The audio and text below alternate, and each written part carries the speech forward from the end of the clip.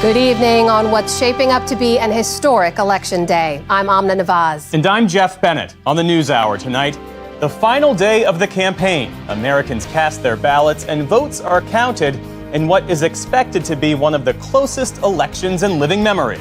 We report from across critical swing states and break down the latest news for a contest that could drastically alter the future of the United States. It's election night here on the PBS NewsHour.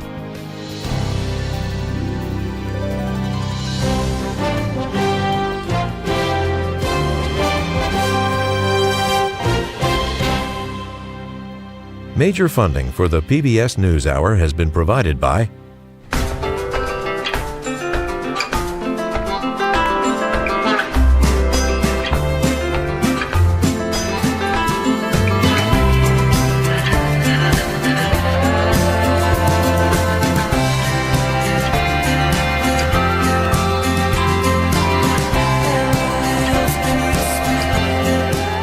Moving our economy for 160 years. BNSF, the engine that connects us.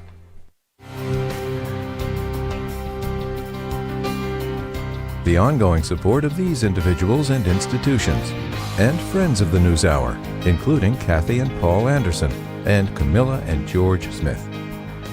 The John S. and James L. Knight Foundation, fostering informed and engaged communities. More at kf.org.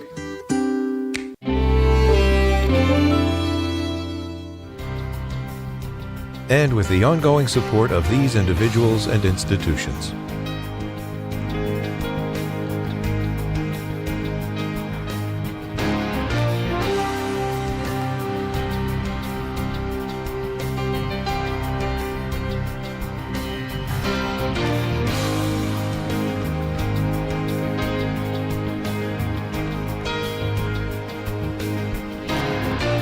This program was made possible by the Corporation for Public Broadcasting and by contributions to your PBS station from viewers like you. Thank you. Welcome to the NewsHour. After a long and contentious election season, today is the last chance for voters to weigh in on races across the country. That's right. As the polls close tonight, the counting begins and the results will roll in. Lisa Desjardins has this report. For a third time, former President Trump selected his name on a presidential ballot. He told reporters in Florida today he felt good. I ran a great campaign. I think it was maybe the best of the three. We did great in the first one. We did much better in the second one, but something happened. And this was the best. I would say this was the best campaign. He was asked if he would accept the results and had a caveat. If I lose an election, if it's a fair election, I'd be the first one to acknowledge it. And I think so far, I think it's been fair. I think there's been a lot of court cases. Both sides are lawyered up. Trump's running mate, Senator J.D. Vance, stressed unity today after casting his ballot in Ohio.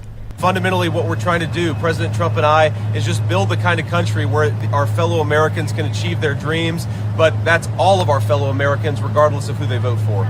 Vice President Kamala Harris is doing radio interviews today before heading to her alma mater, Howard University in Washington, D.C., to watch the results trickle in. The first office I ever ran for was freshman class representative at Howard University. And to go back tonight to Howard University, my beloved alma mater, and be able to hopefully, recognize this day for what it is really, it's full circle for me. And her running mate, Minnesota Governor Tim Walz, brought his family to speak with voters in Harrisburg, Pennsylvania at a diner. I want to say thank you to Pennsylvania, but thank you to folks across this country who wrapped their arms around our family, and I hope saw yourselves in us, middle-class folks who are just trying to do the right thing by their community. Walz encouraged voters to be patient. Keep in mind, we have the fairest, the freest, the safest election. We have a free press that monitors the elections. Things are done right. So just stay calm, stay with it, wait till the end. More than 80 million Americans made their choice through early or absentee voting, but tens of millions more will head to the polls today. Outside of Pittsburgh, one family brought along a first-time voter. When Trump was in office, I was a teenager, and I still paid attention because I remember the election back in 2016. He did everything right for our country as far as I saw. Allegheny County is a key Democratic county. Biden won it by 20 points. Many voters there today said they were staying on board with Harris. For my granddaughter's rights, for freedom of everybody, love. Voters lined up to cast their ballots in Arizona's Maricopa County, a very narrow win for Biden in the last election. Kamala Harris, yeah. I strongly believe that she has everybody in mind when it comes to her choices. But Trump carried Arizona in 2016, and Maricopa has historically been a Republican stronghold. Trump was a good president. He'll be a good president again. Tensions are high on this election day, with officials warning about known efforts from foreign actors trying to cause harm. The FBI confirmed multiple bomb threats to polling stations that seemed to come from Russian email domains, but said they were not credible threats. Georgia's Secretary of State pointed to threats at 5 precincts in the state. They're up to no mischief, it seems, and they don't want us to have a smooth, fair, and accurate election. And anything they can get us to fight among ourselves, they can count that as a victory. So that tells you a little bit about the Russians. They're not our friends. The nation's capital is on high alert, with new security around the White House and downtown businesses boarding up their windows in preparedness for any reaction to results. Last night, Trump delivered the closing message of his campaign at a late-night rally in Michigan. With your vote tomorrow, we can fix every single problem our country faces and lead America, indeed the world, to new heights of glory. Just a few hours earlier, he was in Pennsylvania, joined by former critic, podcast host Megyn Kelly, who says she's forgiven Trump for his past sexism toward her. He got mocked by the left for saying he would be a protector of women. He will be a protector of women, and it's why I'm voting for him. Yesterday in Atlanta, Vance had a more pointed attack message than his call for unity this morning. We are going to take out the trash in Washington, D.C., and the trash's name is Kamala Harris. Harris responded to the insult in one of her radio appearances today. I'm not going to get distracted by that noise. And it is. It's really demeaning for them as much as anything. Like, you let that come out of your mouth?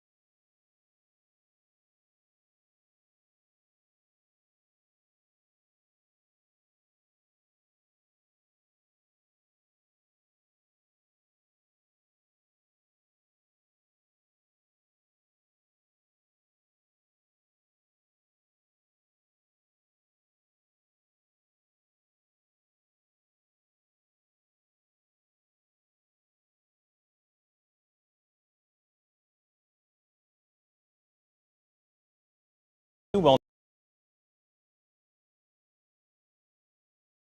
for cycle. How has the voting been going so far there?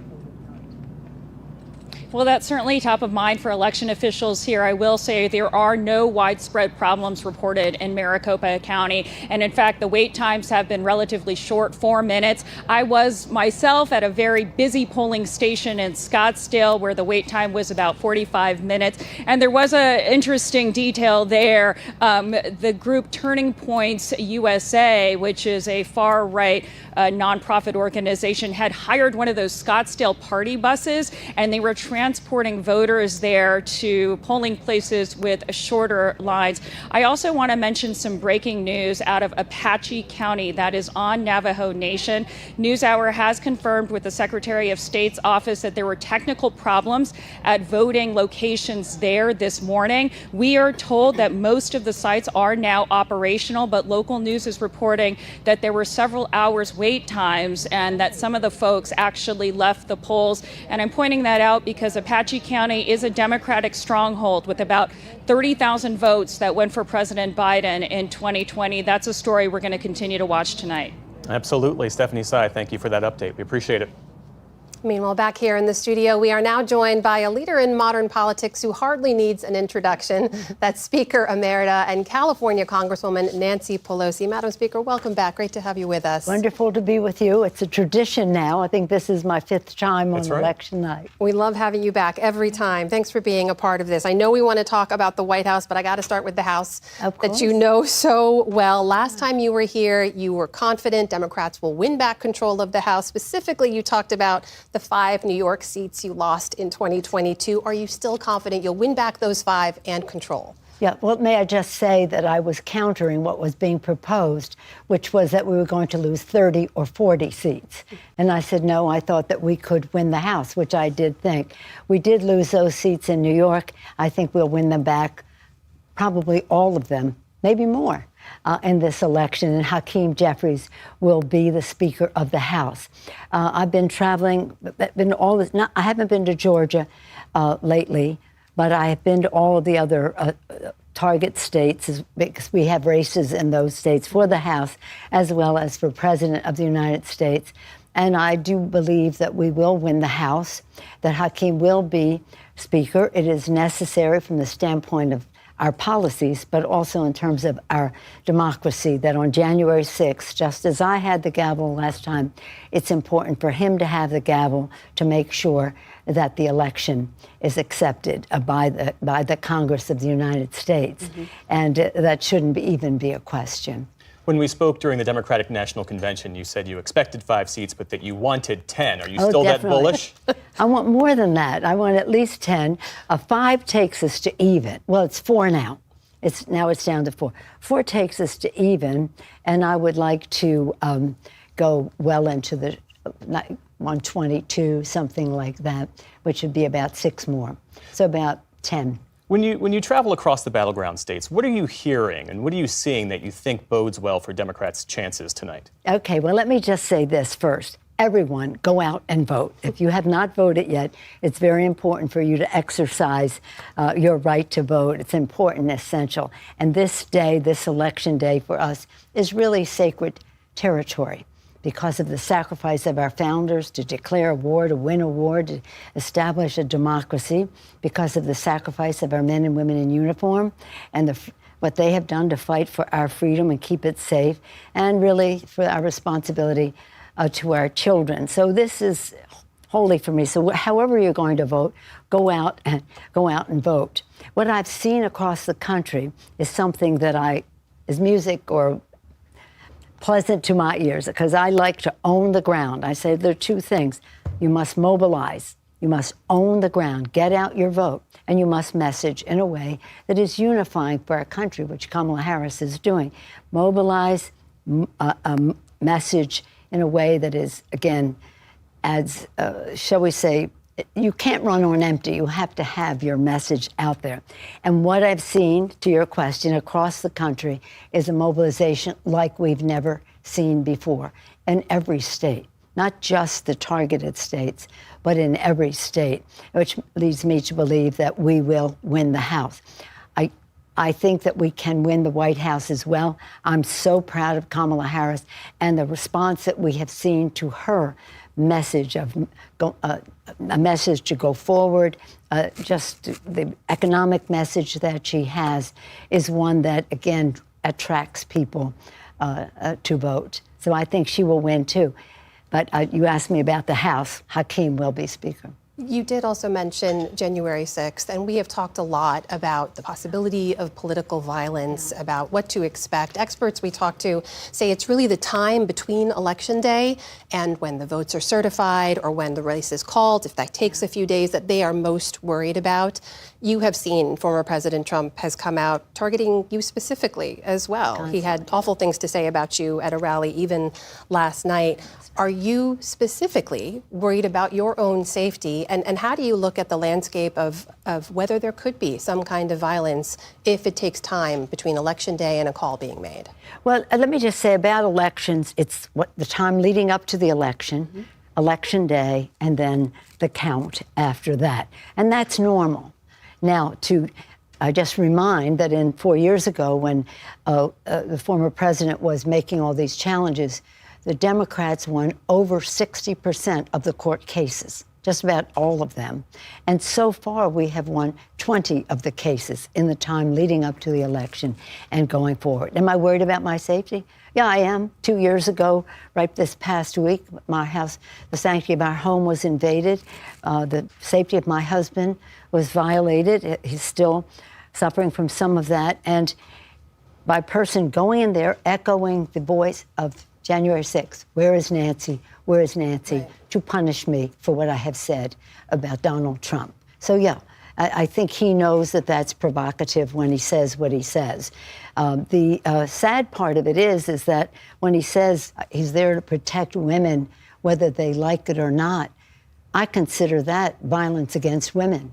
That's not what you say to women, and that's not what you say about what he said about Kamala Harris, what he said about me, what he said about, the former First Lady, Michelle Obama. So it is provocative, and I don't know why people just think that's funny. When my husband was attacked, he made a joke of it. He made a joke of it. His family made a joke of it. The governor of Virginia, current governor of Virginia, made a joke of it. Musk, whatever it is, he made a joke of it, and it's not funny. And that has no place in a political process. So am I afraid? Yeah, but apart from that, it's not about me. It's about other people who want to engage in politics. If you wanted to run for office, you would not want to think that you were jeopardizing the health or well-being of your family.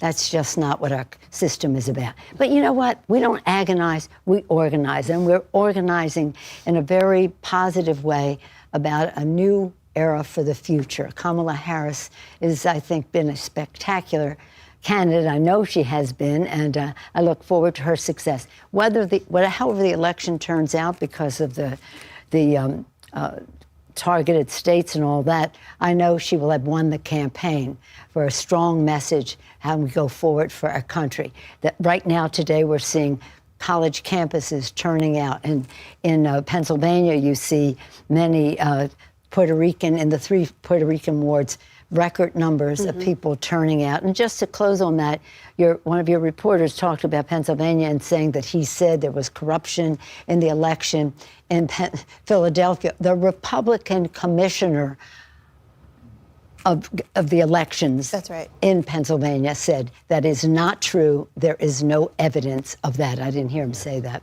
Yeah. You know, Madam Speaker, the country is deeply divided on a range of issues. What do you think are the biggest challenges in trying to bridge that divide after this election? Because no matter who wins, half the country is going to be upset. Well, I think that that's really a very good question, because we have to be unifying. That's the way it is. And I don't think we're as divided as we are mischaracterized in terms of all of this. So I do think that Kamala Harris, as she said, I'll invite my opponents to the table, as Lincoln did, to his cabinet, and I'm sure she will do that as well. But we have to go back to our roots. What is our purpose as a country? We are a democracy. We've always had a difference of opinion since the beginning of our country as to the role of the federal government and the role of the state government, this or that. That's a legitimate debate to have. But when it moves into threatening violence and the rest of that, it's not a place to be. And I would hope that some more people would speak out against it. I'm very proud of some of the Republicans who have, Liz Cheney and so many others. But again, let's listen to each other. Let's come together And we have a responsibility to reach across the aisle, to have transparency about what our differences are, and to have accountability for what we're there to do.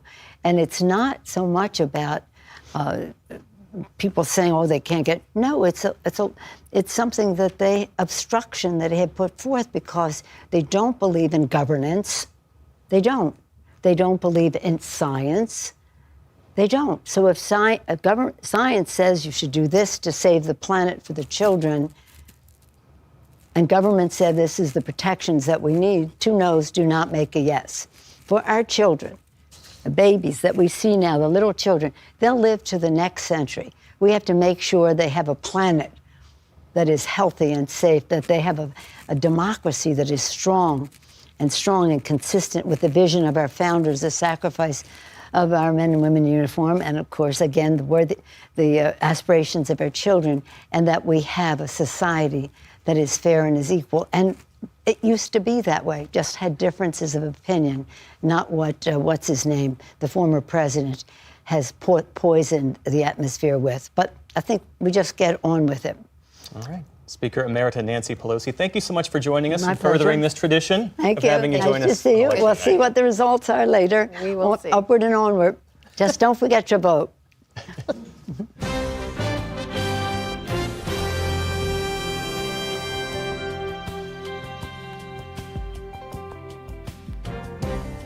All night, we'll be digging into data from some of the battlegrounds and key races of this election. So all of that, we're joined now by our Lisa Desjardins over at the PBS News Super Screen. All right, Lisa, so let's start with the big state everyone is watching tonight, Pennsylvania. What counties are you tracking? I'm sad we have to pick just a couple to highlight, but it is election day, so it's all about choices. And let's start here in Philadelphia, the most important county for Democrats. Let me show you what happened here between 2016 and 2020. Hillary Clinton, 83%, but that actually went down for Joe Biden, 81%. That's great in any county, but when it's your biggest county, this is a place where Kamala Harris needs to do more like Hillary Clinton than like Joe Biden. Let's look at somewhere that the Trump campaign is paying attention to. This is Berks County. What's there? Reading. This is where Donald Trump had his last rally in Pennsylvania last night, a place known and loved by the Desjardins family. And I want to show you what's going on here, why the margins in Berks County matter. Donald Trump actually had about the same margin between 2016 and 2020. But look at this. Joe Biden gained percentage in this county. Also paying close attention to Berks County because its population, 25% Hispanic, including many Puerto Ricans. We want to see if there's any effect from those remarks from the Trump rally earlier, a couple weeks ago. Lisa, we know we could have a long night ahead. So what are some of the places you're tracking that could give us some of the earliest look at what's to follow? Georgia is one of the states we expect to hear from first, especially some of these counties around Atlanta. Let's talk about Gwinnett County. This is a place that used to be red, now has voted more blue. Also, Cherokee County. This is somewhere we're going to talk a lot about not just who wins these counties, again, but the margins. This is somewhere where we saw the Biden campaign lost, but still did better than Hillary Clinton. The kind of place that we think that the Harris campaign needs to do as well as Biden. Trump hopes to do better than he did last time. Let's look at North Carolina. There's a couple of population centers that we'll watch early in the night. Raleigh, Charlotte, those counties, Wake County and Mecklenburg County, the turnout in those counties are going to be important for Democrats. Heavy turnout there would be good news for Democrats across the state.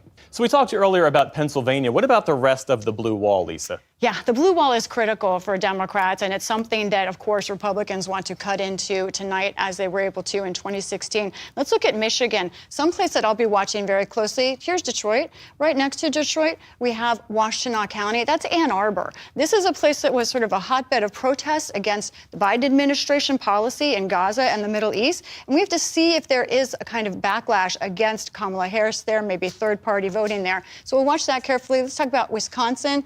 And about the same sort of area of Wisconsin, you've got Milwaukee right here. I want to point out another county right there, sort of a bedroom suburb, Expo County. That's Waukesha County. And here is another place where we need to watch the margins. It's not just about who wins. This is a Republican county. But look at this. Again, this is a place where Biden was able to cut into what Trump did in 2016. The question is, can Trump regain momentum there, or does Harris be able to perform as well as Joe Biden?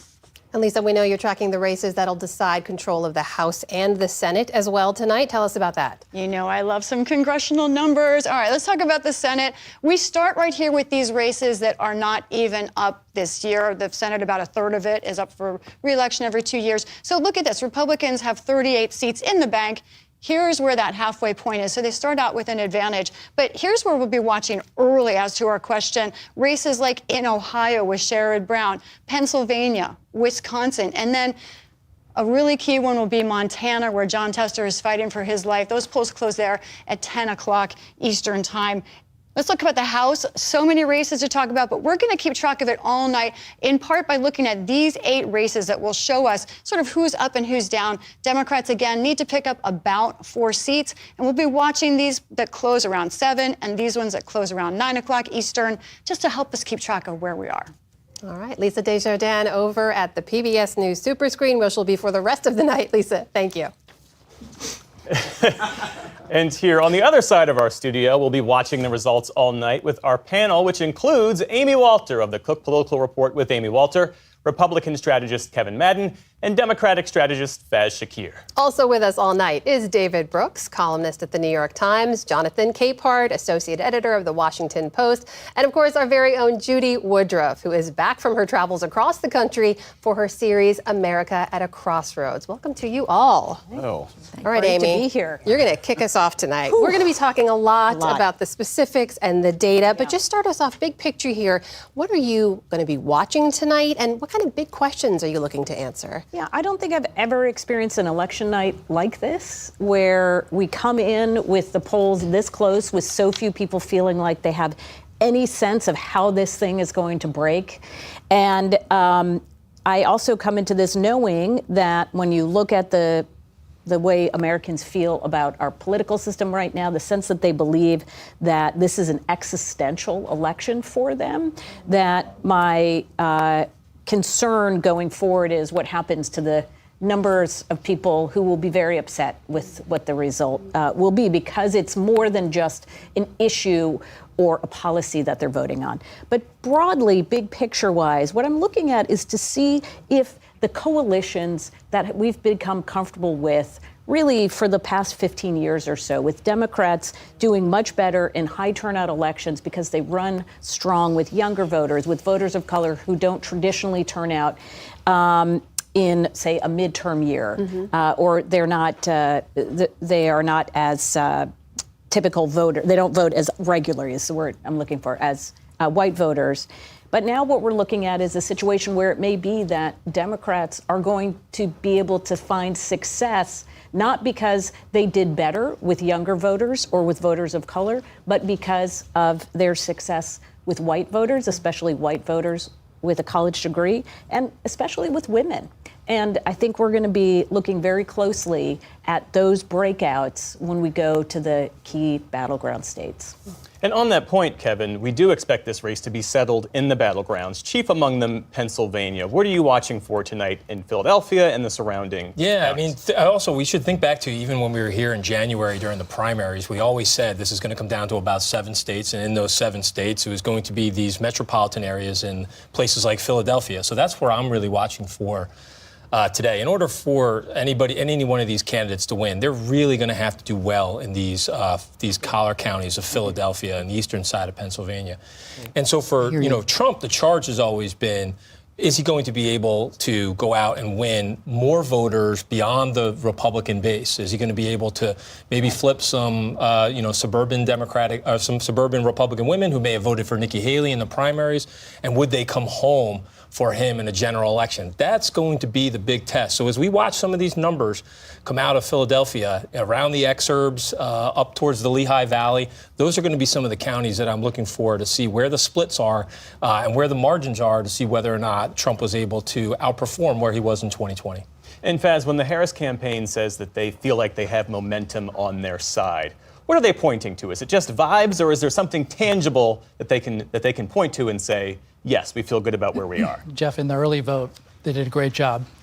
On the tactical side of this Harris campaign, you've seen extreme proficiency. From the moment she got into this race, money raised, volunteers recruited, convention executed flawlessly, debate executed flawlessly. She's in a great position. When you looked at the early vote numbers, the gender gap was there, and you say, running into Election Day, you're ahead.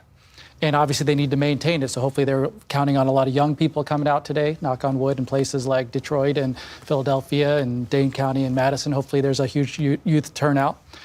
I also think, though, that they've run this very cautious and determined campaign. You know, from the beginning, they made certain assumptions, Jeff, about what the electorate was. And part of that judgment was people were ready to turn the page on Trump. They had seen enough. And they saw the Republican primaries where 15 to 20% consistently showed that they were not with Trump in the Republican ranks. And Harris' campaign focused on them like a laser. That's why you had the Liz Cheney events, the Adam Kinzinger stuff, the Mark Cuban approach. So I think you could do well with college-educated people, and I hope we can continue to keep the margins with non-college people. That's one thing that I'll be watching closely tonight. So, David Brooks, we're going to be spending a lot of time together tonight. Don't worry. Happy to be here. I have snacks, not to worry. But you always do such a great job of giving us this historical context here. We're going to find out, obviously, who wins and loses these races. But what else do you think we learn about the country or where we are tonight? Yeah, I want to know tonight, what political era are we in? So between Ronald Reagan and I guess you would say Barack Obama, there was differences, obviously, between the parties, but there was some consensus. Consensus about NATO, consensus about free trade, consensus that the future of the American economy was in information age jobs, and we should be training people to get through college so they could take advantage of the jobs of the future. That was sort of the Republican and Democratic consensus. Along comes Donald Trump and says, forget that. No free trade, no NATO, no transition to a post-industrial economy. I'm going straight for the industry, or at least lip service, if not policy. And so if Trump wins again, then the what we might call pejoratively the neoliberal era from Reagan through Obama, that's over. Yeah. That's in the rearview mirror, and we've entered a new populist age with Trump large and in charge. Jonathan, Amy mentioned a few key groups that we're going to be keeping an eye on. Is there any one group, any one trend you're going to be watching more closely than others over the course of the evening? Funny you should ask. Yes. Yes, I am looking specifically at white women. A lot of the narrative leading up to this election was Vice President Harris was losing black men. And the feeling was, well, if she loses the election, it will be because of black men. And as a black man, that's kind of hard to take, especially when African-American men are such a tiny percentage of the voting population, whereas white women are the largest voting bloc. Now, black women are the largest and most consistent voting bloc for the Democratic Party, 95, 98%. But white women in the 2016 election were 41% of the electorate. The exit polls then said that 52, 53% voted for Trump, but a Pew Research analysis in 2018 came back and really looked and said it was 47%. But he won the plurality of the white women vote. If Vice President Harris is to get over the line, she needs to have white women do what black women have been doing since Trump was elected, and that is saving democracy. I did an event with Nicole Hannah-Jones and Heather Cox Richardson two weeks ago and asked her this question. And ultimately, she said to the white women in the audience, call your people. Because we've done enough, and now if we are all going to save the democracy, you have to do your part. And she also has an essay in the New York Times, but that is what I'm watching for, and that's why I'm watching for it, because if anything, the Dobbs decision has been a motivating factor for women across the board and the people and men who love them. But we have seen, at least I have seen, white women galvanized in a way I've not seen, and I'm hoping that it will mean a good night for the democracy. And Judy, you have unique insight into the issues that are really driving voters, animating the electorate as a consequence of your reporting, your Crossroads reporting, where you've crisscrossed the nation. What are your early impressions this evening? Well, I've come away. First of all, I'm glad to be here. Other side of the desk. It's nice for a change. You guys have all the pressure. So traveling around the country, trying to understand why we're so divided, I have to say, I come away, three things I am specifically looking for tonight based on the reporting that I've done. And I'll just give you examples. North Carolina, we were in Alamance County. This is a rural area outside Raleigh-Durham.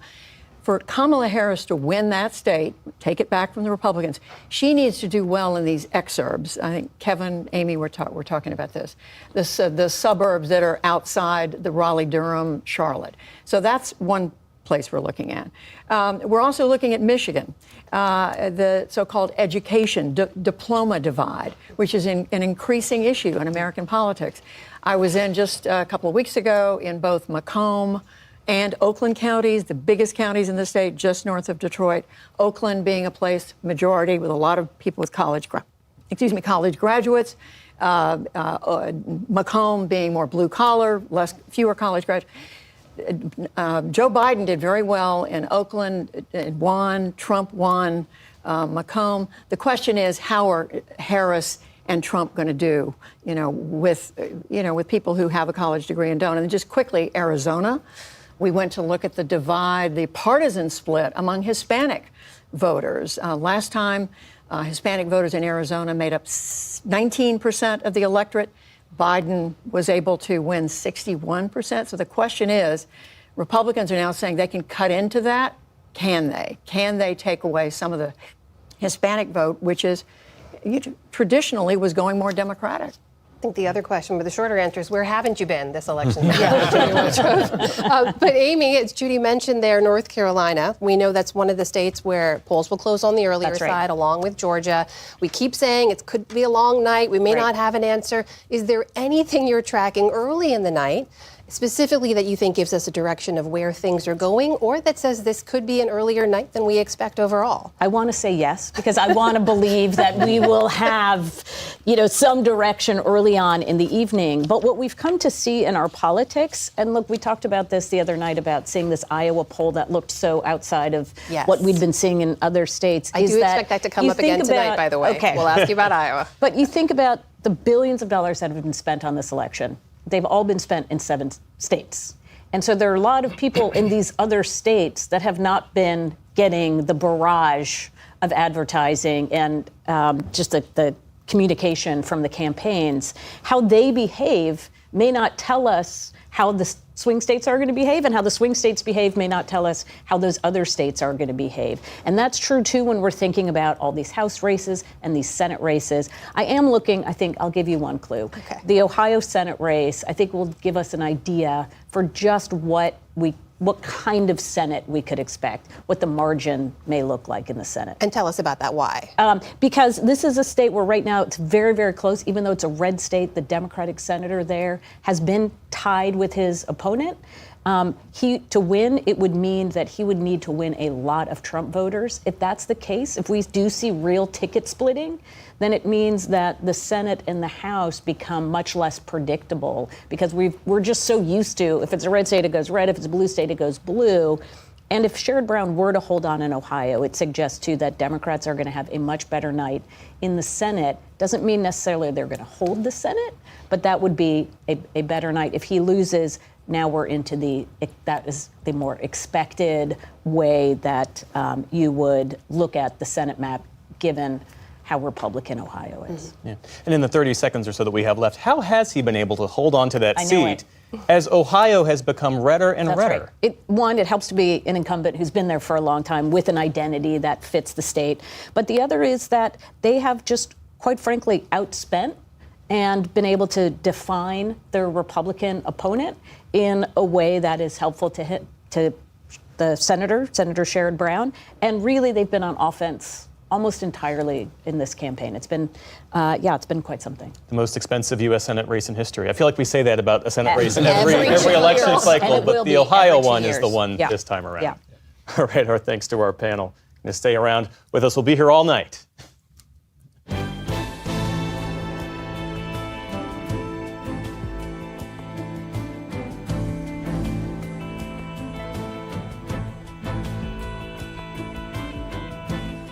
There is other news on this election day. In a surprise cabinet shakeup, Israel's Prime Minister Benjamin Netanyahu fired his popular defense minister, Yoav Gallant. The two appeared unified last year following the October 7th attacks by Hamas militants. But there's been a growing rift between the two men, with Gallant pushing for a more pragmatic and diplomatic approach to ending the fighting in Gaza. as the prime minister sticks with relentless military pressure. Over the past few months, trust has cracked between me and the Minister of Defense. Significant gaps were discovered between me and Gallant in the management of the military campaign. This crisis of trust does not allow for the proper continuation of the campaign. Netanyahu appointed his foreign minister, Israel Katz, to take Gallant's place. This all comes as Palestinian health officials say a new wave of Israeli strikes killed at least 30 people in Gaza, mostly in the north, where aid has been cut off for weeks. Israel's military says it targeted a weapons storage facility in the strikes. Officials in Kyiv say Ukrainian troops have engaged with North Korean soldiers for the first time since they were deployed to fight for Russia.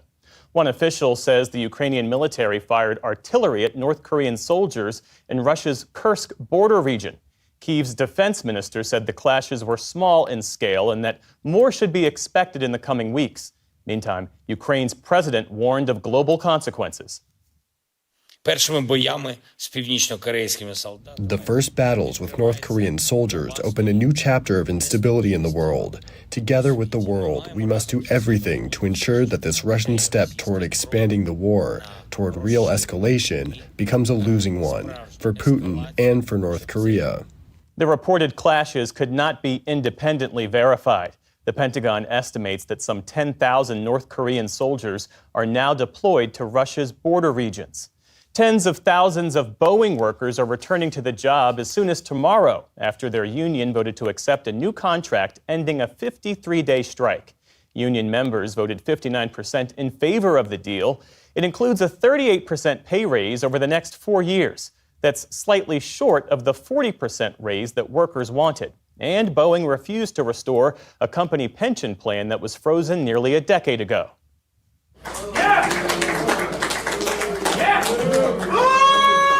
Union reps called the vote a victory, but among the workers themselves, there were mixed reactions. This was definitely not a victory.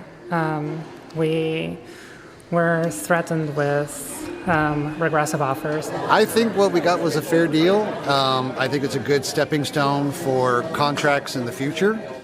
By one estimate, the strike was costing Boeing $50 million a day as it shut down production of some of its best-selling planes.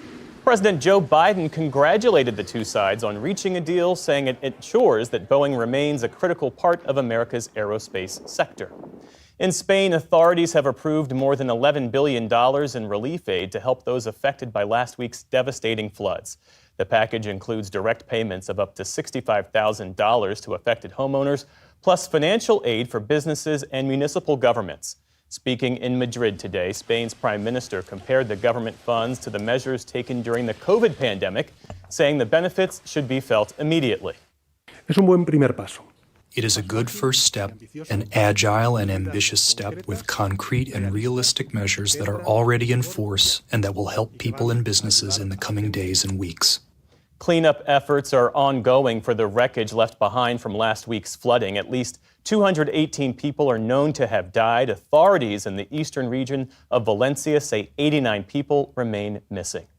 On Wall Street today, stocks ended higher as investors await the results of today's election. The Dow Jones Industrial Average jumped more than 400 points, or about 1%. The Nasdaq added nearly 260 points on the day. The S&P 500 also ended firmly in positive territory. And Japan's Mount Fuji is missing its signature snowy look. For centuries, the nation's tallest peak has been a sacred subject of Japanese art and culture. And this time of year is normally when snowfall brightens up the summit. But for the first November since records began 130 years ago, the peak is bare. The site has raised concerns about climate change, with Japan's meteorological agency saying that unusually high temperatures are to blame. The average temperature on the summit last month was almost 35 degrees Fahrenheit, the highest since the 1930s. This is the PBS NewsHour from the David M. Rubenstein Studio at WETA in Washington, and in the West from the Walter Cronkite School of Journalism at Arizona State University. Well, it's been a long road to this election day, and our incredible digital team has been covering all aspects of it, including a countdown of facts over the last 30 days from Lisa Desjardins and Dima Zain. Take a look. All right, the number 30. Let's talk about the key swing state of Georgia. Very key this year. 4 years ago, Joe Biden won, but Donald Trump won every single county except for 30. But those 30 counties that Joe Biden won, they had more people in them, and that's why he won the state of Georgia. Republicans have control of both chambers in 29 state legislatures. Let's talk about money. Elections are not free to run, but in 28 states, outside groups, nonprofits, charities, they're banned from donating any money to help run the election. The youngest member of Congress, Representative Max Frost of Florida, is 27 years old. New York has 26 congressional districts. Why does that matter? Because Democrats hope to flip at least 4 of them and use that to take over the House of Representatives. Just 25 counties in the country voted for the winner in the last 3 presidential elections. Okay, this one's a little nerdy. 24 states share voter information with each other in a system called ERIC. The idea is to block illegal voters, people who try and vote twice. But that is fewer states than used to be on that system because a bunch of red states dropped out.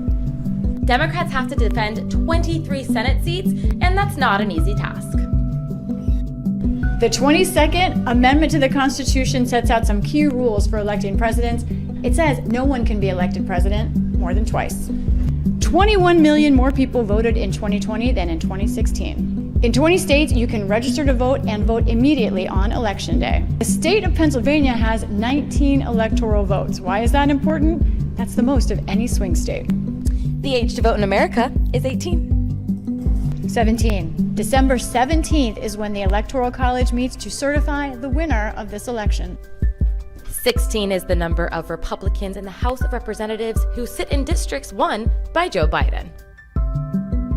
Only 15 people have become president after being vice president. Last year, 14 states changed their election laws that changed access to voting. Joe Biden ran for office 13 times. He won 10, lost 3, all in presidential primaries. The 12th Amendment to the Constitution changed how the president and vice president were elected.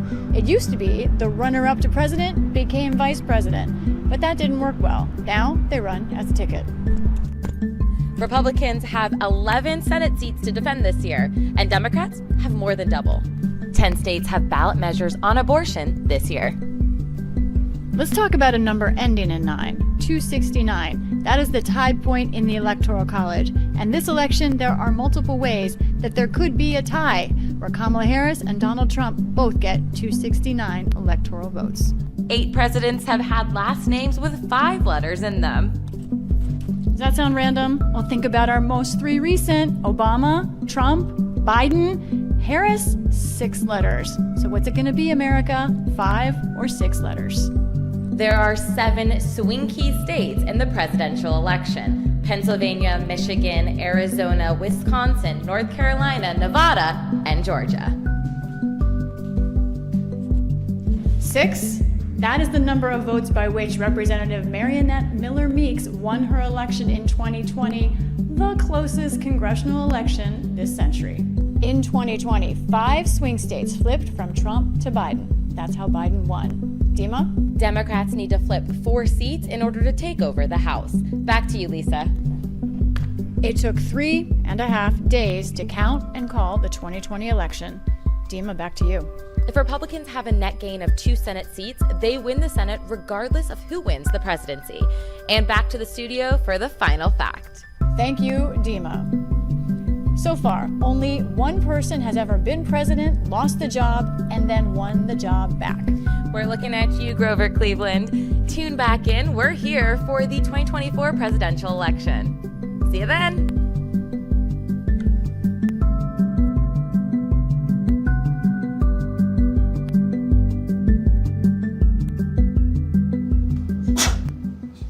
Brilliant work by our Dima Zain and Lisa Desjardins. Well, we have much more online this election night. On our website, you can use our interactive Electoral College calculator and track live results. We'll also have a live American Sign Language supported feed of our on-air coverage. That is over on our YouTube page. So we're going to take a short break so PBS stations can report on some of their state and local races now. We'll be right back at 7 p.m. Eastern when polls close in a handful of states, including the battleground state of Georgia. So stay with us. Major funding for the PBS NewsHour has been provided by Consumer Cellular, this is Sam. How may I help you? This is a pocket dial. Well, somebody's pocket. Thought I'd let you know that with Consumer Cellular, you get nationwide coverage with no contract. That's kind of our thing. Have a nice day. It really matters when you have an opportunity to give back. Being part of something that's bigger than myself, that's what brings me happiness. Being able to integrate your professional career with some of these other things that are important to you, it's critical to be happy at the end of the day. You know, this is our community too, and we want to participate and give back to it. People want those opportunities to make an impact and a difference.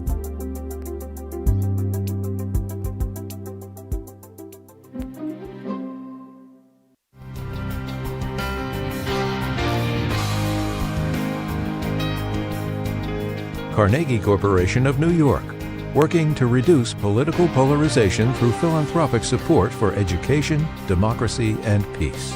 More information at carnegie.org. And with the ongoing support of these institutions.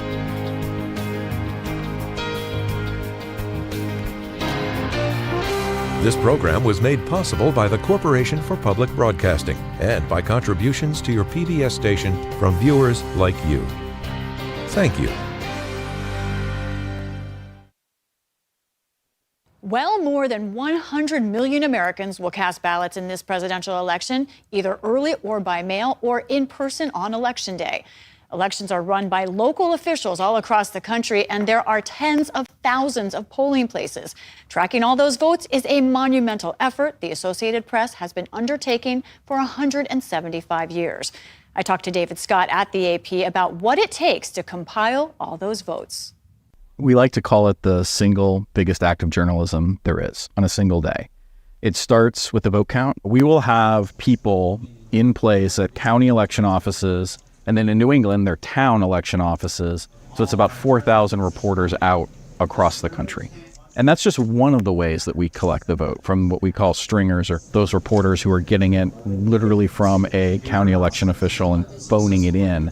We also take in data feeds, we're scraping websites, we're looking at websites and manually entering them. Some states, post PDFs. There's a couple of counties out there that will literally take a picture of a whiteboard and post it to Facebook. And so we've got to find that picture and key that data in. So we're always looking to get the vote count from as many sources as we can, and never from just one source. And back at the 4,000 different people you have across the country, that's almost 9 for every congressional district. It's a lot of people. It's a lot of people. Like I said, single biggest act of journalism there is. And they're there to, on the ground, check the tallies and report it to you. Yep. We actually give them a ballot. This is what you're looking for. They get the handout from county election officials, and then they call us, and we type it in. I ask this because there's a lot of talk about, computers are in charge. But here at the Associated Press, it's actually people with pen, paper, there in the office, checking. We try to eliminate as many fat finger mistakes as possible. So there's things that we could potentially automate that we don't for that reason. I've been at the AP for 25 years. We've been doing this since the dawn of the cooperative, literally 2 years after we were founded in 1846. So I get to carry on a rich tradition and a rich history and follow in the footsteps of some really amazing people who innovated and sort of created what it means to count the vote and call races. We are really, really proud of the role that we play in the democracy. The founders didn't think through how we would get from poll close to inauguration day. Who's going to count up the votes and who's going to say that there's a winner? We don't want to wait for the Electoral College. We don't want to wait that long. And so AP decided back in 1848 that we jump into that process. It's really a lot of pride. And there's always a moment every general election where for a very small amount of time, you're the first person to know who's going to be the next president or who's going to be the next Speaker of the House. And you cherish that, and then you get down to business calling that race.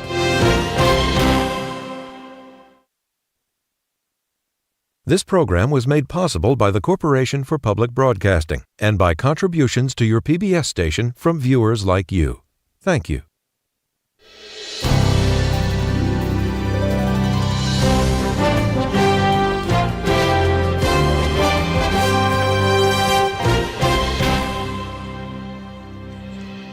And welcome to PBS News special live coverage of the 2024 election. I'm Amna Nawaz. And I'm Jeff Bennett. While we traditionally refer to today as Election Day, the election has actually been going on for more than a month, with more than 82 million ballots cast prior to today. And it is important to say we may not know the final result of the presidential election tonight. States have different processes, different deadlines for counting and reporting results. And of course, there's always the potential for challenges to the voting tallies. But before we dive into those issues more deeply, let's take a look at the results so far. And a reminder, we are reporting results from the Associated Press. And they will call a race when their analysis shows it is mathematically impossible for the trailing candidate to overtake the leading candidate once all of the votes are counted. So at 7 p.m. Eastern, polls have closed in 6 states, including the key battleground state of Georgia. And here's what we are able to call at this hour. Donald Trump has won the state of Kentucky and Indiana. And Vice President Harris has won the state of Vermont. However, it's still too early to call races in South Carolina and in Virginia. So here's a look at the national electoral map. We'll continue to update as results come in over the course of the evening. We have a number of correspondents across the country, but first let's check in with both of our reporters covering the 2 presidential campaigns, starting with our Laura Barone-Lopez, who is at the Harris Campaign Election Watch Party across the river from us in Washington, D.C. at Howard University. Laura, you've been talking to your campaign sources throughout the evening. What are they telling you? Harris's campaign is feeling really good tonight, Jeff. They've been sharing some of the statistics that they think shows that Harris could very well be on the pathway to 270. Specifically, they said that there is high Puerto Rican turnout in Philadelphia. That's what some of the campaign sources highlighted, and they think that that bodes well for them because of the fact that Donald Trump ended the last few weeks with that racist and sexist Madison Square Garden rally where the comedian made the racist joke about Puerto Ricans. So they believe that high turnout amongst Puerto Ricans could very well help Harris in a city like Philadelphia. They also pointed to high student college turnout, specifically in Pennsylvania at Lehigh University. A campaign source said that there was a line that was 7 hours long at Lehigh University in Pennsylvania, and that their campaign sent support as well as surrogates to ensure that students stayed in line. They said that election officials were also going to be sending more machines there and potentially extend the hours if possible to ensure that all of those students were able to vote, because again, Harris's campaign believes that the more young people vote, the better chances for her. And then lastly, they also highlighted that in North Carolina, they aren't seeing a big surge of rural voters that typically benefits Republicans. And so they're hoping that that means, again, that the coalition that can help Harris win, which is black voters and young voters in North Carolina, continues to turn out for her.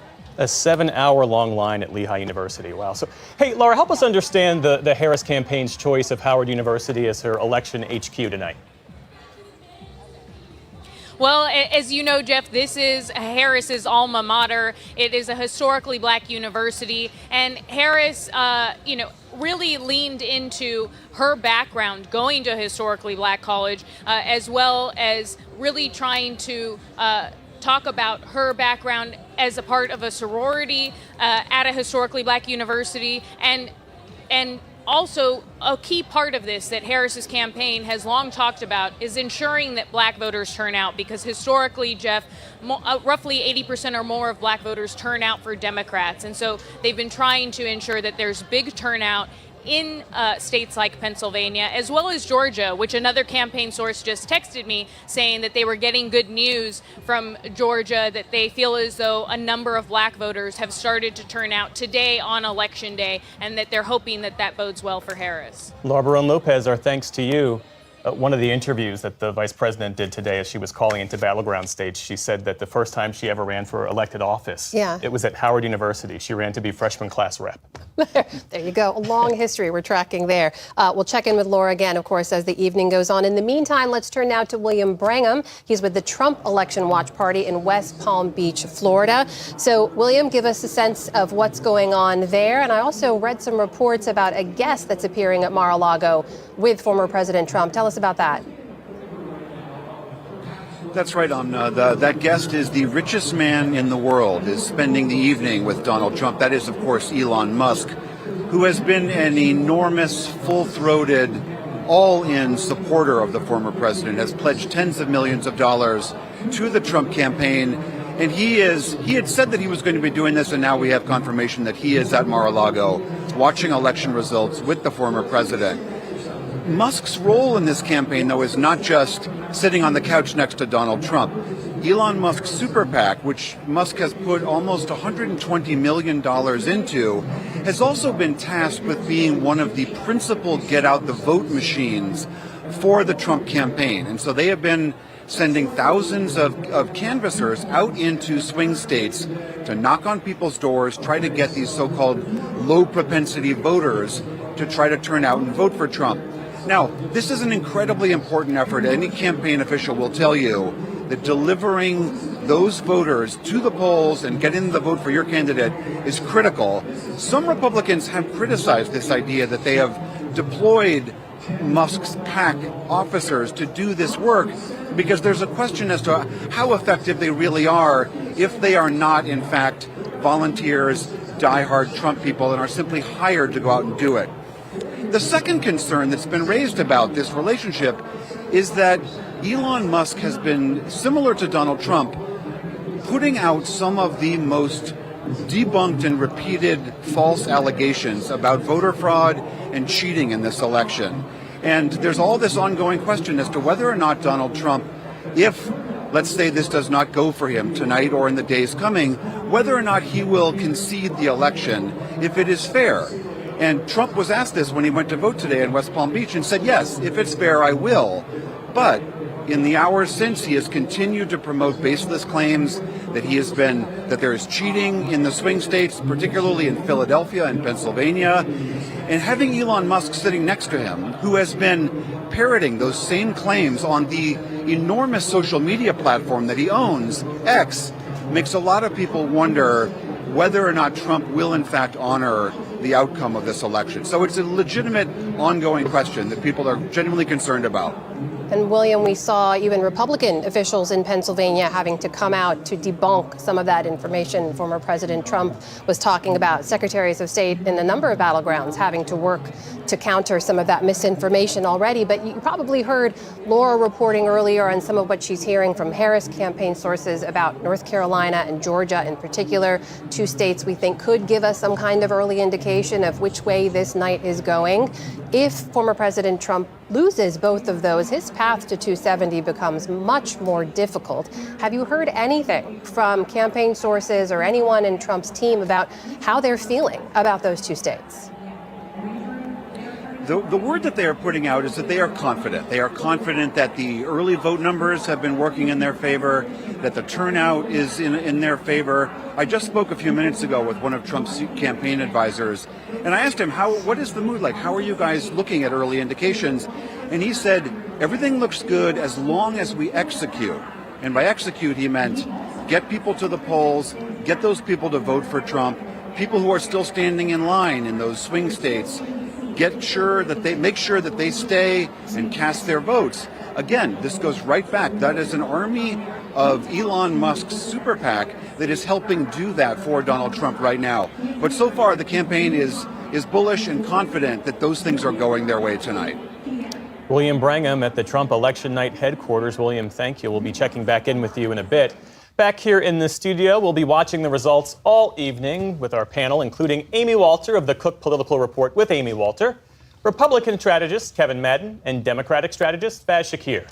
Also with us, of course, is David Brooks, columnist at the New York Times, Jonathan Capehart, associate editor for the Washington Post, and our very own Judy Woodruff, who's back from her travels across the country for her series, America at a Crossroads. Great to see you all here. So, Amy, we've talked a lot about these two early states, Georgia and North Carolina. We're going to be keeping a very close eye on. You heard what Laura was reporting there, what she's hearing from Harris campaign sources. What do you make of that? Yeah, well, I guess we're going to have to wait and see when we get into our exit polls about just what the makeup of the electorate looks like. Now, it's still early, and so I'm always a little bit wary to use the exit polls at this moment before a whole lot of votes are put in there to say whether this is correct or not. But, you know, this pathway, as we were talking about, to 270, Georgia and North Carolina, I think you were saying this, are absolutely critical for Donald Trump. And what would be interesting is to see, as I said earlier, just the coalition that he puts together to get either one of those states. And again, if you look back, I think Fez said this earlier, at Donald Trump's challenge in 2020 was that he seemed to hit the ceiling of support, and that the question always has been, even when there's higher turnout, that he wasn't able to boost his numbers much from where he was in 2016. He's always getting right under 50% in these key battleground states. His campaign has focused almost entirely on speaking to a base, but a base now that it looks a little bit different, right? That it's not just the voters that showed up for him in 2016 who were overwhelmingly white. We talked about this white working class male vote, but now we're talking about maybe a more diverse electorate of men, but also of women who could support Trump in these fast-growing states. And I think back to 2008 when it was the Obama campaign and their success. They said, you know, Democrats are going to run the table in presidential elections forever because the country is getting more diverse by the minute. And as long as they are turning out and voting for Democrats, we got this. And Donald Trump's entire campaign focus was, again, they're not winning over black voters, they're not winning over Latino voters, but they can win a little bit. And Kevin, lose by a little bit less. So yeah, sorry. The decision by the Trump campaign to outsource so much of the get out the vote effort to these third-party entities and these super PACs was a risky one, in large part because Ron DeSantis did that during the primary, and you could argue how'd that work out? Well, exactly. He paid a price. He paid a price for it. Yeah. How do you think that's going to go for the Trump campaign? Well, we're going to find out. I mean, this has not only been a test of I think your message and your appeal to a changing electorate, but it's been a test of campaign infrastructure. And every campaign that I've ever worked on has taken great pride in owning the infrastructure that is required to get out the vote. Building it up with state chairmen, building it up with county chairmen. I remember back in the 2004 campaign, this was the idea of President Bush, which is that we want to run city council races all around the country. And at that campaign headquarters, we had a daily metric of how many new volunteers we had signed up, how many doors we had knocked on, how many phone calls were being made. All of that was fed into the central nerve system of the Bush-Cheney campaign. And we took great pride in recognizing where we had to then deploy assets and we had to deploy resources in order to really run an effective campaign. To give that away to outside groups and to have that sort of outside your satellite or being, having a satellite sort of hold on that, I just think it's a very big risk, and you don't want to be taking risks in presidential campaigns. Based on what you know of the operation that Chris LaCivita and Susie Wiles created for Donald Trump, did they decide to do that because they couldn't manage the get out the vote effort on their own, or they just chose not to? Well, I think, first of all, those are two very good operatives. I think a lot of it has to do with just the nature of the decentralized power structure inside the Republican universe of outside groups now. I think more and more of these groups now are taking on an outsized influence with base voters. And so I think in their view, having the resources put into those organizations and having them sort of replicate some of their get out the vote and some of their voter engagement across the country, one less thing to worry about. And I also think fundamentally every single campaign is a reflection of its principle. And, Donald Trump is not as interested in the mechanics of how a campaign should run on the nuts and bolts because he largely never came up through the system of, having run for state senate, then having run for senator, or having run for governor. So I think that is largely a reflection of his viewpoint, which is that from the top down, I can run this with my message and with my approach to getting earned media, and we'll leave the grassroots stuff and the get out the vote operations to the outside groups who care about that more than I do. Too fast. We don't want to get ahead, obviously, of where any of the calls end up. As a reminder to all of our viewers, we are relying on the Associated Press to make those calls. It comes down to facts and math, and that is it. They have been doing this for 175 years, almost 100% accuracy, and that's how we're going to be reporting those calls. But I want you to react to what we heard from Laura about what they're seeing on the ground, why they have hope at this moment. The Puerto Rican vote in Pennsylvania in particular, high turnout on college campuses. I mean, this feels like momentum may have swung a little bit in the last 2 or 3 days for a race that's otherwise been kind of calcified for many months. Right, and if you look at Pennsylvania, high turnout in Philadelphia, by all accounts, I think he'll break some records, knock on wood, which will be good news for Harris. He needs to do very well. Then you look at Allentown and Reading. If you look at after the Puerto Rican island of garbage, whatever joke at the Madison Square Garden that we heard, it mobilized. And from what we're hearing initially, I think we'll find that Allentown, Reading, which significant Puerto Rican populations, found that there was higher turnout than expected among those populations. When you move down to Georgia, North Carolina, one of the things I look at a lot on that is like the campaigns know where their strengths are, and they tell you that by sending the candidates there. And if you look at Georgia, for instance, what's interesting, we would all think that Gwinnett, Cobb, right outside of Atlanta, those areas, the exurbs, women are going to perform strongly for them. College-educated folks will perform strongly for them. In addition to that, the Harris campaign made a huge bet on Savannah. If you look at Savannah, Chatham County, a large number of visits there. Why?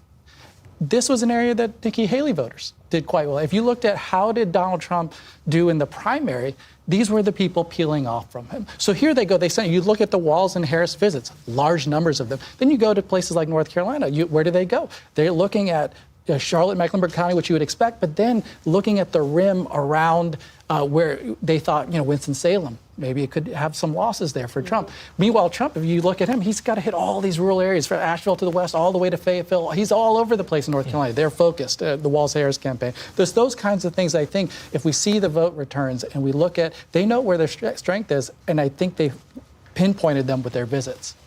Let's bring in our Lisa Desjardins, who's over at our PBS News Super Screen. Lisa, I understand you have some new information about Georgia. Walk us through it. We do have some more information. Just to reset where we are right now, these are the races that have been called so far in the presidential race. Not a lot of them. Still, many states still voting, of course, but this is where Indiana, Kentucky, Vermont. And if you look at where we are watching closely, as you know, 7 key swing states here, Georgia, North Carolina, Pennsylvania, Michigan, Wisconsin, Nevada, Arizona. I said that fast because only one of them has the polls closed right now, and as you say, that's Georgia. So let's take a look at what we know about Georgia right now. We're getting results in.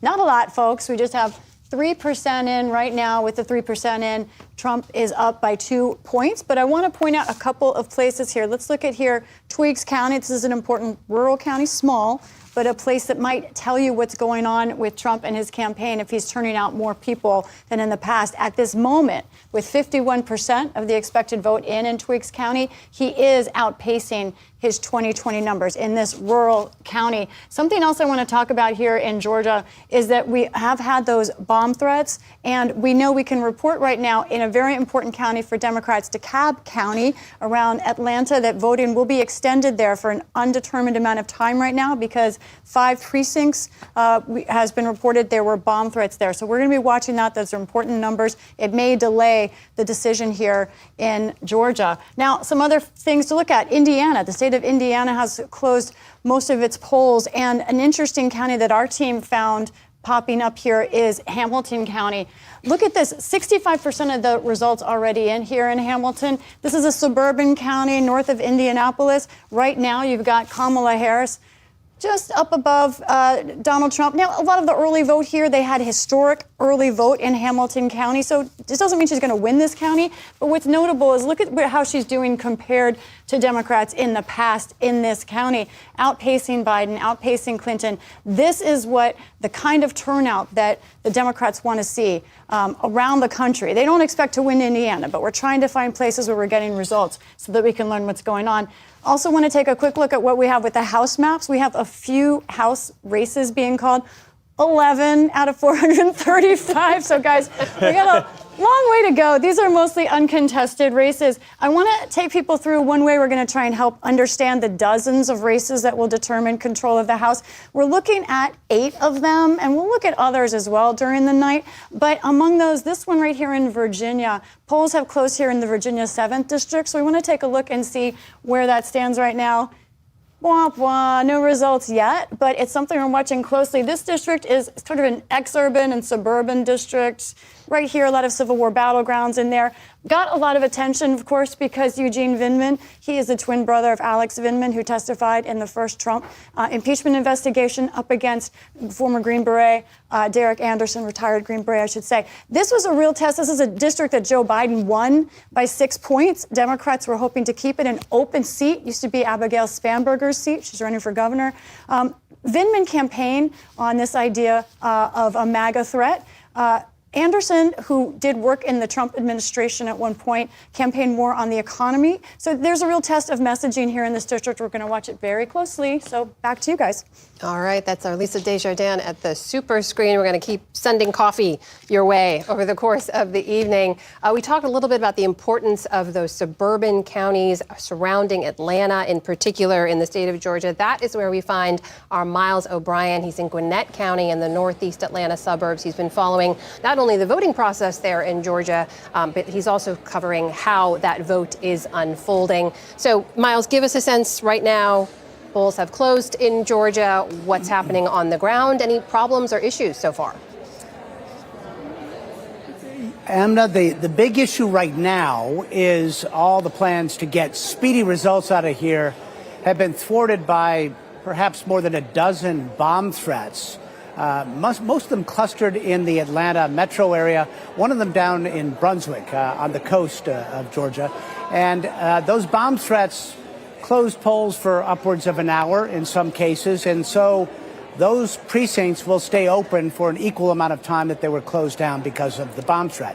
I just spoke with Zach Manifold, who is the election supervisor here in Gwinnett. I asked how long that might delay some of the releasing of information here. And he said we should be getting something as soon as 7:30. So that's about 9 or 10 minutes from now. We'll see how much the bomb threats might slow things down.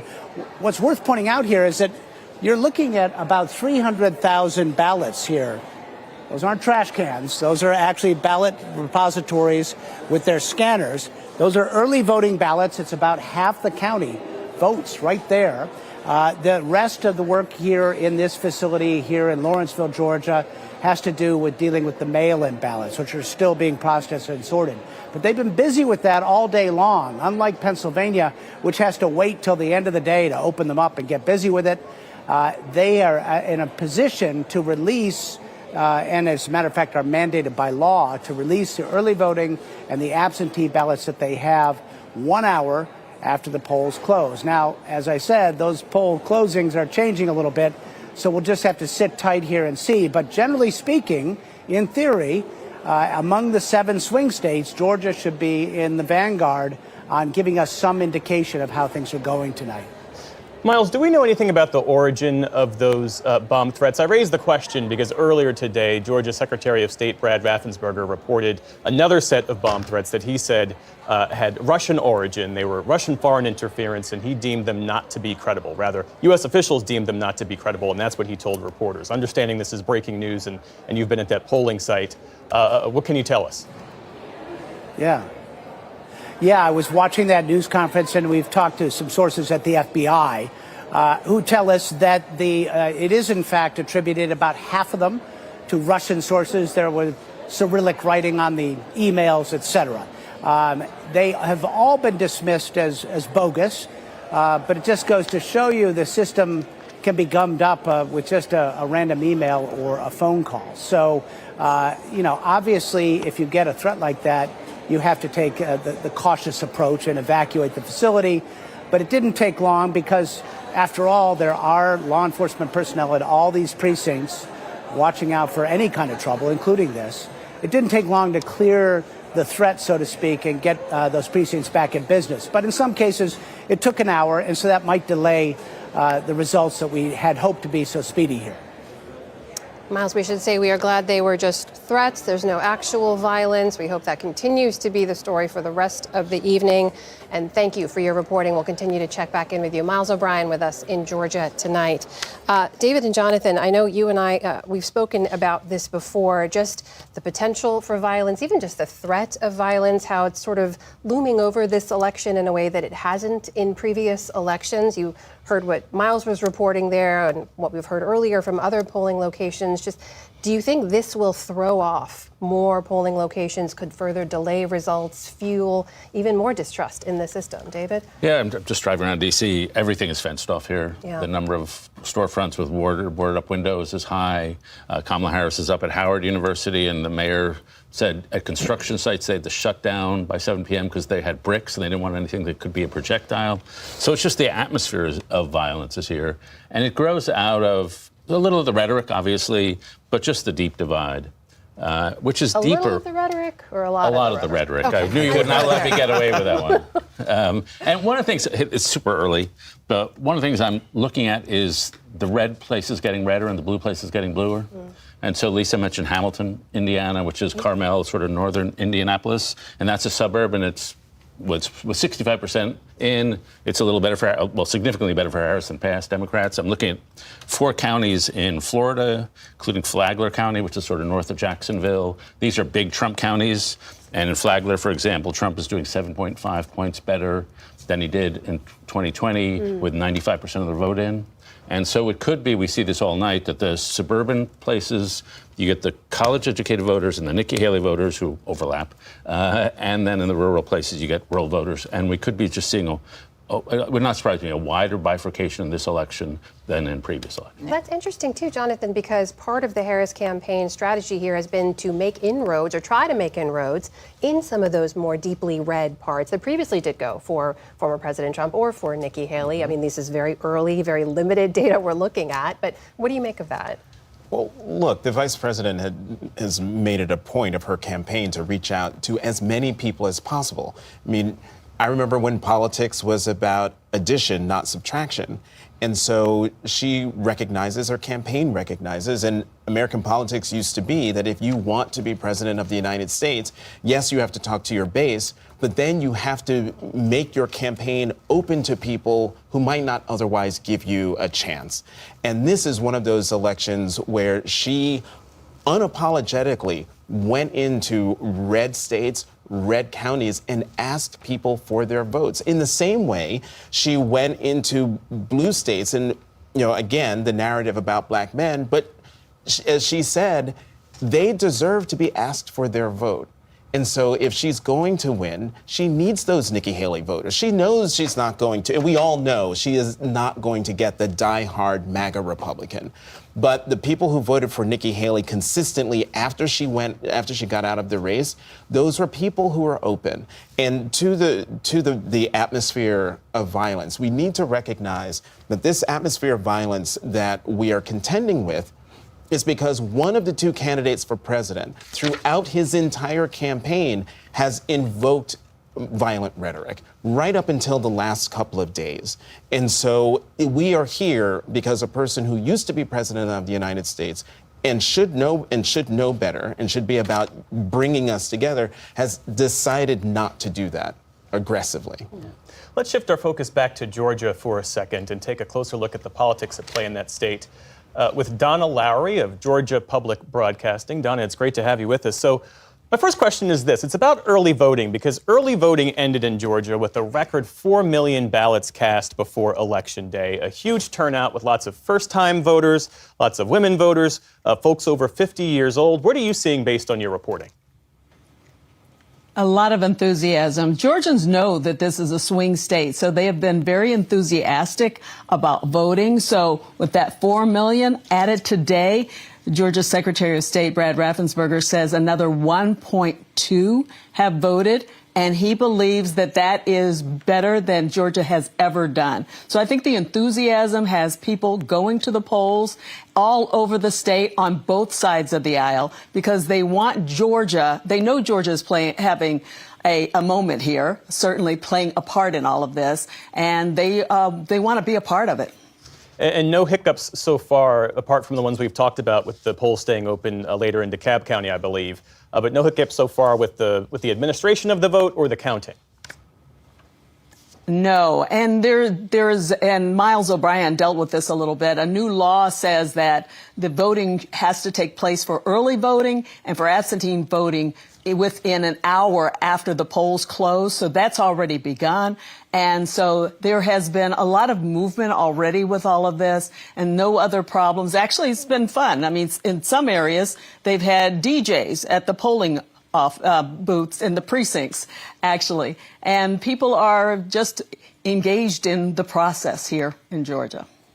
All right, our thanks to you. Stand by for us. We'll come back to you later this evening. Judy Woodruff, the fact that Georgia, I mean, we sort of take for granted now that it's a battleground state, but if you take the longer view, the fact that it's in play is really remarkable for Democrats. Well, it is, and I have to say, as someone who went to high school in Augusta, Georgia, home of the Masters, for those of you who follow golf, this is, you know, we were talking a few minutes ago about how it's important. I think it was Kevin talking about it's important to look at Savannah as well as, or maybe it was Fez, as well as Atlanta.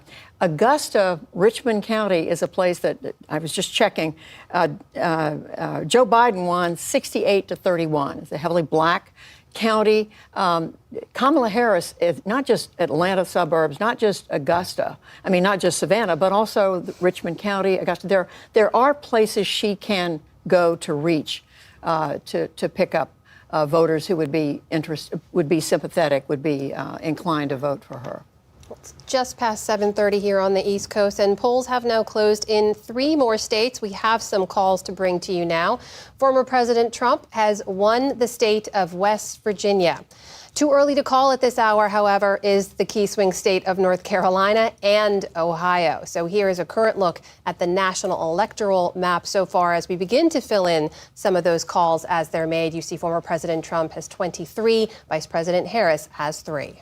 And there are other races we're watching tonight in the Senate, House, and state governor's races. 3 Senate races that have been called are West Virginia, Republican Jim Justice. This is a flip after the Democrat, Senator Joe Manchin, decided not to seek re-election.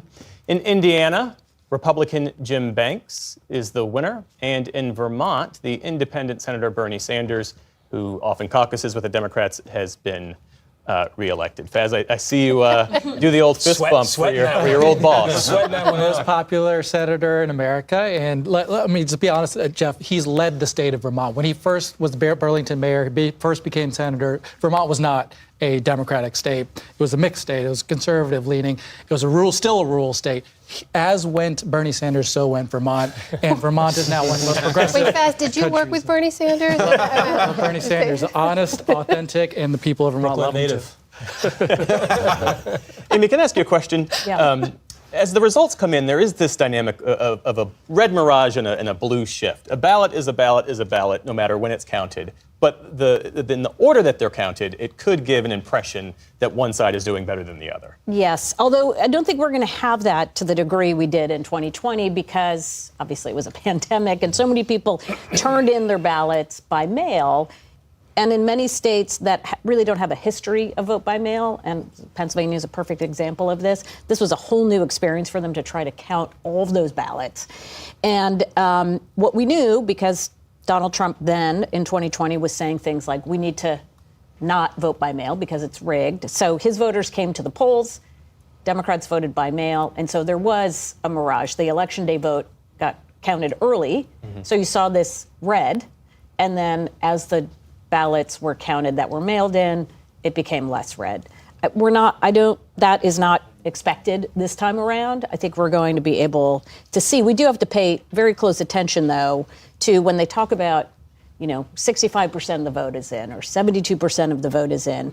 And anybody who's worked on a campaign, like my friends down here know, it's not just what percent of the county is in. We don't know what part of the county is still out. And so if you look at somewhere like Bucks County in Pennsylvania, it really is what they call lower Bucks County. That is the more sort of the battleground. So if you don't know which part is in, it's even saying, this candidate's up here or this candidate's behind, even if it's 80% of the vote, I think we have to be, very cautious about reading too much into that. Got it. All right, well, let's bring in a guest at this point. Joining us now is Representative Tom Cole of Oklahoma. He's a Republican who represents the 4th Congressional District in the southern part of that state, as well as parts of Oklahoma City. Congressman Cole, welcome back to the NewsHour. Let's just start with how you're looking at the evening at this still relatively early hour. It's been pretty much a toss-up for the White House going into tonight. How confident are you in former President Trump's chances? I feel very comfortable. Look, the polls are very close. Obviously, real clear politics average, I think this morning was 48.5 to 48.5. So we've got a close race. But honestly, that's probably better positioning than President Trump has had either in 2016 or 2020 going in. So one of the questions here will be, is there a silent Trump vote out there? There was in the previous 2 times he ran nationally, he ran better than he polls. So if that's true again, then being tied at this point is pretty good. But again, there's just a lot of guesswork right now. It's going to be a close election, no question about it. It is at the moment, and we don't want to get ahead of where any of the race calls are, of course, but the fact that North Carolina is as competitive as it is, a state that former President Trump won comfortably, what does that say to you? Well, look, I think North Carolina is an interesting state. Remember, President Obama actually carried North Carolina in 2008, so it's always competitive. I would expect it to be close early. Our vote tends to be rural. It comes in a little bit later in North Carolina. The exit or the early voting numbers look pretty good for us. So, but again, it's going to be tight. All the polling that's come out of that state has had this within a point or two. There's no question that Vice President Harris has put a lot of emphasis on North Carolina. She's gone there quite a few times. President Trump was there, I think, today, as I recall. So again, each side recognizes as being competitive, but he's been able to win there twice before. I think he'll probably do it a 3rd time tonight. Well, as we know, control of the House of Representatives is also on the line tonight. Over the summer, you'd said if former President Trump were to lose, that you believe Republicans would also lose the majority. And we know, polls and analysis today have put control of the House as essentially a toss-up. But do you still believe that to be true? I do. Look, I think our fate's very closely tied to the president's, and I think it's going to be close. I think we'll probably know who the next president is before we know who the next speaker is, quite frankly. And we have to win in some tough areas in California and New York, where we know that Vice President Harris will win the state. We have to win enough of the Republican areas in those blue states to actually pull it off. So again, I like the candidates we have. I like our positioning. I've talked to a lot of them in the last couple of days. They feel good about it. But again, I expect it to be a very long night for both sides in terms of determining what's going to happen in the House of Representatives. And again, there's no question our fate is very closely linked to President Trump's. Congressman Cole, as you know, neither former President Trump nor his running mate, Senator J.D. Vance, have said that they will accept the election results, however they turn out. Will you accept the results, regardless of how they go? I will. I won't be shy about voicing where I have disagreements. My Democratic colleagues haven't been in the past. Quite a few of them in the House objected in 2016. Obviously, 2004, we had 30-odd Democrats vote against certification. So I don't rule out objecting to things, but look, I think we'll know, and I have a lot of faith in the system. I think eventually we'll get there, but it has been manipulated in my view in the past, could be again, but I don't think to the point that it really changed the outcome. As you also know, there's concern that former President Trump could come out early and declare victory if this does go late into the evening and there hasn't been an official call. Do you anticipate that happening, and how should Republicans respond if that does happen? Well, I just would be cautious about interpreting the results of any election too prematurely. People tend to look at these numbers and see what they want to see. The reality is all the polling we have suggests it's going to be a very close election. It's been that way all the way through. Neither side's had a substantial lead. So I think this is going to be close. I think it's going to take a while, and I would advise everybody not to be premature in declaring anything. But there's going to be some early signs. Obviously, if you're a Republican, if we can win in North Carolina and North Carolina and Georgia, then that's a good sign. If something like a Virginia or New Hampshire flipped our way, that's a good sign. By the same token, if Vice President Harris is successful in North Carolina, a place where the Democrats have not succeeded since 2008, that's going to be a big win for her. So again, I expect this to be a night full of ups and downs, but and there's a lot of participation, a lot of interest. It's been a hard-fought campaign, but let's just let it play out. I would not be out there declaring anything one way or the other too quickly. We'll be following all those ups and downs, as I know you will be as well. Congressman Tom Cole from Oklahoma, thank you for joining us tonight. Good to have you with us. Thank you. Very much a privilege to be with you. Back here in the panel, Judy, I would love to get your take on what we just heard from the congressman there. In particular, this idea seems to be urging former President Trump to not come out early and make any kind of premature declaration. Yes, I think Republicans were burned, felt burned, some of them, by more than burned by what happened in 2020. And we know there's been a huge division in the Republican Party with most elected Republicans sticking with the former president. But I don't think that means that they are comfortable with, certainly with what happened on January the 6th. And I don't think any of them want to see a repeat of that. Yeah. Let's shift our focus now to Ohio, where Democratic Senator Sherrod Brown is fighting to hold on to his seat. Karen Kassler of Ohio State House News is in Columbus.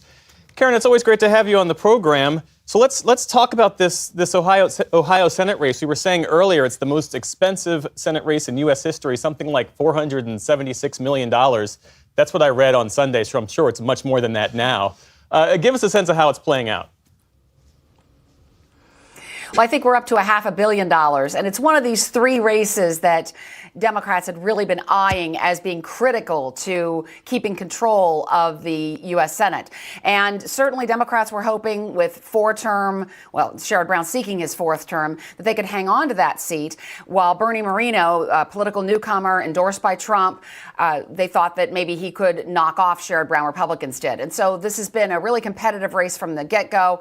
I mean, it's thought that Trump is going to take Ohio. He won Ohio in 2016 and in 2020. And so Republicans have really been hoping that can translate into a win for Bernie Moreno as well. How has Sherrod Brown tried to remain competitive in this race? What's his strategy? What's his approach? Well, his strategy is to go after some of those Trump voters, some of those voters who voted for Trump in 2016 and 2020. He's distanced himself somewhat from Democrats. He didn't go to the convention. Even in one of his ads, he talks about working with President Trump on fentanyl legislation. So he's really been trying to angle toward those voters, especially in areas like around Toledo and in the Youngstown area, to try to bring those voters in. He has won before with Republicans leading the ticket, but this is the first time he and Trump are on the same ticket. And so he's really battling Moreno for some of those same voters. All right, Karen Kassler, we'll come back to you when we get a result in that Ohio Senate race. Thanks again for being with us. David and Jonathan, it's really interesting because the issue that Sherrod Brown faces really speaks to the macro case, in my view, of this election. It's this right track, wrong track question. An NBC News poll out in September showed that 2/3 of the American public believes that the country is on the wrong track. The current president is unpopular. The affordability crisis is real. Inflation is real. Many Americans think the economy is bad, even though on paper it isn't. That's a real obstacle for the Harris-Walz campaign to have to surmount, David. Massive headwinds, yeah, you would say.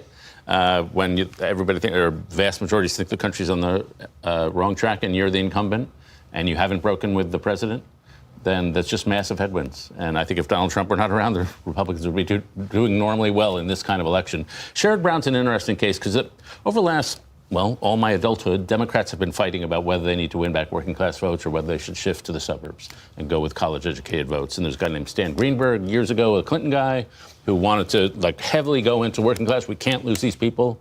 Then there were more new Democrats who said, no, let's go with the college educated. Chuck Schumer famously said, I think in 2016, 2017, for every blue collar worker we lose in Western Pennsylvania, we gain 2 college educated workers in Eastern Pennsylvania. That turned out to be bad math, by the way. And Sherrod Brown's been an interesting case because he has been a populist before populism was cool. Yeah. And I was in his hometown, helped me, Mansfield, Ohio. Closed Westinghouse plant there. I mean, it was the picture of a post-industrial town that had been really hammered. And so he has been speaking to this, and I think Amy said why he's survived in Ohio. Partly it's the money, but partly because he speaks to the people whose communities have been left behind and been doing it from a democratic and progressive perspective. Can I jump in for just on this real quick? Also, Sherrod Brown is the chairman of the Senate Banking Committee. And one of the reasons it's being targeted so aggressively is because the crypto industry has decided that they'd like to take him out. Crypto industry is, wants to rewrite the rules and favor them. So you've had outside PACs, like some things called Fair Shake. Have you heard of Fair Shake? No, they're hundreds of million dollars running against Sherrod Brown to try to defeat him. And, a testament to this populist bona fides of Brown. He has led the Senate Banking Committee on a whole bunch of things, clawbacks of CEO bonuses and such, and fighting for onshoring of American jobs. But it has made him a target in that race, and one of the reasons why Bernie Moreno is competitive right now is because he's got a lot of outside money support. Well, Faz, put that race, the Ohio race, in the context of some of the other Senate races in which we know Democrats are on the back foot. Incumbents who've been popular in Pennsylvania and Nevada, for example, they've had to outrun President Biden when he was at the top of the ticket. And I think Harris they will closed it a bit, but how do you look at those? I think they'll largely, hopefully, knock on wood tonight, from my perspective, they will also outrun Kamala Harris. When you see Alyssa Slotkin win in Michigan, when you see Tammy Baldwin win in Wisconsin, when you see Bob Casey win in Pennsylvania, Ruben Gallego in Arizona, I think you will find that they were able to get some percentage of people who voted for Donald Trump and still voted for them. That small margin, whatever that number might be, 5%, is the difference maker for them. And I'm hoping that, for this debate that David was talking about, non-college and college, working class, non-working class, I've always believed it's all of the above. But it's really critical when you think of the non-college working class. They're 2/3 of the workforce. They're a huge number. That's why the math doesn't work, right, Dave? When you start leaking from the bucket of working class voters, that's a big bucket, and you don't want to leak those votes. So you don't know where the bottom is. You want to maintain some high degree of support among working class, even if you don't end up losing them. You want enough to sustain and win an election. And just real quick, too, I think the key to all of those victories, should those Senate candidates be successful, will have been getting out of the national jet stream. Should the Democrats be successful? Yes, right. Yeah. And look, even if McCormick runs ahead of Trump in Pennsylvania as well, it'll be getting out of the national jet stream, personalizing and localizing your appeal to these voters. I mean, one of the things that we've seen right now with how voters are sort of just looking at just politics overall is there's just this, they hate the partisanship. And they want to see some folks who are going to talk to the big issues that they care about, the economy, childcare costs.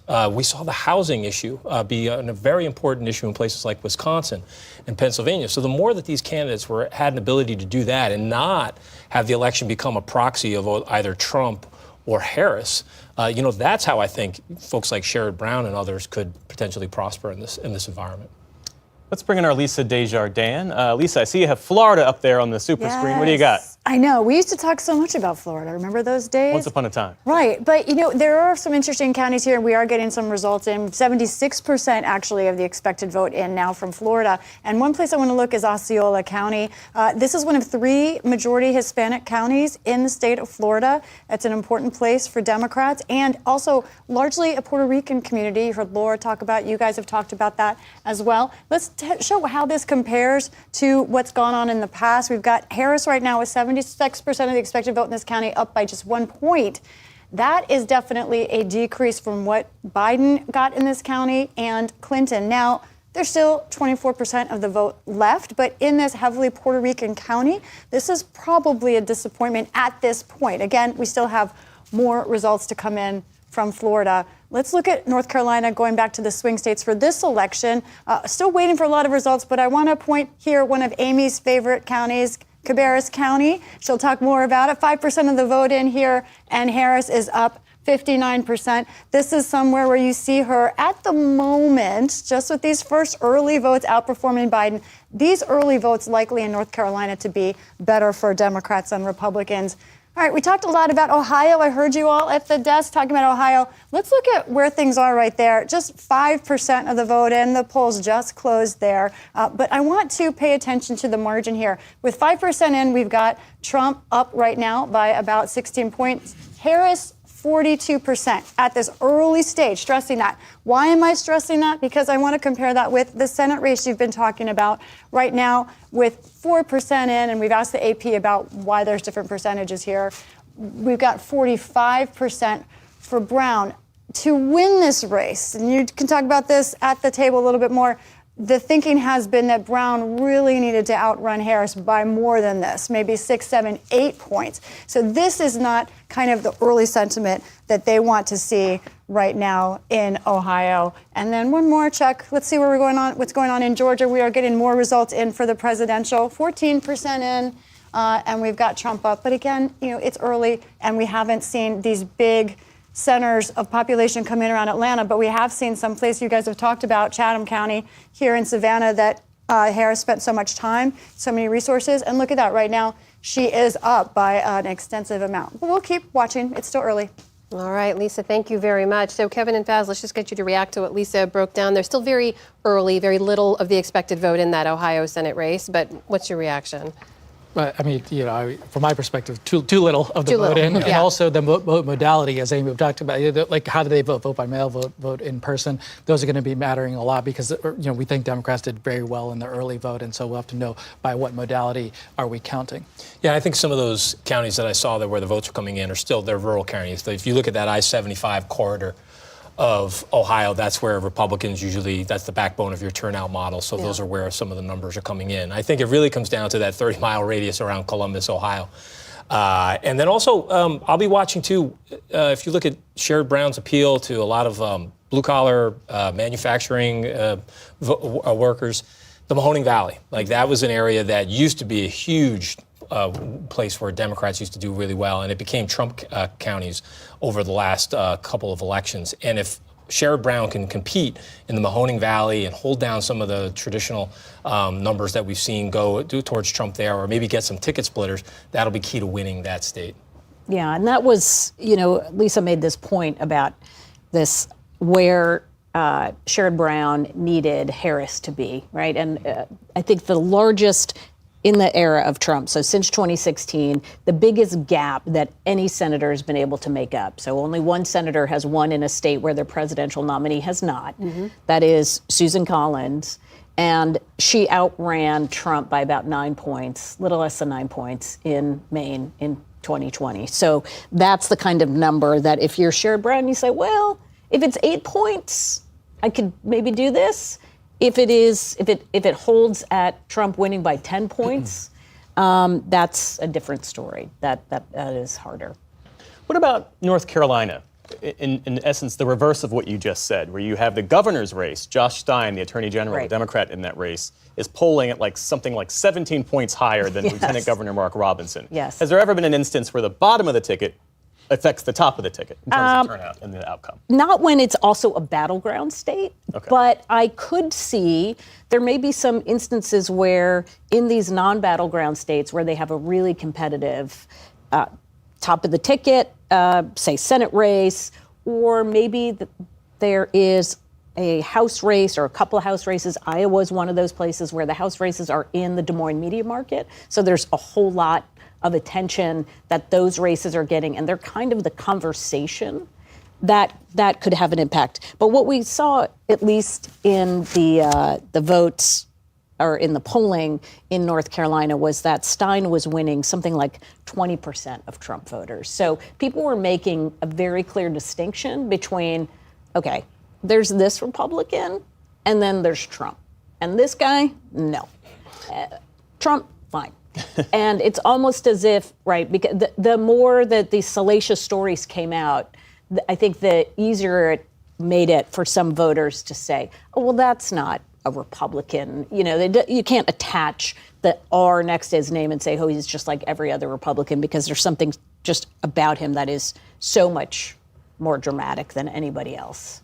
David and Jonathan, let me get you to weigh in on this also, because the thing we're not saying here are the very specific circumstances around that governor's race in which Lieutenant Governor Mark Robinson, it was reported, made a number of comments on an online porn site. Let's just get that out there. Could this be a drag on Trump in a state he needs to win? I don't think so. I think, to what Amy just said, I think people are making a distinction. between Mark Robinson and Donald Trump. But I would like to go back to the conversation we were having initially about the right track, wrong track, and how bad it is. And yes, it's bad. It was bad in 2022 during the midterm elections when everyone was predicting a red wave and that this was going to push, a huge Republican majority. It never materialized. Why? Because even though people thought that the country was on the wrong track, a lot of people, they were also afraid about the threats to democracy. And we cannot discount the role that is playing in the people's thinking and also reproductive freedom. And so you put those two together, and I'll be interested to see if those two issues swamp the sort of dyspepsia in the country about we're on the wrong track. And maybe people think we're on the wrong track because reproductive freedom is in jeopardy and the threats to democracy. Yeah, it's interesting. As far as I know, and I don't want to overgeneralize, but I think it's true that presidential candidates who have the advantage of the voters' top issue, they almost always win. And so the top issue now is the economy. And at least in the polling, I haven't seen the exit polls today, Trump has an advantage on the economy. The complicating factor here is democracy is also a big issue. And it's a little behind the economy. And so it may not be that we have one major issue in this campaign. If you're running on are your real wages declining or rising, then Trump would be way ahead because real wages have been declining until recently. But when democracy gets thrown in there, that makes it a lot more complicated race. And so it's almost as if, like I was saying earlier, if you really are polarizing as a country, you're not only polarizing on how you're voting, you're polarizing on what you're voting on. And so it could be Team Blue is voting on democracy, Team Red's voting on the economy, and they could both you could see dual surges in both quadrants for each party. Judy, in your travels, when you've talked to people about what's animating them, we've talked a lot about reproductive rights. And sometimes this issue we saw back in 2022, what a mobilizing force that was. Do you think that's just going to continue to be a force today, especially for women voters? Well, there's no question in several states. It is because it's on the ballot. What is it, in 13 states and in a number of the battleground states, it's on the ballot. I know everybody was shocked over the weekend about the Iowa poll that showed Harris up 3 in a state that everybody assumed was going to be red. Abortion has been an issue there. Not that it's on the ballot now, but it had been an issue. So I think yes. Is it going to be the issue that drives more people than anything else to the polls? I don't think we know that yet. I think the economy, based on my travels, is just more Can I just prevalent. say one thing? And Judy and I can compete with frequent flyer miles. Yeah. But I would say, I've been in probably 35 states in the last several months, and the economic back to your Hold that thoughts thought, in just David. a moment. We'll get right back to you because we're going to take a short break right now so PBS stations can report on some of their state and local races. We'll be right back at 8 p.m. Eastern, which is when we'll have many more states On with this poll election closings. night, you're watching Stay for with one us. big reason, to find out who won. As more and more polls close, we'll be reporting race calls from the Associated Press. They're calling winners in thousands of races from the presidency and Congress to state legislatures and mayors' races. I recently sat down with David Scott, the head of the AP election team, to find out what information the AP needs to make those calls. It's the team at the decision desk that comes together once every 4 years on an enormous scale to say who's won in more than 5,000 races that are contested in a general election. We're looking to know one thing: can the trailing candidates catch up? And once we're certain that they can't, then that's when we call the race. You're looking for patterns on election night when we're calling races. What is happening in the election day vote? What is happening in the advance vote? Are there a class of early ballots that have yet to be counted? And what do we expect those early ballots to say about the course of the election? If we had to wait for 100% of all ballots to be counted, we wouldn't know what has taken place in an election for weeks after Election Day. That's how long it takes to get to certification. In California, it takes weeks to even get to 95 or 96% of ballots being cast. And so we're looking for patterns as the vote count takes place over the course of the night or into the next day or in through the end of the election week to be able to have the information and the data we need to say definitively that the trailing candidates can't catch up. Can you talk about the priority of accuracy versus speed? Sure. I mean, our number one most important goal on election night is to be 100% right in our race calls. 100%. That's our standard. In how many races? About 5,000 contested races. So far during this primary season, we've declared winners in more than 2,000 contested primary races. We made 2 mistakes, and one was because the data at the source from the county, they got mixed up, and one was a little bit of a black swan event where some data that came in at the end of the vote count was very different that came in at the front. And I will tell you that one mistake, we spent several days picking it apart and changed some of our workflows and analysis to make sure we never make that mistake again. It's that important to us. We do care about speed, but only as a secondary factor. It's, never compromise on the accuracy in an effort to be faster. It's also really important that it doesn't start when the polls close. Like, we are able, and we do, think really hard ahead of Election Day. What data is going to be available? What are we going to be looking for? What are the things that we think are going to happen? And very importantly, what are the things that we don't know and we want to find out, or we want to be surprised by, or have the potential to be surprised by? We try to game that out or play that out so that on election night, we're not looking at something cold for the first time.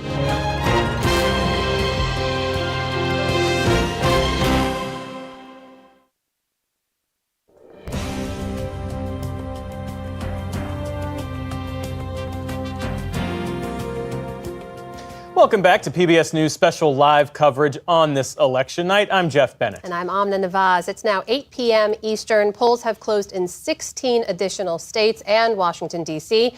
It's still too early to call in the swing state of Pennsylvania, which, of course, we are tracking very closely tonight. It's the biggest prize of the battleground states, part of this so-called blue wall of states as well. We can, however, call several states at this hour. Former President Trump has won in Florida with its 30 electoral votes. He's also won Oklahoma, Tennessee, Mississippi, and Alabama. Meantime, Vice President Kamala Harris has won the states of Massachusetts, Connecticut, Maryland, and Rhode Island. So no surprises there. Polls have also now closed in these states where it's too early to call. If we take a look at the national map in just a moment here, in Delaware, in Illinois, in Maine, Missouri, New Hampshire, New Jersey, and in Washington, D.C., still too early to call. So there you have the current updated electoral votes counts. Former President Trump with 56, Vice President Harris with 13. In the meantime, PBS News weekend anchor and our correspondent tonight, John Yang, is out in the field. He's inside a vote counting center in Allegheny County. That's home to Pittsburgh, in a county where both presidential candidates have held rallies just yesterday. So, John, we've been hearing a lot about long wait times in different parts of Pennsylvania. Have you seen those there? And what should we know about those? That's right. The reports are all around college campuses of long wait times. There was at Villanova reports of 90 minutes, Temple 2 hours, and at Lehigh in Bethlehem, some students told reporters they had been in line for 7 hours. The ACLU has gone to court trying to extend voting hours at those places. But of course, if they're in line at 8 o'clock when the polls close, they will vote. They will get to vote. We have also been seeing some problems from earlier in the day in Cambria County, which is east and west of here. That's where Johnstown is, if that helps place it for people. They had software problems earlier in the day, so they are extending voting by 2 hours until 10 o'clock. But you're about to see the big drop of all of the mail-in ballots. The work that county boards, the 67 county boards across the state have been doing all day while simultaneously running a live election, counting these mail-in ballots. And people should be cautioned that these are heavily Democratic. The applications for mail-in ballots were about 60-40 Democratic. Obviously, we don't know who they voted for, but we do know that they were registered Democrats. John, stay with us just a moment. I just want to update our viewers on another presidential race call we can make at this hour. That is that former President Donald Trump has also won the state of South Carolina with its 9 electoral votes. That additionally goes into his win column. When you take a look at the national map, that has now been added to his electoral total there, 95 to Vice President Harris's 35. Back to you, John. And John, in the meantime, I understand Donald Trump has been making unsubstantiated claims of voter fraud in and around Philadelphia. Bring us up to speed and give us a fact check. He went on social media earlier this afternoon, said that there was massive fraud or massive cheating, is his words, going on in Philadelphia, and that law enforcement was on the way. The first denial I saw came from Seth Bluestein. Who's Seth Bluestein? He's a Republican city commissioner in the city of Philadelphia. He said there's no substance to it and that he has been in touch with the RNC all day to assure them and reassure them that things are going smoothly in Philadelphia and that the vote is safe and sound. So, John, can I also ask you, you mentioned some of the delays because of long wait times and et cetera. We were already tracking and trying to understand how long it would take Pennsylvania to count ultimately. What do we know about how that might delay the entire counting and tallying process? Well, obviously, if these voters, it doesn't matter what time they close. The polls close. They close at 8. But if they're in line, they're going to be able to vote. So that means a lot of ballots are going to be coming in late, and that could delay things even more. There is some confidence in this state that they can get all the mail-in ballots counted by midnight, which would be a big step forward from 2020. But then the in-person vote has to be counted. John Yang in Allegheny County, Pennsylvania. John, our thanks to you. Let's bring it back to our panel here and get your early reaction to what we've reported so far, starting with you, Amy. Oh, well, I was deep in crosstabs, so I feel like I got called out in class for reading, trying to figure out Should we come what's back to coming you? in. You come back to me. All right, so Yes. Faz, over to you, friend. Well, going into tonight, North Carolina obviously closed, and we're looking at the results there. Trump visited there, I think by my count, 21 times. It was one of the highest visits. They indicated their level of insecurity about that state, given Mark Robinson's weaker performance in the state. We'll see how that holds. By contrast, Harris did a far fewer number of visits there. Even yesterday, I think Trump started his day in North Carolina. So they were telling you we are insecure, and I'm watching that state to see if their insecurity holds, because if it obviously moves in a different direction from Trump, then this election will be quick. Yeah, what about that, Kevin? Because the vice president spent all of her day yesterday in Pennsylvania, and the Trump campaign did have that one stop in Raleigh. You can tell a lot about the campaign strategy and how they're feeling by how they spend their time in the waning days. You seem skeptical of the point I was trying to make. Yeah, well, no, I don't. No, I agree with the point you're trying to make. I was kind of thinking about earlier in the week when you started to hear talk of going to places like New Hampshire and Virginia, trying to expand the map. And I think that had much more to do with the attitude of the Trump campaign than maybe some of the internal numbers. But that's always been their approach, which is to end the week or end the campaign looking like you're the campaign that's on offense, that you're the campaign that's sort of expanding the map. But, one of the worst ways to wake up the day after Election Day is realizing that you deployed resources improperly. And that in a close race like this, you could have spent one more day in Allentown versus up in Nashua. But we'll see. I think this is one of those things where, if you look at how the campaign's closed, I would say one of the criticisms I had of the Trump campaign was the last 2 weeks were a distraction, starting with the Madison Square Garden rally. It really did take sort of 48, 72 hours of critical time away from them, driving a closing message. And the issues that are going to matter in this campaign, the economy, housing, even the abortion issue, I think were largely sort of left in the background, while Trump kind of still focused on a lot of his grievance politics and relitigating all of the past elections, and that's always a problem. On that point, just very quickly, because that was really important. Think about how Trump closed this, because it was awful. I mean, those last 10 days, not only that Madison Square Garden event, which got its own, but then the enemy within. We got the shooting of journalists or whatever the heck he was talking about. Women, whether they like it or not, votes are rigged.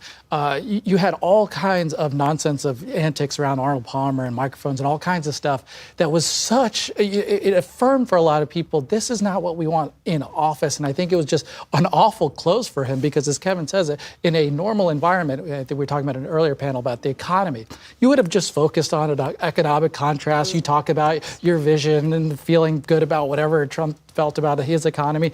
And he could do none of that. And he had lack of discipline, and I do think it hurt him in a big way. Yeah, and that's what speaking of digging into the exit polls, one of the questions they ask is, when did you make up your mind? Yeah. And so you're always looking at those people who made up their mind at the end. How did they break? And so that's what I was looking for. And that goes to that point, which is just from a campaign strategy perspective, you could not look at the last week and a half of the Trump campaign and say, boy, they're closing strong. Yeah.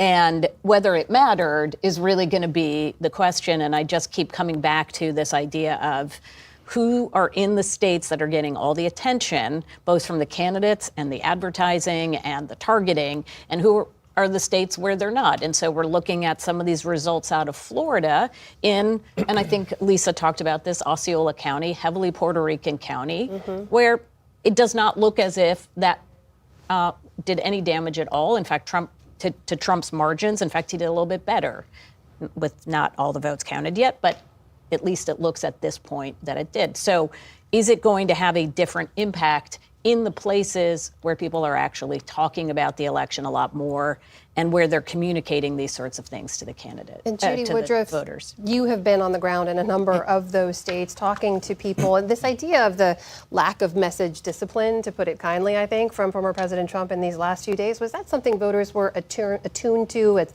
something that could push them away from him?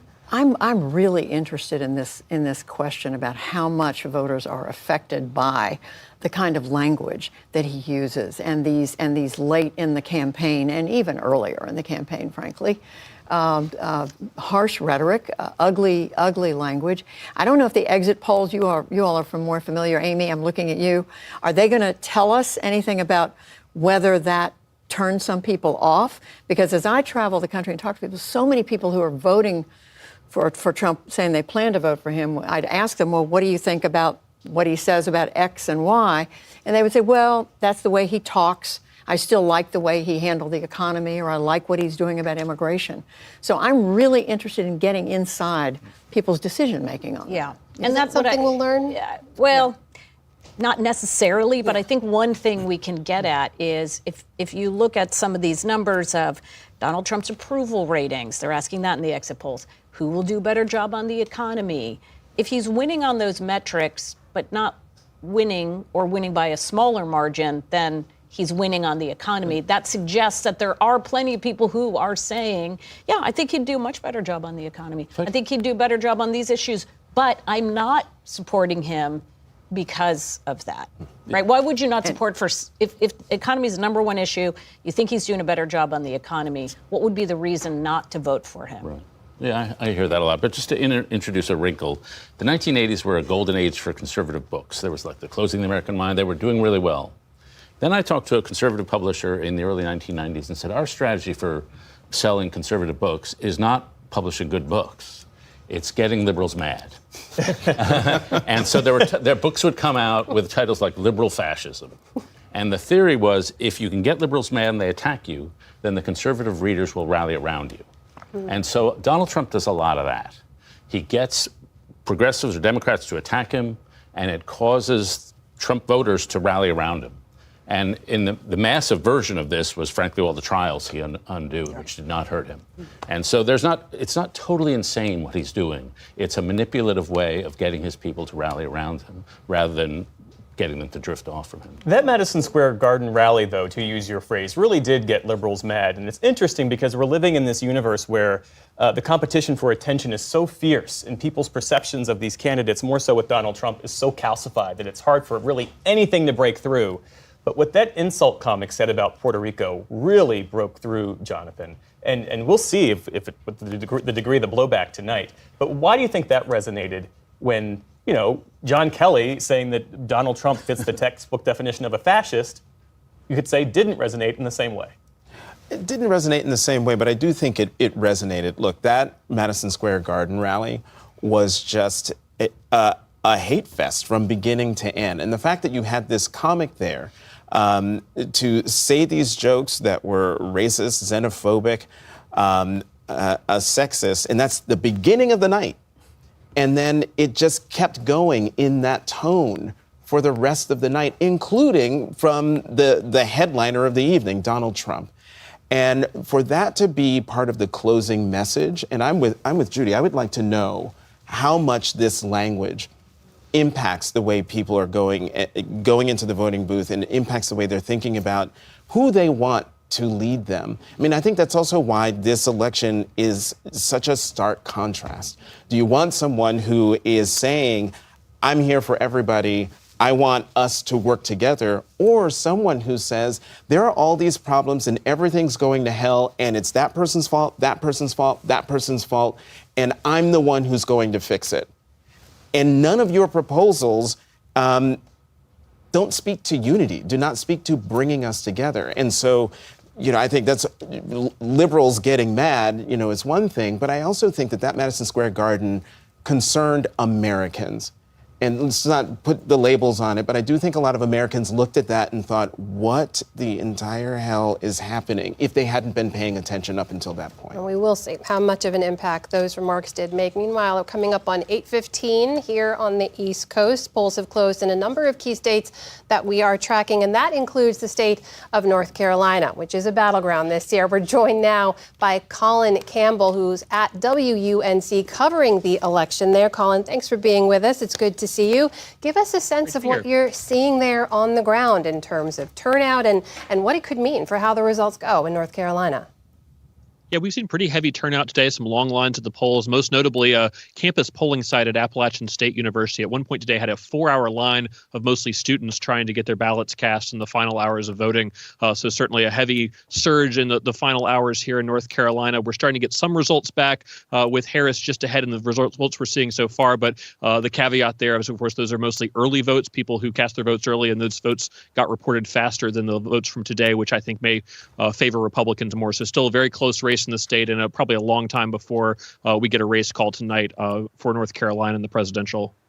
And we should clarify, still too early to call in this key state, which we think could be a bellwether to some degree. But we should also know the last time Democrats won here was back in 2008 with President Obama. Former President Trump won there in 2016 and in 2020. Just help us understand what happened in North Carolina in the last few years that makes it a place where Democrats think they have a chance. Yeah, we've had a lot of in-migration in the state, a lot of sort of college-educated, left-leaning folks moving to some of the urban areas of the state that have been some of the fastest-growing metro areas in the country. So that's made Democrats more optimistic that they can start to shift the state more in their direction in this particular presidential election. We've also got some down-ballot races where the Republican candidates are pretty far to the right. Democrats are energized around that. And you certainly see the Trump campaign not taking the state for granted at all. We had 3 different days of rallies in the final days. He was here Saturday, he was here Sunday, he was here Monday. And that's not what you do if you feel like you've got a pretty good confidence that you're going to win a state. That shows that we really are in play this year in ways that we weren't the last couple presidential cycles. Meanwhile, Colin, I know we reported on the devastating impact of Hurricane Helene. Of the 15 counties that were impacted, previously 2 had broken for President Biden, but the rest were all counties where former President Trump had won by wide margins. What can you tell us about the impact of that hurricane on the ability of election officials there to carry out the election and for people to vote? You know, it certainly created some challenge. There were polling places that would have been used today that got flooded or were inaccessible. So some of those counties actually had to move where people were voting and then make sure all those voters knew where their new polling site would be. What we've seen of the turnout, both in early voting and today in those storm-affected counties, we don't see a huge impact on turnout. People, even though they're having to go to an extra hassle to vote, they're dealing with a lot in their personal lives. They're making the time to vote in those areas. So we haven't seen an appreciable decrease in turnout from a normal year in some of these counties, even as they've had to scramble to make the polling process work this year.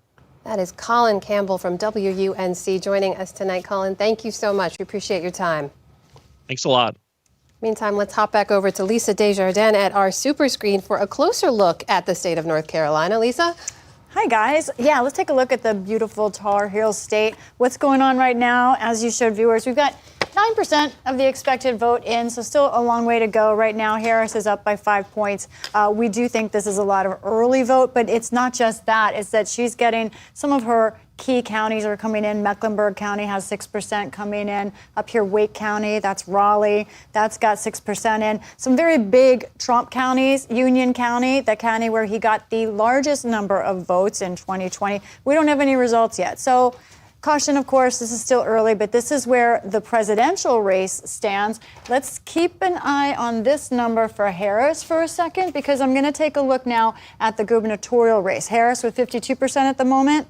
Gubernatorial candidate Josh Stein, the Attorney General of the state, now 58%. He's 6 points ahead of Harris. I think some folks might have expected to be running even more ahead of her than that, but obviously he has a very comfortable margin, still with just 8% of the vote in right now in North Carolina. Speaking of governor's race, it's not the only state that has one right now. New Hampshire, where polls have closed, we've got looks like a really close race between former U.S. Senator Kelly Ayotte here, who is right now behind 2 points.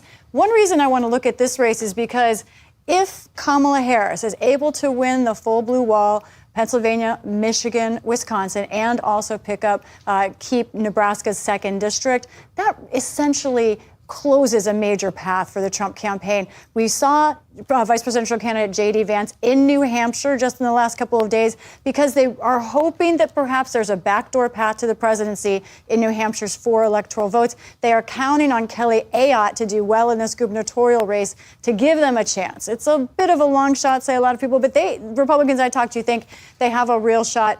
Certainly for Kelly Ayotte to win the governor's mansion there, but also potentially it's something the Trump campaign is watching. All right, Pennsylvania. We're going to be talking a lot about this tonight. We are actually getting real results in. This is what I want. 7%, though. I know it's not as much as we like, but here we got almost a 50-point margin early here for Kamala Harris.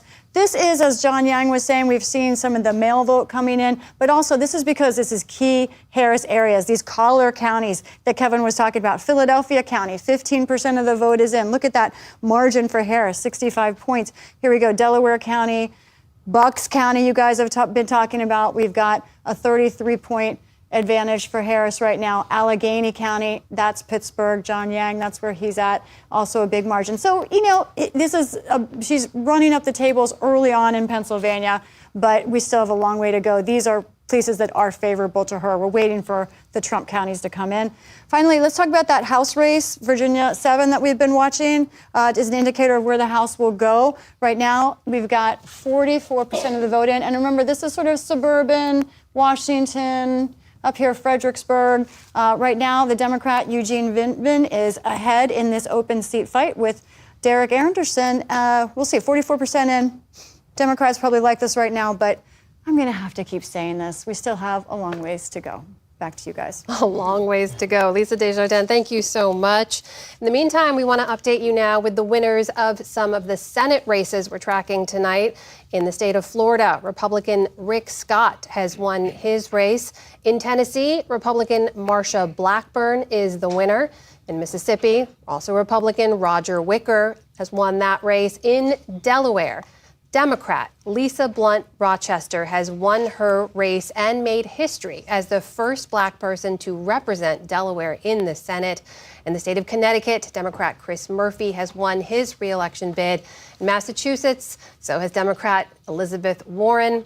In Rhode Island, Democrat Sheldon Whitehouse has won again. And in New Jersey, Democrat Andy Kim, the former congressman, has won that race. All of those are holds for their respective parties, so no changes in the seats there. And here you see the Senate map updated. Again, control of the Senate is on the line tonight. Republicans with 43 seats so far and Democrats with 34. I want to turn back now to the presidential race and take a deeper look at the nation's largest battleground state, that is Pennsylvania, of course. I want to bring in Katie Meyer of Spotlight PA. That's a nonprofit investigative journalism site in that state. She joins us from Philadelphia. Katie, thanks for being with us. This is obviously the state we're going to be talking about more than any other tonight. Just give us a sense of what you're hearing from voters on the ground. We've been hearing a lot about some of the long lines and frustrations. What are the issues animating people you talk to there? Yeah, I have been out at the polls a lot today.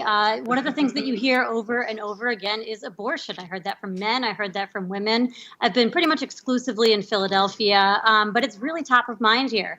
The other thing I've heard, and I was in, sort of Republican areas of the city as well as Democratic areas, the economy was the big one. Those were the two issues that I kept hearing over and over again. Do voters there get a sense of how closely the rest of the country is paying attention to them right now? I think everybody knows. Yeah, we've been getting a lot of texts and calls and door knockers. So, yeah, everyone knows that there's a lot of attention here. Katie, we've also been tracking the Senate race, of course. The incumbent Bob Casey there is running for re-election against a Republican challenger and Dave McCormick. Help us understand why Casey finds himself in such a tight race this year. Yeah, I mean, one of the big things is money.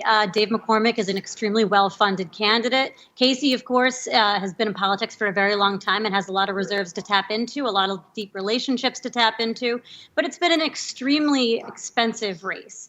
And I also think, Pennsylvania is just an extremely purple state. So any race, especially with two well-funded candidates like this, can be very close, and that's what you're seeing. We also just want to get your take now, because we saw Lisa Desjardins sort of breaking down what we've seen in terms of the expected vote that's come in from Pennsylvania so far, which is a very small amount. But you do see a big lead for Vice President Harris because of the way the votes are tabulated. Again, for our viewers' edification here, every state counts and tallies differently. Help us understand, for their sake, how Pennsylvania counts so we know what we're seeing over the course of the night. Sure. So one of the big things to know about Pennsylvania is that we have widespread mail voting, but we cannot start counting those ballots until 7 a.m. on Election Day. So that was 7 a.m. today. It's a lot of ballots to get through. And big counties especially have a kind of a long road for those ballots. So in Philadelphia, for instance, they're hoping to get through about 100,000 ballots, up to 100,000 ballots, I should say, by the end of tonight. Ballpark, they're expecting to see 200,000 overall. Again, these are kind of broad numbers, but it gives you a sense of how soon to expect results here. The answer is, if the race is very far apart, there could be results sooner. If it's very close, it's going to take a minute. But yeah, Philadelphia and Pennsylvania broadly just counts ballots relatively slowly. Katie Meyer from Spotlight, PA. A long night ahead for you. We wish you well and good luck. Thank you for joining us. We appreciate it. Thank you. Thank you. Back here in the panel, before we move on, I know we're going to talk about Pennsylvania a lot. We will return to it. But Jonathan, can I just get your take on that little bit of history that we reported there, and I don't want to go unnoted, the fact that Lisa Blunt Rochester made history in her Senate race in Delaware. Right, made history, first black person elected to the Senate from Delaware, the home state of President Biden. But she also made even more history. She is now she will be the fourth black woman to serve in the United States Senate, the third to be elected. Senator LaFonza Butler of California, who is there now, she was appointed by Governor Gavin Newsom to serve out the rest of the term from the late Senator Dianne Feinstein. So, the first black woman elected to the Senate was Carol Moseley Braun in 1992. That was 32, is my math right? 32 years ago. And we should also note that there's one other black woman running for the Senate, and that is Angela Also Brooks, a Prince George's County executive in Maryland. And so even though the state has been called apparently for the vice president, still waiting to see whether more history is made tonight. And it was President Biden who encouraged Lisa Blunt Rochester to run for that seat, in large part because he knew that she would win and make history. Can we return to something that Katie Meyer said about the degree to which, Fez, abortion is an animating issue in Pennsylvania? And I raise it because talking to a Harris campaign aide over the weekend, they said that there are really three things driving this race: Donald, democracy, and Dobbs. How do you see it? Yeah, well, I agree with that, and we'll, I think, hopefully learn at the end of tonight that what a motivating factor it continues to be. When you look at a lot of Democratic victories over the past couple of years, Jeff, almost all of them can be tied directly to the Dobbs decision and the intensity of turnout and the persuasion effect it's having, where you have conservative-leaning women, conservative-leaning men saying, well, hey, I might be conservative, but this issue is too big, too important. I'm going to vote this way.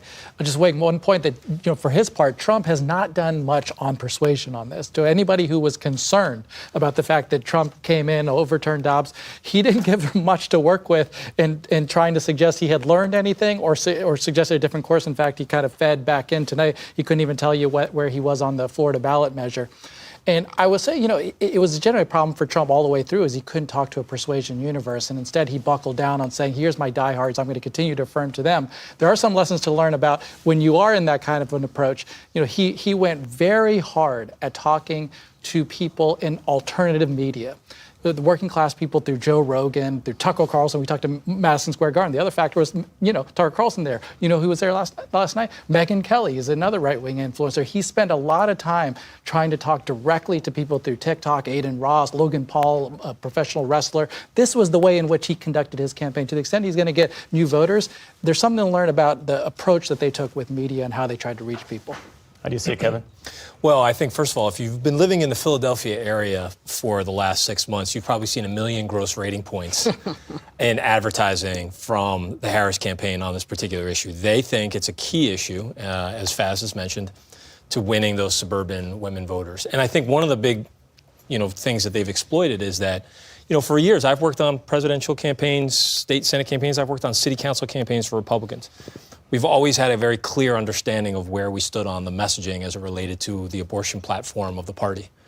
That has changed dramatically now. There's really no through line. And also, you have a very sort of compromised messenger at the top in Donald Trump, in that he's never come up through the pro-life movement, through the party. He doesn't spend a whole lot of time focusing on policy or Supreme Court decisions.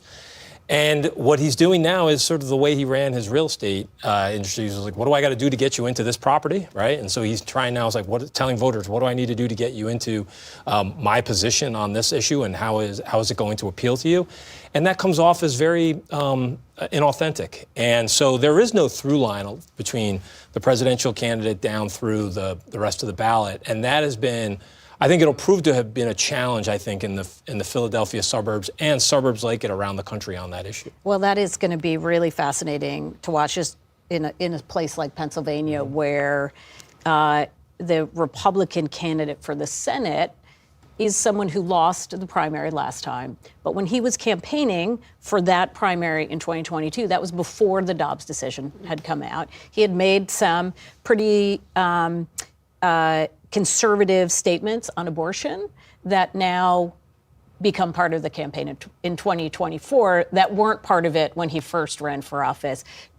Trump, as you say, he's changed his position so many times that it just becomes sort of the background noise. The other thing that's important to note, that Florida is one of the states that has a referendum on the ballot, right now, Florida has a 6-week abortion ban. This would enshrine abortion rights to the state constitution, and it needs 60% to pass. It's at 57% right now. There's about 88% of the vote in, but that is a high bar to get 60%, but right knocking on the door. So again, this goes to that exact point. You have Donald Trump may win there by 8-9 points, and the abortion referendum will win. At least, even if it loses, it will be getting 57, 58% of the vote. And if I may, that's a place where Donald Trump was slow to declare himself. That's right. I mean, he wouldn't be pinned down on it. He finally said he would vote against it, but it took several asks. Well, it is a little after 8:30 p.m. Eastern here on the East Coast, obviously. And the polls in Arkansas have closed, and we can now say that the state's 6 electoral votes will go to former President Donald Trump. Meanwhile, we can also report that Vice President Harris has won the state of New Jersey. Polls there, of course, closed at 8 p.m. So here is a quick update. The national electoral map at this point in the race, former President Trump with 101 to Vice President Harris's 49 electoral votes. Let's bring in Harris campaign co-chair Marcia Fudge, the former Secretary of Housing and Urban Development in the Biden administration, and a former Democratic member of Congress from Ohio. It's great to have you back with us. Thanks for being here. Thank you so much. It's good to be with you, Jeff. I know that you and the Vice President are close. Have you spoken with her this evening or recently? How is she feeling about her chances, and how is she really feeling about this moment? I haven't spoken to her today, but she's feeling good. I mean, just think about it, Jeff. She's in 107 days. She changed the entire dynamic of politics in this country. She gave it everything she had. We left it all on the field. She feels good about her work. She feels good about the work of the campaign, and very, very optimistic tonight. We were talking here among the panel about the impact that abortion and reproductive rights might have on this race. Do you think that women will be decisive in this election? The loss of Roe was really seismic to women, especially women who were alive before 1973. and saw a right extended to them as it relates to bodily autonomy that was later removed for their daughters and granddaughters. Certainly, it's a major issue. But I think that as I've been looking at exit polls, more women are saying that democracy is their number one issue. Democracy and then freedom. Yes, it's going to be important because no one wants to live in a nation where we are rolling back the ability to control our lives, our families' lives. No one wants to live in that kind of a nation. And so I think that it is going to be important, but it's not the only important issue. And so I'm really glad that she's talked about freedom of choice, but also about what kind of country do we want to live in, Jeff? Her closing argument was really focused on pragmatism and compromise. In fact, I don't think she even mentioned Donald Trump by name yesterday. What was really fueling that strategy? Well, the strategy was that everybody knows who Donald Trump is. We wanted them to know who she is and where she stands and what she believes in and the kind of America she would lead. And I think it came across very, very well. I thought the speech was excellent. We were very pleased with the reception. And I think it just became time to just turn the page, as she says, on what is in the past and look solely at the future. She did a good job with that. Yeah.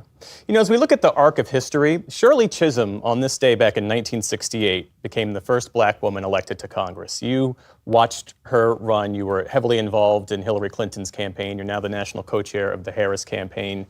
How are you feeling this evening? I'm a wreck, actually.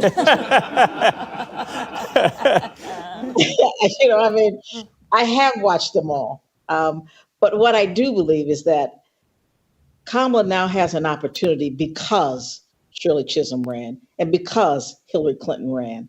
And they just kept breaking that glass. And I think now it is time for her to just shatter it all. But yes, I'm a little anxious. All right. That is Secretary Marcia Fudge. Always good to see you. Thanks for being back with us. Thank you. Good to be seen. All right. Be well. And we have another race call. Vice President Kamala Harris has won the state of Delaware, President Biden's home state. No surprise there. Let's bring it back to the panel. Amy Walter, I see you pouring through I'm pouring through some numbers. Excel sheets. I know. I wanted to go back to this point. Fez was talking about how the outreach that Donald Trump has done with talking to Joe Rogan and YouTubers and all of this as a way to reach out to the young men really young men vote. And so I'm just looking right now in Pennsylvania, and the biggest gender gap, and we'd seen this in some polls, but it is holding up that the biggest gender gap is between 18 to 29-year-old men and 18 to 29-year-old women. The women voting for Harris by 27 points and the men voting for Trump by 10 points. Wow. So even among, if we go into the 30 to 44, it's not much different. Men voting for Trump by 2 points, women voting for Harris by 8 points. So that's a pretty narrow range. It is an older voters. It's a little bit bigger than sort of middle-aged voters, but that young voter gap, and that was the whole reason to go on to those shows. Now, they make up a small. That's 7% of the overall electorate. Younger women are 9%. So, obviously, I can't do that math right now. But the point being, there are more younger women who are voting, but that the percentage to which women are voting for Harris and that younger men are voting for Trump is quite notable, and it's not represented in any other generation. But Kevin, is it enough for Donald Trump to sit down for a couple hours with Theo Von or 3 hours with Joe Rogan? Is that enough to drive out the young male vote, or do you have to do more than that? That's the test, and this goes back to the conversation that we had earlier about getting out the vote and your infrastructure. And going and talking to those voters, I think, is very important.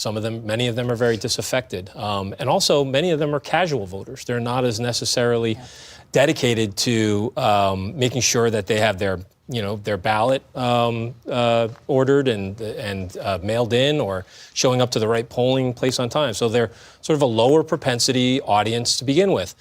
The challenge that you have is now that you've talked to them and you've got them on the hook with your ideas, and you've motivated them to support you, how do you make sure that they get to the polls and that they take 10 friends with them? And that's where the organizational advantage of having a campaign where you own the infrastructure and you have been building it over 2 years inside the RNC or in an integrated fashion with your own campaign makes the big difference. So this will be a big test of whether or not they were able to do that.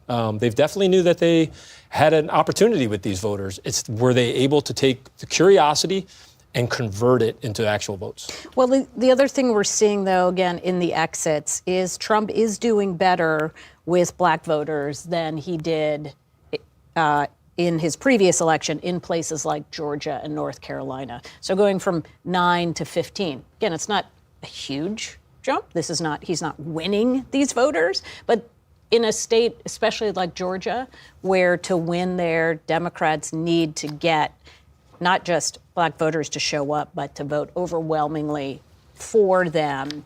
That is probably a good sign for Trump. Can we go back to this idea of that gender gap you pointed to, particularly among young voters? And David and Jonathan, I'd love to get your take on this, because we've seen this trend across the country, right, of younger women becoming more progressive, younger men going further to the right. It was interesting, too, Faz mentioned Megyn Kelly, who appeared at a Trump rally, who's previously been a very vocal critic of former President Trump, saying you're not doing enough to reach out to women. I think she called one of his rallies like bro-tastic and urged him to do more. He has not. He's resisted at every turn. We've seen this persistent gender gap. Will that be the death knell for him in some states?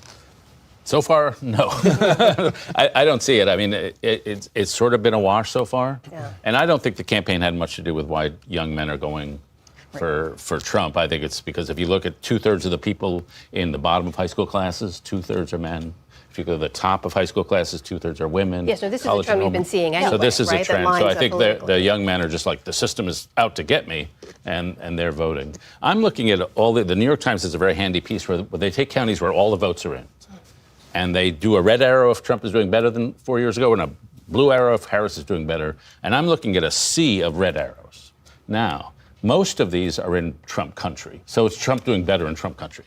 That's not important. The one that leaps out at me here is Loudoun County, Virginia, which is an exurb of Washington. It used to be the fastest growing county in the country. It's now solidly Democratic. Harris is up by 16. But compared to 4 years ago, Trump is performing 9 points better.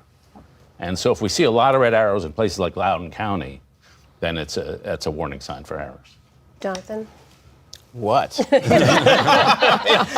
that. Can we also clarify here, these are places where you say most of the vote is already in? Right. It would tend to come in faster in some of these rural counties, They're rural correct? counties, but Loudoun is a straight up suburban county. Right.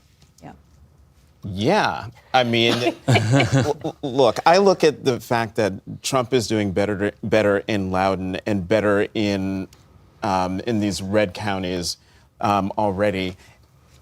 I can't remember who said it on another network, that really what's happening tonight is America is basically on trial, in that we're going to find out who we are through this election. And the fact that despite the things that Donald Trump said on the campaign trail, the things that he's promised on the campaign trail, a lot of things that are concerning to millions of people, and he's still getting more votes than he did the last go round, that to me is more concerning than, the vice president's not doing as well, say, even though she's up plus 16, even though, it's not as good as 2020. And so for me, that's what I'm looking at and what I'm most concerned about what I'm about to learn about the American people through this election. Yeah, a lot of questions about what's going on and what's going to happen. I have to say, I brought a little cheat sheet here. To the extent the economy is driving where people are, we know the Democrats point out the numbers, the inflation number, the rate, it's down to 2.4. That's better than it's been, a lot better than it's been compared to when Donald Trump was elected, 1.7, when Joe Biden was elected, 1.2. But average price of a loaf of bread, it was $1.36 when Donald Trump was elected, $1.51 when Joe Biden was elected. It's $1.97 now. The average price, median price of a house sold in the United States this quarter, It was 8 years ago, it was 303,000. It's 420,000. I mean, those are the practical things in people's lives that people are dealing with. So we don't know what's going to happen, but just pointing it out. And we certainly don't want to get ahead of where the results are. But it's a good point. There is this sense that it really is a luxury to be concerned about the fate of democracy when you're trying to pull together 2 or 3 jobs in a gig economy and put food on the table for some folks. Yeah, people can care about both things, though. Yeah. So, I think a lot of this argument that it's a luxury if you can't afford bread, you don't think about democracy. No, you think about your country. But I do think you think about, how's my community doing? It's not only how you're doing individually, it's how my community is doing. And if you're an affluent person in a community that was in West Texas where the community is just, the grocery stores are leaving, the shopping stores, it doesn't matter how rich you are, you see your community failing and you're upset about it and you definitely want change. I don't know, I'd be curious to know if Amy has run across which candidate is the candidate of change in the exits. I have not seen that yet, but that's a great point. We'll continue to come back to this issue, I'm sure. In the meantime, I do want to update viewers with another race call we can make at this hour, coming up on 8:45 here on the East Coast. That is that Vice President Harris has won the state of Illinois. 9% of the expected vote in there so far, but the winner can be called again. AP calling those based on historical data, trends, and votes as they've come in. So when you look at the national map right now, here's where the electoral vote count stands. Former President Trump with 101 to Vice President Harris's 71. Amy, I want to return to the state of Georgia if we can. Polls there closed back at 7 o'clock. We're still waiting, obviously, to be able to make a call. We will be waiting. We've seen this phenomenon of split ticket voters in a state like Georgia. Do we expect to see those again, where voters made a difference between who they were voting for at the statewide level versus the federal officials? Yeah, and for the first time in a long time, we do not have a Senate race on the ballot in Georgia.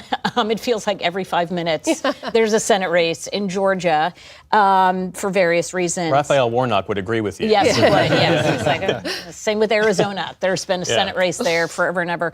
But for retirements and such. But the and this was why Democrats were actually concerned from the very beginning about Georgia, which was that it was a state where without Raphael Warnock on the ticket, without a governor's race, without other things, especially without an African-American candidate on the ballot helping to juice that turnout, you were not going to get that same kind of intensity among Democratic voters. And that may turn out to play. As I said, the one data point we do have is just the fact that Trump is doing better among black voters. And thus far, it doesn't look like other issues other groups of voters have changed all that much. Let's bring in our Lisa Desjardins. Lisa, the polls in Georgia closed at 7 p.m. Eastern. Yes. You have Georgia there up on the super screen. What are you seeing? Yeah, more results, which is, of course, what I want. Let's go on a 3-minute tour of what we know in this moment. Trump up, but we're getting now 55% of the result in the state of Georgia. I want to look at a couple of places to judge sort of what's happening here. First of all, Liberty County. This is a rural Democratic county. We spoke to a black farmer there that broke for Harris. Right now, she's at 59% in Liberty County. Where is that? That's where Hillary Clinton was. That's not where the Democrats want her to be in a county like this. It's a smaller county, but this is a place where they need to be getting closer to Biden's numbers if they're going to win the state of Georgia. So let's look at another county, though, where Democrats see something more that they like. This is Douglas County. This is suburban Atlanta. And if you look at where they are now versus where they were in 2016, this is where, for the moment, Harris is outperforming Joe Biden in this suburban county. Big difference here. This is 40,000 votes. Many more votes here than in those rural counties like Liberty. And look, 80% of the vote in. This is a place that Democrats like to see this kind of change going on for them. Let's take a look at what else is going on in some other states. Pennsylvania, we're getting more results in, but still, it's only 13%. But we are starting to see this even out a little bit as some of the Trump areas are coming in. I want to take a look closely at also the Pennsylvania Senate race. Here we see Bob Casey actually underperforming Kamala Harris at the moment. But we have a lot of results to come in, including we don't have anything from Chester County yet. So there's some big areas to come in. And just a couple more things to look at. Pennsylvania, this is another key race that we're watching. Susan Wild, the incumbent there right now with 9% in. She's crushing it, but, you know, this is the early vote. Ryan McKenzie is a rising star state representative there in Pennsylvania. And then, look, we've got a few results coming on in Michigan.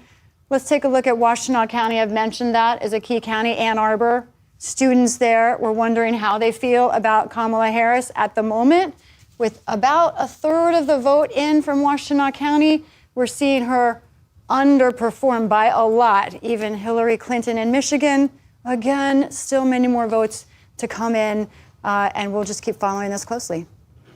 All right, that's our Lisa Desjardins. Man, guys, I need my coffee. Over at the Super Screen. In the meantime, we've got reporters fanned out across the country, including two with both of the campaigns. Laura Barone Lopez is with the Harris campaign at Howard University here in Washington, D.C. So, Laura, give us a sense now. We're coming up on 9 o'clock here on the East Coast. What are you hearing from the campaign about where things stand so far? Yeah, Amna, so Harris's campaign is still exuding cautious optimism. They aren't, reading too much into these early numbers, but they are sending still updates from what they're seeing on the ground, where their surrogates are, where their ground operation is. And so the campaign shared with us that right now there are long lines still at universities across Nevada, that they've deployed surrogates to those universities to make sure that people stay in line. Also in Wisconsin, they said that they had 1 to 2 hour lines there and were trying to make sure that people were staying in line to vote. They deployed some of their brand name surrogates, some big names like Paul Rudd, the actor, to universities in Wisconsin. They also had others like Jennifer Gardner FaceTime in to Pennsylvania. And they continue to keep pointing out that the Puerto Rican population turnout is high in Philadelphia. Another thing that they're pointing out, Amna, is that they like the numbers that they're seeing in the suburbs of Atlanta. I was also texting with a House Democrat, a lawmaker from Michigan, who is also saying that they are cautiously optimistic and said that they think that it's going to come down. More than anything, it will be the gender gap, which I know that you and everyone there on the panel was just talking about. All right, let's head down to Florida, where William Brangham is with the Trump campaign. William, what are Trump campaign sources telling you? Well, this is going to be no surprise to you, Jeff, and to Amna, that just as Laura is reporting that the Harris campaign is expressing optimism, so is the Trump campaign. Specifically, Trump campaign officials have been telling me that they are very bullish on Pennsylvania. And specifically, they were pointing out that they think that turnout in Philadelphia, while it is high, which is something that would normally favor Democrats and the Harris campaign, they're saying that it's showing high for them in areas that are strong for Trump, south and northeast parts of Philadelphia. The other Harris strongholds, they say, that aren't doing as well. This echoes a little bit of what Lisa was saying, that Casey's Senate campaign was seemingly underperforming. The Trump campaign seems to be echoing that same idea. Overall, the campaign is saying also that across the country, the rural turnout, which again was be expected to go for Trump, is very, very strong. Monster and huge were the adjectives that the campaign official used. The other thing that the campaign is pushing is that they have argued that low propensity voters, as we talked about earlier tonight, would be critical for their turnout.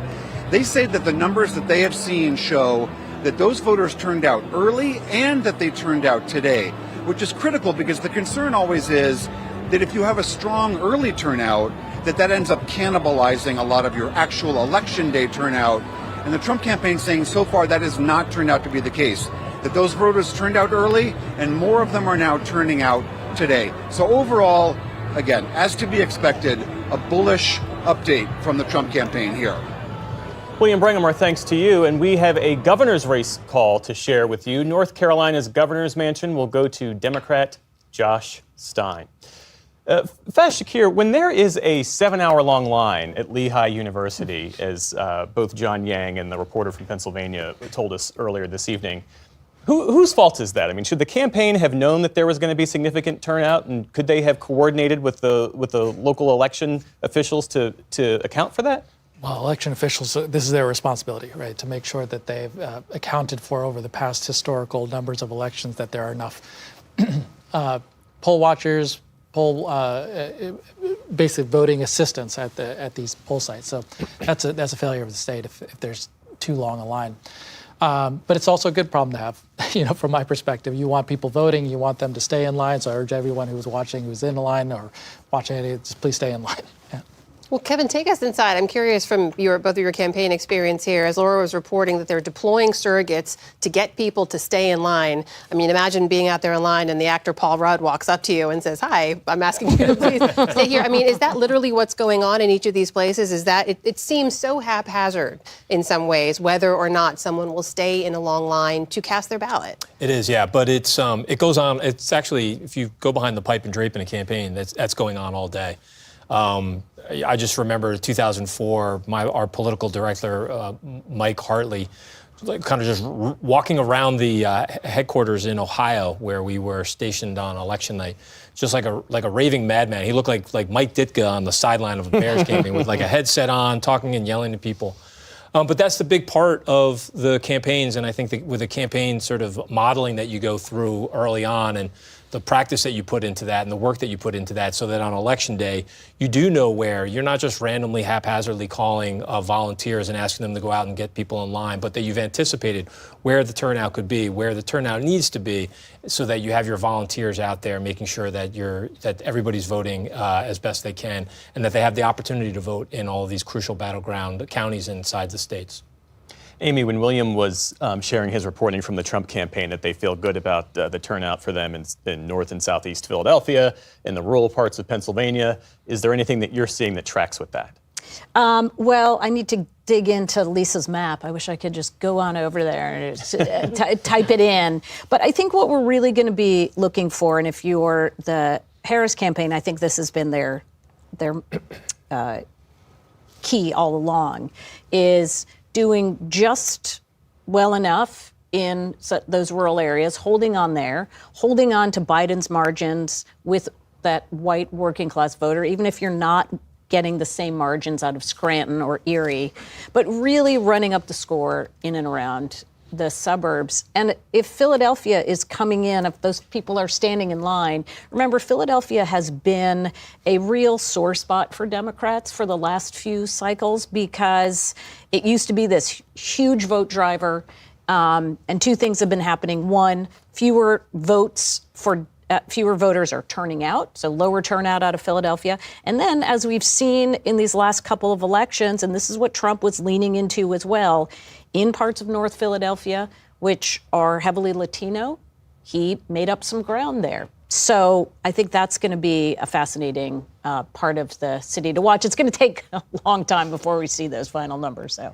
Well, we got all night together, guys. Oh, thank you so That's what's so great. Here. Thanks to all of you for being with us as well. David Brooks is getting an important call. We're going to ask him who's calling him at this hour. In the meantime, we're going to take a short break so our PBS stations can report on some of their state and local races. We'll be right back at 9 p.m. Eastern, which is when polls close in many more states, including Michigan, Wisconsin, and Arizona. So stay with us.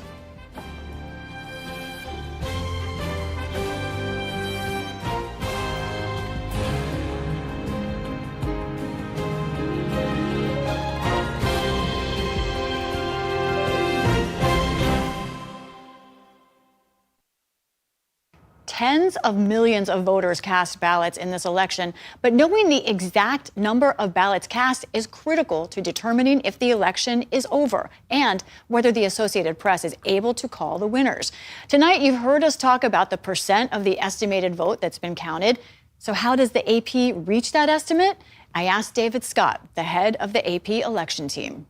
It is an estimate of what we believe to be the total amount of ballots cast in an election. And I could tell you, if we had that number hard and it wasn't an estimate, we'd be making race calls a lot sooner, right? That denominator is so important. We really look at it in multiple ways. We're looking at how many people are registered. We're looking at what was the turnout in the past comparable election.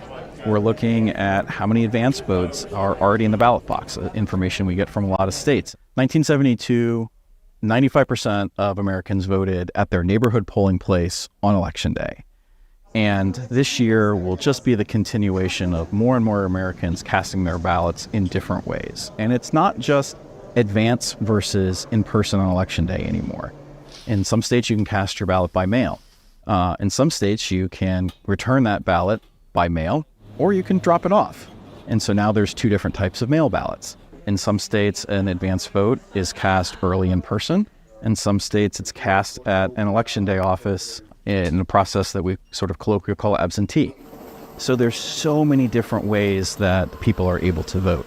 One of the things that's more recent is that county election offices in many places are giving us Election Day turnout. So on the day of the election, we'll find out, hey, in this county at 10 a.m. they had this many people vote, and at noon, this many people had voted. And we sort of plug that all into a model where we are trying to estimate how much vote has been cast. So in real time, you can adjust. Absolutely. Is this going to be a bigger election than we thought or smaller? Right. And then once polls close and we actually start getting ballots in, those actual returns feed into the model as well, and we make adjustments. So you'll see that estimate change over the course of the night.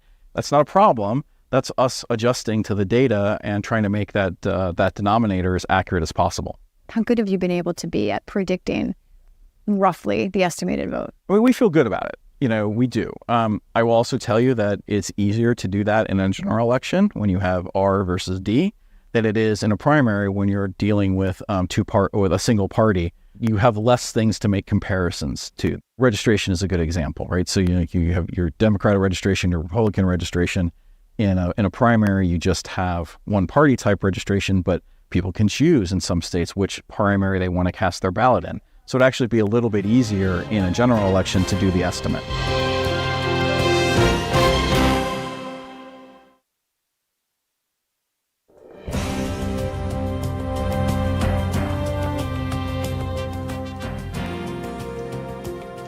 And welcome back to PBS News special live coverage on election night. I'm Amna Nawaz. And I'm Jeff Bennett. It is now 9 p.m. Eastern. Polls have closed in 3 more of the biggest presidential battlegrounds, which include Arizona, Michigan, and Wisconsin. We can, at this hour, call several more states for former President Donald Trump.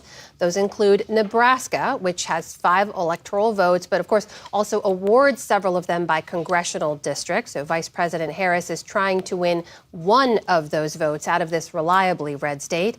Former President Trump has also won the states of Louisiana, North Dakota, South Dakota, and Wyoming. Meantime, Vice President Kamala Harris has claimed the states of New York. Polls have also closed this hour, but it's still too early to call the winner in these following states: Colorado, Iowa, Kansas, Minnesota, New Mexico, and Texas. So if we take a look at the electoral map, that's where it stands at 9 p.m. Eastern as the vote is still coming in and still being counted. We mentioned Arizona as a race we couldn't call yet. It's one of the big battleground states. Lucky for us, our friend and colleague Stephanie Tsai is at one election center in the most populous county, Maricopa County. That's in Phoenix. Stephanie, what are you seeing?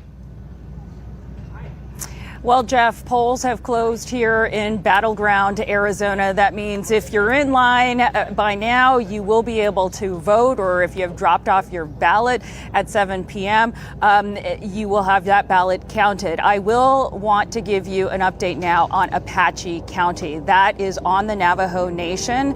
The Navajo Nation reported that they were having problems at many of their polling places earlier this morning. A judge has now granted the Navajo Nation's request to keep their polls open for 2 more hours. That is critical. Joe Biden won Apache County by 66%. He had 66% of the vote in 2020. Most of the voters, 43,000 of them in Apache County, are Navajo. So they will be given 2 more hours. Everywhere else, the polls are closed now in Arizona. What happens next? Well, we're at the tabulation center in Maricopa County, the largest competitive jurisdiction in voting in the country. What will happen now, the polls will close. There is new legislation in Arizona that requires that any of the dropped off ballots today, those envelopes are counted.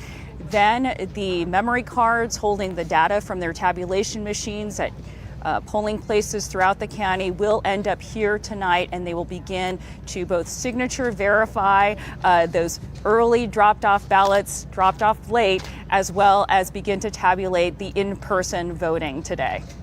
Stephanie, thank you for laying out that process. I think it's so important for folks to understand how it works in each of those key states in particular.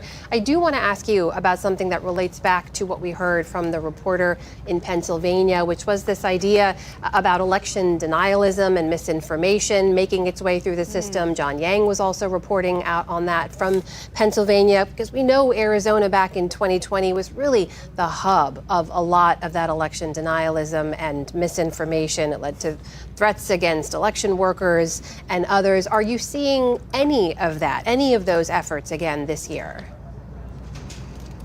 You know, what's so interesting is you talk about 2020 and Maricopa County, the day after Election Day, being ground zero for a lot of misinformation as well as election fraud conspiracies.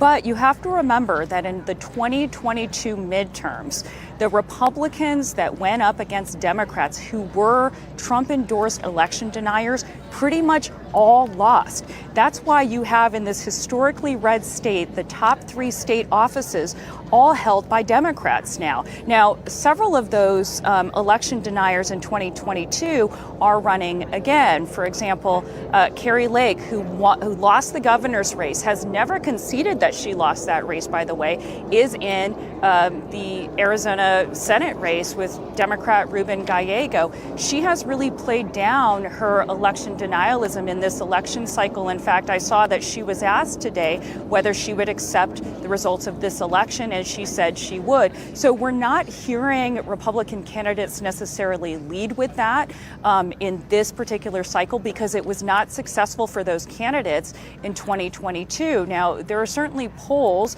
that show that there are a large number of voters here in Arizona who still have questions and distrust of the election system. That's why election officials here have tried so hard to get out ahead of that.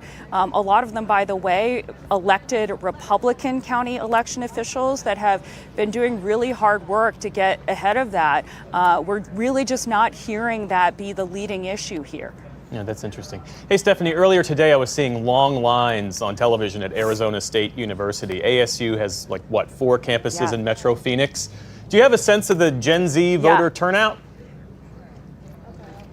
Oh gosh, in the early turnout, Gen Z was very low, and we saw a preponderance of the early ballots coming from Arizona voters that were 65 plus, and the younger turnout was very low, 20-30%. I saw the same video on the campus, the main campus of ASU today during lunchtime. There were very, very long lines, and so it'll be really interesting to see where those voters landed. I did speak to 2 Arizona State University students this week. They were both voting for Harris, and they were voting Democrat down the line. Of course, Democrats in Arizona and throughout the country believe that younger voters favor Harris. So it'll be interesting to see where that demographic lands today. We're also watching another group, Jeff, and that is that out of all of the voters that turned out to vote in person in Maricopa today, the biggest group right now, our latest data, which is from an hour ago, is independents. That's unaffiliated voters. So even though Republicans have a huge advantage in registration in Arizona, 200,000 registrations more than the Democrats, there's a large group of independents that turned out today. The second highest group that turned out today in Maricopa County were Republicans. Democratic turnout from our latest numbers were only about 30% in person.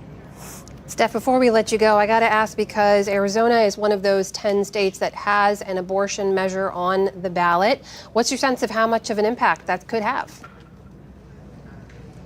It's so interesting. I spoke to 3 women in a row at one of the polling stations today, all of whom were passionate about the abortion issue. In fact, 2 of them were women in their mid-70s who said that is the most important issue for them. One of them even shared with me that 40 years ago, she had a miscarriage and they had to do a DNC, and she would have lost her life if they had not been able to do the DNC procedure.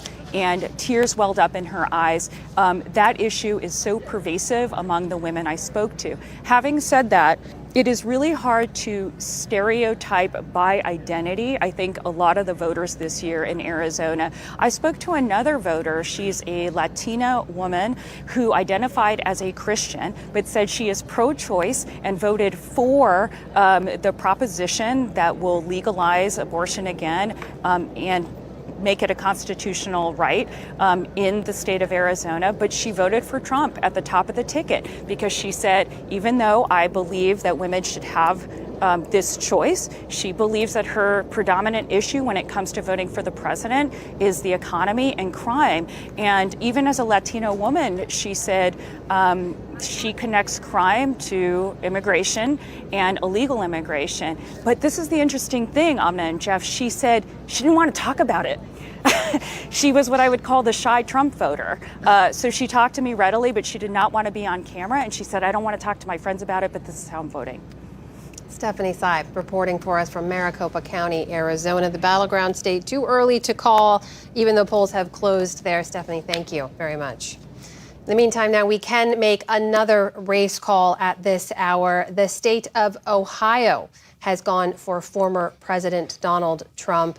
When you take a look at the national map at this hour, just past 9 o'clock here on the East Coast, brings the current electoral vote stand for former President Trump to 137, Vice President Harris with 99. Back here in the studio with our panel, Judy Woodruff, can I just get you to weigh in on what we heard from Stephanie Sy reporting on? Because I think one of the questions you mentioned we want to try to answer tonight is how much of an animating issue is this abortion rights issue? Will this matter, make a dent even in red states? This idea, she mentioned that for older women in particular, it could bring them out in larger droves because they remember a life and what it took to get to those reproductive rights in the first place. And you're right, Amna. I think I misspoke earlier and said 13. It's on the ballot in 13 states. It's on the ballot in 10 states, as you said.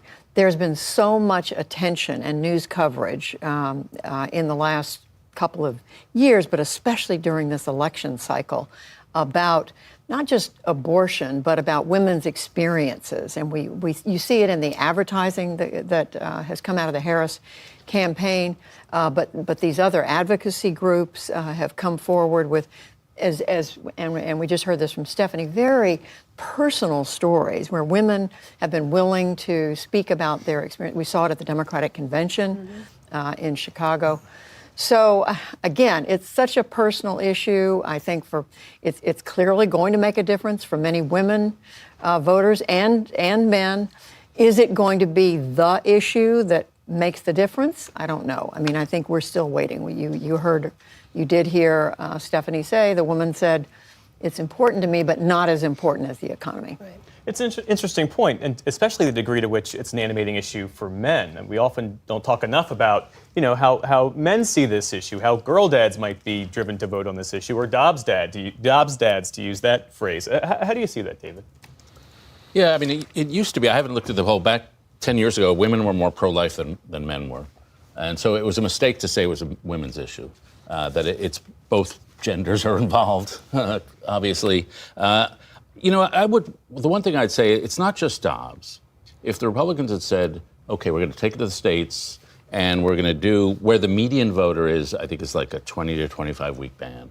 And if Republicans had said that, okay, we'll be roughly where the median voter is on this issue, legal until 20 weeks, say, it would be a very different landscape, I think. It's when they had states going to 6 weeks or 0 weeks, basically, like then you're really drifting away from the median voter rule. And the median voter rule is get to where the middle is, and you'll be okay. And the Republicans just ran away from that, and it's hurting them. As Amy said earlier, Florida's now a pretty deep red state, 10-point Trump margin, and that that initiative on abortion is 57% support. So that shows there are an awful lot of Trump Republicans who are like, we're not going there. Well, we know, as Judy mentioned as well, 10 states have different ballot measures related to abortion rights tonight. Florida is among them, and we can now report in Florida there's no wins on the right to abortion there. Abortion rights will not be enshrined in the state constitution. It got 57% support, but fell short of the 60% needed. And Amy Walter, this is a noteworthy moment in many ways because so far, anytime we've seen an abortion measure on the ballot, even in a state like Kansas, it has passed the bar. Right. And so the 60% threshold was really the challenge. And the governor of the state, Ron DeSantis, he had campaigned very hard to make this 60% threshold in place. Remember, this is the 6-week ban that is in place, was one that came from his administration. And so it is a win for DeSantis in that way, that this is something that went through a Republican legislature. He obviously is a sitting governor. He campaigned strongly about turning back this amendment, and he was successful. And it is also just a reminder. I mean, it was not that long ago we were talking about who was going to win Florida. This was the bellwether of bellwethers, and how dramatically it has shifted in such a short period of time from, a real toss-up state to one where Republicans have just been really dominant up and down the ticket.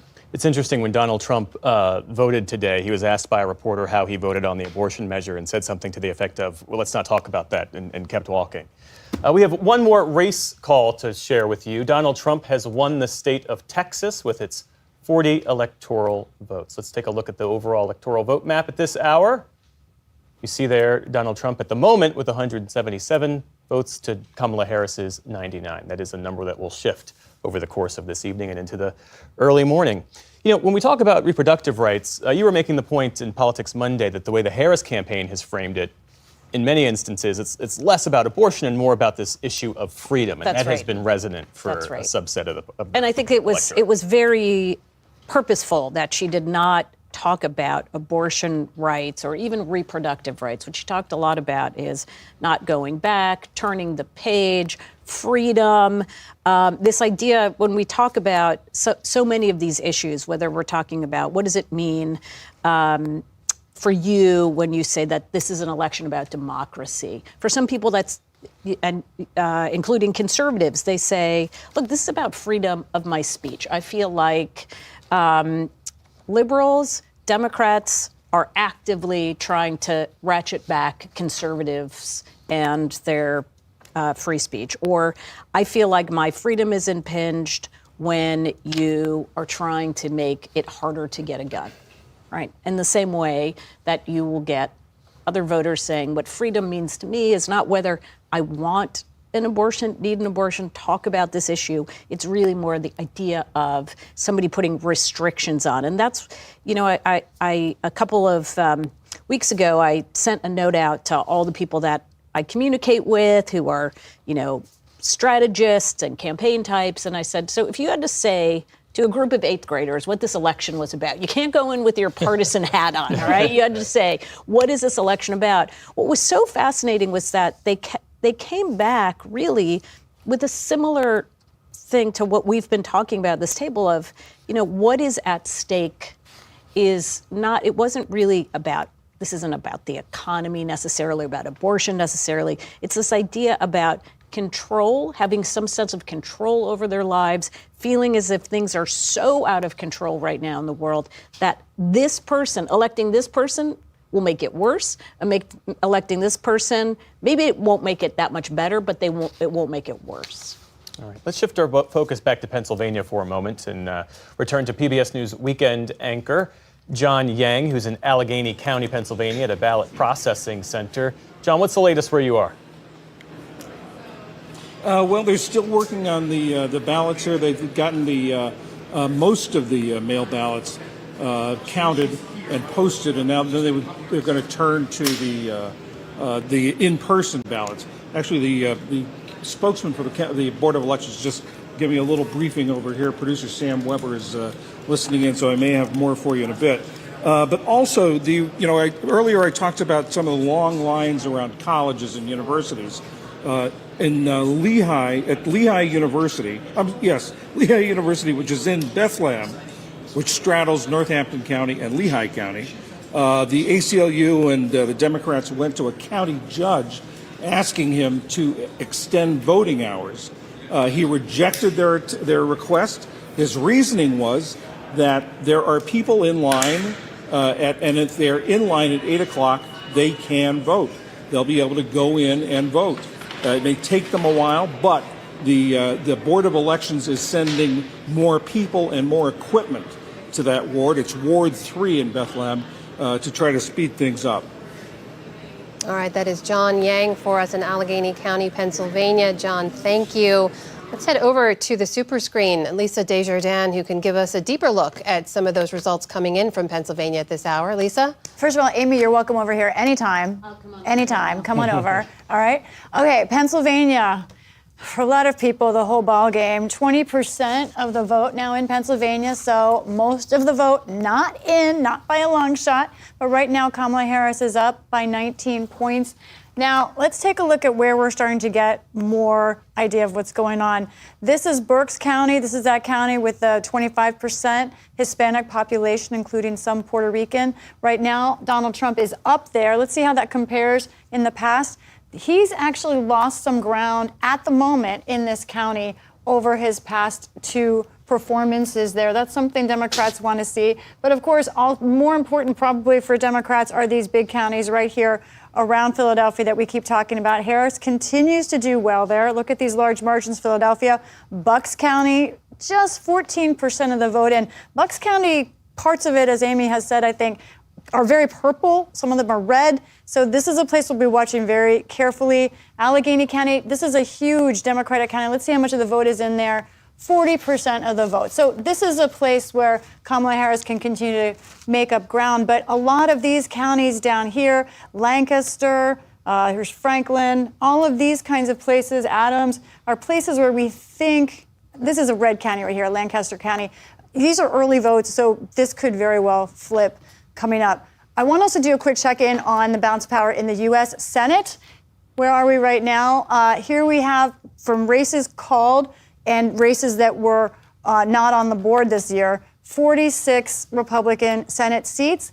That, of course, is only 4 seats away from 50, which could be a majority depending on who wins the presidency. This is where we expected things to be at this moment because West Virginia has been called. This is the first flip of the night in the U.S. Senate. It was expected. Joe Manchin has retired there. Jim Justice, the governor, has picked up that seat. Now, the race you all have been talking about quite a lot is Ohio's U.S. Senate race. I want to say something about what's going on here. Right now, Bernie Moreno, the Republican, is leading incumbent Senate Democrat and banking chairman, as you've noted, Sherrod Brown. But just a half hour ago, we were watching this, and it was the other way around. So this is a race that I think we could see go back and forth over the next couple of hours. Right now, 56% of the vote is in there. And we are seeing some of these Democratic areas come in, Cuyahoga County, up here, right here on Lake Erie, all of this starting to fill in. This is more of a red-purple area that we haven't seen numbers from. While we're in Ohio, let's check out an important House race as well. This is Ohio's 13th district, right up here, Akron, Summit County. It's redrawn. It's a sort of a new map up there. 42% of the expected vote in. Amelia Sykes, freshman House representative, someone who Republicans were hoping to unseat. Right now, she's up by a nice, comfortable margin. But again, we still have the majority of the vote to come in. Kevin Coughlin and his crew are probably watching right now, hoping that it goes their way. All right, Lisa Desjardins, thank you very much. Let's turn now and take a deeper look at the state of Wisconsin. We've been checking in with our colleagues and public media reporters across the country. In Battleground, Wisconsin, we're joined by Zach Schultz of Wisconsin PBS. Of course, we're still awaiting results for both the presidential and Senate races there. Zach, good to see you, and thanks for being with us. Just give us a sense of what you're hearing. Polls have closed there. What do we know about turnout, and what does it look like on the ground so far? Well, we spent the day traveling across the state, starting up in Green Bay and coming all the way back down to Madison. And the one thing we ran into everywhere was rain and voters waiting in rain. Their turnout was really good in a lot of the places. We hit some rural places that had long lines. Ripon, the birthplace of the Republican Party, or so it lays a claim to be so, had lines stretching through their halls and out and around the block, people passing umbrellas back to wait it out, up to a half hour at times for people to get in and vote. There was a really large early in-person absentee vote in Wisconsin that lasted a couple weeks. It's closed now, but we're not quite to 2020 pandemic-style turnout for absentee ballots, but it's very high, higher than the normal presidential. And what that means, it's just going to be a long time before we have results from a lot of these communities. The city of Milwaukee does a central count for all of their 100,000 plus absentee ballots, and they actually had a tabulator error earlier in the day, so 30,000 that they'd already counted, they're going to redo. So we're looking at late into the night, probably tomorrow morning before we have results. Some of these smaller communities were not expecting to have as many absentee ballots. Some of them, more than 53% of registered voters went absentee. I checked in at one, they had 9 people to process 8,000 ballots. They're expecting a long night as well. Zach, you mentioned some of those larger metro areas and counties. Milwaukee and Dane tend to come in later, and as we expected, it could be a very long night for you as well. But help us understand what other counties you're watching much more closely as the night progresses to give you a sense of where this might go, especially if Wisconsin expects another incredibly close margin of victory for either candidate. Well, one county that we've looked at throughout this election in the last couple of cycles is Ozaukee County. It's just to the north of Milwaukee. It has a rapidly growing Democratic population, that typical educated, college-educated workforce, with a lot of turning blue in a lot of those areas. And it used to be a stronghold of the Republican WOW counties, Washington, Waukesha, and Ozaukee. If you've ever heard the Wisconsin WOW counties, it was the deepest red traditional Republicans, and it's really bled a lot of voters in the Trump era. And the question there is whether it'll keep going. We were there earlier this election cycle, and they couldn't keep up with the yard signs, getting 1,000 in at a time for Harris' campaign. So Democrats are really looking there. As for the rest of the state where where Republicans are looking, it's western Wisconsin. They've got a very competitive congressional race there, and they're really hoping that the rural areas of Wisconsin turn out strong for Donald Trump. That's where they're going to be watching for a better margin than last time around. Yes, Zach, this is the time the rest of the country gets to talk about the WOW counties. This is our favorite time of year. But I do want to ask you about the U.S. Senate race as well. I believe you're at the campaign of Senator Tammy Baldwin for her watch party tonight. She's running for a third term there. She's being challenged by Republican Eric Hovde. There's been tens of millions of dollars spent on ads there, and this is really a seat Republicans have been targeting. Can you give us a sense of where that race stands? Well, the latest polling shows Baldwin up a couple points, depending on which poll you're looking at. Now, the question really is, will she be able to run ahead of Kamala Harris at the top of the ticket? Because historically, especially in 2018, which was an off year, it was an off cycle for her, she ran way ahead of all the other Democrats on the ticket, doing really well in some of those rural Republican areas. And the question is, will that happen again, or will that race get nationalized in the same way a lot of the other races are getting nationalized and voters are tying them together, or will they separate those out? That's part of Eric Hovde's campaign strategy, is telling people through his ads she's not the same Tammy Baldwin that she was, that you voted for before, trying to split some of those off, whereas Baldwin spent her campaign traveling every corner of the state. Even when the DNC was in Chicago, she spent the first part of that week back in the farthest corners, the most rural northern corners of Wisconsin, trying to court those voters and say, hey, I'm still the same one you voted for 6 years ago. Zach Schultz from PBS Wisconsin joining us tonight. Zach, thank you. Appreciate your time. Let's turn over now to Lisa Desjardins for a closer look and pick up where Zach left off there. Right. Lisa, take us through what we know about Wisconsin.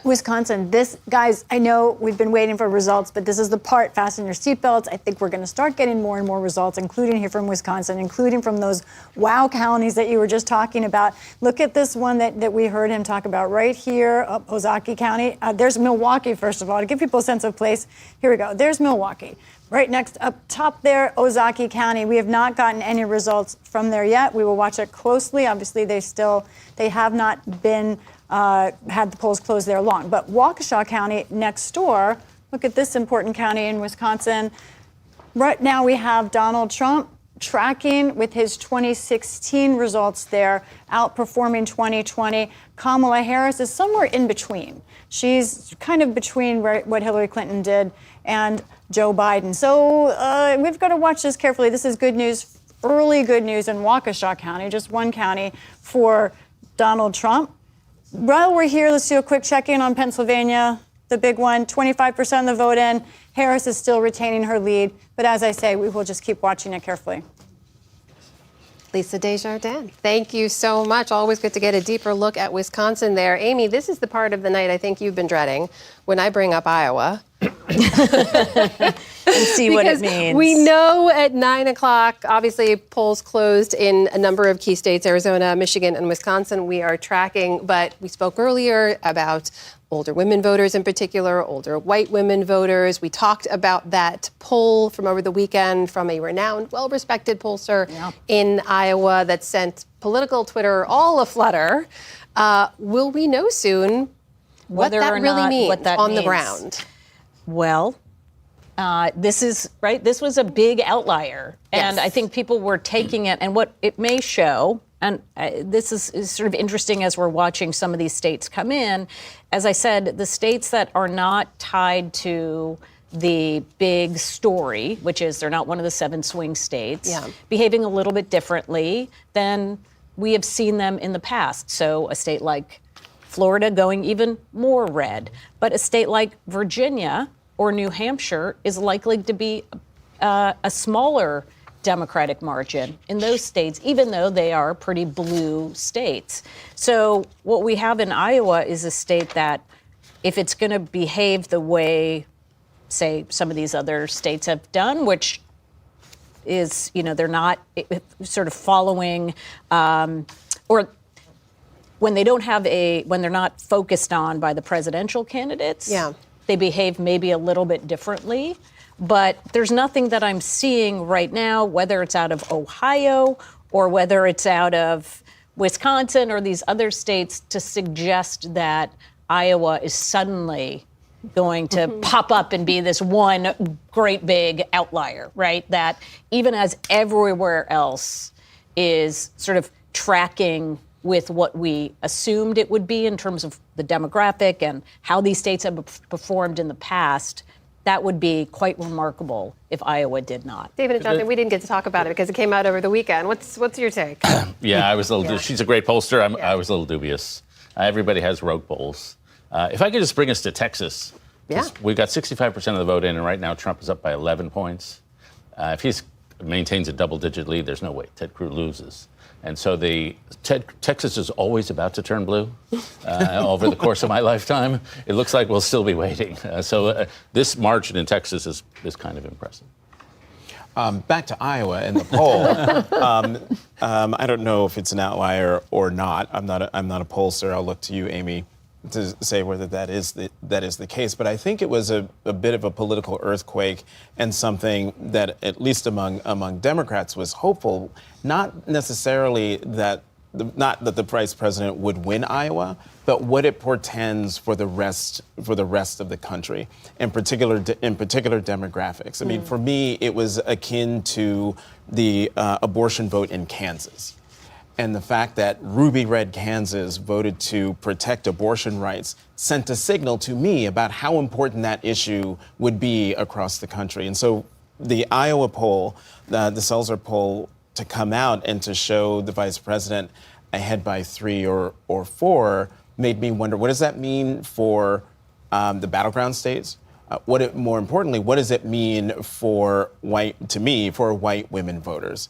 And so with all these results coming in, pictures being filled in. Picture is being filled in. And the takeaway of the Seltzer poll was that Kamala Harris had expanded her margins among independent white women and older white women. In order to win this evening, she would have to really historically run up those numbers, one would imagine, right? Well, so this is where my math skills really are a problem, because they're very low. As many of us, I won't speak for anybody else here, but those of us who got into this profession did so because we did not do particularly well on the math SAT. I was told there would be no math. That's right. Correct. And so we like to do the the other part, the writing piece, not so much the math piece.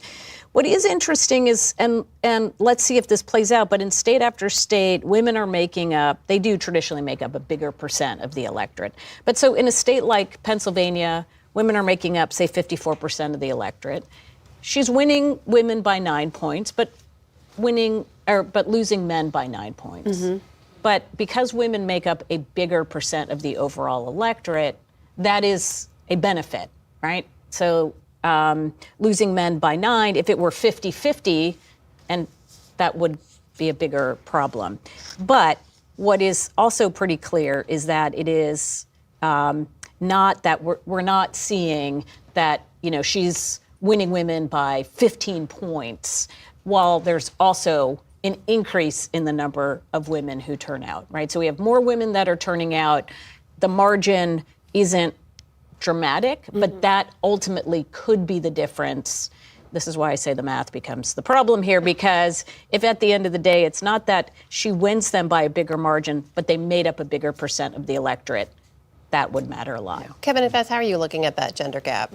Well, first of all, I have to get my word in on the Iowa poll. Please. I mean, look, the Iowa poll had everybody shook because I think, the fact that there were so many independents and women breaking towards Harris, I think, was a surprise for a lot of people. But I always think back to Mike Murphy, Mike Murphy, who is a grand wizard on the political strategy side, on the Republican side, had taught me. He said, if you really want to, if aliens wanted to invade Earth, one of the first things they should do is buy up all the pollsters, because you sort of set the sort of zeitgeist in one direction just with just one little poll like that. And what I tried to tell everybody after that poll was, like, we have an election on Tuesday. We're going to find out what happened and how and whether or not these campaigns matter. And what you have is billions of dollars pointed by these elections, pointed by these campaigns at engaging these voters and trying to make the case to them on these elections. And I think the thing that we're seeing is that the economy mattered, the issues like abortion matter, issues like immigration matter, and those independent voters are more likely to vote based on their station in their local economy than they are on what some Iowa pollster tells them that which way they should be breaking. So I think it's just more of a reflection that these campaigns actually matter. What they are breaking. Well, you know this about me. I'm interested in class politics. As much as there's gender politics to discuss, class politics is always at the top of my mind. And it pains me to watch, more Black working class people, more Latino working class people, at least by exits. And I think maybe we'll see tonight moving away from the Democratic Party. It's not great. We have to analyze how and why that's happening. I think you could win without them, but I think it's better that we win with them. And one of the reasons is because the Democratic Party has long been believed and understood to be the protectors of government, the executors of government, believers in government. And to believe in government right now, there's a lot of dissatisfaction with it, feeling the government is corrupt and broken and not delivering in a disruptive way for people who've been left behind. We talk about freedom. We have to talk about abortion freedom, abortion rights freedom, but there's economic freedom at play very much on people's mind. Whether do I have the liberty as a middle-class person to make it in this economy? And the Democratic message on it has been cautious. It has been status quo and I think we got to continue to push that envelope. We can't leave the playing field to say, okay, we're going to do abortion, we're going to fight for democracy, but on economists, we're going to sound status quo. No, you got to sound just like the disruptor that we need to be, and say, I get that there's some working class people who say, Biden's going to come, Trump's going to come in, he's going to disrupt government. And yet he's standing here with Elon Musk, the richest guy in the world. He's going to turn over government. So it seems like it's going to be some kind of co-presidency if they were to win, right? That he'd be running government officials. How can you not fight that fight and explain to working class people, no. There's a difference of a choice here. And I wish and I want more of a Democratic Party that's on the class issues as much as all these other I'd be issues. curious your take, because of the messaging on the economy, because we've talked almost exclusively about women, about abortion, but if you look at the ads run, both by the Harris campaign and by her super PAC, it was almost all on middle class, helping the middle class, getting the economy back on track, getting prices down.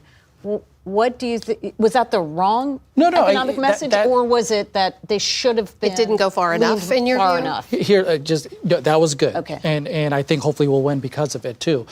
Also, the number one issue polled on the economy in terms of both Trump and Harris putting out ideas. You know what the number one was? Trump saying no tax on Social Security.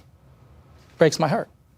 On Social Security, are you kidding me? That Donald Trump's going to outflank you? What the Democratic response on that has been Project 2025 will do the X, Y, and Z to Social Security, undermine it. Donald Trump has proposed budgets that would cut Social Security. All true.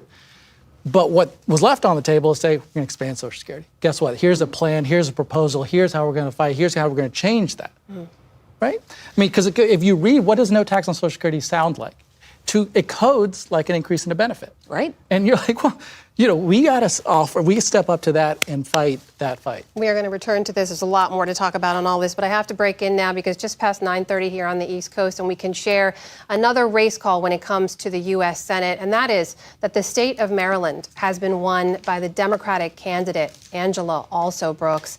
That's a Democrat. Holds the first time, by the way, that we will have 2 black women in the Senate. We reported earlier that Lisa Blunt Rochester of Delaware had won her race as well. Here's where control of the Senate stands at this hour. Republicans have 46 seats. They've gained 1. Democrats, of course, lost 1 and now have 36 seats. And Jonathan Geisberg, we're going to talk about the politics of all this in a minute. We're going to talk about what it took for her to beat a popular, moderate Republican governor there in Larry Hogan. But we can't lose the history of this moment, Jonathan. 2 black women for the first time in this country's history serving in the U.S. Senate together. And elected on the same day.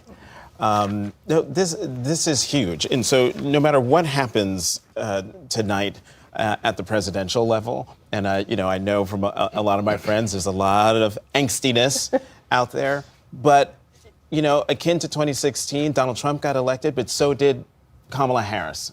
In 2016, she was elected to the Senate.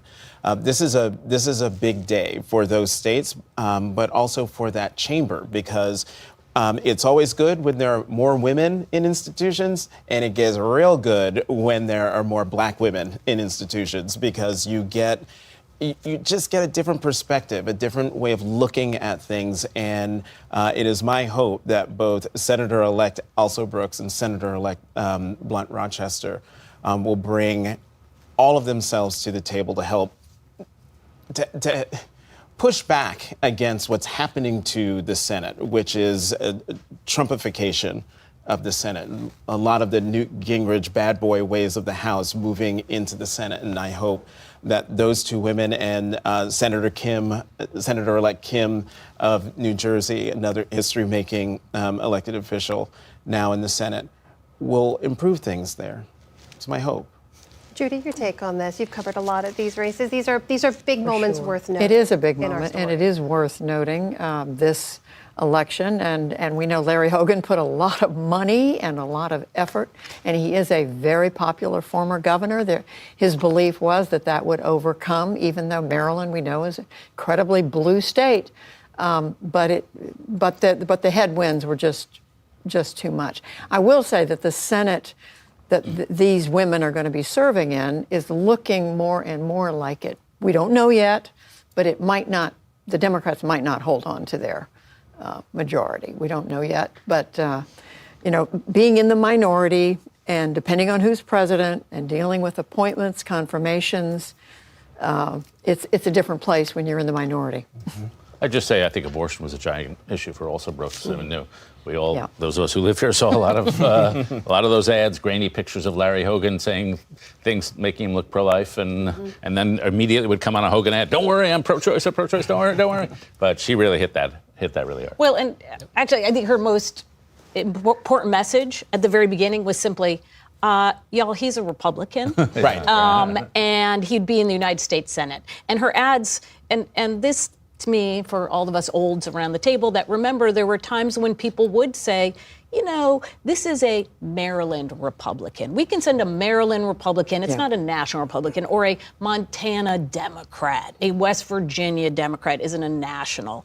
Those days are pretty much gone. And so her ads basically said exactly that. They said, we know you like Larry Hogan as governor. I did too. I voted for him. But this is the Senate. And the Senate is now, we have to be very careful because... And it also shows Maryland voters, because we're some of the suburbs of Washington, D.C., they have a little bit more sophisticated view about Senate control. I think that weighed very heavily in a lot of these votes. I also think this is also a case of, a Republican who, tried to run outside of the Trump model in a state and really tried to tailor his appeal, his legacy name in the state to voters. And I think it just showed that this is still a Republican Party that is, built in Trump's image, built with Trump's tone and style, and even, Larry Hogan couldn't get ahead of that here in Maryland. Yeah. I mean, all the ads I saw, also Brooks ads I saw, were about Larry Hogan's a Republican. Larry Hogan is going to be a vote for Donald Trump in the Senate. Larry Hogan is going to be a vote for a Supreme Court justice if Trump is president. And it just hammered away at it for weeks. Yeah. Well, let's shift our focus to Michigan just for a moment, because Michigan is being closely watched tonight for the presidential race, obviously, but also a Senate seat and several House seats that will be critical for control of Congress. Let's check in with Zoe Clark of Michigan Public. So, Zoe, bring us up to speed on the Senate race with the Democrat, Alyssa Slotkin, who is running against the Republican, Mike Rogers. What's the latest? Well, first of all, let's just talk about the money game, right? I mean, the just millions and millions and millions of dollars that has been spent on this race. The Detroit media market, for example, you cannot turn on a television and not see back-to-back ads. And yet what we know is that polling has continued to show it incredibly close. And with very few precincts reporting yet, it continues to appear like it's going to be very close. But much like what the theme of the night, talking sort of about Vice President Kamala Harris and whether or not she can get, center and right-leaning suburban women, it very much could be the same for Alyssa Slotkin here in this state. I understand you've been tracking reports of long lines around Michigan. What can you tell us on that front? Sure. Well, first we should say there have been long lines, but Michigan, this was the first presidential election where we had early in-person voting, 9 days of early in-person voting, no reason absentee voting. So more than 40% of registered voters had already voted before even beginning to see Election Day. But we have been seeing lines, but overall, things have been moving and working very smoothly, including in Detroit, in Huntington Place, where there was in 2020, probably many of your viewers will remember, pounding on glass doors and windows as absentee ballots were being processed and counted. And lastly, the Biden administration and the Harris campaign have faced criticism from some Arab American and Muslim American voters in Michigan over the administration's handling of the war in Gaza and the humanitarian crisis there. How has that issue evolved to Election Day? Well, this is what we're also watching, right? I mean, within Michigan, which is a microcosm sort of the country as a whole, there's a lot of these different demographic groups, whether it's suburban women, right? Whether it's Detroit voters, or whether it's Arab American voters. And what we saw was Donald Trump becoming the first of the two candidates to actually visit Dearborn this past weekend. And so it's something we're closely watching, particularly when you consider 100,000 voters voted for uncommitted back in the February presidential primary. 100,000 votes means something in Michigan when you consider that Hillary Clinton lost the state by less than 11,000 votes in 2016. Joe Biden then won Michigan by some 150,000 votes in 2020. Zoe Clark of Michigan Public, our thanks to you for your time this evening. Thanks. As we've been covering in the last several months and stressing to you at home, Americans should have confidence in the integrity of this election. That is the overwhelming message tonight from both intelligence officials and election workers. For a closer look at how tonight has gone from a security perspective, we turn to Juliet Kayyem, a former assistant secretary at the Department of Homeland Security and faculty chair of the Homeland Security Program at Harvard's Kennedy School, and Jessica Huseman, editorial director for Vote Beat. That's a nonprofit newsroom covering voting rights. Thanks to both of you for joining us. So, Juliet, you and I spoke not too long ago about the possibility of violence, about threats to election workers and others. And we did see some hoax bomb threats earlier, some threats to election officials. Of course, many people still in line, a lot more votes to be counted. But when you look back at how the days unfolded, how prepared have we been as a system for these incidents?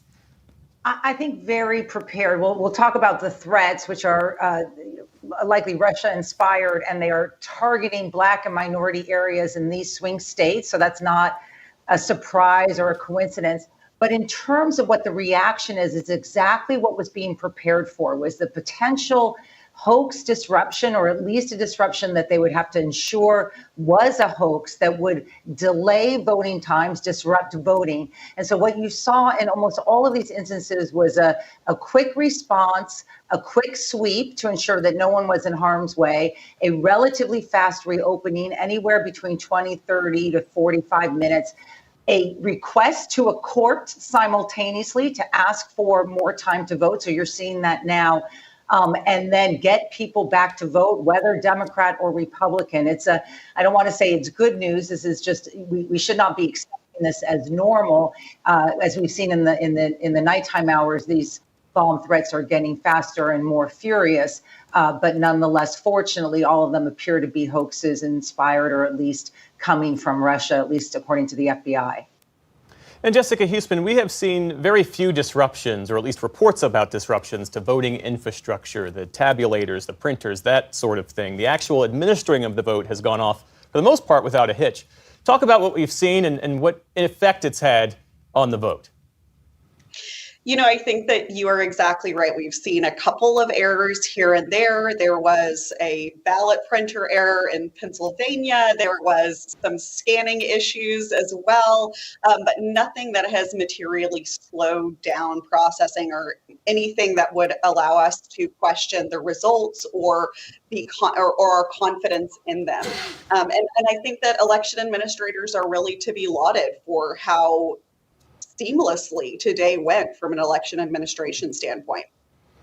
Juliet, we know some of the disinformation that we've seen, and you referenced this a little bit earlier. The FBI has now come out and made multiple statements attributing that online disinformation to Russia. There's also reports about National Guard deployments for Election Day support in a number of states. So as people see these reports and these kinds of updates going on, is there any concern about violence or unrest moving forward, or is this business as usual?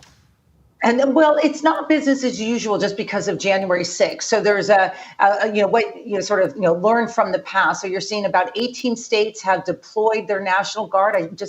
To be clear, the mission is quite limited. It's just to ensure that people are protected if people go out in the streets for lawful protest, to make sure that they don't become violent. DC obviously has activated its National Guard, and starting around January 6th, all of DC will be what's called a national special security event designated between January 6th and January 20th. Those of you who live there might start to experience this a little bit now, in which that area, because of the electoral vote count, if there's any question, if there's any legal issues going on, through January 20th will be designated. These are right now not based on specific threats, especially specific threats of a mass unrest, but the night's going to unfold in ways that we don't know. And we know, Donald Trump has already alleged voter fraud at least in Pennsylvania. How do people respond to that? We don't know, because we don't know what the vote is yet. But this isn't over. And so what you're really seeing is the pre-positioning and anticipating of what happens on the street, but also what's going to be happening in terms of the candidates.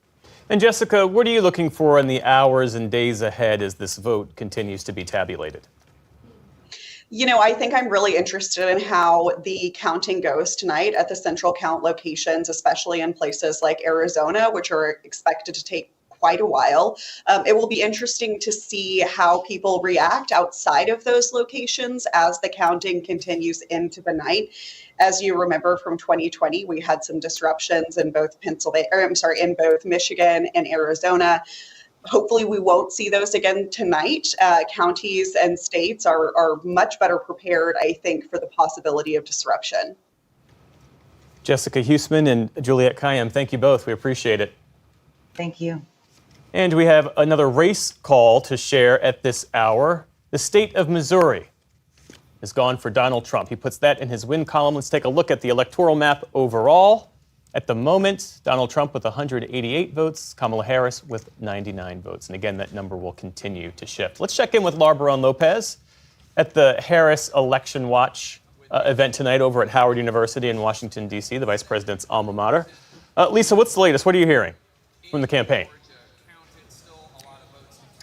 Well, the campaign, again, Jeff, is still being very patient, very calm, and they are saying that, again, they are seeing good suburban support, specifically when they're looking at Georgia. Yes, Donald Trump might be up right now, but they are saying that in some of the larger suburban counties, they're feeling good. They say, the campaign says, that Harris is currently overperforming Biden's 2020 margin in those suburban counties. They're looking at ones like Douglas. They say that she's running ahead of him in Rockdale. And so that's what they're pointing to right now. And they also say that the rural turnout in Georgia is looking about what they expected. So they don't expect Donald Trump to run away too much with that rural turnout as of right now. They also say that there are late arriving ballots in North Carolina that they are paying attention to, that they say should break in their favor. So far, the campaign is being pretty calm about all this, saying that they're waiting for more votes to come in, that they are not worried at all about what they're seeing in the numbers so far. I was also, Jeff, checking in with some voters in Michigan today. 2 young voters, and as we've talked about a lot tonight, young voters are going to be a key part of Harris's coalition and whether or not she is going to win in these swing states. And these 2 young voters in Michigan, one of them is a college student who told me that they ultimately, she ended up voting for Jill Stein, not for Kamala Harris. She was very upset about Harris's position on Gaza and Israel and ultimately voted third party there. But the other young woman, a young black woman who is around 28 years old, she told me that she ended up deciding to vote for Kamala Harris, despite being hesitant months ago and not thinking that she would vote for Joe Biden. She said that she decided to vote for Harris, especially because she liked the fact that Harris had Tim Walz join her as vice presidential nominee. All right, that is Laura Barone-Lopez at the Harris Watch Party in Washington, D.C. tonight. We also have William Brangham with us. He's in West Palm Beach, Florida, with the Trump campaign. William, we're coming up on 10 o'clock Eastern here. Polls have closed in all the battleground states except Nevada. How would you describe the mood in the room? What are you hearing from campaign officials? The mood here is very, very positive. I mean, I haven't been able to poll everybody here in the room, but the sense you get walking around and talking to voters is that the news keeps getting better and better and better for them. I talked with a couple of older veterans who were here, proudly wearing their military medals and insignias, who felt that Donald Trump was exactly the kind of leader that we need in a world that is at war and full of conflict in Ukraine and the Middle East. I asked them, what about these allegations that Trump has said denigrating things about veterans? They didn't believe any of those stories. A lot of Jewish voters here saying that they believe that Donald Trump's stout defense of Israel is a principal overriding reason that they want to vote for him, and they think he will deliver for them.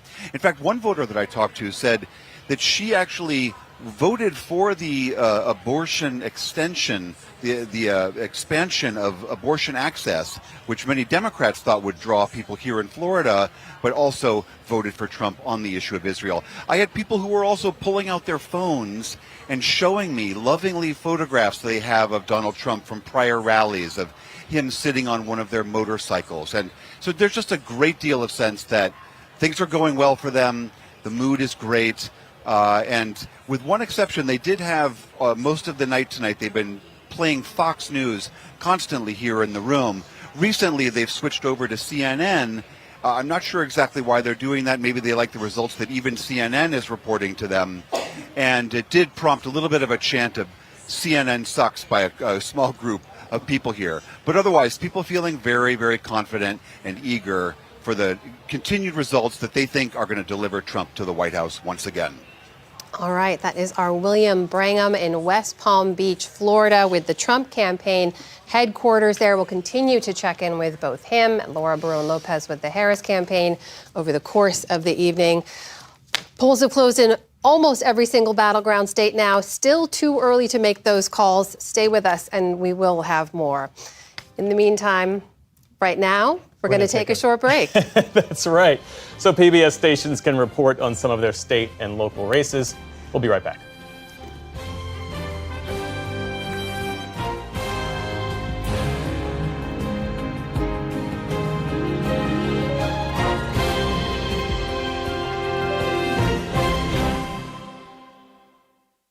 Tonight, we've been using information from Associated Press voter surveys, what the AP calls VoteCast. The data help us understand who showed up to the polls and also why they voted for specific candidates. To get a better understanding of how the surveys are conducted and how the AP uses this information, I recently sat down with David Scott, the head of the AP election team. VoteCast is our survey of the electorate. And for many years, we were part of the consortium that did exit polls in this country. And after 2016, AP decided that we would not be part of that consortium anymore, and that we would look for a new way to survey the electorate. Was that because of 2016? No, it was because of the way that people are voting differently. So if half or more than half or now close to 2/3 of voters are casting their ballots before polls open on election day, a survey that's built around interviewing voters as they leave polling places on election day is going to leave far too much of the electorate, not necessarily not surveyed, but not surveyed as part of the core methodology. So we developed a new methodology. It's based on having a very large survey of the electorate that meets voters where they are, that takes place during early voting, but also on the day of the election. We're still making calls and we're still taking in online responses to our survey right up until the moment polls close in a state. And we think that the scale of what we've been able to do with VoteCast is its biggest advantage. When we were part of the exit poll, we would get results in the battleground states. We get results for VoteCast in every state. The size of the survey, we're targeting more than 120,000 responses this year, means that we're able to analyze smaller slices of the electorate with a margin of error that means we can act on it. So we're able to look at Hispanic voters or African-American voters or young voters, but then also combinations of those voters in a way that helps us potentially get to a race call sooner or understand the way that the electorate is shaping up in a level of detail that didn't exist before. That is a big number, 120,000 voters that you are personally in contact with about their decision. That's right. A normal pre-election poll might have anywhere from 500 to 1,000 voters. Our survey of the country will be 120,000 respondents this fall. And in some states, we'll have as many as 4,000 or 4,500 responses. There are some states where VoteCast is the last piece of information that would allow us to declare a winner as soon as polls close. We're able to use VoteCast to confirm early trends in the vote count. So maybe we don't have enough to call the race on its own, but we're able to see something from the survey of the electorate that starts to match up with the data that we're seeing in the vote count. And it gives us an extra layer of certainty that the trailing candidates won't catch up.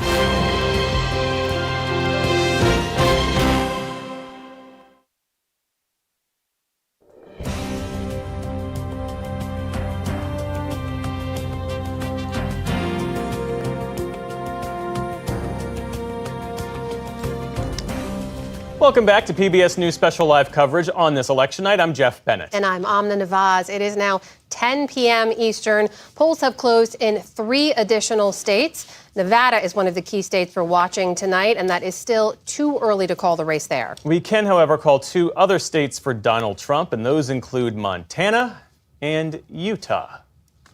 So taking a look at the electoral map at this hour, you see the 198 in the Trump column to Kamala Harris's 99.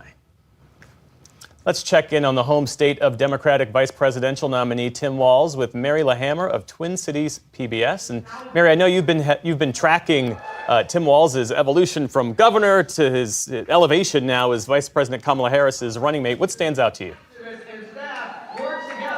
Yeah, Yeah, I've covered Governor Walz since his congressional race nearly 20 years ago. Was there for his very first debate when he flipped a rural red district to blue and then went up to the governor's office. And obviously the rest of the nation is discovering him here at Democratic Party headquarters in Minnesota. Right now behind me, they're touting some of his progressive accomplishments like free lunch for all students here in Minnesota, allowing felons to vote again. And speaking of voting, we went out to several precincts today. Steady traffic all day and very busy tonight. A couple precincts even saying that they have perhaps record turnout. We are hearing high turnout in red and blue areas. And in Minnesota, we do have same-day registration. We often lead the nation in voter turnout, and we're looking to regain that title after slipping into second last election cycle. And perhaps the excitement for Governor Walz, his supporters, or perhaps his detractors are turning out and driving that turnout here in his home state. There are several things relevant to the governor also on the ballot. Some of that progressive agenda we just spoke about was accomplished because of Democrats having all control of state government. Well, that's on the ballot here tonight. That Democratic trifecta is up. Our state House of Representatives, Democrats only have a 4-vote margin. They'll have to hold on to several seats to retain control there. And interestingly, our state Senate is in a tie right now. And it is tied because kind of a few dominoes fell here. You might remember Congressman Dean Phillips, who ran for president, challenging President Biden, questioning his age. Well, a state senator is now running for Congressman Phillips' seat right there, so that would resolve the tie. But if Governor Walz wins, the Senate here would go back to a tie once again, and it would make a lot of history because the president of our state Senate, Bobby Joe Champion, would immediately ascend to lieutenant governor, and he would make history being the first black man to ever hold that position. And more history would be made because Lieutenant Governor Peggy Flanagan here, who has run with Tim Walz twice, she would make history becoming governor, becoming the first woman to hold that position in Minnesota, and the first Native woman to do so. So that line of succession could really set up some historic dominoes here in Minnesota. And in fact, we spoke with her during our coverage of the Democratic National Convention. Minnesota, is a real Democratic stronghold. No Republican presidential candidate has won there since 1972, if memory serves. You're at the Democratic Party election headquarters. Yeah. What are folks telling you tonight? How are they feeling about the ticket's chances tonight, the Harris-Walz ticket's chances? Yeah, as you cited, Minnesota does have the longest history of a Democratic streak here. I mentioned not picking a Republican since Richard Nixon back in 1972. Another year that stands out in Minnesota history is when another local person was on the ballot. That was Vice President Walter Mondale. Minnesota was the only state in the nation that went Democratic that year in 1984. That was the Reagan landslide. So Minnesotans in the past have kind of voted for their own. And another interesting stat about vice presidents in Minnesota, if Governor Walz wins, that would mean that 3 out of the last 6 Democratic vice presidents would hail from the state of Minnesota, where in one of the statewide races on the ballot here, Senator Amy Klobuchar was just declared the winner. She was looking at perhaps one of her closer races. She's won by huge margins before.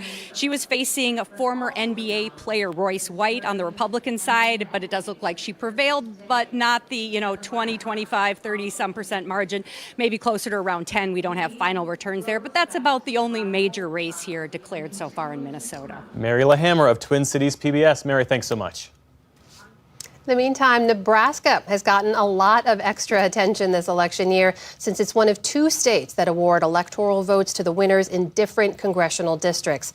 Vice President Harris is looking to repeat 2020 when Democrats picked up 1 vote there. Cassidy Arena of Nebraska Public Media is following it all. Cassidy, thanks for joining us. So we should point out the Republicans have won the popular vote in Nebraska every year going back to 1968, but Biden did manage to get 1 of those 5 electoral votes in 2020. The question is, can Harris do the same? What's it looking like this year? Right now, it's a little bit too early to call, of course, but Harris is leading right now as for Congressional District 2. You can hear some cheers in the background as more elections come in. So as you were saying, Nebraska has 5 electoral college votes, and typically we can see those splitting. So Congressional District 2, which is also where Omaha is, which is the most populated city in Nebraska, has gone blue, has gone for the Democratic presidential candidate, votes for Biden and Trump. And then also the first year Obama ran in 2008, that was when Congressional District 2 also split its votes to go toward the Democratic candidate. So as of right now, it's a little bit too early to call, but in those most populated cities, Omaha and Lincoln, we are seeing more Democratic voters coming out and showing up this year. All right, that is Cassidy Arena from Nebraska Public Media joining us tonight. Cassidy, thank you. Good to see you. Thank you. Meanwhile, back here in the panel, I know we've all been digging into some of those voter surveys that have been coming out. More specifically, Amy Walter has been digging in to those. And just so folks know what those are, we also talk about exit polls. This is something different. The Associated Press conducts surveys in the days leading up to the election and on Election Day with tens of thousands of voters. These are really deep dives. What are you focused on right now? Well, you know, what I always am interested in is to see, and I talked about this at the very beginning of the show, what is the coalition that each candidate has to put together in order to win a state? And so the easiest thing to do is to look backwards and say, well, how did that candidate do it last time, and how similar could it be this time around? What you find interesting, and we've been talking about this a lot on the panel, is the degree to which Trump has been able to make some inroads with traditionally Democratic voters, especially with black voters, where he's getting now 17% in Pennsylvania, according to these polls. That's up from 9%. That was Biden was getting 90% of black voters. And so Trump has basically doubled his share of black vote. I think a lot of that we're going to see is going to come from some major urban areas, say in Philadelphia. But the other interesting thing to me is where white voters are. And I think, wasn't it you who said, I'm going to be watching where white voters go? Mm-hmm. And the one thing I had been really wondering for Harris is whether she would be able to hold on to the support that Biden had gotten from white non-college voters. Not just can she overperform in the suburbs, but how far can she afford to lose those folks in Scranton and Erie and all those places we talk about? And right now it looks like she's basically hitting where Biden was in the last election in 2020. So Biden got 39%, Trump got 60% in 2020.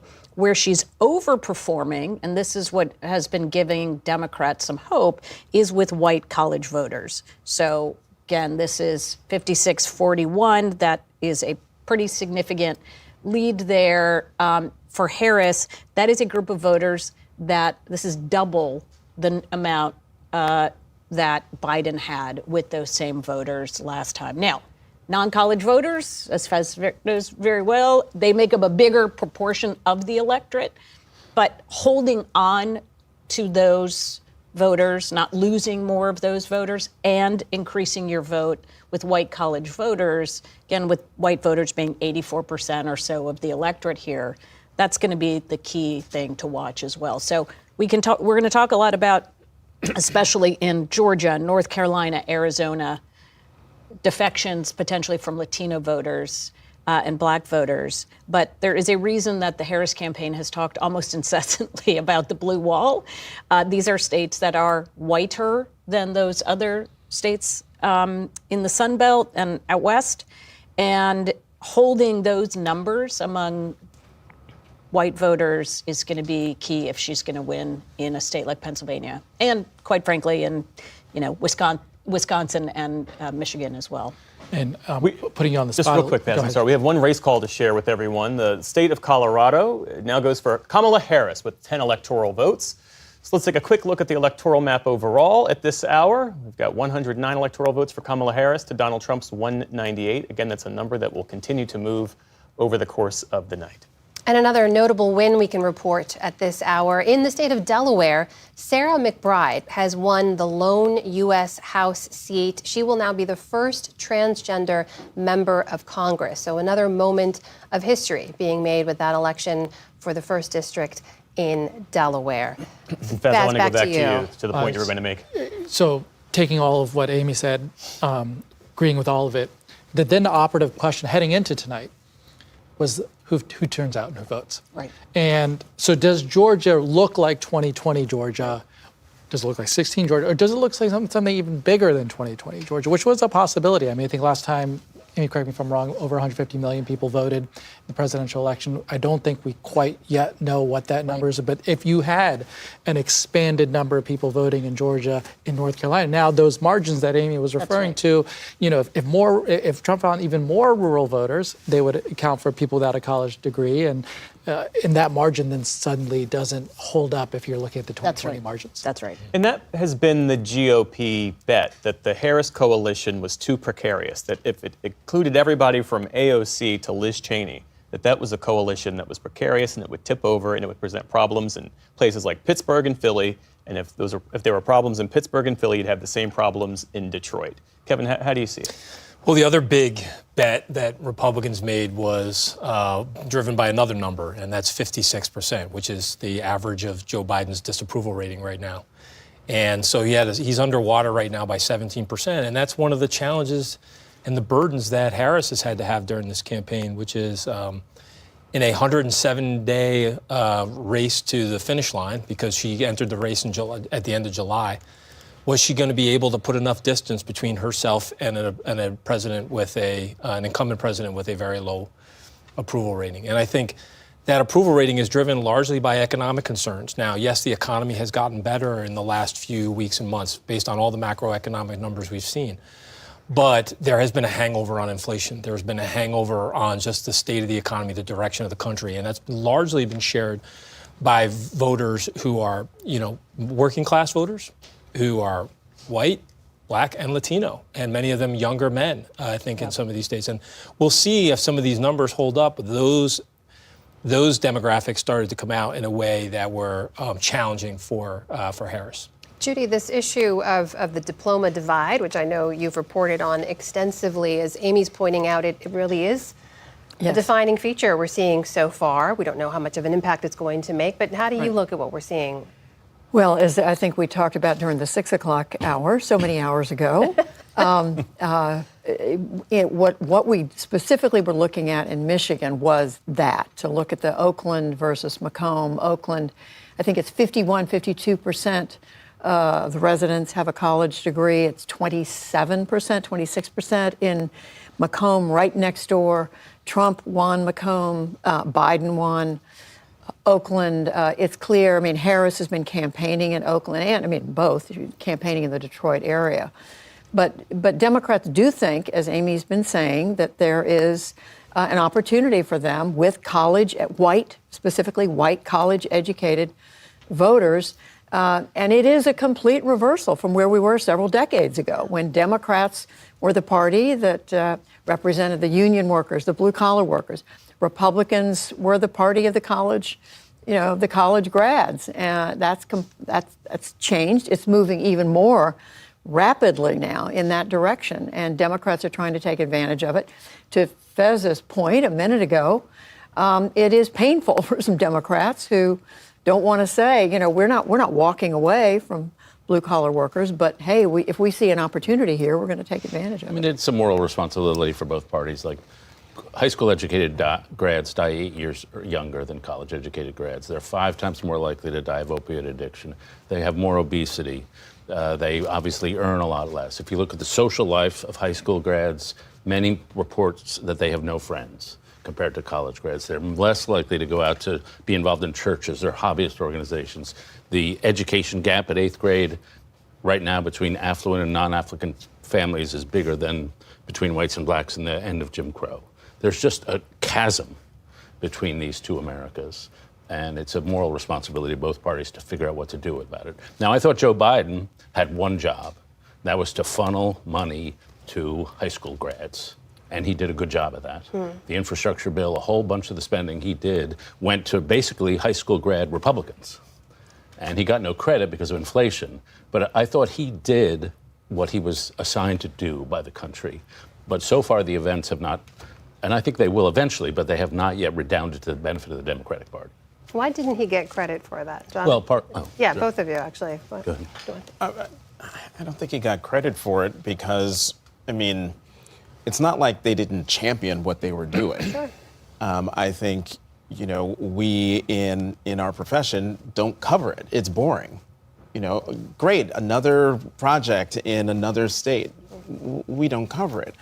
So that's why I think he doesn't get any credit. And then also, I'm sorry, David, but also when someone like the vice president goes out and campaigns and says, here's all this stuff that we've done and I'm going to continue to do it, she gets criticized for it. Everyone hears the criticism, oh, you're not separating yourself from President Biden, but no one hears what she's saying, and that is exactly what David was talking about, the things that they have done. If I could just interrupt very quickly, this reminds me of the trip we made to Steubenville, Ohio, about a year ago. It used to be thriving steel town. Of course, that ended some time ago. We spent a lot of time talking to people at a food bank and interviewed, I will never forget, we interviewed a couple, spent a long time talking to them. He's earning pretty good money. She can't work anymore. They have 2 children. The bottom line is they just don't make enough money to put food on the table. They were not aware that federal money coming in through the infrastructure, through the Inflation Reduction Act was building a new wing on their high school that was going to focus on STEM, on technical education for high school students, to David's point, and that there was other money coming into the community, but they didn't know it. And that gets to the whole question of what's happened to local news media, which is another whole subject we're aware of. But people don't, to your point, they just don't know. Yeah. There's something deeper, I would say. It's not just policy. Because we're having a policy conversation. I agree with a lot of policy. When you get into the art of politics, in order to animate some of these infrastructure projects, what we've done on the IRA, it's important to tell people what you fought against as much as what you fought for. That friction, that contest, that contrast is really critical. And when you get into the economic storytelling, if I asked each of you, tell me who the Democrats are fighting against besides Donald Trump, we got to answer that question. You're taking on Big Pharma, right? Haven't you taken on Big Pharma and delivered? Right. Who are you? Are we taking on big monopolists? Yes, we are. How many of our Democratic candidates are fluent in the lingo of, hey, we went out and we expanded unions through project labor agreements. We've made sure that Texans are getting their, and we had to do it despite opposition of this and this and this and this in order to do it. That's what you got to do in the political sphere.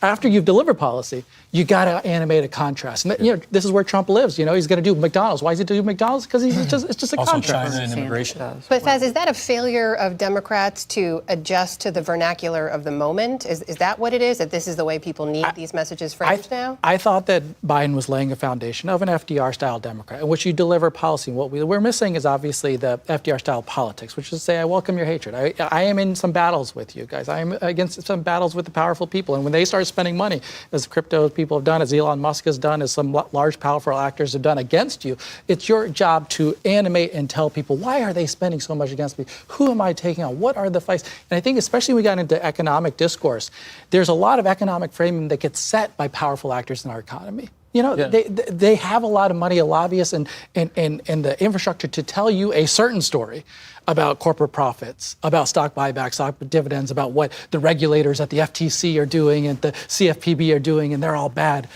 It's incumbent upon a Democratic administration willing to take that fight to also animate that in the political sphere. I'd also say that Democrats have to worry about the shadow party, not the actual candidates or the people who are elected Democrats, but the media, the universities, the foundations. They set the cultural tone for this country. And to me, Biden, it's a test case. Can you win over working class votes just with economic policy? Right. And I think the answer is no.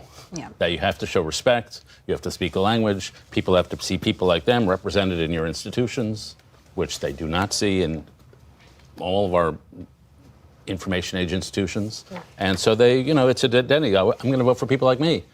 And they look at the elites and they say, well, they're not like me in a million different respects. And that's just a harder hurdle, because it's not a question of Kamala Harris running a better campaign. She ran a pretty good campaign. But everything that's happened over the last 20 years in the culture. Let's bring in our Stephanie Sy just for a moment and get a picture of what's happening in Arizona. Stephanie's in Phoenix for us. And Steph, I understand you have some information about the vote count in Maricopa County? We do. We do have initial unofficial results from Maricopa County. But before I get into these numbers, I just want to lay out for voters kind of how this works. At 8 p.m. local time, we got a big drop from Maricopa County. This represents about 55% of the total vote in Maricopa County. So why do we have this count so early? Because a lot of people in Maricopa County vote early. So the numbers I'm about to describe to you involve 1.1 million ballots that have been tabulated. And let's just put those results in perspective statewide. There are about 4.4 million registered voters statewide. Now I'm going to read you the results that we know so far. With 1.1 million ballots tabulated, Vice President Harris has just over 50% of the vote. Mr. Trump has 48%. These results are also reflected statewide. Ms. Harris has a slightly greater lead statewide. That accounts for about a third of total registered voters. I want to talk about the Senate race. We haven't had a chance to talk very much about that from Maricopa County, but there is a competitive Senate race in which the seat for Kyrsten Sinema, who was a Democrat, now an independent, is open. That is a race between Democrat Ruben Gallego, a Marine veteran, and Carrie Lake, a former news anchor who also ran for governor in 2022. Gallego, with 1.1 million ballots tabulated in Maricopa County, has a significant lead over Carrie Lake with almost 54% to her 44%. That is also reflected, that trend, in statewide results as of now. That's a 10-point lead. I also want to just point out another race that we're following, and that is in Congressional District 1, where we have a Republican representative, David Schweikert, a longtime incumbent, being challenged by a Democrat named Amish Shah. He's an emergency room doctor. Amish Shah is showing a slight lead over the incumbent, David Schweikert. We also have some information on Proposition 139. Now, this is a referendum that hundreds of thousands of Arizona voters put on a petition to get it on the ballot. It would protect the right for a woman to access abortion in Arizona, where there is a current 15-week restriction without exceptions. In early unofficial results, 63% of voters in Maricopa County have voted yes on Proposition 139. So again, this is the first tranche of results representing about 55% of the total vote, and that's what we have here. We'll expect more results to come in as more ballots are tabulated throughout the night right here at the Tabulation Center. Stephanie Sy, our thanks to you, and we have another race call to bring you. The District of Columbia, Washington, D.C. has gone for Kamala Harris with its 3 electoral votes. Let's take a look at the map overall. We've got 112 for Kamala Harris to Donald Trump's 198, a number, again, that is moving throughout the night. We're, of course, still waiting on race calls in a number of those battleground states. Arizona, where Steph Sy was reporting from, among them. Let's turn now to Lisa Desjardins to take a deeper dive at some of what Stephanie was reporting there. Lisa, over to you. Hi, lots to talk about. We are getting more and more results in. This is Maricopa County, as you saw on the graphic there, but I want to spend some time talking about the results she gave. This is exactly what Stephanie Sy was talking about, but with rounding. So Trump rounds up to 49, Harris at 51. Let's see historically where these two candidates sit right now. This is a place where, at the moment, Harris is outperforming both Joe Biden and Hillary Clinton. But of course, it is still very close. The early votes could have favored Democrats. Don't know, but we're going to have to wait. This is a close race, but right now this is potentially good news for Harris in this key county in Arizona. But as I say, guys, we're getting so many results. There's so much to talk about. And what I see in some of these maps is potential tipping points, tipping point moments in the election. In Georgia right now, we have 88% of the vote in, Donald Trump up 51 to 48. So I want to look at some of the counties here because two things are happening at once. Harris is doing very well in these counties around Atlanta. Look, there's DeKalb County. Look at how she's doing. She's outperforming Hillary Clinton. That's what she wants to do in this giant population center suburb and there with Atlanta. This is good news for Harris. So why is she behind right now in Georgia? Let's look at some other counties in the rural parts of the state. Here's Donald Trump in Peach County. This is sort of a medium-sized rural county. Look what he's doing. He is not only outperforming last year or 2020 and 2016, but he is outperforming it by a lot with 67%. We are waiting for more results. But what I'm seeing here is rural turnout really showing up in Georgia for former President Trump. Now, there's more to talk about here, too, but there's other states we have coming in. Let's take a quick look at where we are in Pennsylvania with the vote. This key state, 55% of the vote. Trump is up 51 to 48, but we do have some big counties to come in still. And let's look at the percentages here. Philadelphia, only 45% of the vote in. This is a place where you see Harris running up the total. There are thousands more votes for her here that have not been counted yet. So even though it's close, there are some big areas still to come in here in Pennsylvania. Let's talk about Wisconsin's Senate race. Also something that I think is important to talk about because look at this, guys. 1 point in Wisconsin. One thing I've noticed here, a lot of you folks know about these swing counties. Look at this, Door County and also Sauk County. These are 2 counties that voted for Trump in 2016, Biden in 2020. Look where they are right now. Door County, 76% of the vote. Trump is up. Also, look at this, Sauk County. Trump is up by a lot. Let's compare that historically. Look at how well he's doing there. He's beating his performance in both of these 2 races. So when I talk about tipping points, this is what I'm talking about. Still waiting for half of the vote here, but it's a moment of momentum right now. Could change in Wisconsin for Donald Trump.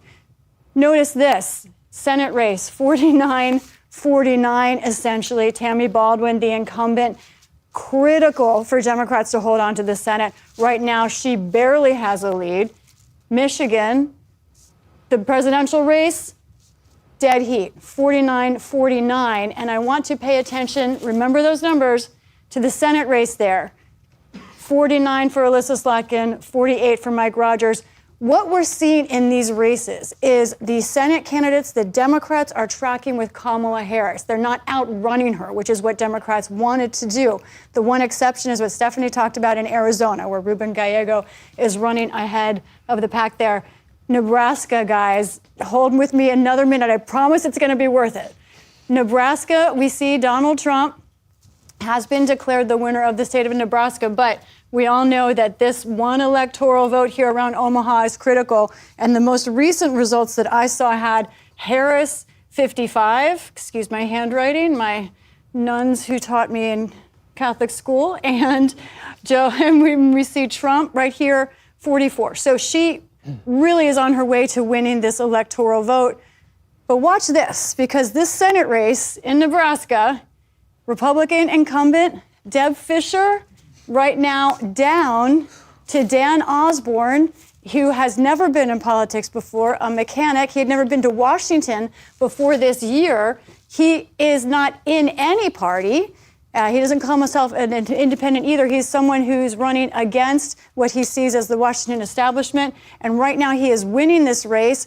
This would not mean an additional Democrat in the U.S. Senate should he pull this out, but it would mean one fewer Republican. So that is something Democrats are praying for as they see problems in these other races. We knew this was going to be an incredibly close and exciting race, and yet we have another potential historic twist that you really couldn't write about. You couldn't imagine it, but this is where we are right now in Nebraska. Back to you. Lisa Desjardins, I have to say, I think your Catholic school nuns would be very proud of you this evening.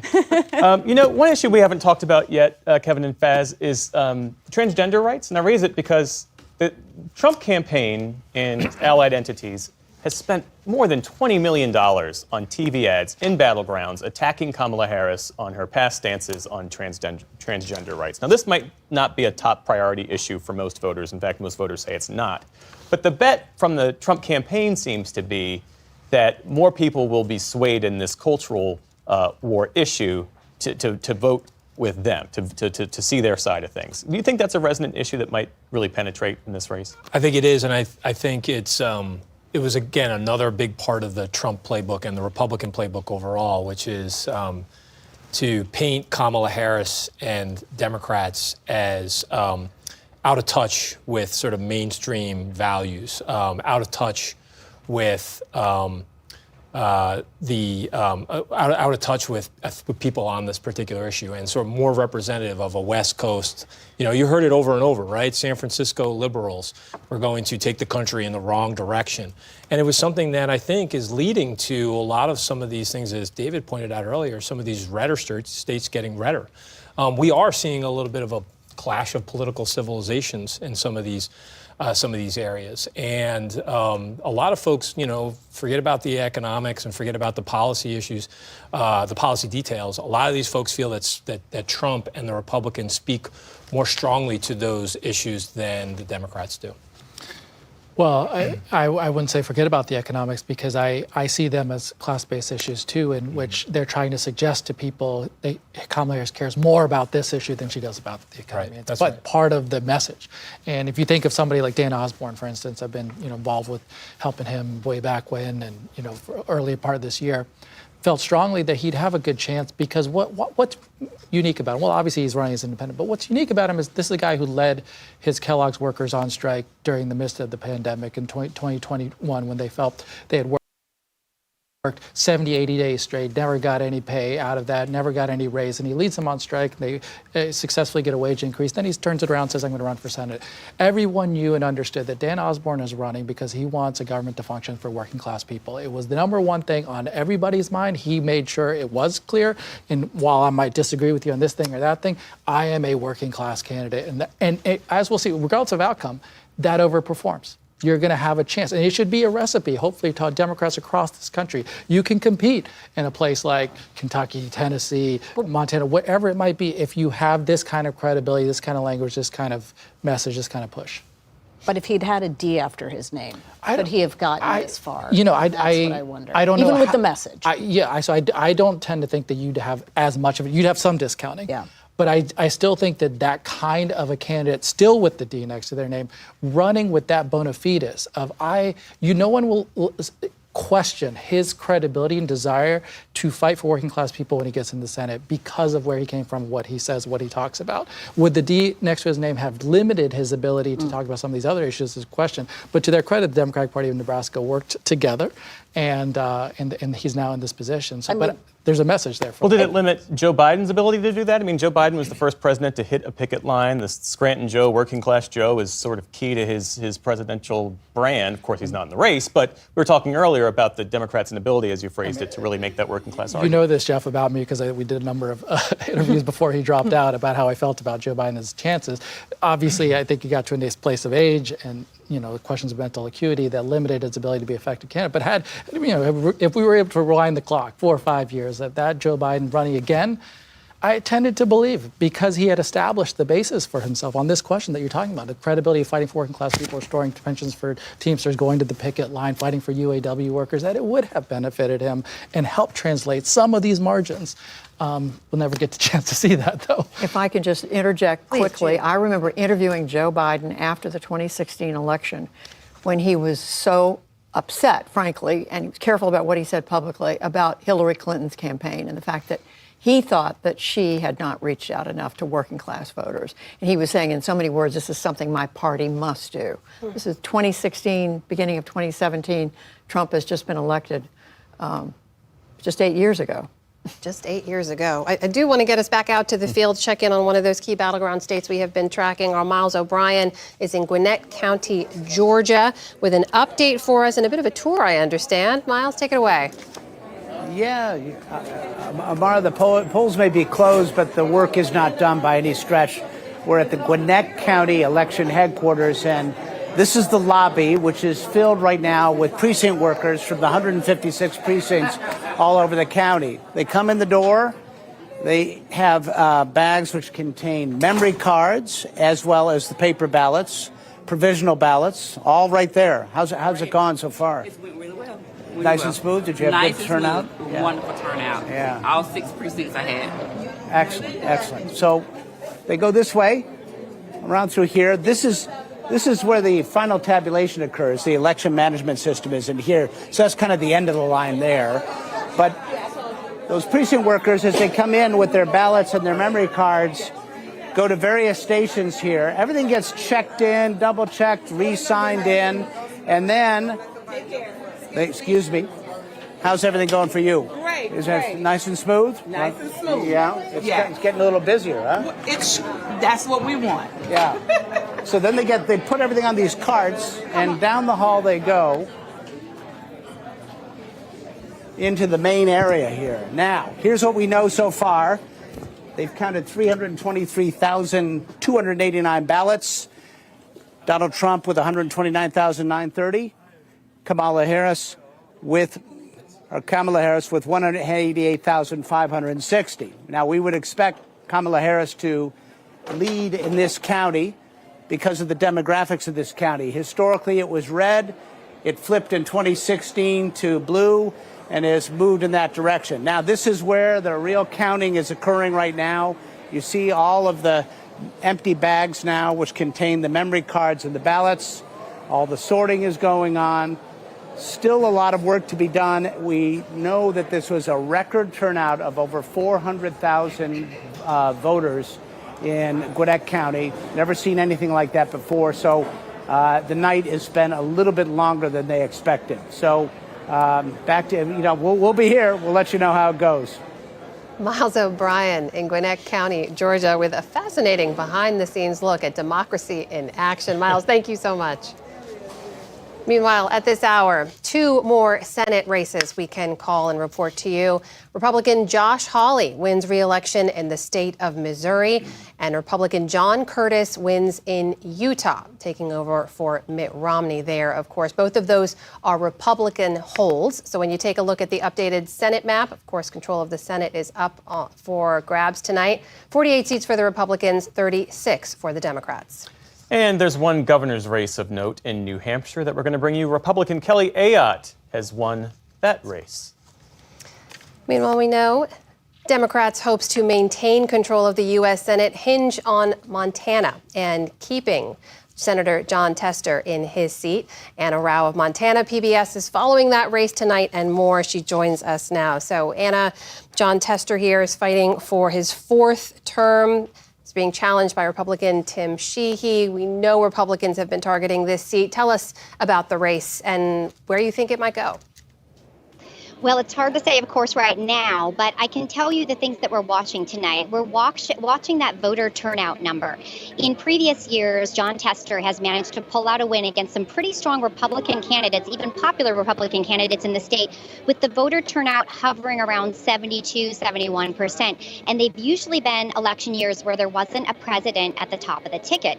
However, we're expecting a higher voter turnout today, and the last time that we had a voter turnout of this size was about 80%, maybe 4 years ago. So if we're hitting the 80% mark, it could be very difficult for Senator Tester to pull out a win, and more likely Sheehy would take that seat, and then power of the Senate would go to Republicans. So we're really watching that voter turnout number tonight. What we're hearing is there is a tremendous voter turnout. The question is, who's turning out? Are they Democrats? Are they Republicans? Are they rural voters or urban voters? And that's what we need to figure out as the night goes on. It could be quite late into the morning before they decide who won this race. And Anna, over the course of this race in particular, we've seen Senator Tester really distance himself from President Biden, from Vice President Harris. He'd skipped the Democratic National Convention as well. How did that go with the voters? How are they looking at this? Well, I think voters have always liked Jon Tester. He's a local boy, native son, Big Sandy. He's a dirt farmer. He is a Montanan through and through. So I don't feel like they find that to be disingenuous. And I feel like he's always had to ride that fine line to prove that he's Republican or that he's Democrat, but also Montana enough to win the race. So he has to do these things, distance himself from Biden, distance himself from national Democrats. And of course, Sheehy has tried very hard throughout his campaign to tie him to Kamala Harris and to tie him to Biden and to tie him to immigration and all of the things that are very unpopular in a red state like Montana. But in the past, ticket splitters have made the day for Jon Tester. And in 2012, when Obama lost the state by 14 percentage points, he won his seat again by 4 percentage points over a very popular Republican. So those ticket splitters in the state have been key, but the state has turned redder over the years as more people move here. And so it's anybody's guess what's going to happen tonight. With that high voter turnout, it could be Democrats, it could be Republicans. More likely, if we see high voter turnout in the state of Montana, that's going to benefit Sheehy and not Tester. in the state of Montana. That is Anna Rao from Montana PBS joining us tonight. Anna, thank you so much. Good to see you. Thank you so much. And a presidential race call we can bring you at this hour. The state of Kansas, with its 6 electoral votes, has gone to former President Donald Trump. And we also have one more Senate race to call at this hour. Democrat Martin Heinrich has won re-election in the state of New Mexico. Bring it back here to the panel now and make a note about that Martin Heinrich thing. I'm only thinking about that because I recall during the whole conversation about whether Biden was going to stay or go, and you had a number of members of the House and the Senate on the Democratic side kind of nudging him to leave. And when Martin Heinrich put out a statement, I think it was on Twitter, saying, I think it would be best for you to drop out of the race. That's when you realized that this thing was really getting to be a 5-alarm fire for Democrats, right? Because New Mexico is a state where Democrats shouldn't, a Democrat up for re-election in a state like New Mexico should not be worried about his own race in a presidential year. And obviously, he ended up winning, but it's a different top of the ticket. Amy, stand by just 1 second, because I want to bring another race call in here that I do want to get your reaction to on the back end. We can now report that the state of Iowa has gone for former President Donald Trump. There we go. Amy says, there we go. Wow. Let's take a look at the national map just for an update at this hour, coming up at 10:45 here on the East Coast. Former President Trump now has 210 electoral votes to Vice President Harris's 112. Of course, we're still waiting on race calls in all of those battleground states. But Amy, your reaction? Yeah, as we had just discussed, sometimes an outlier is an outlier. And this is part of the challenge that we are living in a time where we had, I think, 4 billion polls of Pennsylvania, and we literally had 2 polls out of Iowa, statewide polls out of Iowa. The only thing that we had, and it felt a lot like, what is that thing with the elephant? You don't know if it's an elephant. You're just touching certain too parts. Close to it, so you can't tell what it is. So we were seeing results, presidential numbers in 2 key battleground House races that didn't show that she was outperforming Biden by much. So that's why we didn't say, I think this is a race. We did not move the race into a highly competitive category. And indeed, it looks as if those 2 races, at least right now, only in the 1st district, we're still out a bit. But that 3rd district race, which is the Des Moines district,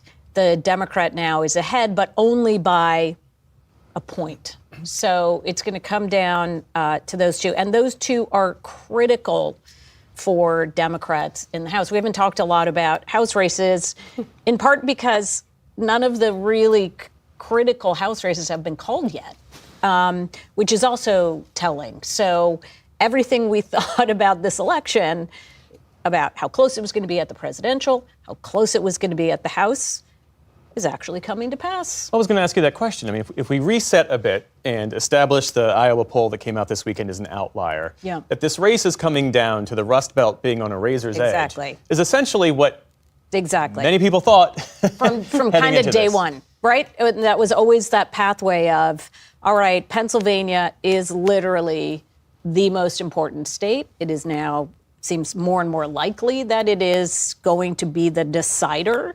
That is, if Harris she still has to win, though, Wisconsin and Michigan in order for Pennsylvania to be the decider. With a heads up to Lisa Desjardins that we're going to head your way in a bit.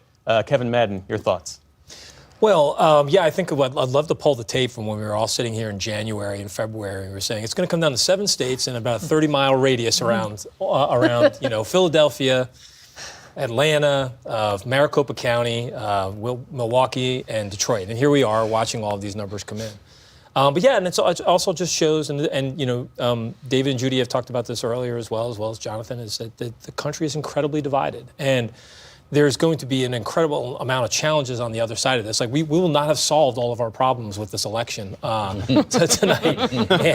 And 6 months from now, we're going to be having a lot of these same debates about the divisions in the country and what both parties can do to sort of win the big middle back. And that's a lot of what Faz also mentioned too. But let me do a counterpoint. I'm just for conversation purposes here.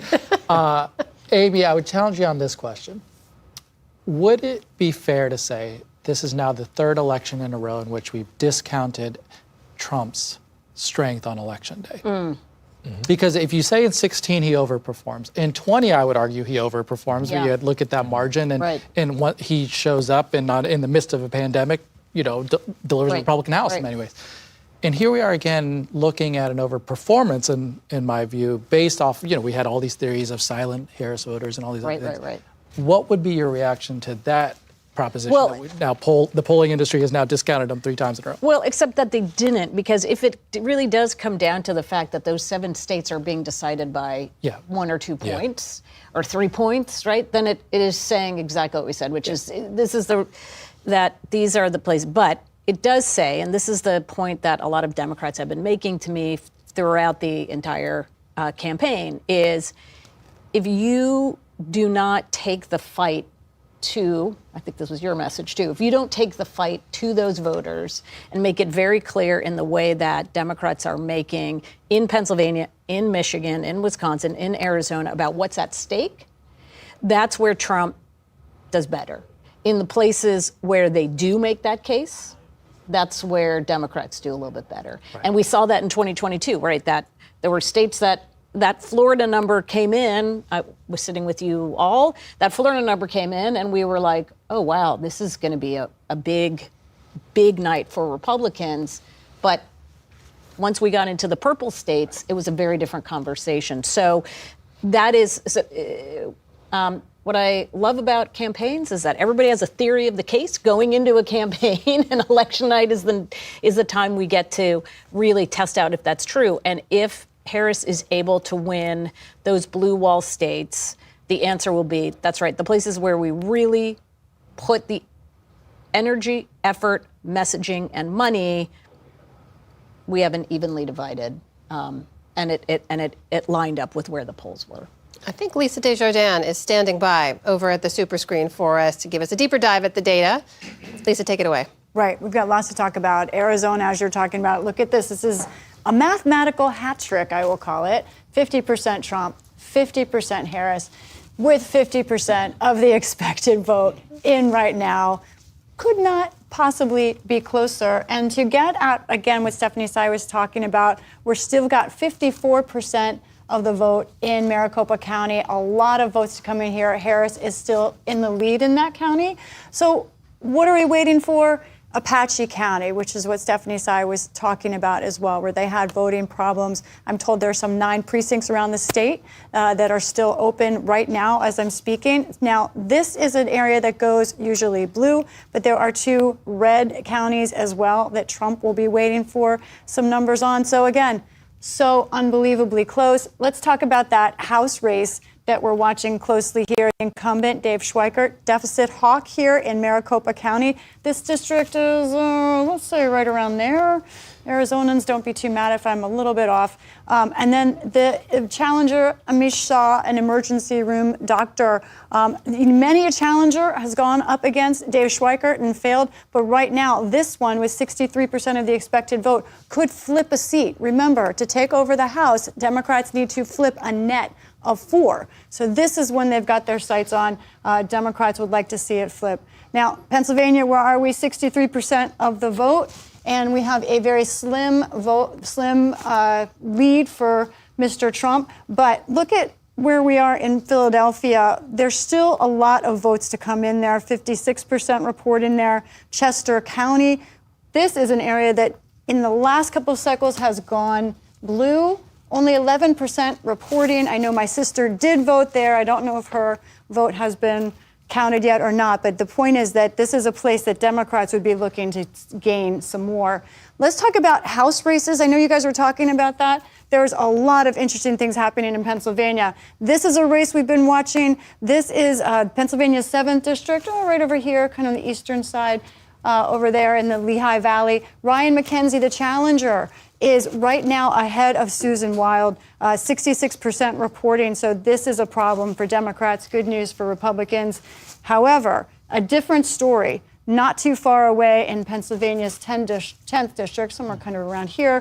Janelle Stelson, former TV news anchor, well known in the district, is beating Scott Perry, who's well known nationally, former Freedom Caucus chairman. This campaign was all about democracy, all about Scott Perry, his role in January 6th. Right now he is down, but of course just 60% reporting. This could be another +1 for Democrats.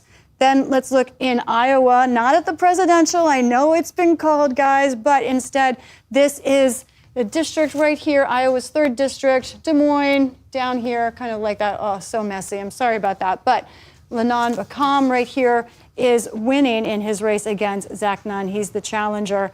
This is going to be close. This is a very close race. But right now, some things Democrats like to see. So where are we right now in Virginia? In this race we've been following, the Democrat is up. Ohio, Democrat is up. Right now in Pennsylvania, no, the challenger is up. So that's a -1 for Democrats. Then we have here in Iowa, however, a +1 from Burkham. And then the rest of these races, we're waiting to get a few more results. But the House, just like everything else tonight, guys, it's close. All right, Lisa Desjardins, our thanks to you. Let's check in with John Yang, PBS News weekend anchor, who is at his post in Allegheny County, Pennsylvania. John, I understand there are some problems with the vote count in Cambria County. Is that right? That's right. Cambria County, they had the problems early on. The judge extended the voting hours for 2 hours. Some of the ballots couldn't be scanned by the machines once they put them in. Once the voters marked them, they put them in the machines, and the machines couldn't read them. They got some the IT people out. They got all sorts of people out. It turns out it has to do with the way the ballots were printed. It has something to do with the ballots themselves. Now, there are several options that the Board of Elections there has. They've chosen to count them by hand. So this will make that make this Pennsylvania's count go even longer. By the way, that's a county that Trump won last time plus 37 by 37 percentage points. Now, there's also going to be on the question of counting. There was a law passed a couple of years ago here in Pennsylvania called Act 88. It gave counties money for new high-speed machines and that sort of thing to make the mail ballot count go faster. One provision of that is that it requires, if you took the money, it requires the county to go through the night, to start counting by at least 8 p.m. and to keep going until you finish.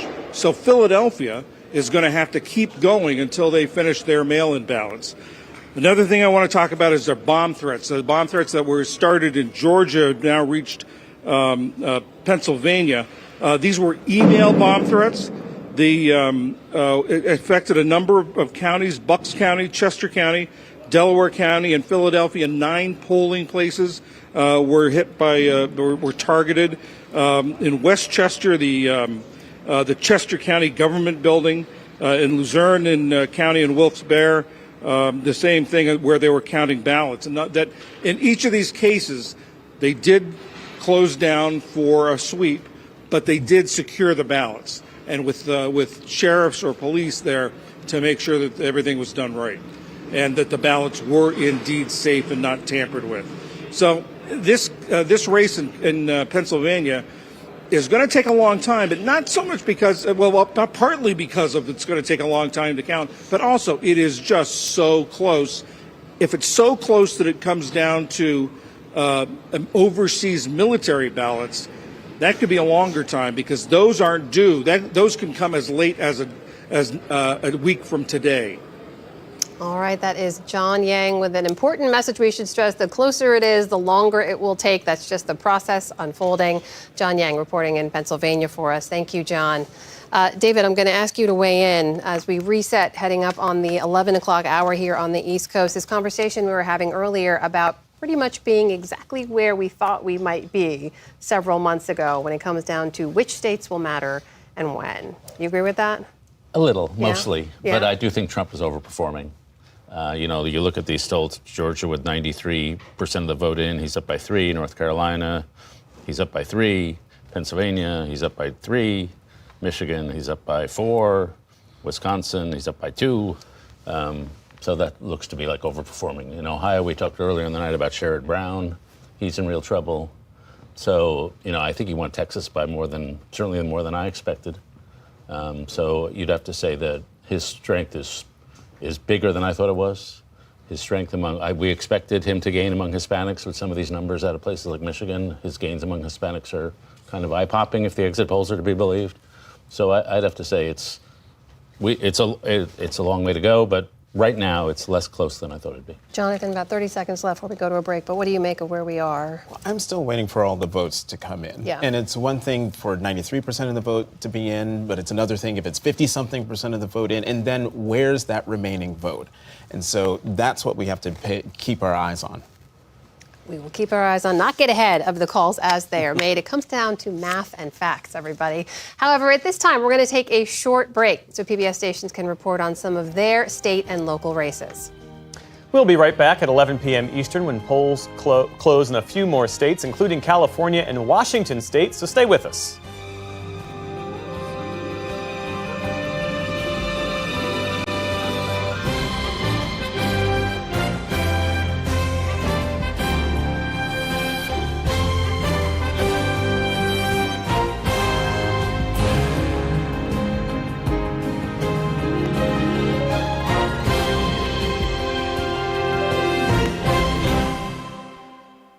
The first goal of the Associated Press when calling winners tonight is to be right. But what happens when some news outlets are calling some races faster? Do competitive pressures enter the equation? And more importantly, does that difference in race calls create space for misinformation to creep in? Here's more from my conversations with David Scott, head of the AP election team, and Washington Bureau Chief Anna Johnson. How much pressure is it when you see perhaps some other news outlet has made a call? Do you see that? How do you feel that? How do you reckon with that? It's one of the things that we've actually changed. In past general elections, we were very disciplined about not worrying about what the networks have done and only focus on our data, on our analysis, so we wouldn't get distracted. But one of the things that we realized is we need to be paying attention to what they're doing because misinformation can creep in where there's a gap in information. So the networks have called a race, but AP hasn't, or AP's called a race and the networks haven't. What's going on? And often it's nothing more than they were looking at one thing and we were looking at something else, and then we'll switch places. And so you sort of get to the 270 roughly at the same time, but your path might be a little different. But in those variations, there is the potential for misinformation to come in. So now we're much more open about keeping tabs on what the networks are doing and how our race calls are faring, not because we want to be fast from a competitive standpoint, but we want to make sure that we're complete and we're not allowing misinformation to creep into the ecosystem. A flag that you can check. Absolutely. Yeah. That like something might be going wrong when in fact we might just be focused on another state at that given moment. Accuracy is the utmost important thing. That's on our race calls, but that's with everything that we do. Any kind of news story, it's to be accurate is ultimately the most important thing all of the time, to never waver on that. And that speed, well, important. We are the Associated Press. We're known for our breaking news coverage. We're known for being fast. We need to be fast. In a world in which there's so much misinformation out there, so much room for gaps, and when you have gaps of information, that's where misinformation spreads the most. Being fast and being speedy is really important, but never that speed outweighs accuracy. If you get it wrong, it's really hard to correct that. You have to be right. And so ultimately, that's the most important thing. You mentioned misinformation. Can you talk about how you think the AP's role and what you think the environment is in terms of misinformation specifically around elections right now? I mean, there's obviously a lot of misinformation out there about a whole myriad of things involving elections. Focus on the election process, how elections are run, how ballots are counted, everything involving an election. There's so much misinformation about it. Our role in fact-based journalism is to say, this is the actual, to combat that sort of misinformation in any way that we can.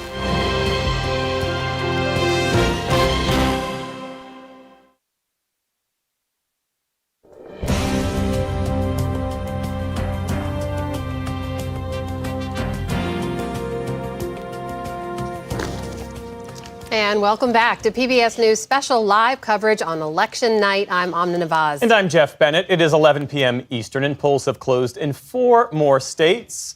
We can call the state of Idaho with its 4 electoral votes for Donald Trump at this hour.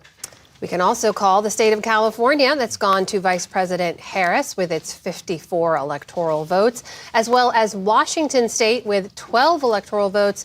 Oregon, however, is still too early to call. So this is a look at the updated national electoral map. Former President Donald Trump with 214 to Vice President Harris's 179.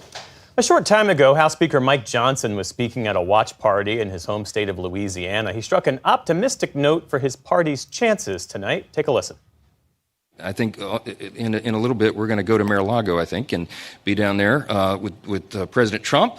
But I think at the end of the day, at the end of the night, when they tabulate all this, I am very hopeful that we're going to have not only a larger majority in the House to make my job easier, but we retake the Senate and the White House as well. I think that's what's going to happen. All right, let's shift our focus back to our panel. And we should say, Amy Walter, that there's no data right now to suggest that what the speaker said is actually going to happen, that the Republicans will have a larger majority. We just don't know enough to know that yet. We don't. And in fact, everything that we're seeing right now sort of lines up with what our expectations were. Nothing has been out of the ordinary. So it has really been all about these 22 to 25 seats. None of them have been called yet. It'd be great if 1 or 2 could. But right now, they're sort of lining up where we expected. And if those break disproportionately for Republicans, then yes, they could expand their majority. But it would not be a majority that is, like, huge. It would get, like, maybe an 8 seat. Or instead of what they have a 4 seat, or a 9 seat instead of a 4 seat, right? So it's still, it seems like where we're headed right now is a single seat majority. Whether that's a Democratic or a Republican, we don't know. Really? Yeah. Wow. Not single seat, single digit. Single digit. Single digit. Sorry. Okay. Right. Very different. Yes. Important clarification. It's 11. Trying to get my words out. Understood. Yeah, we're still going to get the coffee flowing at the desk. Seth, what are you paying closest attention to at this hour, both in terms of the balance of power in the Congress, but also in the presidential race? Well, the blue wall is called the blue wall for a reason. Yeah. And we are living the blue wall. It's the blue wall or bust, it looks like, for Kamala Harris. And we'll take a little while to figure out Philadelphia vote, obviously, for Pennsylvania, and see how close that is as we get later into tonight. And then the margins in Michigan and Wisconsin. Kevin and I were just talking about it. I feel fine about Michigan and Wisconsin. So Pennsylvania, we'll see how it goes at the end here. Well, I still think you have to look. I think you have to continue to look at Wisconsin and Michigan. The blue wall is very tenuous right now. Also, I think in the House, some of these House races I'm looking at too, that we're not really getting a very clear picture. I think Amy's right. We're going to end up looking at a very slim, razor-thin margin in the House. I mean, some of the, the majority right now for Republicans goes through bigger, better performances in some of these suburbs in New York. And right now I'm seeing, like Mike Lawler, for example, is in the Westchester-Rockland area, is probably doing a little bit better. But we're not seeing it maybe across some of these other districts and some of these other areas. I want to return to control of the Senate, too, because we haven't talked a lot about that. We've updated on a few of the races. But, David, the Arizona Senate race caught my attention earlier. Ruben Gallego against Kari Lake, who's a staunch election denier there. And so far, with a lead for the Democratic candidate there. How are you looking at that? Yeah, somebody said recently, we're not having a campaign, we're having a census. And what they meant by that is demographics is destiny. But candidate quality still matters. And I would say Kari Lake is a pretty flawed candidate. And so she didn't do well last time she ran statewide in Arizona. She may not be doing so well this time. So that's a candidate where I would say the candidate quality there was a wide gap favoring the Democrats. You don't think that's indicative of anything broader in Arizona that's specific to candidate quality on the Republican side? Well, we'll see how the presidential turns out. But in general, the presidential, the pattern holds. The Susan Collins exceptions is still the Susan Collins exception, that when a president wins a state, it's pretty much his party or his or her party's nominee that tends to win that state, and that seems to be holding tonight. Jonathan, what do you make of that? Which part? Well, David's theory both that Susan Collins is the exception, but also Ruben Gallego polling where he are with the tally that he has right now. Well, sure, great, because candidate quality should matter, and it's great that it matters at the Senate level. We're about to see if it matters at the presidential level, but I'm looking at the Senate in terms of the who takes the majority, especially with that Nebraska race, since we don't. Dan Osborne. Dan Osborne said that he isn't going to caucus with the Democrats or the Republicans, which would make him, if he's elected, probably the most powerful person in the Senate if it's a 50-50 or 50-49-1 Senate, where whoever the president is going to have to work with that person. Also, with the Senate majority, and this is why the race with the White House is so important, right now it's a 50-50 tie with the West Virginia seat going Republican. The Vice President of the United States is the tie-breaking vote, as Vice President Harris can say, since she had to stay in Washington for the first 2 years to break all those tie votes. If we have a 50-50 Senate with a Vice President Tim Walz, the Democratic agenda, such as it is, may or may not be able to get through because of the 60-vote filibuster.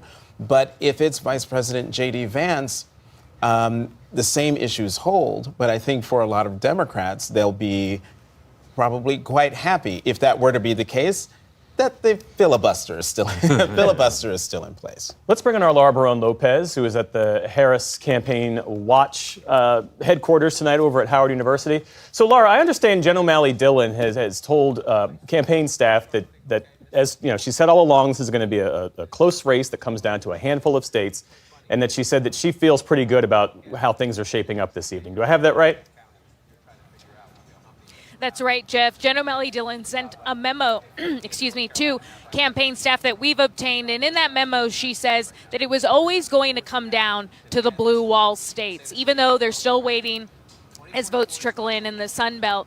And she says that they feel good about what they're seeing, specifically in Pennsylvania. Jen O'Malley Dillon says that that the campaign overperformed turnout expectations in Philadelphia, that they overperformed early vote expectations in Bucks County, Jeff. And just to pull back the curtain a little bit, Laura, a lot of times when campaigns send those memos to staff that are also shared with reporters, they are meant for public consumption. So you have to imagine that Jen O'Malley Dillon and the Harris campaign also want that message to get out to Harris supporters and Democrats across the country. How much of that message, based on your reporting and your sourcing, is spin, and how much of that is you? Are you okay? Yeah, sorry. Okay. I think I need to get a little That's okay. drink of water. But how much of that, if you, okay. So I'll go to our old campaign hands. When you get a message like that, when a campaign sends out a message like that, how much of that is spin? And it was directed at you, Jeff. So, you, MSNBC, CNN, a bunch of media pundits who, they're trying to say, don't start counting too early and suggesting that there's an outcome here. Give us an opportunity to make sure all the votes are counted, which is absolutely fair. And she's giving you the tea leaves of where they'd be looking. So yeah, that was intended for you more than the campaign staff. Yeah, that memo was not obtained. It was sent out so that it would be sent out to staff, so it would be leaked right to the press. Okay. So the message spin at this point, and we are now just past 11 o'clock here on the East Coast. We're, just as a reset for our viewers, we do not yet have race calls in those key battleground states we are tracking, and where the presidential race will be decided. So, David, your theory, before we went to the last break here, is that Trump is overperforming. You're hearing the pushback from the Harris campaign here, saying they're actually overperforming in states that are in parts where they know that they're traditionally strong. And is it just too early to say? Well, it is too early to say, but we have some actual results. I mean, 93% in Georgia and 68, 80% in some of these states. If I could ask our two campaign veterans, when people give us this spin, do you secretly know that it's just spin, or have you persuaded yourself that oh yeah, we're winning no matter what? Or is it actually true? I've never heard a campaign operative tell me our internal polls are just terrible for us. It's always our internal. Correct me if I'm wrong. I'm not hearing we're winning. I'm hearing we think we're doing well where we thought we would do well, but it's still too early to say. And in some cases, we still know the large metro areas, which tend to come in later and in larger batches, will tend to break Democratic, right? Not to get ahead of where anything is. But David, I didn't hear a ton of spin, but maybe the one thing that I did hear, if we get Laura back, is that it was always the blue wall, right? That wasn't always the blue wall. We obviously, I mean, even just yesterday, I think David Plouffe was suggesting that we obviously a path to victory in all 7 of the battlegrounds. That obviously isn't going to necessarily be the case. But the blue wall is really critical. There's no doubt that Democrats have focused on it all the way through. So I'm not sure it was a ton of spin, but certainly maybe a reframing of the evening right now. Well, I would say, David, a lot of it is self-medicating. But you also have to remember, like, all of these campaign operatives have invested, in many cases, 2-3 years of their lives to just, you have to, and particularly Jen O'Malley Dillon as the leader, has to send a message to everybody that we are going to fight until the last minute.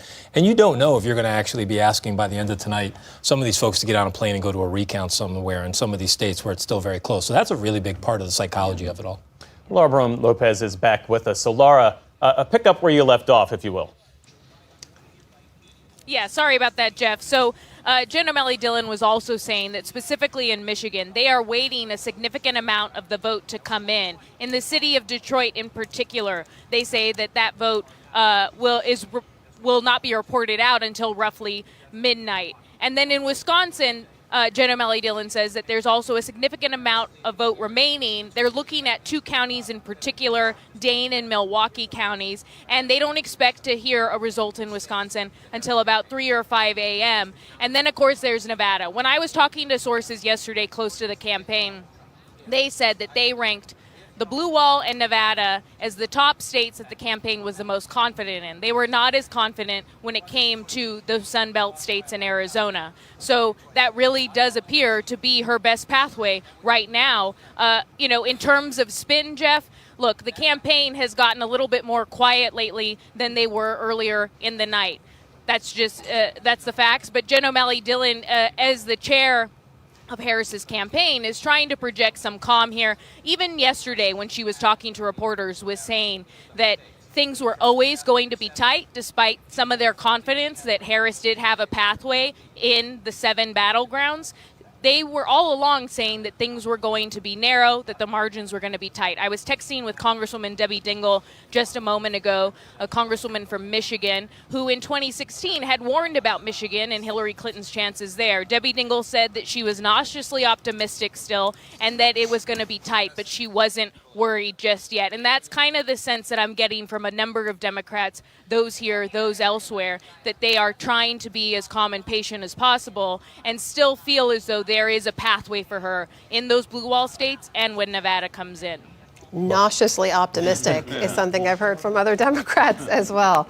Laura Brown Lopez with the Harris campaign for us tonight. Laura, thank you. William Brangham continues his reporting with the Trump campaign in West Palm Beach, Florida. William, over to you. What's the latest where you are? Amna, it is still as it was earlier today, a growing seeming sense of confidence in this room that things are turning out the way all the people here hope it turns out. We were noticing how every time CNN would cut to the latest update out of Georgia or out of North Carolina or out of Wisconsin or out of Virginia, huge roars would go up in the crowd. And these were sometimes only the simple, the shift of 0.1% of Trump's lead over Harris, but a great sense of optimism amongst people here. And we've also seen some of this, too. We haven't heard as much from the Trump campaign of late. They are still, as they were saying before, very bullish that the ongoing numbers, especially in Pennsylvania, are going to pan out for them tonight. The other thing we've also seen is that Trump is not has seemingly toned down his social media criticisms and allegations of fraud and voting irregularities in Pennsylvania and Michigan. He hasn't been doing as much of that. We understand he's still at Mar-a-Lago with Elon Musk and now with Tucker Carlson and a few other guests. But some of those guests from Mar-a-Lago have started to filter in here. So this room has gotten more crowded. It's starting to fill up with more supporters. And again, pretty strong sense of optimism so far. Again, acknowledging that it's still early in the night, but it's palpable. William Brangham in Florida with the Trump campaign for us tonight. Judy Woodruff, love to get your reaction on that piece of reporting from William, especially given you've been speaking with so many folks across the country, many of whom are Trump supporters. This idea that he's pulling back from his social media allegations of election fraud and cheating and so on, just a bit so far. We don't know what will happen later, but what do you make of that? I think it's interesting since he was talking it up when there was a moment, there were weeks during the campaign, in recent weeks, when it looked like Kamala Harris might have some momentum. You hear more of that talk from former President Trump then. So now, does this suggest that he may be winning? He's feeling better, feeling more confident, as William was reporting. So he doesn't need to put those allegations out there, which, by the way, most of or all of which were unfounded. There was no evidence of any fraud that anybody could find. I mean, we've got people all over the country looking in every state and every voting jurisdiction. So what was it based on in the first place? Well, the other thing we've heard repeatedly from him is just continued election denialism from 2020. And Jonathan, when we go back to this Arizona Senate race and we talked about candidate quality, Carrie Lake, the Republican candidate there, who's continued to say that the 2020 election was stolen and seems to be trailing the Democrat there, and Ruben Gallego, the potency of that message has really resonated across Republicans, but it doesn't seem to be translating at the ballot box anymore. And we saw that in 22. Right. It's not translating at the ballot box, it seems in Arizona, but you look at polling of Republicans, and the fact that a majority of Republicans believe that the 2020 race that Donald Trump won or was stolen or was irregular is quite concerning. But you were just talking about, and just had a brain freeze. What were you just talking about? Trump's messaging. Trump. Donald Trump is probably the most transparent person in politics. And so when he's frothing about cheating and fraud and all the final weeks of his campaign, he didn't feel good. He thought he was losing. And the fact that he's gone quiet on social media, I don't take that as... He's probably looking at the New York Times needle, which is sitting there in the red and thinking, okay, and whatever data he's getting, and well, I don't have to do this anymore. But I suspect as we go later into the night, we might see him gin it back up. And if he starts doing something on his social media site or doing things on Twitter, that could also be a sign. David, do you agree with that? Yeah, I give him time. He'll say something stupid. I mean, one of Kamala Harris hit him at the end for fascism. And I thought that was not the right way to go at him, because to me, the problem with Donald Trump is not too much order, but too much chaos. And so I think the main threat of a Trump presidency is it'll just be not only chaotic the way it was in sort of a shambolic way in the first term, but now that we have global threats, chaos in the United States is a truly terrible thing. And so I thought they should have hit him. He's just out of control chaos. You want chaos on your life every day? You want chaos around the world? Because in my view, the American electorate tends to vote for the candidate they associate with order. Well, that was the Nikki Haley argument, wasn't it? He's bringing chaos. He will bring chaos. But also the vice president said, he's unhinged, he's erratic. I mean, saying exactly what you're saying. Yeah, which raises the question. I mean, in your view, what accounts for the durability of Donald Trump as a public figure? A large percent of Americans think elites have betrayed them. I mean, his core story resonates, and if you get your core story right, then the facts don't matter as much. And I think he's got that core story right. Though that's a subject which, if he wins, we're way ahead of ourselves right now. But if he wins, that's a subject a lot of us really have to do some deep thinking about. Why is his strength so durable? And why, with the Democrats, with all the strength they have, why have they been unable to really deliver a blow? We have a key race call to share with you. Donald Trump has won the state of North Carolina with its 16 electoral votes. Let's take a look at the overall map at this hour. You see Donald Trump with 230 votes. Electoral votes to Kamala Harris is 179. Again, this is not the final number. Of course, this will continue to shift. Let's go to Lisa Desjardins. Lisa, put the North Carolina call in context for us. It's really interesting, because I was just about to go on air and say she's really running out of room to make up her distance in North Carolina. Here's why. 89% of the vote in, but the number of votes separating the two is 136,000. So there is still some vote outstanding, but it's really not in the Harris areas. Mecklenburg County, 99% in, for example. Wake County, 93% in. The county remaining out is Alamance County. Now, this is a Trump county, generally. We very possibly could split. There are some places like Cumberland County, if I can find them out there, is Cumberland County, where Harris could make up some distance here, 23% of the vote in, but look at the problem she's got. This is not a place where you're going to be able to make up 140,000 votes. She might be able to add 9,000 votes, something like that. In the end, the distance is just too great for her to overcome. Some other things I want to check in with: Pennsylvania, the Senate race there. We've got something happening here where the Republican, Dave McCormick, is right now ahead of the Democrat, Bob Casey, with 75% of the vote in right now. What's happening here, we are still waiting for about a third of the vote from Philadelphia. As Laura reported, Democrats feel very good about the turnout there. This is a place, unlike North Carolina with Harris, that is a place where Casey could make up a lot of votes, because look at right now, he leads by 290,000, and there's still a third left to go there. Also, some interesting House races going on in New York State, right above Pennsylvania.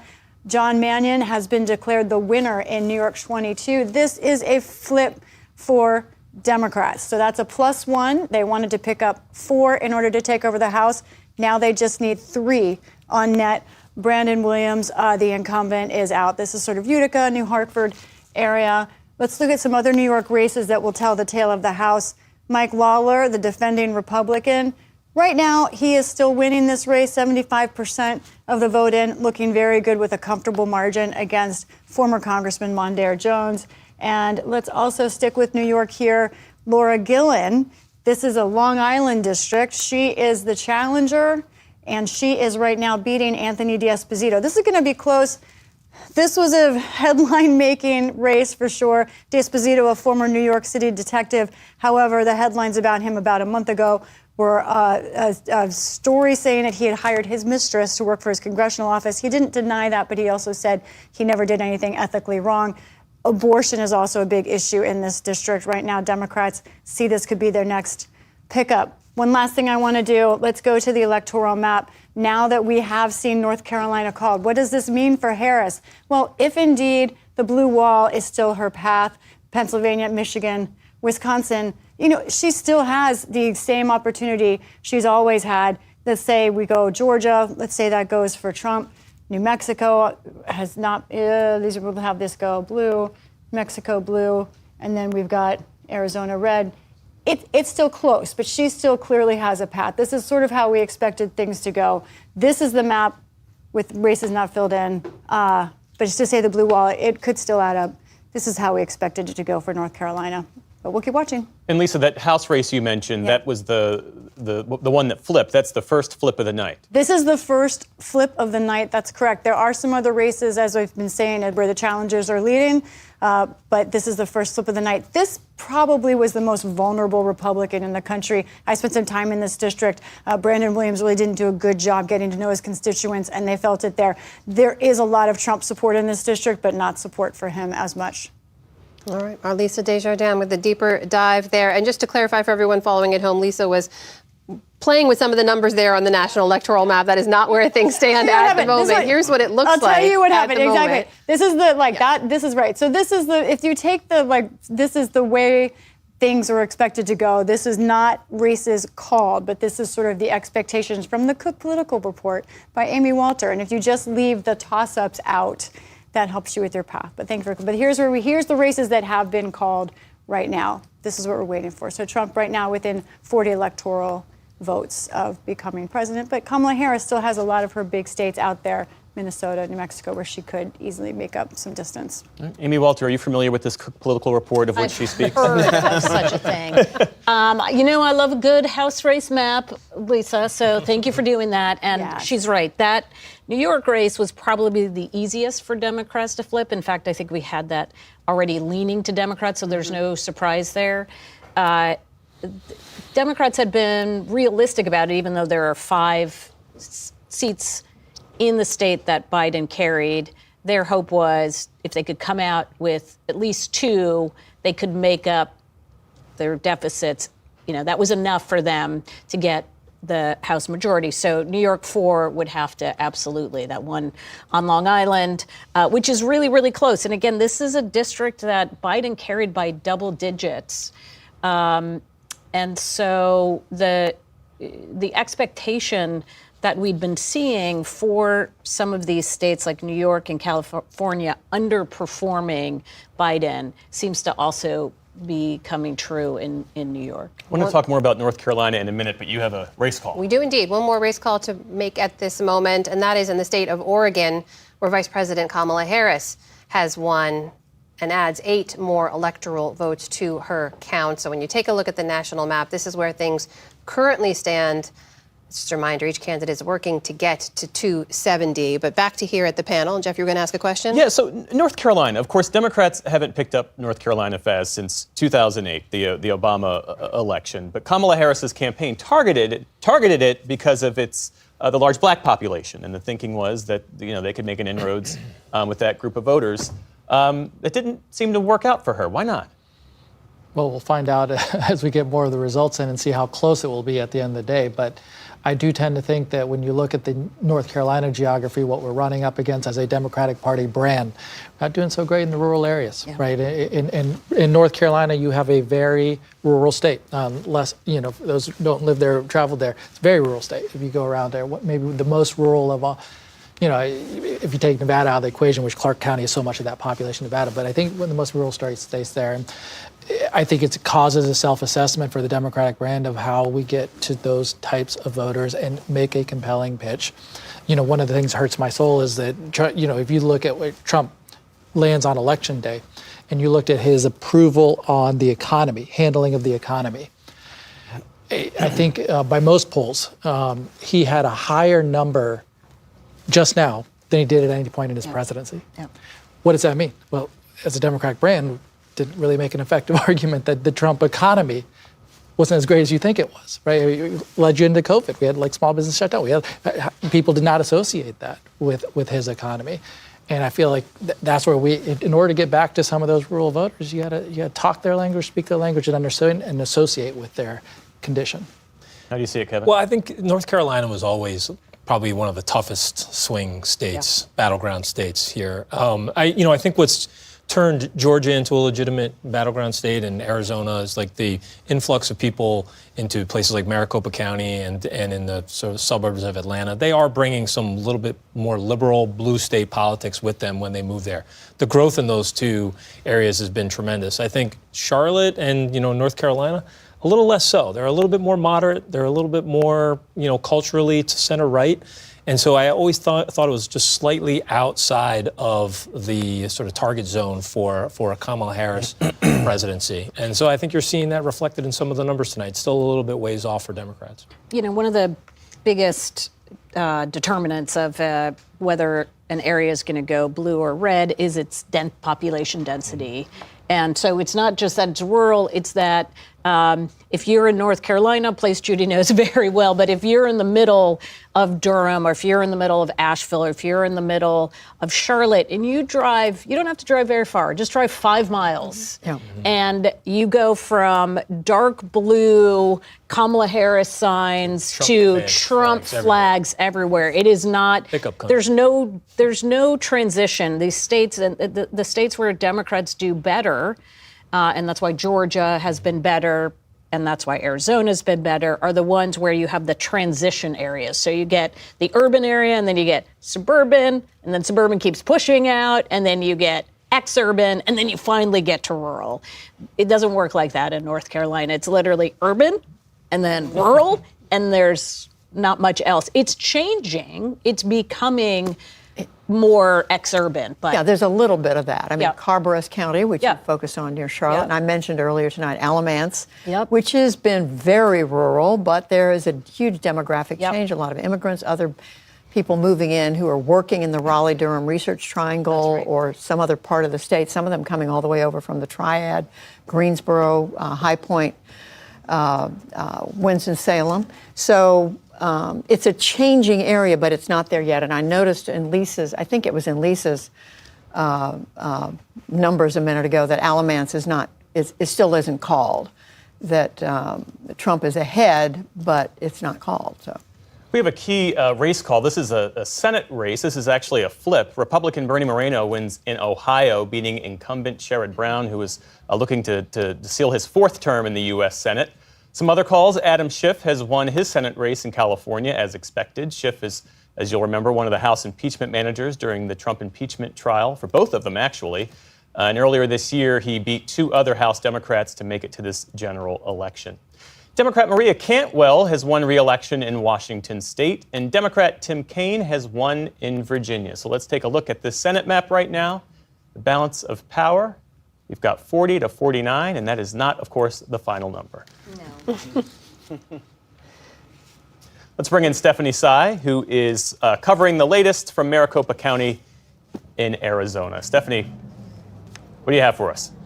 Hey, Jeff.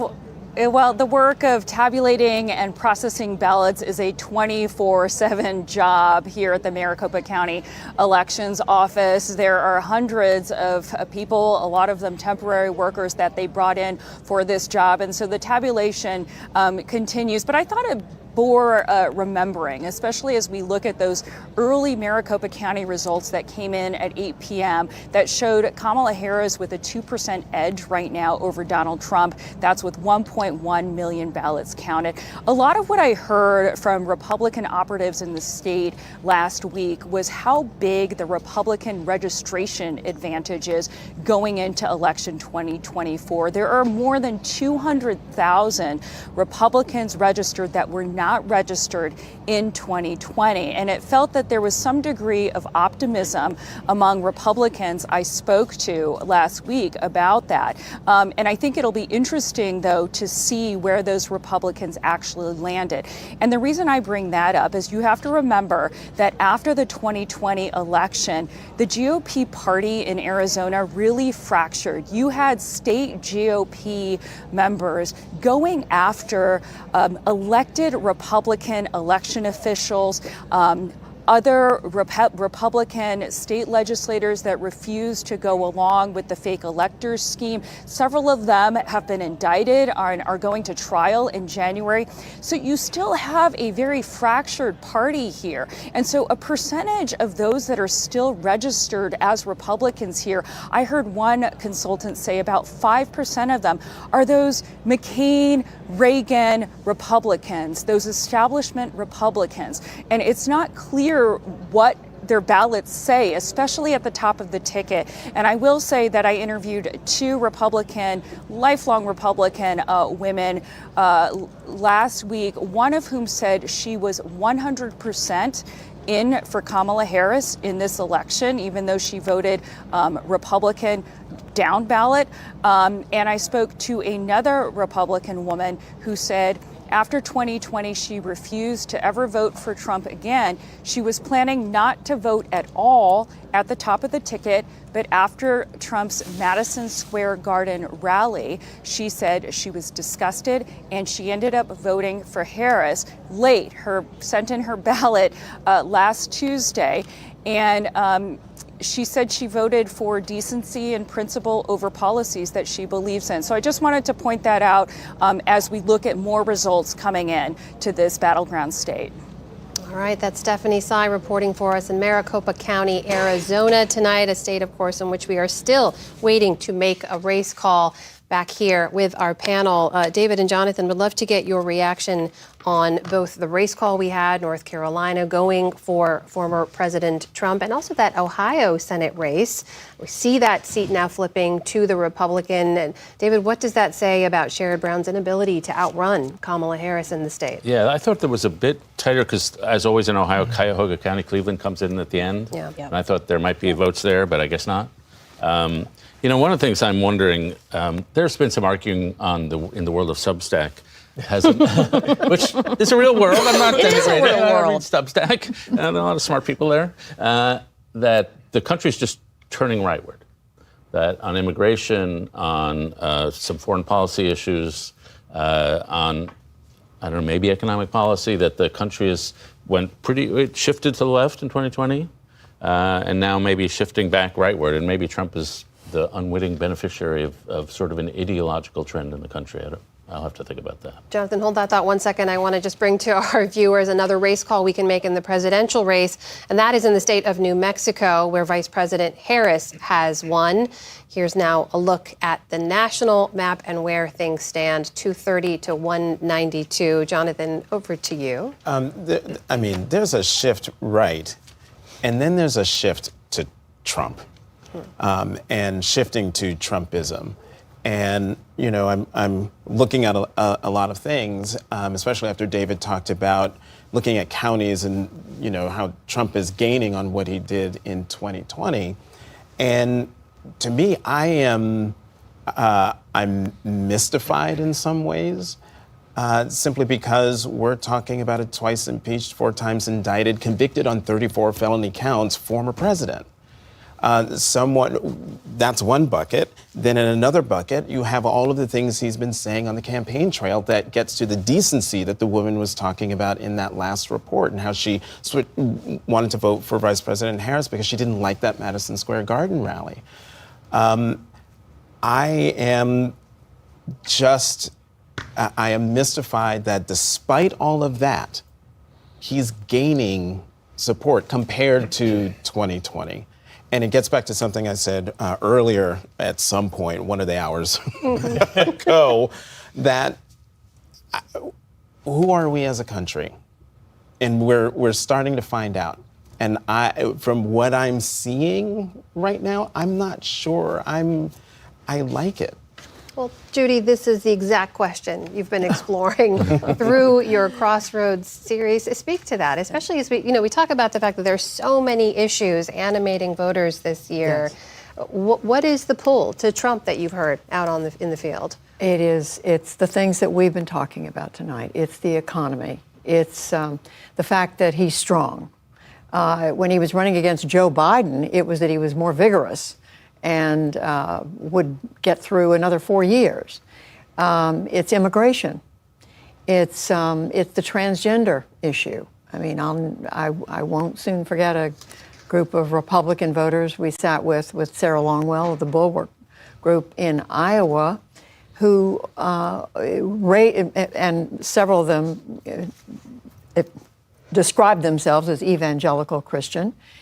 And they talked about transgender and how that bothered them, and you could see why. I could see why later Republicans were pushing that, because it has been resonating with voters. And so it's a collection of all these things. But I just want to point out that the other half of the country, or 48% or whatever the number, and we don't know the result yet tonight, feel quite differently on these issues. People are very divided.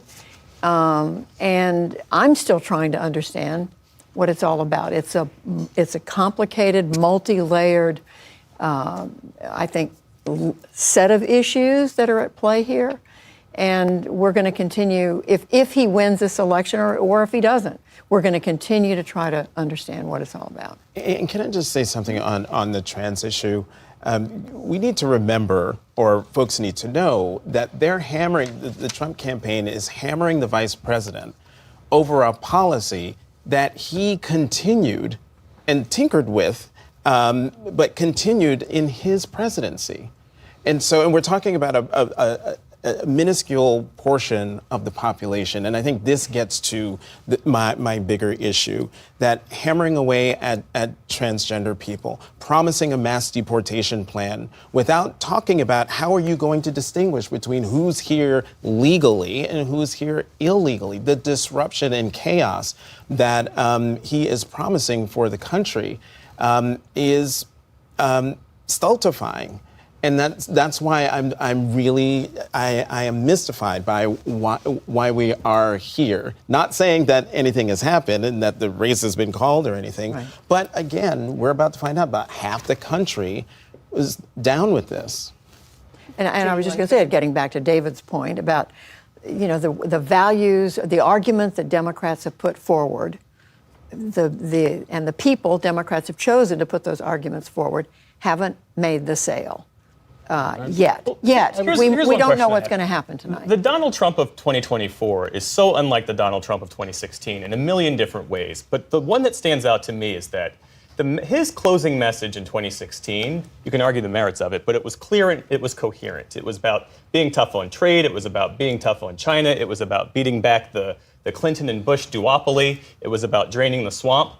Fast forward to the current moment, you cannot draw a through line to the message that he is trying to convey to the American people. It was objectively dark and undisciplined. So is it less about what he is saying and more about what he embodies? Is that the draw Jeff, for I people? disagree with you there. I actually had this open operative question oftentimes of like, how much do we listen to Donald Trump? Because I think we have gotten to this state of how we consume him that is very partisanized. How many watch and listen to a rally of Donald Trump? I do it a lot. I don't know if it's great for my mental sanity, but I want to hear what he says. And if you watch the first 20 minutes of his remarks, they will touch on tariffs. They will touch on no tax on tips, no tax on overtime, no tax on Social Security. We're going to take on China. We're going to bring back jobs. We're going to shut down John Deere's jobs to Mexico. I'm going to put a tariff on them if they want to bring it. That's the kind of language here. And then, of course, he rambles for an hour and a half. And so you're going to get, all kinds of other things there, too. But my point would be that he's making a certain class-based economic appeal that oftentimes I don't think gets even heard by Democrats who just heard the enemy from within. Women, take it or leave it, or whether you like it or not. And those things go viral as a social thing. But the rest of his remarks and what he's talking about, I've often wondered, are people listening to him? To the extent that they were, there's something, as a class-based appeal there for them. I think David wanted to respond. Yeah, I agree with that. I mean, I think for 40 years, people's own reality is this. For 40 years, immigration policy has favored people in the educated class and disadvantaged people in the working class. Nobody's taking my job as a columnist who's sneaking across the border. Trade policy has favored the educated class. We get to have a lot of cheap labor, and it's hurt the working class. Tax policy, you go down education policy. For 30 years, among Republicans and Democrats, education reform was about getting people into four-year colleges, and not much vocational education for people who didn't want to go to four-year colleges. And so issue after issue, the policy from both Republicans and Democrats has favored the educated class. And a lot of people say, that's not me. What about me? And so they rebel. And I think that is the long-standing support for Trump, but also for Bernie Sanders when he was running. Yeah, and people wanting a disruption. And I think that's an important thing because, Bernie Sanders' book is called It's Okay to Be Angry About Capitalism. And there's something that, the elements of what the right and the left feel. That word angry is always right, because there's a righteous anger and there's an inappropriate anger. And there is, in some sense, a real righteous anger of people who have felt left behind and upset about a government that is not functioning for them. And you can imagine if you're in a desperate economic state, feel left behind, who's going to come in and just shake this up? I don't even, it's as much a verdict on a Democratic Party. Because if you take some of these issues really quickly before Kevin jumps in, if you took minimum wage and pulled on it, you took paid leave, you pulled on it, you take Medicaid expansion, you pull on it, you take abortion, you pull on it, the chords of the Democratic contest are there, right? That's what a lot of candidates want to talk about. But the animation of whether you believe them and they're going to do something about them as aggressively as you want them to is an operative question. Well, I'd say one of the things we have to sort of take stock of, too, with Trump's successes always also been directly attributed to the failures and incompetency of his opponents. Right. 2016, 2020, or even the 2024 primary, people sort of failed to sort of understand what it was that Trump's, how his calcified message was sort of breaking through with a large sector of the electorate that was disaffected with Washington, D.C. and elites. And so I think that's been discounted. I think anybody who's mystified about why he's beating Kamala Harris has to look at Kamala Harris's campaign and also question whether or not that was the right approach and whether or not she had the right strategy and whether or not she was an authentic voice for a lot of what Faz is talking about within some of the base parts of their party, but also with the big middle. And so I think that was lost on a lot of folks during this campaign, which is that Kamala Harris in 108 days was going to try to appeal to working class voters in the blue wall as a moderate, even though everything we had known about her career and her history up until that point was as a progressive. So that was one of the big things that Trump was able to benefit from, was an authentic voice honed over 8 years with these voters that were going to make or break this election. We're going to come back to this conversation in just a second. Let's just break in to update with a race call again in the presidential race, and that is in the Commonwealth of Virginia, where Vice President Harris has won. And we can now make that call. Here's a quick look at the national map and the updated total electoral vote counts for each candidate: 230 for Trump, 205 for Harris. And we have a couple of Senate race calls. Ted Cruz has defeated Democrat Colin Allred, so that is a hold for Republicans. And Democrat Amy Klobuchar keeps her seat in Minnesota, easily defeating Royce White, the Republican in that race. And with this, the Republicans will have at least 50 votes in the Senate. They are one vote short of control without winning the White House. Is our Lisa Desjardins, are you over there? So what are we waiting for? What's left in the Senate race? This is exactly what we're looking at. Yeah, the fate of the Senate and the fate of the presidency are tied at this moment, but we are waiting for some more big races here, namely, of course, Montana, where in the early returns, Jon Tester is behind the Democrat. He was not expected to win this race, but, Democrats had hope. So if they do that, that could very easily be the race that puts him over. But I'm going to look at some other races around the map. Let's go back to that Sherrod Brown race and talk a little bit about what happened here. Now, it's interesting because if you look at what Ohio did in the presidential race, let me show you where they are presidential right now.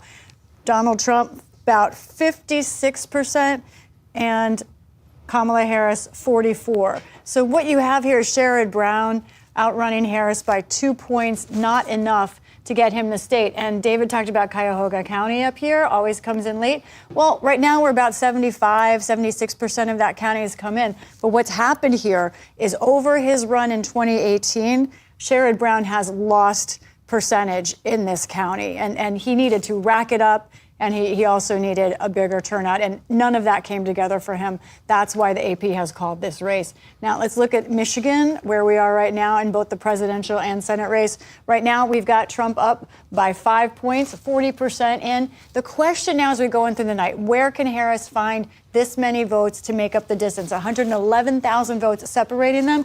There are possibilities here. Laura mentioned some of this. Wayne County, only 15% of the vote is in right there. Look at that margin that Harris has. But there are also places where Trump might do well. 23% in Macomb County. He's going to rack up the margin there. But it's not as large as Wayne County. So this is not over in Michigan, not by a long shot. There are places where Harris expects to get large quantities of vote that have not come in yet. But look at this, what we're going to see with the Senate race here. Alyssa Slotkin really running almost the same race at the moment as Kamala Harris. So this is a place where Republicans, I could almost feel them now saying, oh, we might have a bigger margin than expected. Democrats saying, no, it's not over yet. Wisconsin, the presidential race was 70% in. Trump continues to have his 3% lead. This is a place where it is getting harder for Harris to find where she can make up that ground. Milwaukee County is one place, but it's getting tougher. Wisconsin is getting tougher for Democrats in this moment. Also in the Senate race, same situation. Tammy Baldwin right now running pretty much the exact same race as Kamala Harris. We're seeing apparent ticket voting, and we're seeing Eric Hovde right now within reach potentially of getting the Senate seat. Again, more results to come in. This isn't over, but this is not the kind of number, the kind of comparison that Democrats wanted to see at this point of the night. So let's take a look back again at where we are with the 50 seats. Right now, I think Democrats are very closely within grasp of the Senate, and the blue wall is something that is looking more fragile. We have to get more results from Pennsylvania, but Wisconsin especially right now seems like it could be tilting Republican. But again, more results. We don't know. All right, Lisa Desjardins with a deeper look at those key states. We're still waiting to make calls in. Let's head back out into the field. Zach Schultz of PBS Wisconsin joins us now for an update. Zach, I know you've been tracking the turnout and also some long lines there in Wisconsin. What can you tell us? What's the latest? Well, there was a couple polling places that actually had extended hours up to 10:30, so just a little while ago here in Wisconsin on the UW-Whitewater campus in south central Wisconsin. Those have now closed. Not sure how many extra voters came in there, but the big ballot drop we're still waiting for is going to come out of the central count where they're doing all those absentee ballots in Milwaukee County. And the real question is, are there going to be enough to carry Tammy Baldwin and Kamala Harris to victory? Because everyone's expecting Trump and Eric Hovde to keep these minimal leads all the way through and perhaps grow them until all that are left of those outstanding absentee ballots. One of the other things we were looking at is to see whether Tammy Baldwin would run ahead of Kamala Harris. And right now she's maybe 30,000 votes up. And the question is that going to be enough? Will this be a 20,000 vote margin like it was in 2020 or in 2016? And finally, the last thing I've been looking at is the number of third-party voters. In 2016, third party took almost 5% of the vote. There were a significant number of votes there that were lost to both candidates. In 2020, there was almost no third-party vote to speak of. This time around, the number of third-party votes in that U.S. Senate race with Tammy Baldwin and Eric Hovde stands at 50,000, and there's almost 30,000 votes in the presidential race that have already gone third-party. That could be the margin of victory right there. So definitely an impact to be seen as we're going forward all the way into the long hours of the night. And Zach, given that you've got some polling locations open later and we expected it to be a late night anyway, is there any updated estimate on when we might see some of those counties we're waiting on to deliver results? Nothing more specific than late into the night, probably early morning for some of these places. And last time around, we knew that Milwaukee would take a long time in 2020, but there were other central counts doing these absentee ballots in smaller cities, Green Bay and Kenosha, that took nearly as long simply because they weren't expecting as many absentee ballots as they got. And that's the same case in 2024. When I stopped into some of these locations, they were flooded with the number of early in-person and vote-by-mail absentee ballots, and they don't have the same number that Milwaukee County. Milwaukee County called in additional firefighters and other staff to come in and help process those ballots, but some of these smaller cities where there's 8,000 votes left to count don't have the ability to call in more people. So it may take just as long for some of those votes to be counted in some of the smaller areas. And if it really is down to 20,000 votes, those could make the difference. Zach Schultz of PBS Wisconsin. Zach, thank you so much for that update.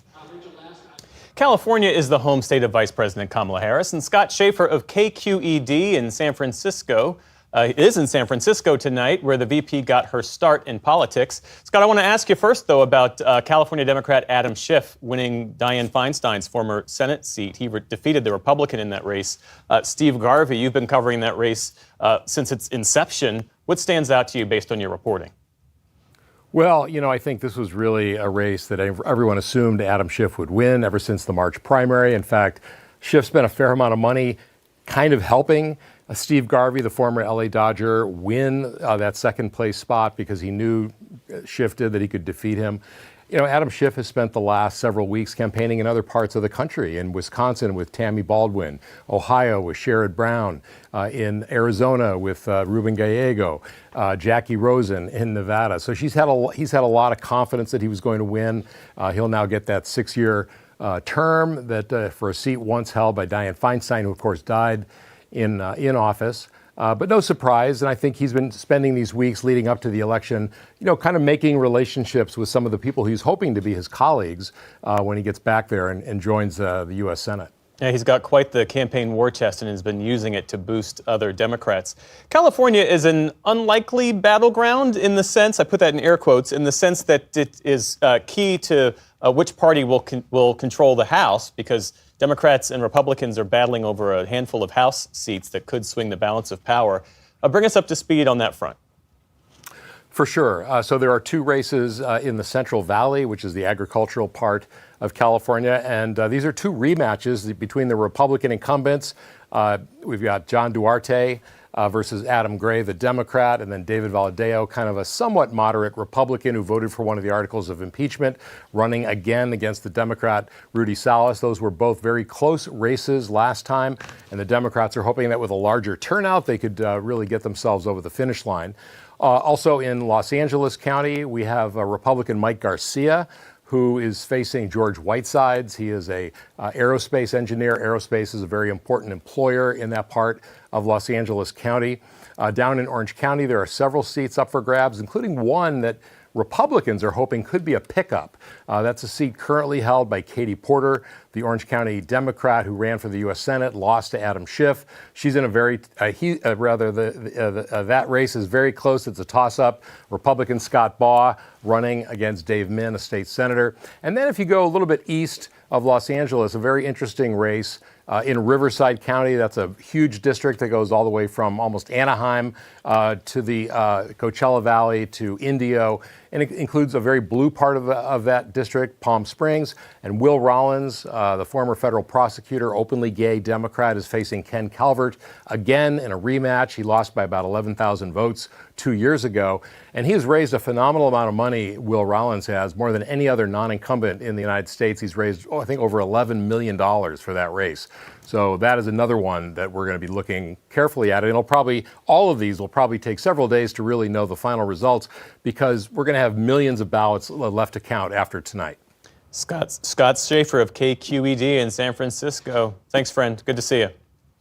Good to see you. Thank you. All right, Amy, as we wind our way to midnight Eastern, what are you really? Is it? Yeah. The time flies when we you are having leaning fun. In. We are doing it. Can't feel my feet, but it's something. Just two things. One about the Senate, I wanted to just weigh in. Look, Democrats knew they had a really tough map. They've already lost 2 states, Ohio and West Virginia. We're waiting, obviously, on the blue wall states, but really Montana becomes the make or break. And what Democrats were hoping was, okay, maybe we can lose some of our red states, a couple of our red states.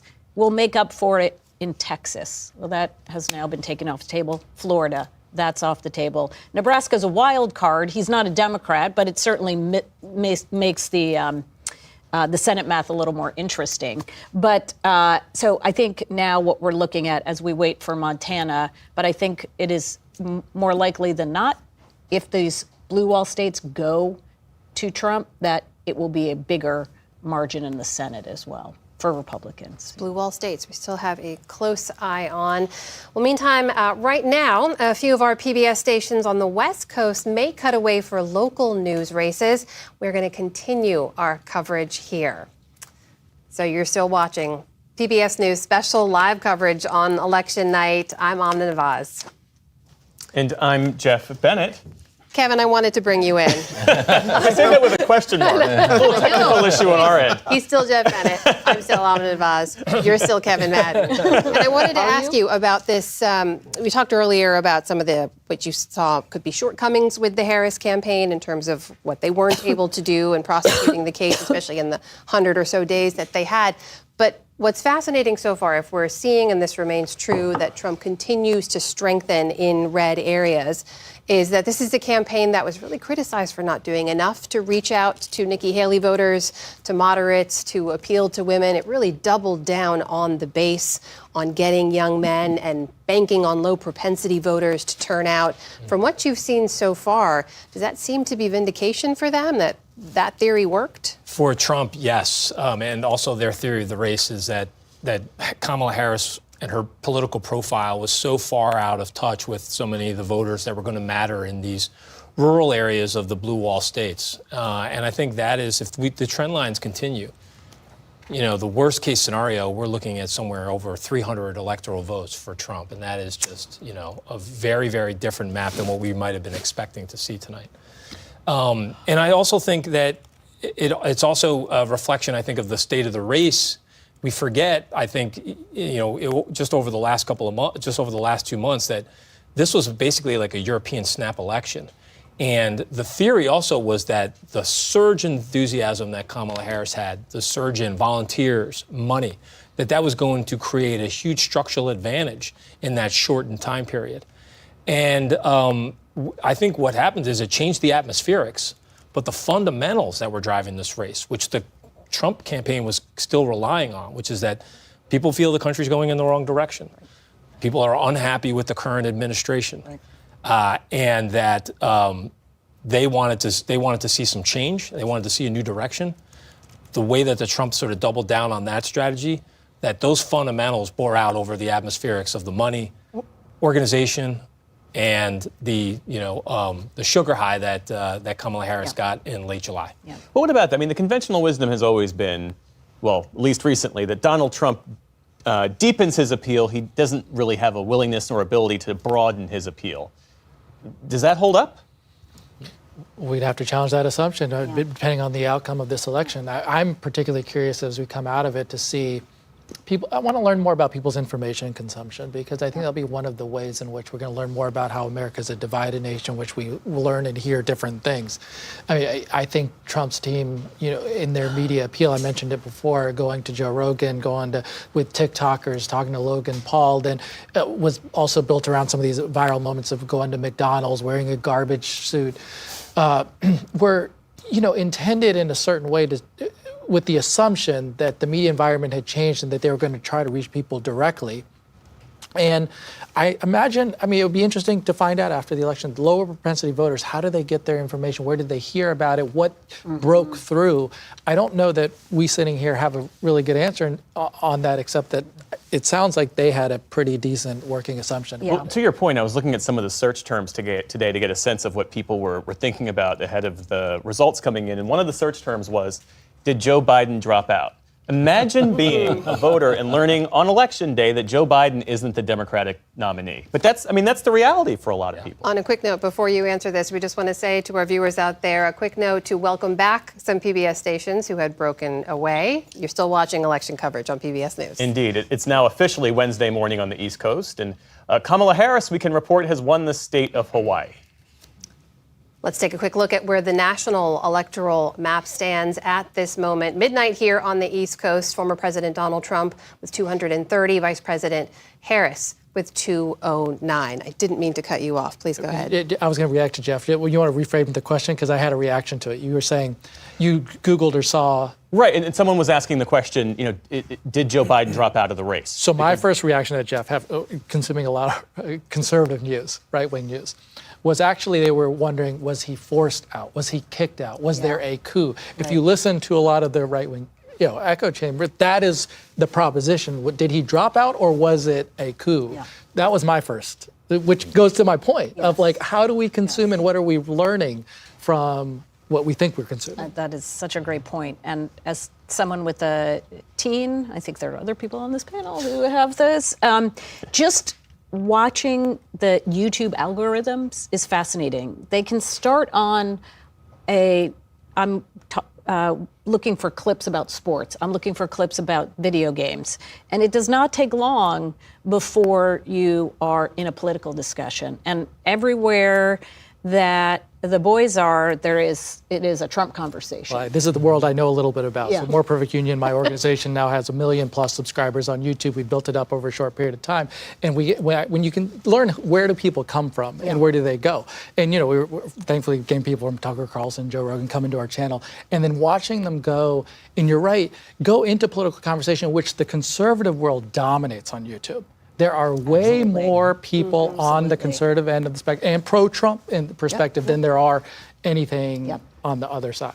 And this question, though, that you raised about people searching for how President Biden left the race, Jonathan, it feels like we need to talk about this as well, because Marcia Fudge mentioning earlier, the last 107 days, and that struck me because I was like, oh, that's right. It hasn't been that long that Vice President Harris has been at the top of the ticket. We have spoken at length and in great detail about this campaign that they had to kind of get going, shift over from one candidate to the other, message discipline. They seemed pretty nimble, had a good rollout.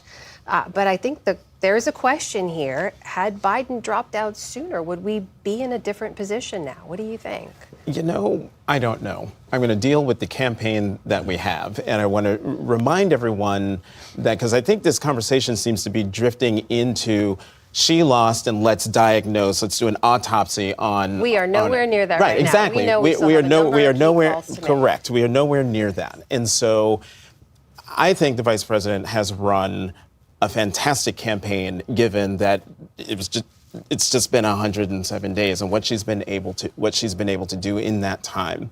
I find it interesting that the YouTube world is dominated by conservative voices, Trump voices, which gets to a point I wanted to make, which is in terms of people getting their news, there's a whole right-wing echo chamber that amplifies all of the misinformation and disinformation that's going out there to the American people. And Fox News, the cable channel, the #1 cable channel in the country by multiples. When I look at my ratings for my show on MSNBC, I don't even bother to see if I beat Fox. I look to see if I beat CNN, because Fox is way out ahead, and that's where people are getting their news. And I also think that we have to talk about the role of gender in this race, not the people voting, but the candidates running.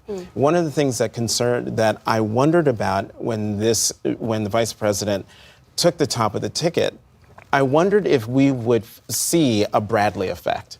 When Tom Bradley ran for governor of California in the 80s, and if you looked at the polls, the people said, oh, we like him, and everyone expected him to win, and he lost by a lot. And it turned out people didn't want to tell pollsters they didn't want to vote for the black guy.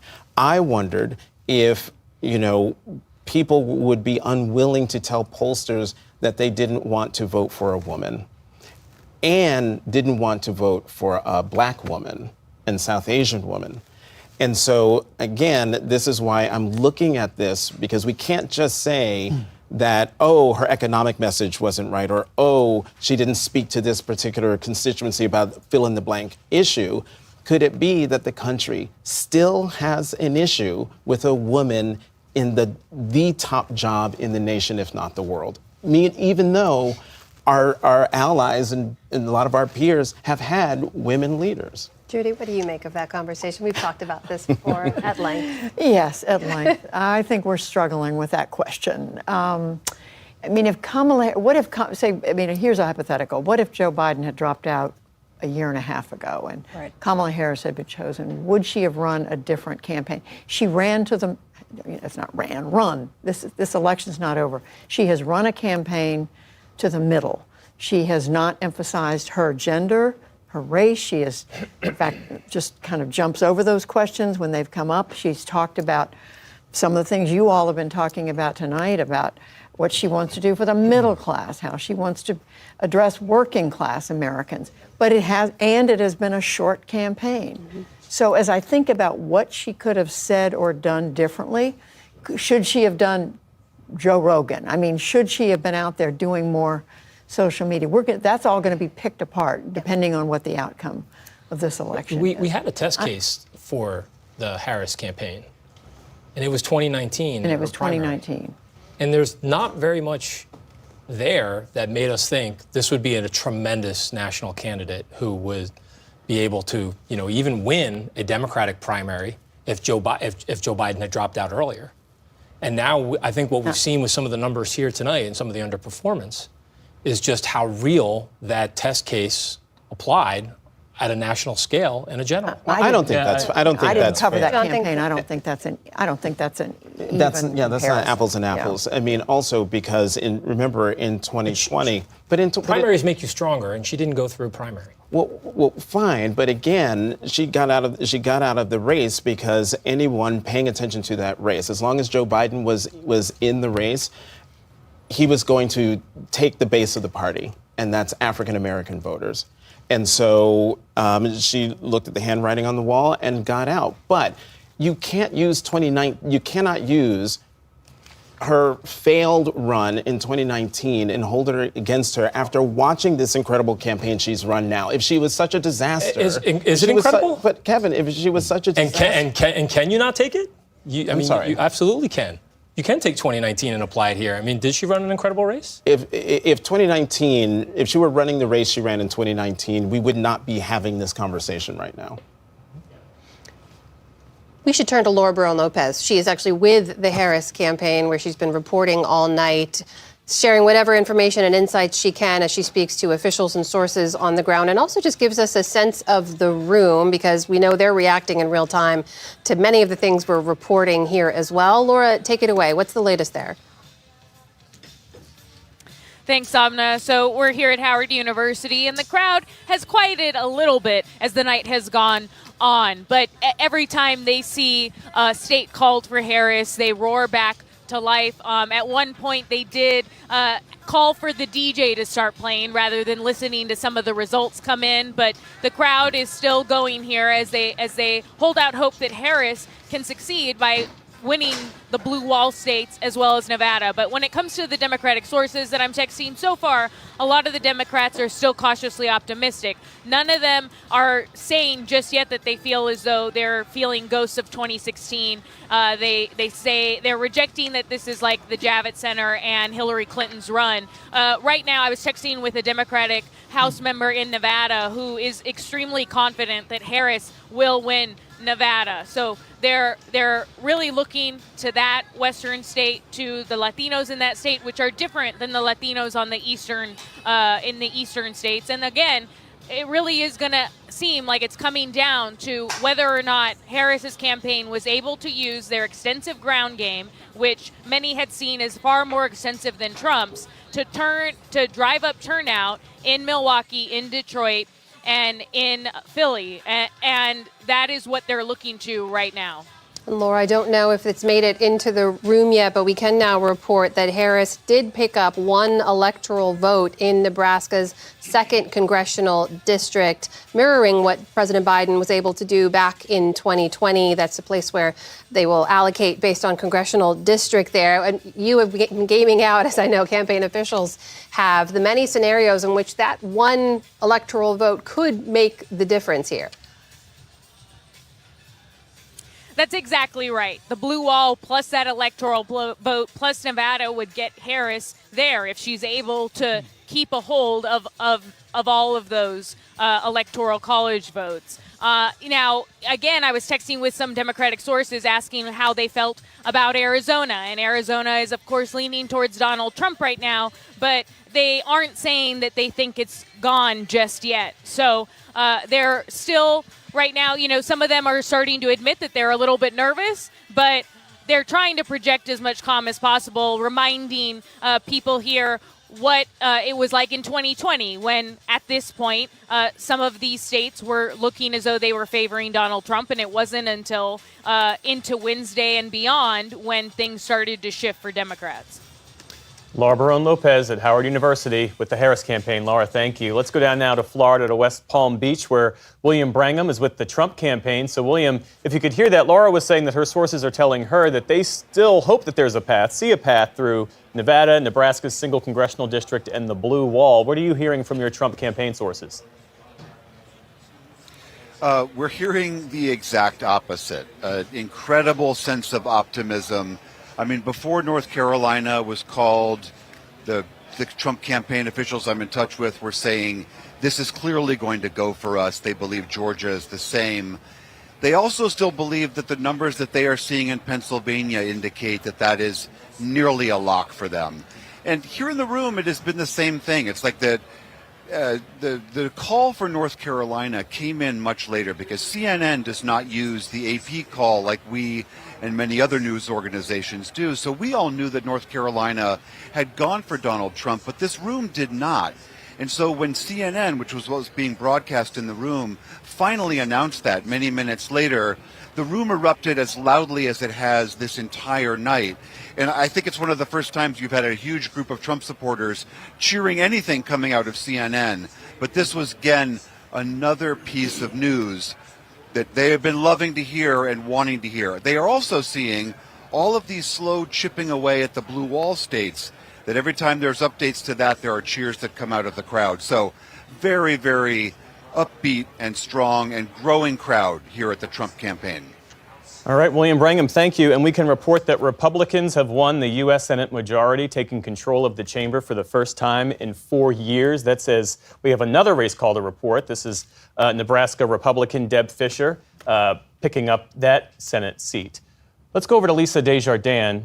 Lisa, can you put this into context for us and walk us through what you know? Yeah, absolutely. So the question now is not, of course, who will be in charge in the Senate, but what will be the majority for them. Right now, as you say, we've got 51 votes. A reminder of how the Republicans got here. They were able to flip West Virginia. Joe Manchin retired, and then they were able to hold on here in Nebraska, and then they were able to also flip Ohio. Now, what we don't know is what's going to happen in Wisconsin, where Tammy Baldwin still is in a very close race, could end up losing her seat. And then in Montana, also John Tester, getting late, everyone. John Tester, also a potential seat that Republicans could flip. If they won in both of these seats, then this would go up to 53. Now, that's an important number for a few reasons, one of which is you think about the Senate Republicans. There are fewer moderates in that group than there used to be. Prominently, Susan Collins, Lisa Murkowski are the moderates. But if they have a 53-seat majority, Susan Collins, Lisa Murkowski can go another way, can vote with Democrats or vote against Republicans' agenda, and they would still have enough to pass what they wanted to there. Let's look also what's happening in some of these other key states. Arizona, you all were talking about this a lot. I will tell you, I still think there is very clearly, as Laura was saying, a way for Harris to make up this difference. She's behind by just 10,000 votes right now, 50% of the vote in. Look at this. In Maricopa County, where she's leading, her lead is 24,000 votes. It's only half of the vote in there. She could make up the difference there. That is a place where you have 1 million votes. That's a very possible route for her in Arizona. Also, Apache County. Now, this is not a place where there are a lot of votes, but it is a place where Harris expects to win and have a margin, as the Democrats have in the past, that's more than 10,000 votes. That makes up the difference right now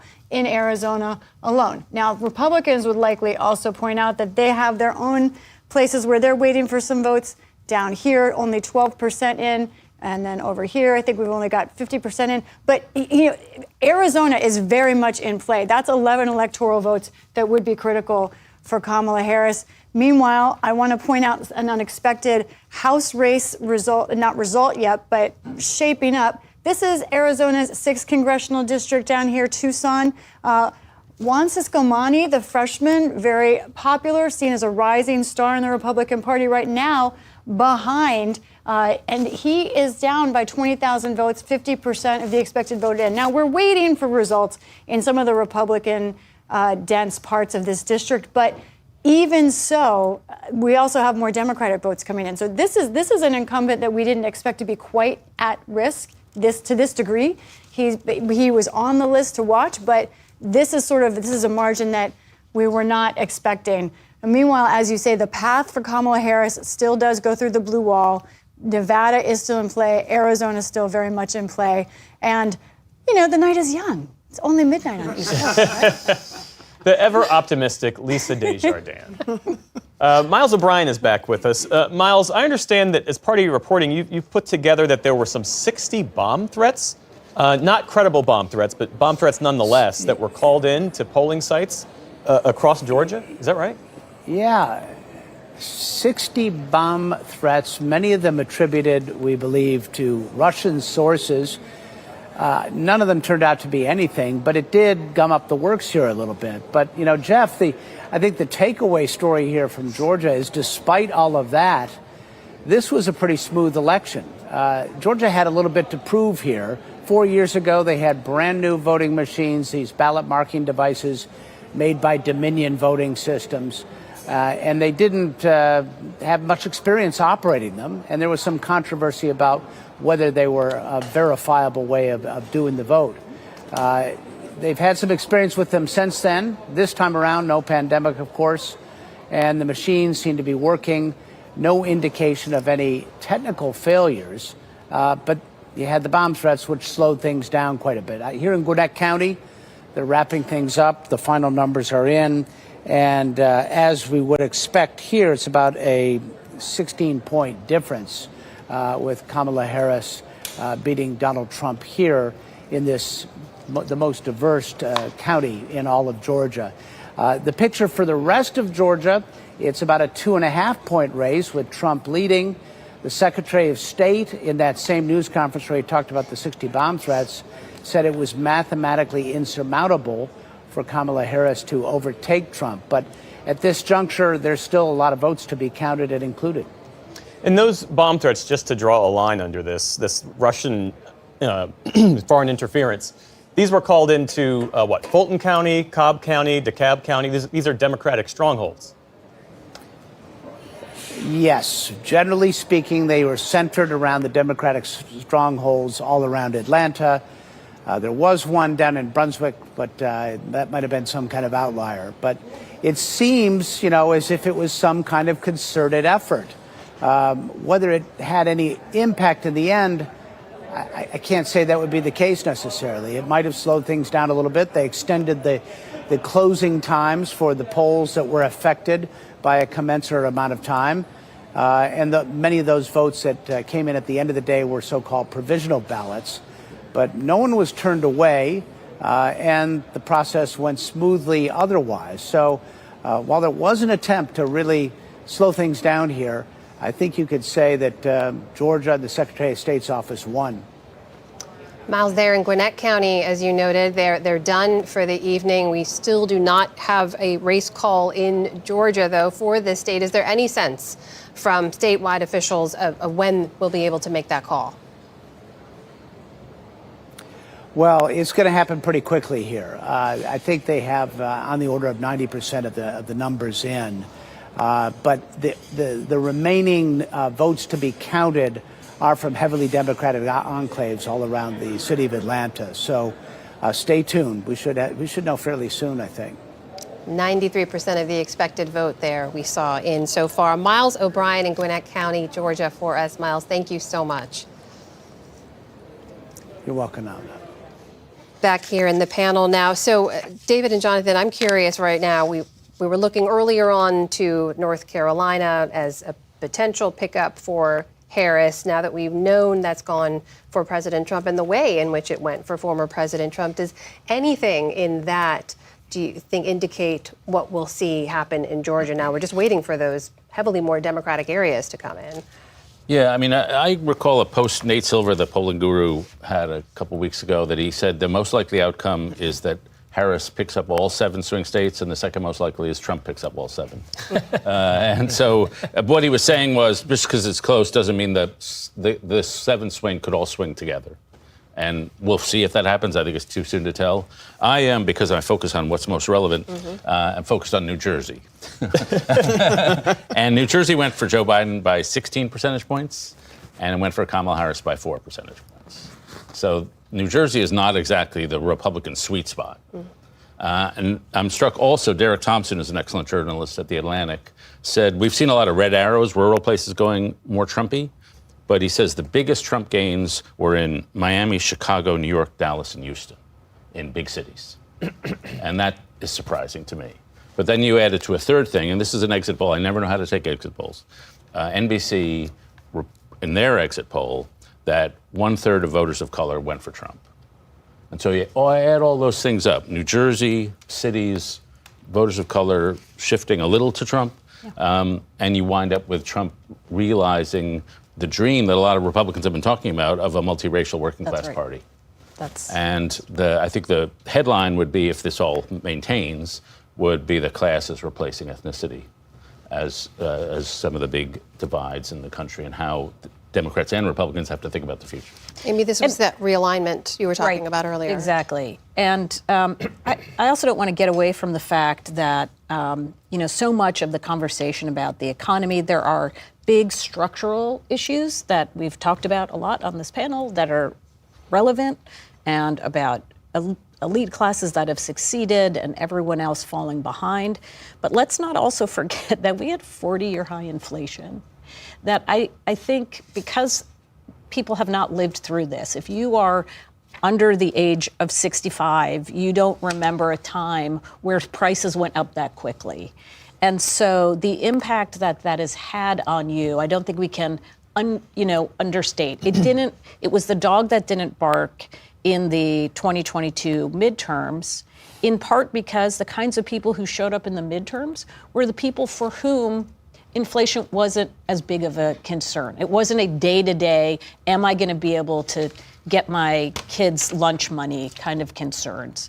And when you expand the electorate, and that was the whole theory of the case, again, this goes against years and years of what used to be the theory of the case from the two parties, was that, Democrats always wanted to have the biggest amount of turnout, and Republicans liked it when turnout was lower. But now Democrats doing best in the areas where you have consistent turnout, voters, but doing worse with people who turn out only sporadically. And many of them, we know who are people who show up and vote in every election, the kind of people who show up in school boards and down ballot races. They're older, they're whiter, they have a higher level of education, they have a higher income. That was the Republican base up until the Trump era. And now that's the Democratic base. And you can only get so far. The other thing that will be interesting to see, we have so many more votes to go.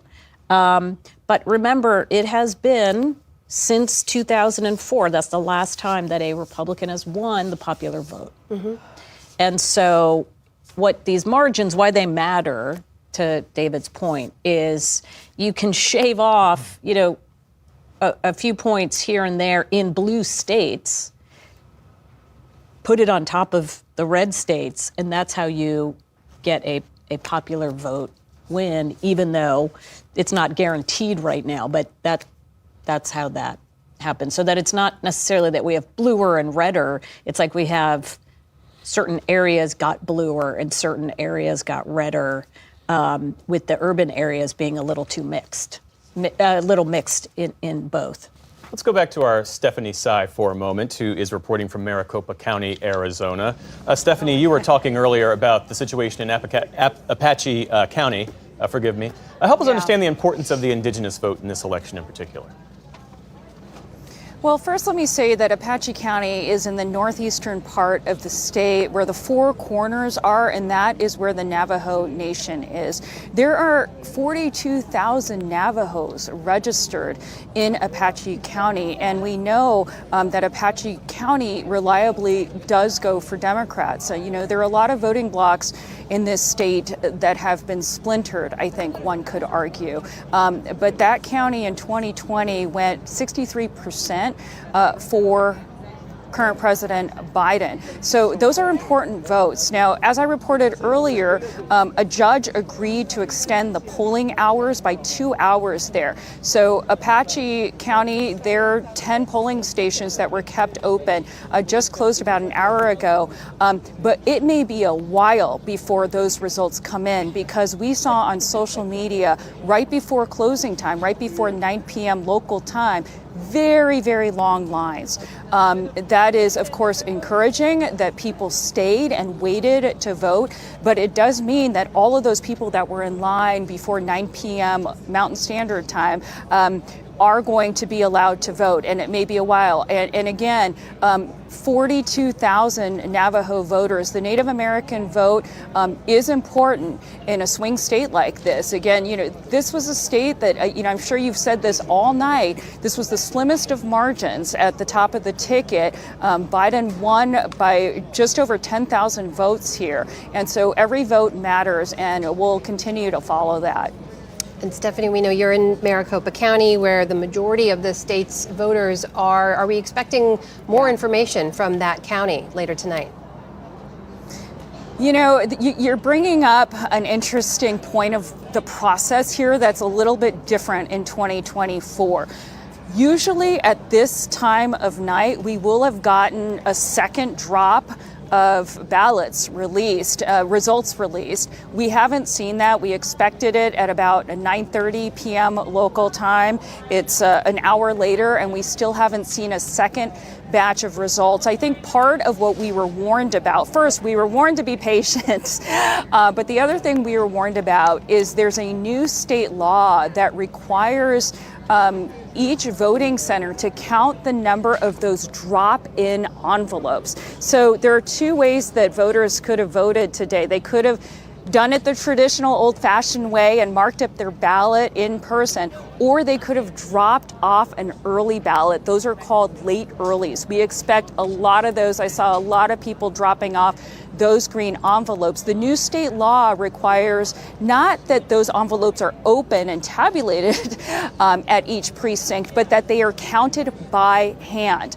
And so that was expected to delay the process. I think that's what we're seeing here tonight. So as it stands, results are trickling in from other counties throughout the state, but Maricopa County has not released results for the last hour and a half.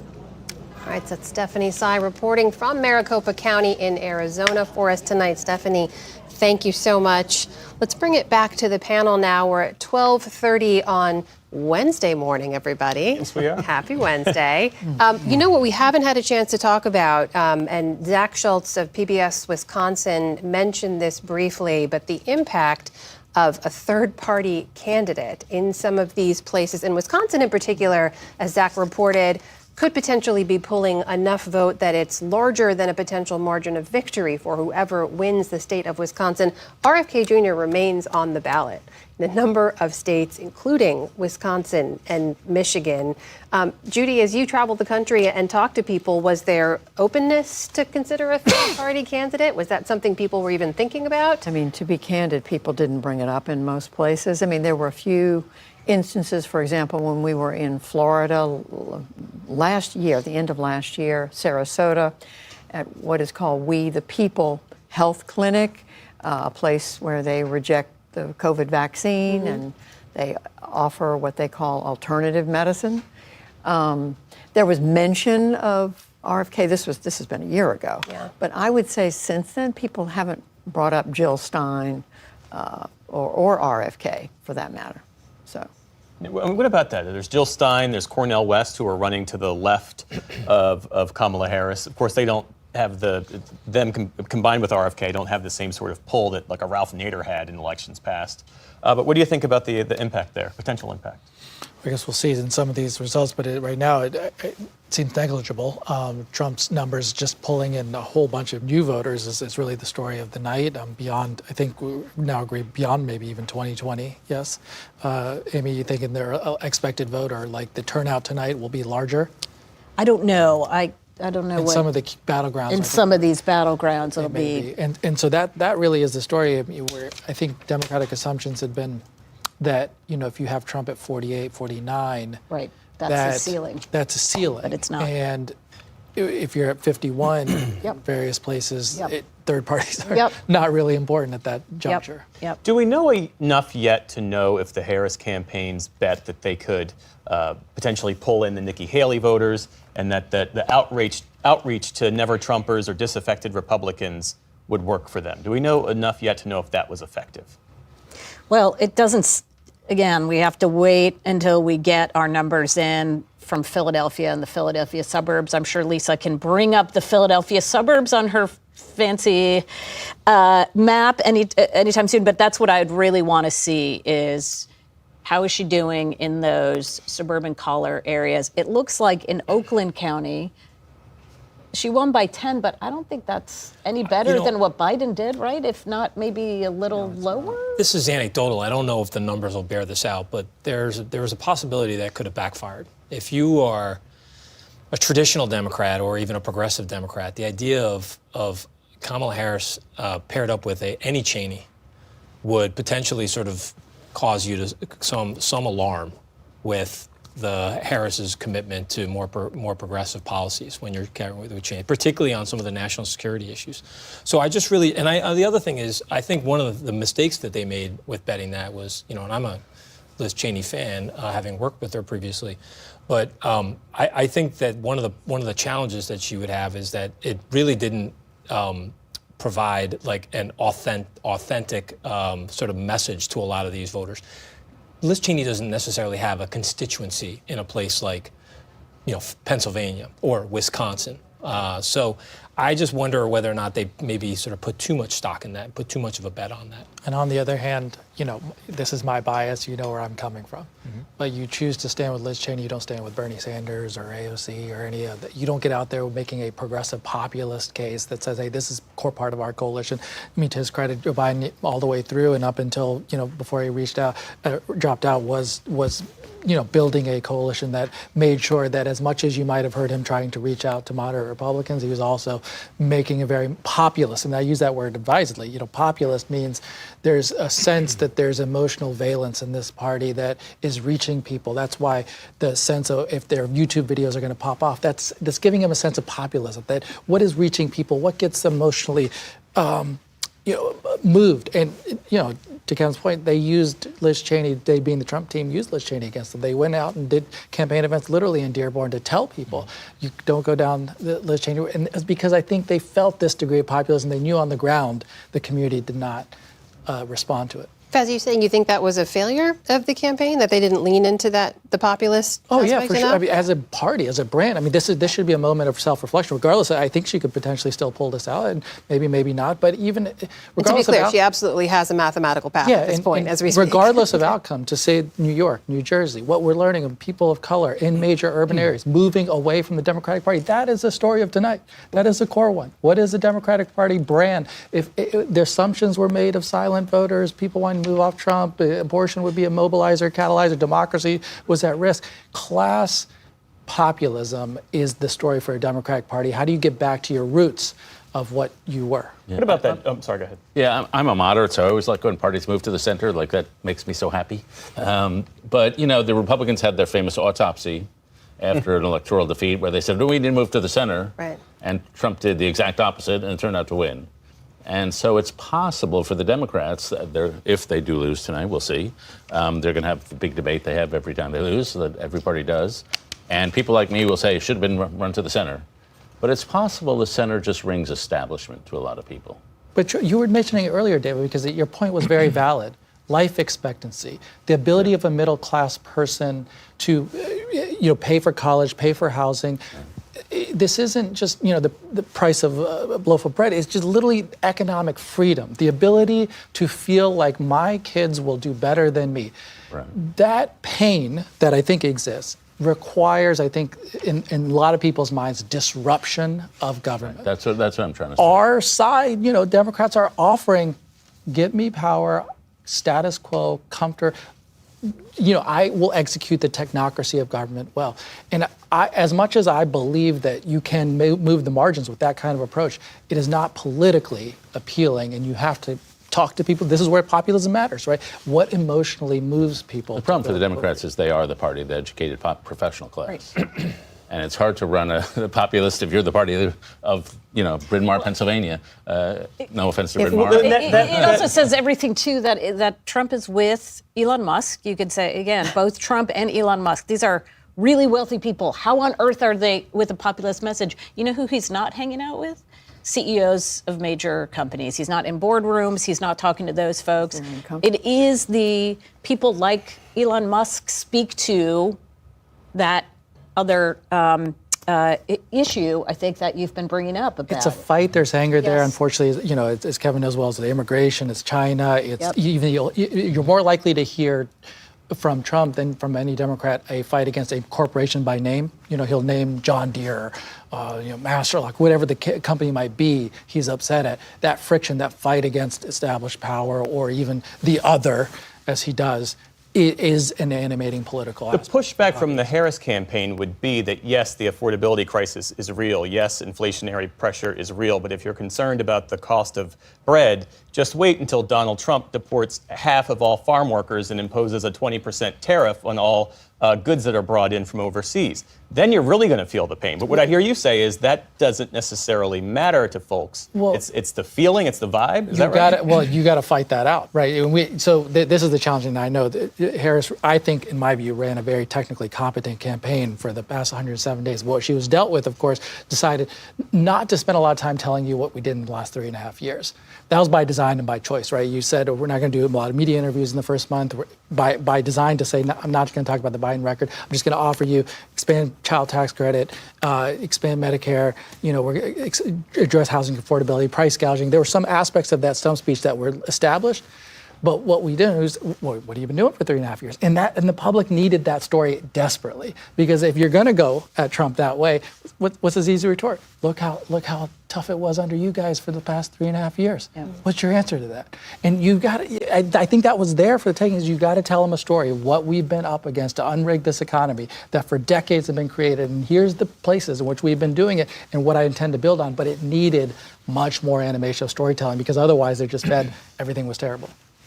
It's still, I will stress again, it is too early for autopsies. It is too early for speculation. There are a lot of people still in line voting at this point. It's too early for an autopsy again to win. But what we're missing is that it's not too early for the autopsy of the fact that a lot of working class people have moved away from the Democratic Party. Yes. Regardless of where, These New are the Jersey, bigger New York, trends we've wherever, been the reporting on trend as well. line is one that I'm asking people to reflect on, not the outcome of the election. To Fez's point, I think both campaigns, both parties are going to come out of this election with a very different blueprint for what are we going to do in 2026?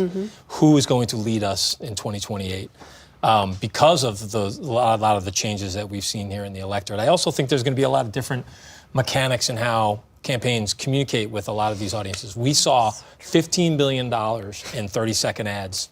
We've all seen it. Our texts are probably still going off, right? Yeah. And, was that the best way to sort of reach and mobilize many of these voters? I think a lot of that is going to come under question as well. So wait, play that forward for me. What does that conversation look like in Republican circles if former President Trump loses? What is that conversation for who leads going forward?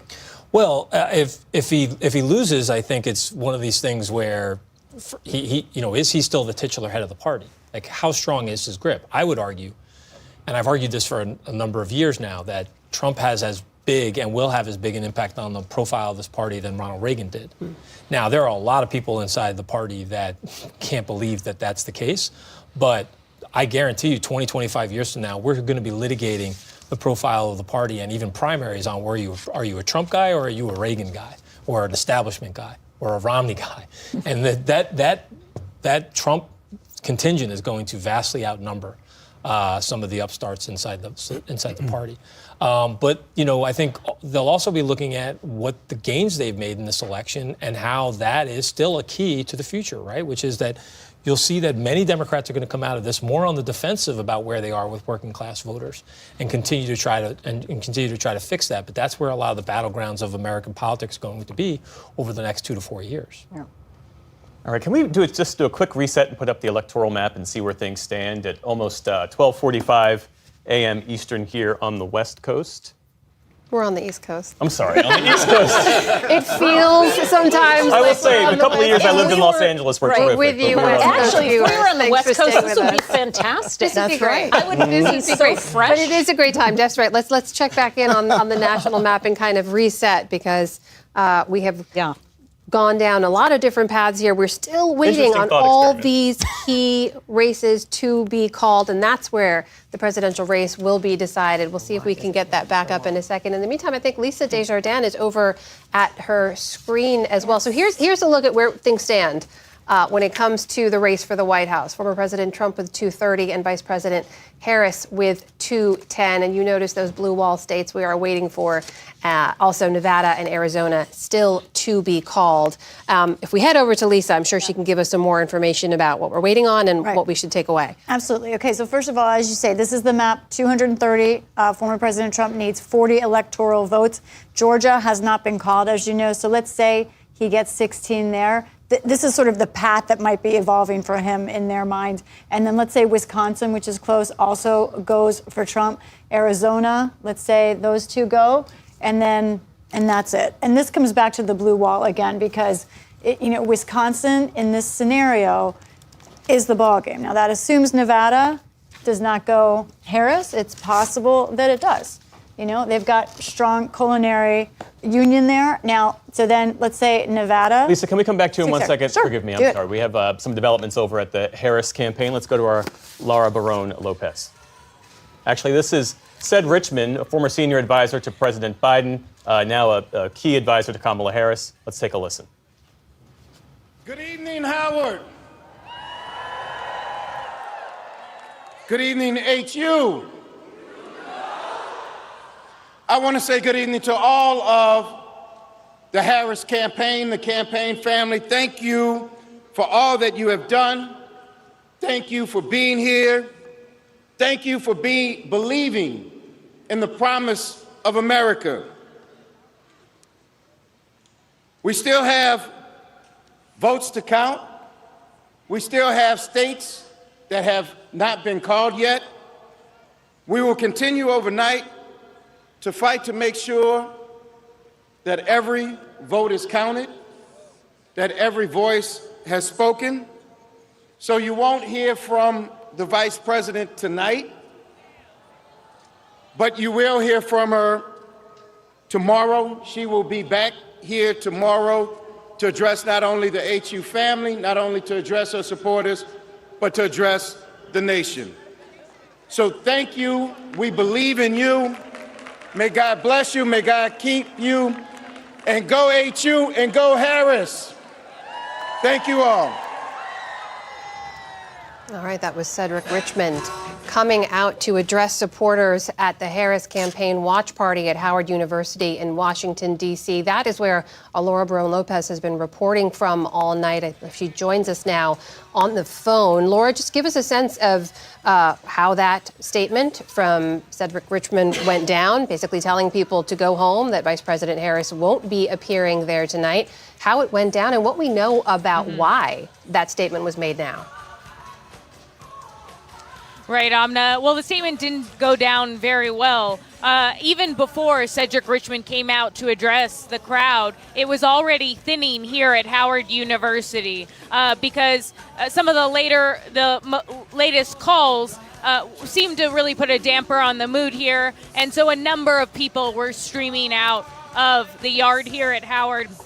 And as soon as Cedric Richmond said that the vice president would not be speaking, people started to stream out. Laura, we're going to let us know if you need to step away for a drink of water again. In the meantime, what else can you share with us about, as you mentioned, some of the crowd thinning out over the last hour or so? Has there been a shift from what you can tell among supporters there? Yeah, I mean, the mood, Amna, is one that is very anxious and nervous. Supporters are still holding out hope that the blue wall is going to come through for Harris, that Nevada will come through for Harris. But again, they are really upset that it's coming down to this narrow pathway for the vice president. So far, there isn't that much pointing of fingers in terms of the Democratic sources that I'm talking to, because the Democrats in those blue wall states are still trying to keep optimism going in terms of her pathway there. But we still, as you well know there, we may not know until into tomorrow how that vote count is looking in those blue wall states, in Michigan, in Wisconsin. And so that's created, a sour and sad mood here for a number of Democrats. That's our Laura Barone-Lopez at the Harris Watch Party there, which is now ended, it seems, for the evening in Washington, D.C. Back here with our panel. So, Kevin and Faz, I'm curious from a strategist perspective here, when you make a decision like this to come out at this hour, there are still people in line voting, there's still votes to be counted, states to be called.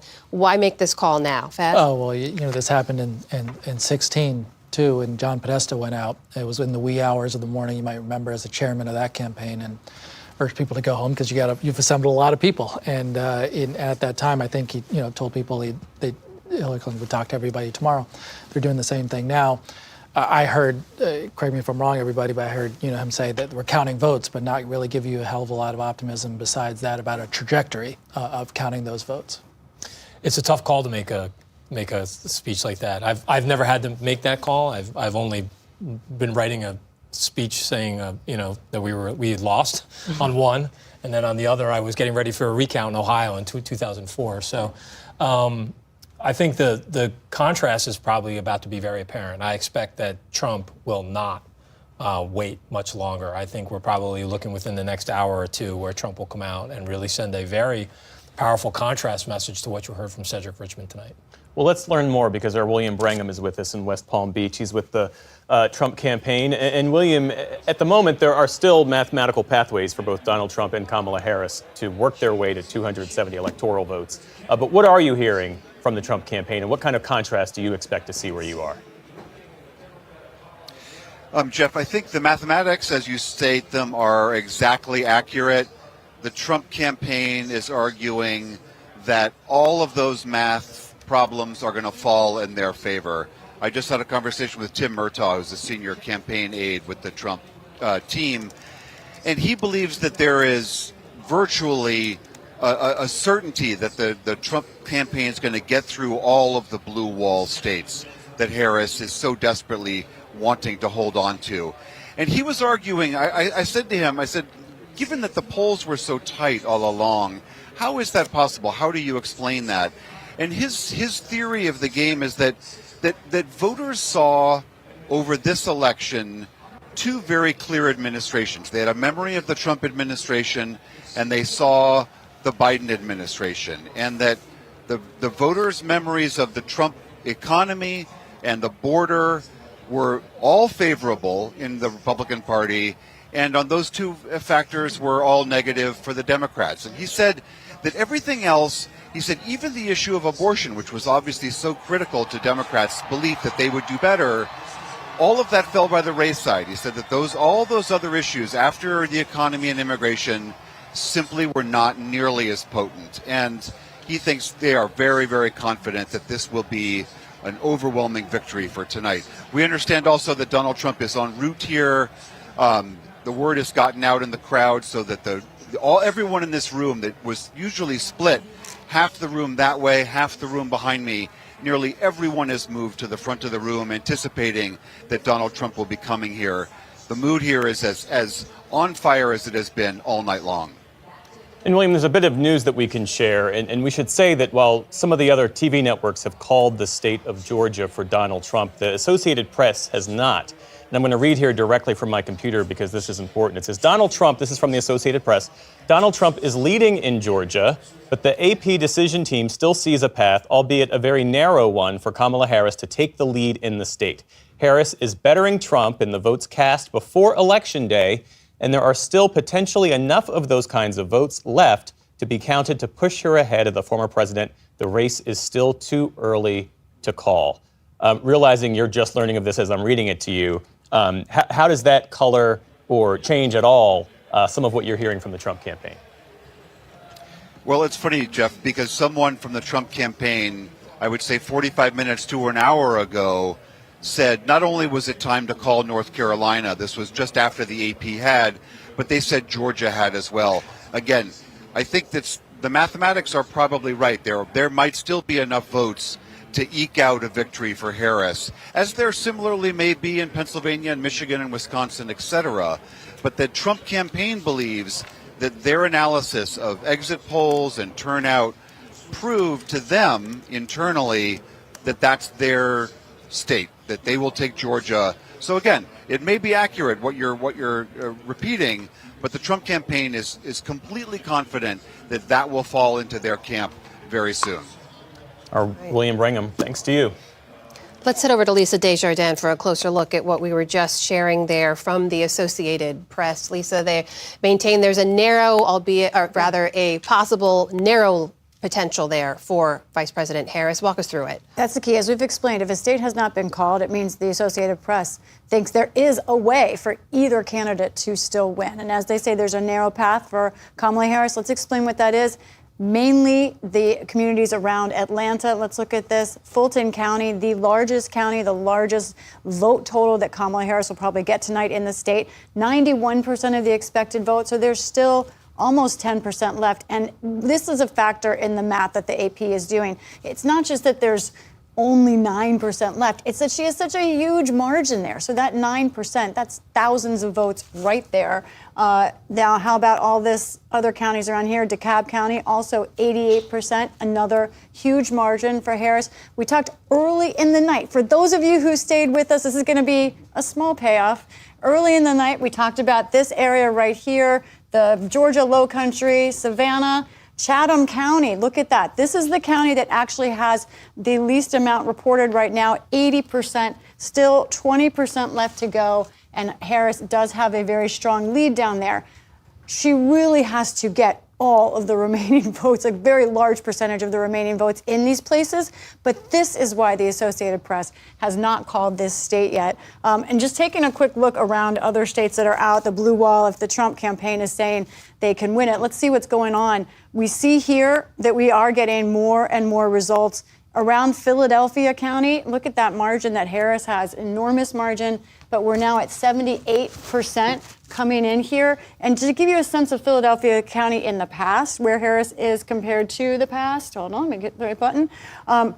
Look at this. So right now, she is behind where Biden was in Philadelphia, which was also behind where Clinton was. That's not where they want to be. She needs to do better than this with the remaining vote in Philadelphia in order to do well here in Pennsylvania. I've also noticed that this swing county, Erie, we pay a lot of attention there. With 98% reporting Trump is winning there, he's managed to also, at the moment, with 97%, really run up the total in Lancaster. And let's look what's going on in Chester County and compare it to the past. Important suburb county. Here we go, Harris, right in between Hillary Clinton and Joe Biden. And there's one more. Our producer, Matt Loffman, is reminding me of another good one to look at. Northampton County right here.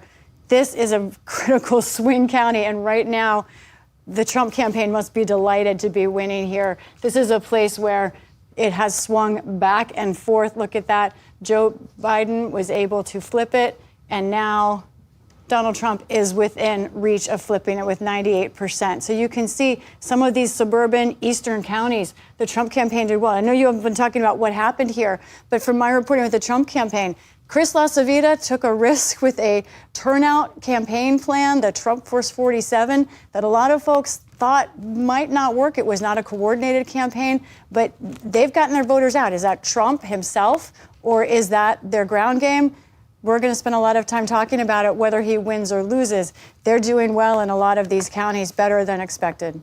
Lisa Desjardins, thanks so much. Amy Walter, we have about 90 seconds. I'm going to interrupt you, and then we're going to pick up your thought on the other side. How about we do that? As William and Lisa were talking, you were squarely in their amen corner, shaking your head in agreement with what they were saying. What are you seeing that tracks with that? Well, if we can have time, I don't know if we do, to put up just to get to this point about I think it was what William said that the Trump campaign was talking about, the contrast between the two administrations. And I think this is really another key element in this race. Biden's job approval rating overall, 43%. Trump's retrospective job approval rating, 50%. And so if you do make the case that, okay, do you want to stay the course or change direction?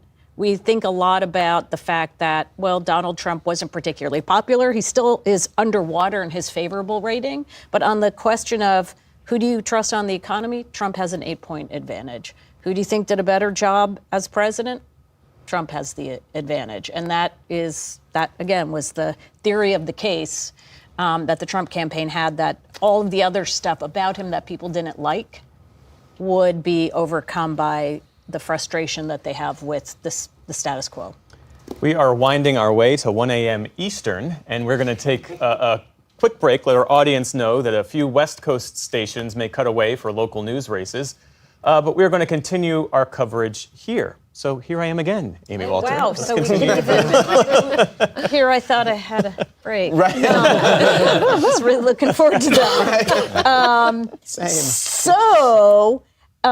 So anyway, I think sometimes it's not even that complicated, right? If elections are about change or change the course or status, more of the same.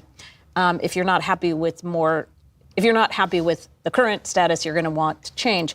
Although what's interesting, if you just looked at this question of who would bring positive change, again, this is nationally. So I would be very curious to see this in the swing states.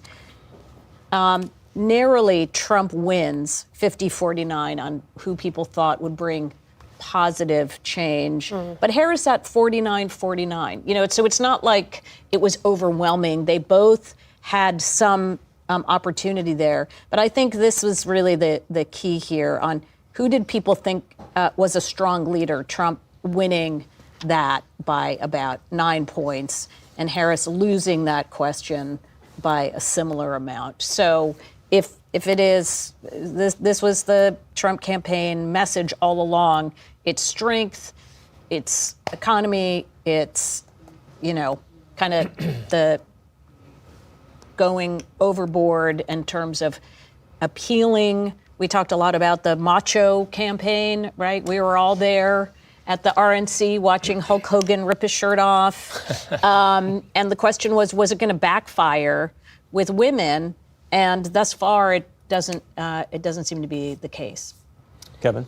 Well, I would, if I were trying to simplify it as much as possible, I don't want to oversimplify it, but if we were to take out, sort of reverse engineer, like the voter that made the most difference coming out of this election, it would be the voter who walked out after casting their ballot today and they said, they rationalized the Trump economy in a way that said, say what you want about the guy, but the economy was better under him. Yeah. And I think that's as simple as you can get in this race. Why Trump had a certain appeal. Again, to cite a Mike Murphy lesson that he taught me back in the day, he said, a lot of times this is a lot more like Hollywood than we think. And Kevin, Trump, I'm going to cut you off for just sure, a moment. please. I want to make sure to bring our viewers this news as we can report it. That's a major race call in the state of Georgia. We can now report, according to the Associated Press, that has gone for former President Trump. And here is a look at where the national electoral map now stands. Former President Trump with 246, Vice President Harris with 210. Kevin, back to you. Where my brilliant movie analogy that Mike Murphy taught me back in the day. Oh, I apologize. Actually, take a couple of seconds and regroup your thoughts if you don't mind, because we want to message something to our viewers. That's right. Once It is again. now 1 o'clock on the East Coast, and we welcome back a few stations who cut away for local race coverage. I'm Jeff Bennett. I'm Amna Nawaz. Polls have now closed across the entire state of Alaska. The race there is too early to call. Let's take another look where the electoral race count stands. 210 for Kamala Harris to Donald Trump's 246. We are waiting to see which way that blue wall falls. Kevin, your third attempt at trying to tell us what Yes. Mike Murphy told you back in the day. He had a great analogy about it being a lot more like Hollywood than we think, and that is that, Trump, for all of his flaws, is a big budget film. You're paying your $10 and you're going in, you know what you're going to get. You're going to get entertained, there's going to be lots of noise, there's going to be big bangs. And Harris was a lot like an art film, and with subtitles that was making a much more of an esoteric point. And so for a lot of these voters, it did come down to as simple as knowing what they were getting with Trump, and in the space of the 107 days, Harris not really being able to fill in the blanks and tell people why they should show up. Beth? Well, we'll see how the outcomes of this go. I look to the House and the Senate. Trend lines are not great right now for Democrats, but hopefully, things could turn. Wrestling with the Trump presidency with House and the Senate, which is one possibility, to be clear. There could be a number of other possibilities, but the amount of disruption that is we're on the cusp of is not imagined at that point. If you got that much power and that authority, he's talked about. If you think about the pledges and the promises, mass deportation is obviously something he's talked about, and empowering police forces across this nation to start doing more raids and deportations.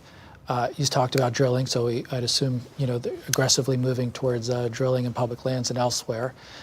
He's also talked about the tariffs. Tariffs be on the table, and then nothing on abortion, obviously. And so I just sense more of a retrenchment in how he animates that politics. If he were to win, I think is to my mind, hopefully something that produces a populist backlash, which the Democratic brand sorely needs. I thought the opportunity for a lot of Democrats, and continues to be, is the labor movement has been one of the most powerful things of the last few years. When you look not only Starbucks organizing wave, but Boeing workers on strike, port workers, UAW workers, that needs to bleed into a Democratic Party's populism that is searching for it. Where is that emotion? Where is that energy and enthusiasm? It's coming from that labor movement, and I hope that's one thing to reflect upon for the party as we go forward. It's just past 1 a.m. here on the East Coast. I'll just note the Democratic sources I'm texting with are still stressing there's still votes to be counted, calls to be made. They're absolutely true, but David, it's also true with Georgia going for former President Trump. Harris's path has to go through the blue wall, and really Pennsylvania more than anything now. Let's just go down the line and get kind of your thoughts at this state of the race, knowing what we know now and what we may not know for another few hours or even into tomorrow. Well, she's sort of got to run the table, and she's behind in all the states right now. So she'd have to catch up and go ahead in all those states. The one element I'd add in here is the international element. If you look at ruling parties pretty much across the world, they've all been shellacked. The post-COVID inflation hit the whole world, or at least the industrialized countries, and ruling parties in the Netherlands and Portugal, Latin America, they've all been hit. And in our country, I'd say most of the inflation was caused just by COVID supply chain, but maybe a third was caused by the Biden administration overstimulating the economy. But the voters don't really care about that. They just think there's inflation, and so we're really mad about it. And then in a deeper level, not just inflation, if you ask people all around the world, Ipsos asked people all around the world, is your country in decline? 60-odd% said, yeah, our country is in decline. Do you trust experts in your country to relate to people like you? 65% say, don't trust experts. What's unusual is America is usually an outlier nation, but we are absolutely typical in distrust of authority, in feeling the system is broken. Elites don't get people like us. The whole world is going through a climate, not the whole world, but at least the Western democracies, that are just extremely hospitable to right-wing populism. But France was one outlier on that, right? And when they did win in that coalition, there was progressive populism there, like obviously a big strike of sanitation workers in that country that led to it. And I think, as you say that, and I agree with all of that, there was a glimmer of how you could go. I would also add that it's sad for me because, and I assume for you, that the United States was the outlier also of having the least amount of impact from inflation, having the fastest recovery post-COVID, getting back up on our feet to this day. The facts and the stats are there that we have outperformed every other nation in dealing with this challenge, and unfortunately not rewarded policy. America was also the outlier in not having political violence on the level we did until January 6th, and now this democracy is no longer immune from that as well. But Jonathan, to your thoughts on where we are right now? I'm ever since David talked about the Loudoun County, and then you brought up my home state of New Jersey. So I went to the New York Times map, and they've got this neat little feature that shows shift from 2020. And I wish I could show it to the audience, but the red that is on this map is what's sobering, given everything I've said over the last 5 hours. I do think that this race is always going to be close, that the vice president's path, even though they were hoping maybe North Carolina, maybe Georgia, that it was always going to be through the blue wall states. So the fact that we don't have those results and she's told folks to go home is not surprising to me.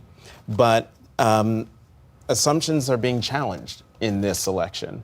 And this map here says to me that no matter what happens in this election, no matter who wins, we as a nation have to have a conversation about why this map looks the way it is. And I hear all the things about economics and populism and things like that, but we also have to factor in some social issues that could also be at play. And I would, when I have a chance, maybe I was going to say tomorrow, later today, dive in to see what people said when they came out of the voting booth, why they voted the way they voted. And I'm not sure if people are willing to be as honest as I would like them to be, to talk about why this shift is happening. It's so broadly as I'm looking at this map. Judy, you're looking at the same map. I'm seeing it over Jonathan's shoulder. Yeah. It's very red. We don't know the result yet. We're still waiting for these states to come in. I'm already thinking about unifying the country. To what extent, and were people asked in the exit polls, who do you think will do a better job of bringing us together? I know that's been asked by pollsters for the last few years, and in most cases, the Democrat would win that by some margin. But half of the country, or almost half the country, is going to be unhappy with this result. What does that look like? What is the leader, whoever it is, whether it's Donald Trump or Kamala Harris, what are they going to say to the American people about that? Are they even going to address it? Are they going to continue to drive in the direction that they, in the case of Donald Trump, you didn't hear much talk about unification. I mean, he would say, I can unify, but so much of what he spoke about was criticism and worse about people on the other side. So I'm already thinking, what happens to the country? What happens to people who didn't vote for the winner? Where do we go from here? And the problems. I mean, does the next president have to deliver? Because, I mean, promising that there are going to be no taxes on Social Security, we're looking at an enormous deficit. We've got to make decisions on tax. Are there going to be more tax cuts? Are we just going to keep giving things away? I mean, where is the reckoning? When is there going to be? Is there going to be a reckoning? There is this is the fascinating thing, Judy. There's a reckoning every 2 years. Since 2006, every election has been a change election. And so we just keep doing this. We say, oh, well, we don't like that. They did bad things. Now we'll put the other side in. Oh, we don't like them. We're going to do bad things. So they did bad things. And so we just keep ping-ponging back between this. There's no doubt if Republicans do end up holding all branches of government, the backlash in the midterm election is something we'll start talking about like 2 months after, if that. Immediately. Like next week about what the midterms will look like. And the retrenchment of the Democratic Party will be simply because of a backlash to the party that's in power. Yeah, I was going to say real quickly, I mean, volatility has been the defining attribute of our electorate for a number of years now. Yeah. And look, if I had any guarantee, it's that 6 months from now, we're going to have a president who's going to be below 45% approval rating, facing razor-thin margins in the Congress. And the challenges that we have are pretty enormous. And that is going to be a very, very difficult task. And then the other thing is, too, is I think to Judy's point, we've just spent $15 billion with one half of the America saying that if you lose, it was stolen, and the other half of America saying that if you lose, democracy is going to die. So those tensions are not going away anytime soon. Just to give our viewers a little bit of insight of what we learned, Elon Musk tweeted out a photo not too long ago from inside Mar-a-Lago, just so you have a sense of what's happening there on the ground. And you see a photo there of former President Trump with Elon Musk, and that's the UFC, the Ultimate Fighting Championship head, Dana White, who also spoke at the Republican National Convention earlier this summer. The three of them involved in a deep conversation, just to give you a sense of what's happening there at the moment. Of course, we have not heard from former President Trump yet tonight, but this all hinges on these blue wall states we keep talking about again and again. We know, and we've always known, the closer it is, the longer it will take to count. John Yang is still in Pennsylvania, in Allegheny County, reporting for us tonight. I understand he has another update for us. John, over to you. Well, Amna, how are you?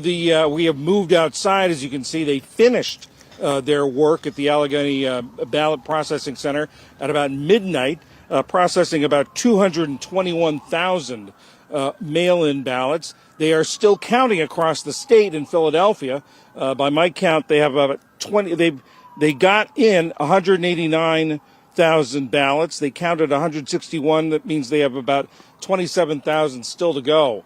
I think the story of Pennsylvania, you heard from Lisa, who really went through it well, that Donald Trump has been overperforming, doing better in the rural counties than he did in 2020, and Harris is not matching what Democrats have done in the past in the big cities of Philadelphia. Although she did meet Biden's number, she is meeting Biden's number in Pittsburgh.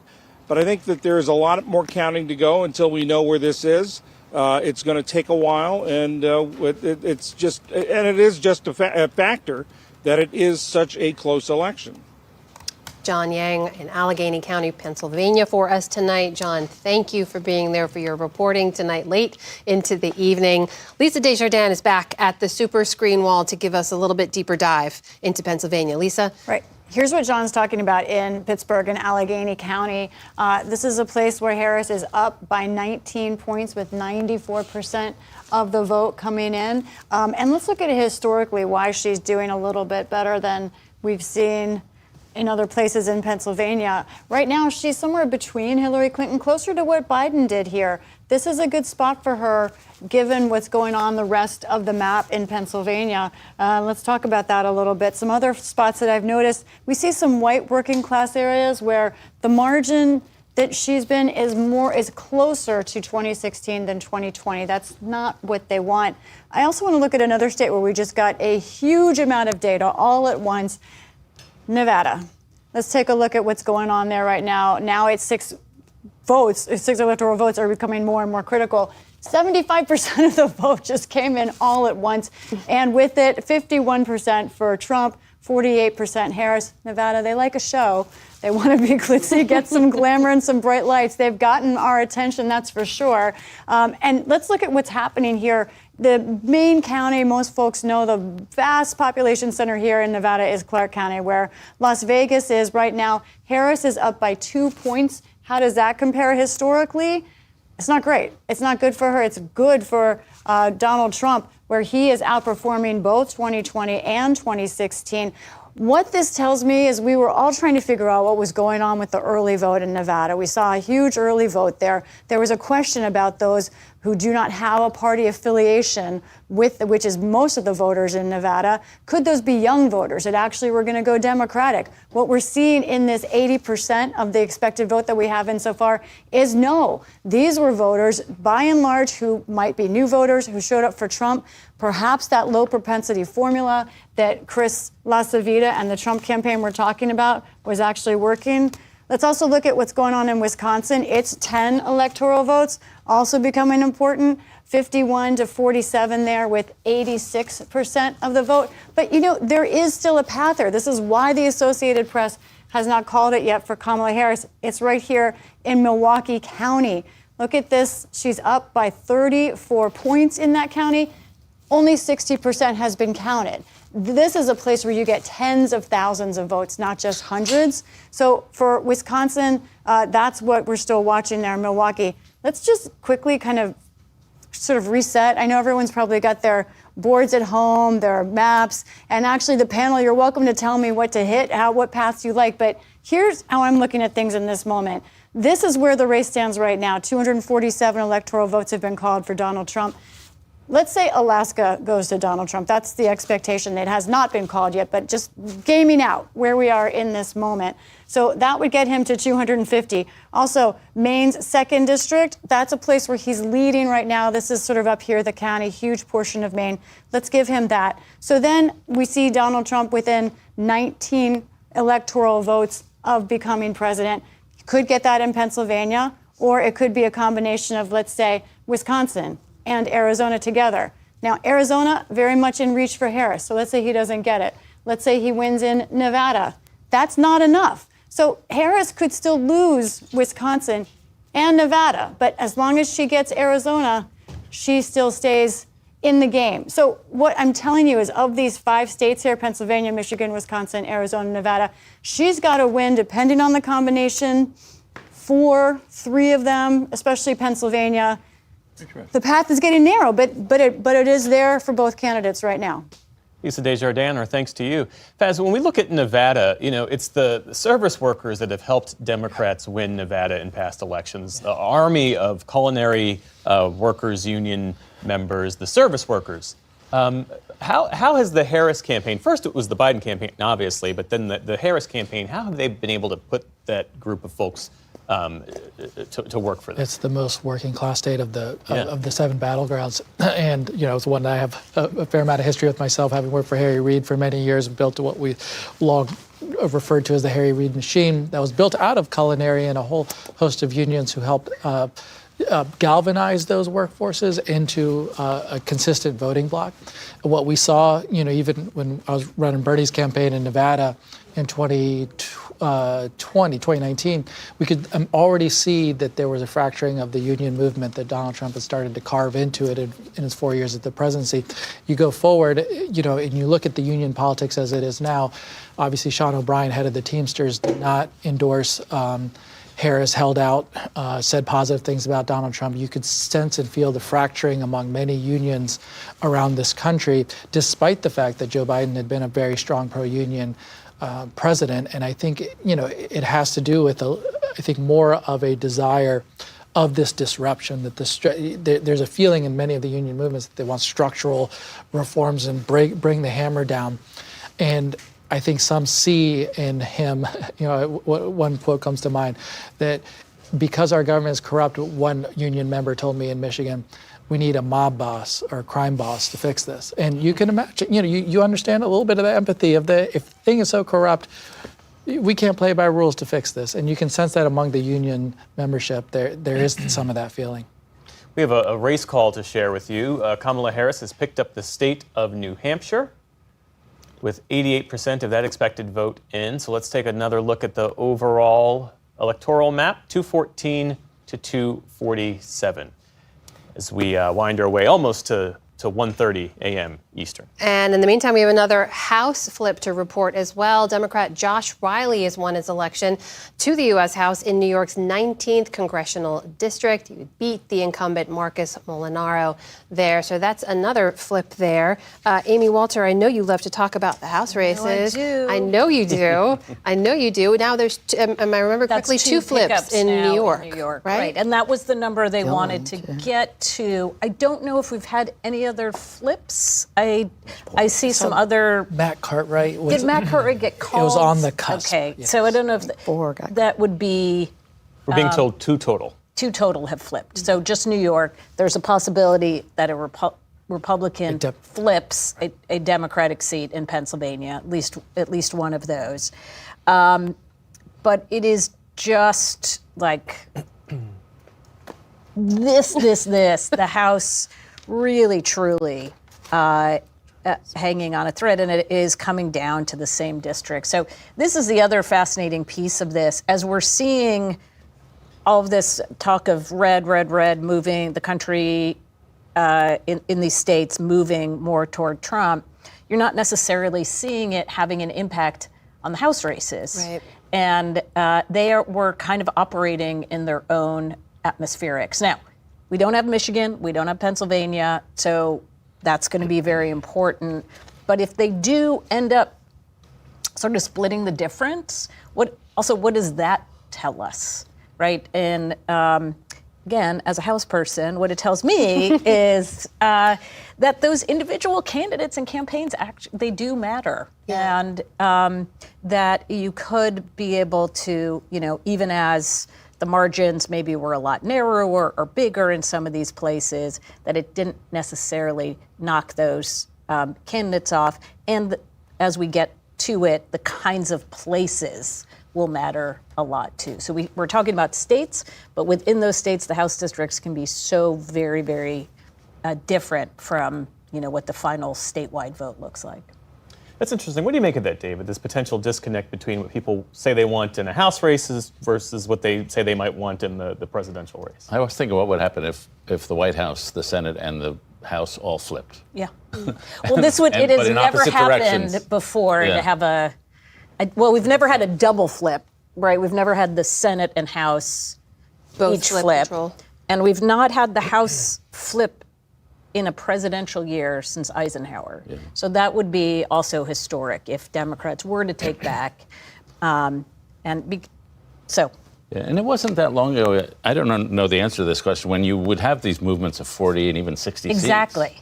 And now we're down to 20. Now we're down to 20, and the rest just kind of line up. Is that the mapping, or is it? No, you know what it is that there aren't any more rural Democrats and there aren't any more suburban Republicans. Right. And so... Remember the Blue Dog Democrats? Yeah. Remember that was the thing? So that if this really were a big movement, I think this is what we're going to find as we go through these individual congressional districts. In the suburban areas, so part of the reason Democrats are doing well in New York and flip those two seats, those are in suburban sort of Biden-friendly territory. Long Island, though, these races are a lot closer as Long Island is going further and further right. We'll see what happens in, I'm trying to think about Nebraska. They haven't called yet, I don't think, for the Bacon seat. But, that's another place that you have a Republican holding on in a very blue urban area.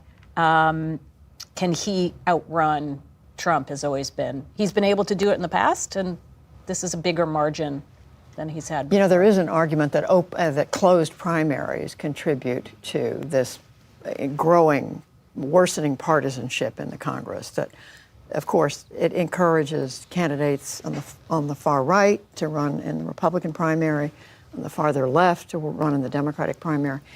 And it's part of this whole argument right now about moving to more open primaries, but it's not having much. Well, we'll see, because in Nevada, the other thing that's on the ballot is a ranked choice voting, which only a couple of states have, Maine and Alaska. Colorado may have it as well, but in Nevada, it would be it would have a pretty big impact. We've never seen it in a state of that size. I mean, Alaska's obviously a big state, but it is not, population-wise, certainly not what Nevada is. Let's go to our William Brangham, who's in West Palm Beach with the Trump campaign. William, we should say that a TV network, Fox, has called Pennsylvania for Donald Trump. The Associated Press, however, says that several 100,000 ballots are left to be counted, and a flip is still possible if most of what's left to count is advance vote. Give us a sense of what's happening in the room and bring us up to speed on your reporting. If you had gone to me 45 seconds ago when Fox News made that call, I wouldn't have been able to hear a single word you said, because this room erupted with as loud of a cheer, a raucous, ongoing chant of USA, USA, as we have heard all night long. Because if, in fact, that turns out to be the case, and we should say, as you did, AP has not called it, and that's what we at the NewsHour go by as our metric. But Fox News, which is what is playing here in this room, Fox News called Pennsylvania, and this place erupted, because if that went forward, Trump is within 3 electoral votes of winning. So incredible jubilation here in the room, with a real sense that tonight, even though many people have been told that maybe we won't know the results, many people here are starting to feel that tonight could be officially the thing that pushes Donald Trump back to the White House. William, I'm not sure if you can see what we're seeing or hear any of this. There appear to be some high-profile guests kind of being ushered into the room. We can't quite make out who they are, but I wonder if you've heard anything from the campaign about when any campaign official or even former President Trump himself may come out to speak and address the crowd. We don't know. I can see the crowd that you're talking about. I can see them. There were some seats up near the stage that had been blocked off and reserved all evening long. And it clearly does seem as if some of those people are being escorted in. From my vantage point, I can't see who that is. We know we are expecting the Speaker of the House to come at some point. We've seen several senators, many congressmen. We also know that the Trump motorcade is here any minute now. They have also put up the teleprompters, which is often a sign that the president is about to speak soon, and they've parted the blue curtains over there on both sides of the stage. So we expect to see the former president any minute. Our William Brangham in West Palm Beach, Florida. William, thank you. Let's bring it back to the panel. Kevin, your takeaways. Well, I'm surprised they have a teleprompter. I would have thought that Donald Trump would be coming out tonight and speaking without one, because if you look at the last 2 weeks, he wasn't exactly on message discipline. And I think he still might, Kevin. What's that? He still might go off the telephone. I think he will. But I think clearly you're seeing the emotion and the enthusiasm from the Trump folks. I think they increasingly feel like this is trending in the right direction for them, and that they're going to be able to declare official victory pretty shortly. But we'll still see where we are on the House, I guess, until tomorrow. Faz? Yeah, I was tracking some of those House races too, alongside Amy, and I think Becca Cook not going to pull it out. She was 10 in Wisconsin. Yeah, she was about 10,000 points behind. So looking at the places where you could have seen House Democratic pickups, they haven't quite materialized at the rate at this hour that we would have hoped for. Not to say that we know definitely what the outcome will be, but we had hoped that it'd be a little bit cleaner at this point about the House. And given that it isn't, the fears of a potential trifecta for Trump are very much, if you were playing that game that everyone always likes to talk about of, would you rather be us or them? Right now, obviously, you'd rather be Trump. David and Jonathan, of course, we should reiterate here that only Fox has called Pennsylvania for former President Trump. The Associated Press has not. Therefore, we have not. No other network has. But when you look at the blue wall, Harris needs to run the blue wall to get to 270. She needs to find a lot of votes. She's down by 3 and down by 6 in Michigan, which is kind of surprising, though there's some of the big Democratic counties are still out there, so that'll tighten. But down by 4 in Wisconsin. If you had told me that the gap in Wisconsin and Minnesota would be the same, I would have been surprised, because Minnesota's a pretty Democratic state. And so it's just, I mean, there's not much more you can say, but there's a prevailing wind in this campaign, and the wind is touching pretty much everywhere. Prevailing wind, which I hope shifts. I mean, she has to win the blue wall. And it is my fervent hope that that call by the other network is it's 1:30 in the morning. I can't even think anymore. But it is my hope that the AP will flip that. Fox was premature. That Fox was premature, and that she hangs on. And if she doesn't, we could be looking at it. Sounds like we're saying a Republican White House, Senate, House. The House is going to be really Supreme hard Court. because we've got, between California and Oregon and Washington, there's so many races out west and Nebraska. So it does feel a little bit too early. I haven't been able to look at all the math, but it's probably right now that the Democrats are up 1. Mm-hmm. And overall, but they're probably going to lose at least 1 in Michigan, if not 2, and so that will even it back out. And so it is 1:30 in the morning. This is not the is. time for me to be probing for deep, thoughtful conversation, and yet here we are. And yet here we are. Only because, and between everyone here, there is so much incredible experience and knowledge that if we just pull back the lens a little bit, because this election cycle has been one for the ages already, and we still aren't able to say who won it. Judy, if I can start with you, just to kind of reflect back on, I was just thinking on some of the big stories we've covered. There was 2 assassination attempts against one of the candidates. There was a change at the top of the Democratic ticket. There was a debate at the end of June that left everyone stunned. There were people who predicted that the incumbent president was not at the top of his game at this point in his career, but watching that debate, there's no question it left everyone with, I think, big questions about whether he should remain on the ticket, and we saw what happened. It took a few weeks, but you're right. And then the vice president, who had, frankly, people had not thought through what was going to happen. People did not expect that debate to go the way it did. So think about from the end of July until November the 4th, now the 5th. Where are we, the 5th? It's now the 6th. No idea It's now what the day it 6th. The 6th, Yes. I'm sorry. A lot's happened. Yeah. A lot's happened. Well, one thing it's that head spinning. also happened. I'm leaving something out. Well, so many things. If Trump were to win, one of the major things that I heard from working class people on July 13th, assassination attempt on Donald Trump. And it had an effect that I don't think was fully appreciated by people in more the elites, but I felt and heard it and saw it on the ground of those who were worried about democracy at risk. What that assassination attempt did for some folks is, this guy is running and wants it so bad. He's doing something for this country. Fight. He wouldn't be putting himself on the line if not for the fact that he wanted to do something for America.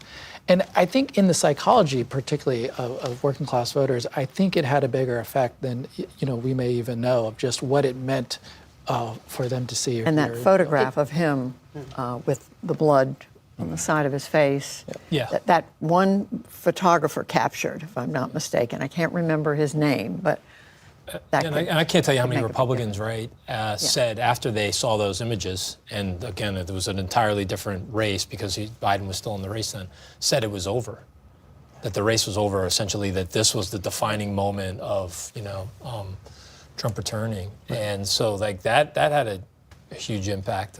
I can't help but think, though, I know we're being premature about it earlier, we were joking about it earlier, but We are 48 hours away from 2026 starting already. And everybody trying to take the lessons from this campaign and immediately turn it into the next move on how to either sort of learn from this and then return to power. But I also can't help but think, and we still have a lot to learn about what the state of the sort of the balance of power in the Congress is going to be, and whether or not Trump is going to be able to pull us out.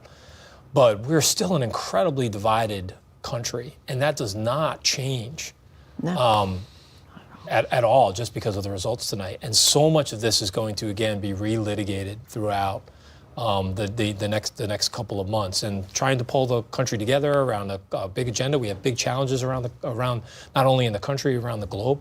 So much of that work is going to be incredibly challenging over the next couple of months. I would hope that we'd pause before starting 2026. Donald Trump right now, with all the votes that have cast or been counted so far, he's at 51.2%. So this is not an electoral college issue if it stays this way. Right. And so, my response to any election, no matter who gets it, if your team lost, your instinct is to start blaming the voters. Mm-hmm. And it's always useful to, in my view, the voters are not always wise, but they're usually sensible. They know their own lives. They make sensible calls.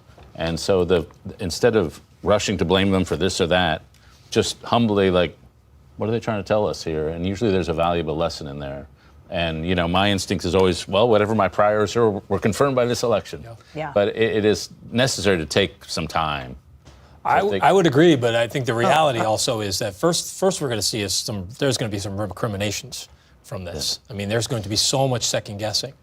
As there is after any campaign. Any campaign, right? yeah. I mean, and that's going to be a very real part of the raw teachings of some of the judgment that we saw tonight, and that's just very real, I think, right now. And I can tell you it's happening already in campaigns.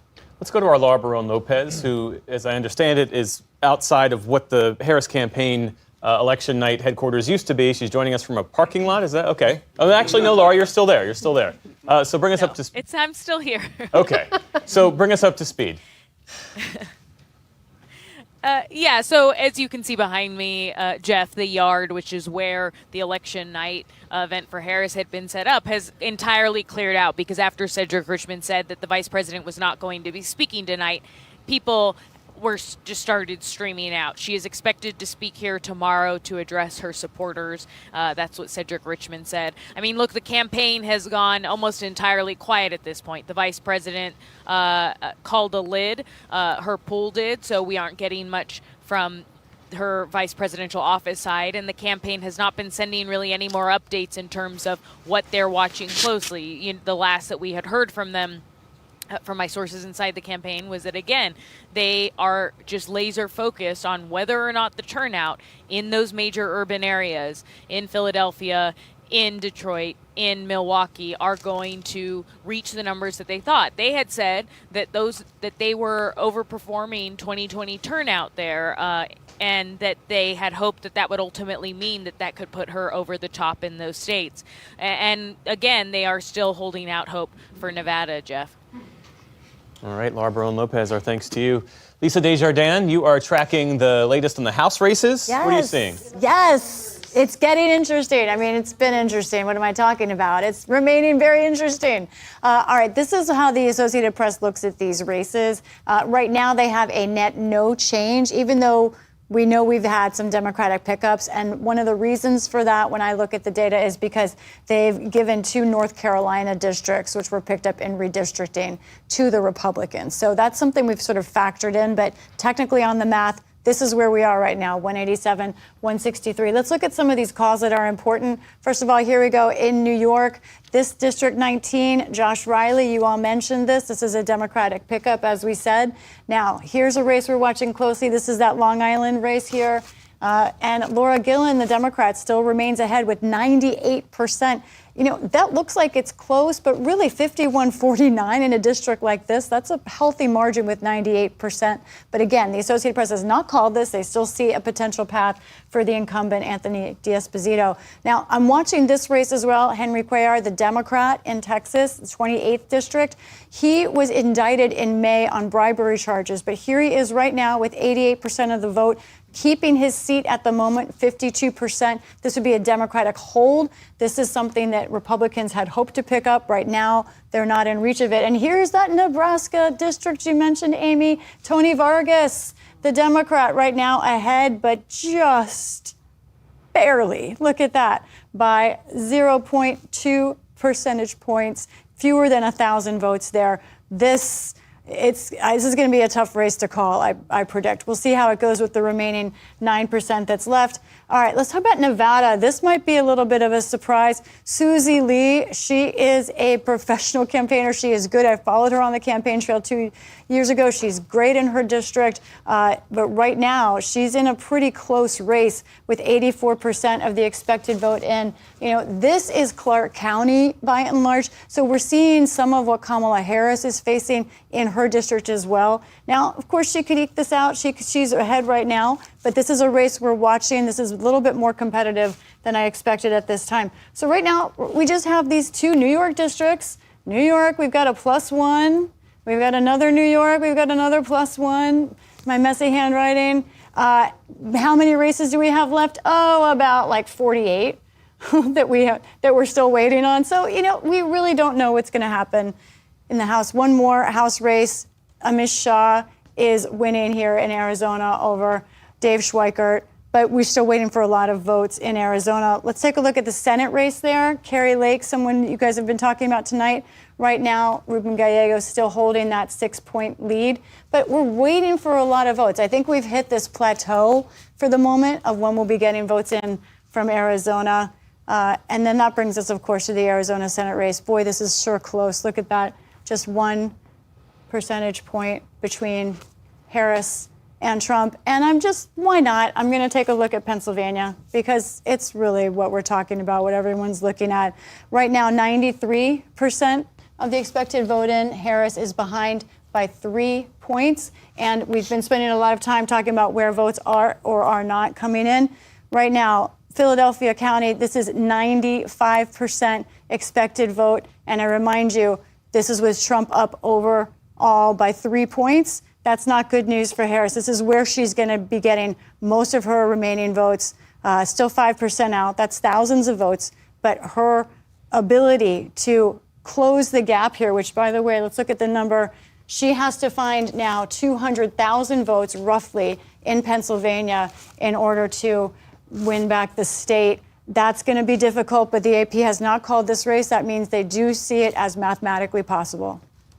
And Lisa, can we talk about the Senate for a second? Yeah. And mainly with Republicans taking control of the Senate, the next big election is on November 13th. The two Johns, Texas Senator John Cornyn and the Senate GOP whip John Thune, are running against each other to replace Mitch McConnell as the Senate Republican leader and effectively majority leader. How is that race shaping up? Because the two of them have been crisscrossing the country, pouring millions of dollars into Senate Republican coffers. That's right. And I will say it is almost the opposite of what we've seen on the presidential level. These are two men who've worked together for a long time. They are not just in public, but behind the scenes being careful to be polite to one another. I haven't seen any elbows thrown yet.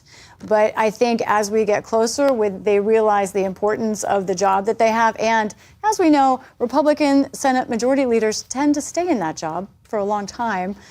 So this is the opportunity for both of these men to advance. They may not get another opportunity like this in their career. So it's going to get intense. And I think regardless of the outcome of the presidential election, former President Trump will have something to say about it. So we're going to watch these two men as they contour or not to former President Trump and what he's saying and how they aim to work with him or perhaps, I don't know, ingratiate him as we've seen from others before. Yeah, Lisa, thank you.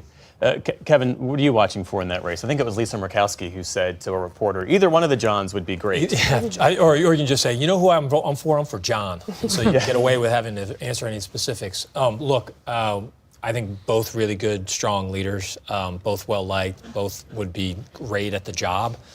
I think one of the interesting things is which one of them will be able to curry more favor or has a history of currying a better favorable profile with Trump. That'll be key. I think the edge there would have been with Cornyn. But we'll see. We'll see how it plays out. I think one of the things that I remember from working on Capitol Hill, too, is right when you think all of these external factors play a bigger role, it really does come to the relationships that each one of these senators has with the members of their conference.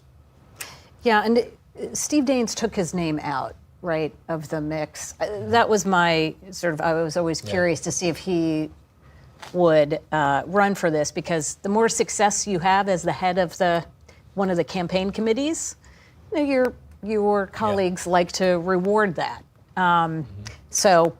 But each one of these Johns went on the trail too, for their candidates. And one last point, Mitch McConnell is an institution. I know people hate him. I know a lot of people who work with him, particularly me. I have a great deal of admiration for him and like him, particularly with his skill as a Senate leader. We are going to see a very big gap with how that job was being done. It is just, he was a master at being able to manage the conference and work all the different factions that were in it. He was also an institutionalist. He felt very strongly in the role of that job, and I think that's a lot of institutional knowledge that is going to be leaving the position. Exactly the point I was going to make. I was working for the Senate Majority Leader Harry Reid at that point, seeing Mitch McConnell understand how to work the Senate. If you look at Donald Trump's first term in the first 2 years, how did he get these 3 Supreme Court nominations through? It's Mitch McConnell. How did he get judicial nominations through? It was Mitch McConnell. How did he get a tax cut bill through? It was Mitch McConnell. And it was his ability to know and understand how you schedule votes when you force these things through.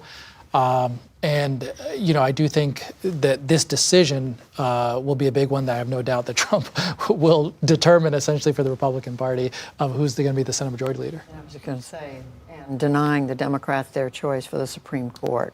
Twice. The book that I think, Jeff, you That's right, Michael Tackett of the Associated Press. Among other things, it's clear that he's not a fan of Donald Trump. He's been very careful about how he's handled it, but he said some pretty tough things about the former president. Yeah, and Tackett reports in his book that McConnell viewed it as a strategic misstep not to lead Republicans to convict Donald Trump in the first impeachment case that he faced. I think our William Brangham is back with us now. He's been down in West Palm Beach, Florida with the Trump campaign. William has been giving us the latest on the ground there. William, tell us about what's happening in the room now. Everyone is waiting on tenterhooks at this point for the former president to show up. This room is at maximum capacity. Everyone is pressed up against the stage behind me. The Secret Service was just out a few moments ago, opening the curtains, preparing what seemed to be a possible route onto the stage and into this audience. But this crowd is as eager to see him and to hear what he has to say as anyone. Again, they all are under the impression here, because Fox News called Pennsylvania, which the AP and thus the NewsHour has not called, that Donald Trump is all but certain to be the next president of the United States. That is not what other journalistic organizations have called. Whether or not that happens soon, we still do not know. But everyone here is under the impression that they are about to hear from the next president of the United States. And William, give us a sense, if you can, because you're there, you've watched people coming in and the crowd grow. Obviously, this is West Palm Beach, Florida, but give us a sense of who's in the room. How would you describe this crowd of folks who have gathered here among his biggest supporters there? I talked to as many people as I could about who is here. Hang on just one second. The cheers have been coming so fast and furiously, Amna. I just want to make sure that I'm not missing something critical. Well, William, if you don't mind, I'll interrupt you here just to share a bit of news, which is that Fox, and only Fox, this one network, has declared former President Trump the winner. Associated Press has not called it, therefore we are not calling it. No other network has called that, but that may have been what triggered this response we're seeing now. I don't know if you can hear that behind me through this microphone, but that is now what is on the screen behind me on Fox News, on these two massive screens here in the room. Fox News has just declared that Donald Trump is going to be the next president of the United States.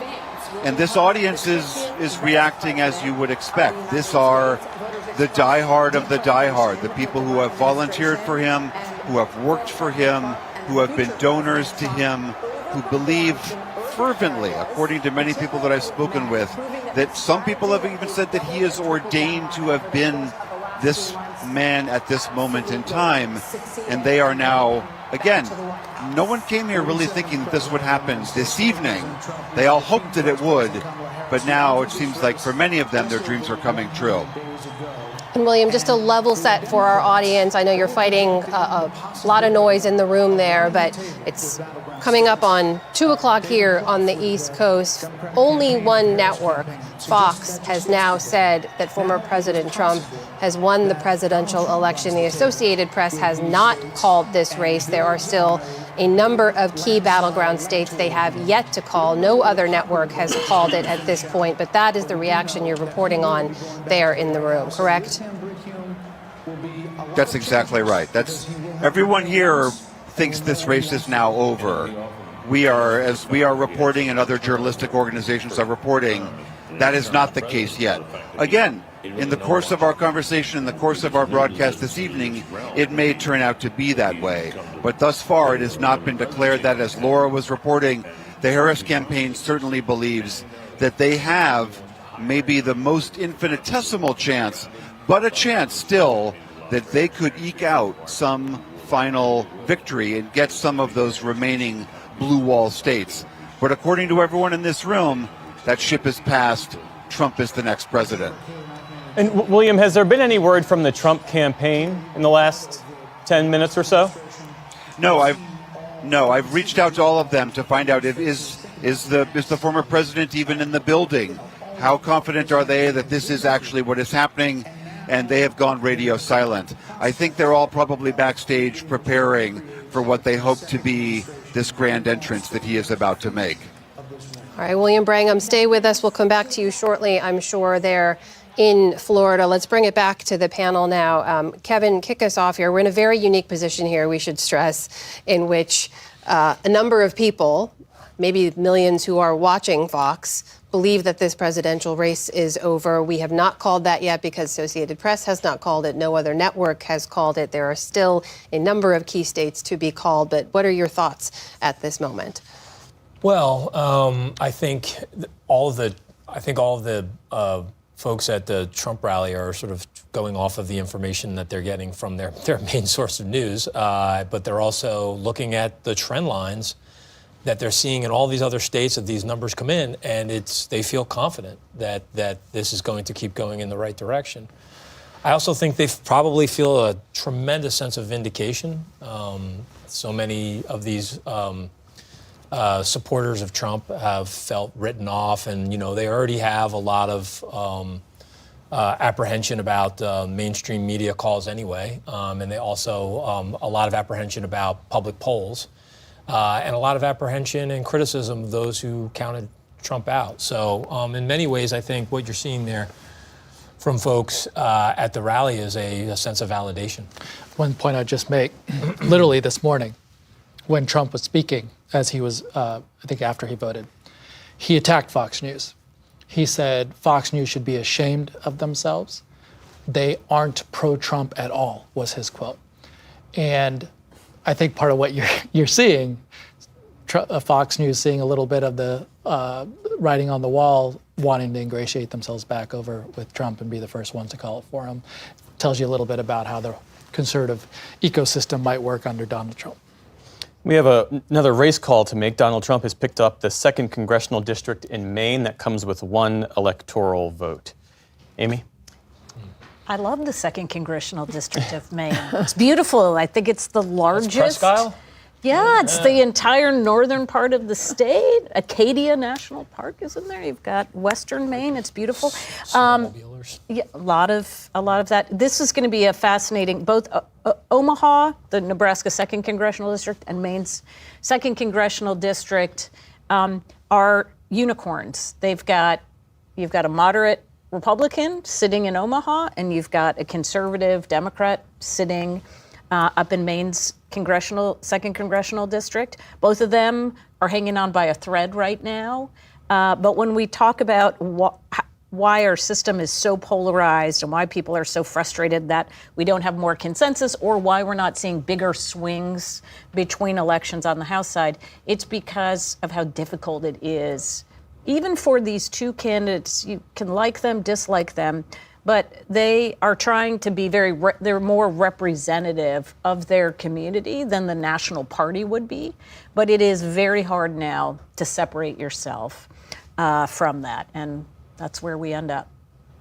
I see Lisa Desjardins has taken up her post by the super screen, which tells me we're about to learn something. Just in this Lisa? moment, I think it's an important moment to understand the math here, where we are with the Maine 2nd District, the county. I also share a great love for that place on this earth, where we're at. So Trump, 248 electoral votes. Now, a state that we will not get results in anytime in the next half hour is Alaska. But it is assumed that those 3 electoral votes will go for Donald Trump. So let's just put that in there. That puts him at 251. Then you have, if Pennsylvania goes with its 19, that's it.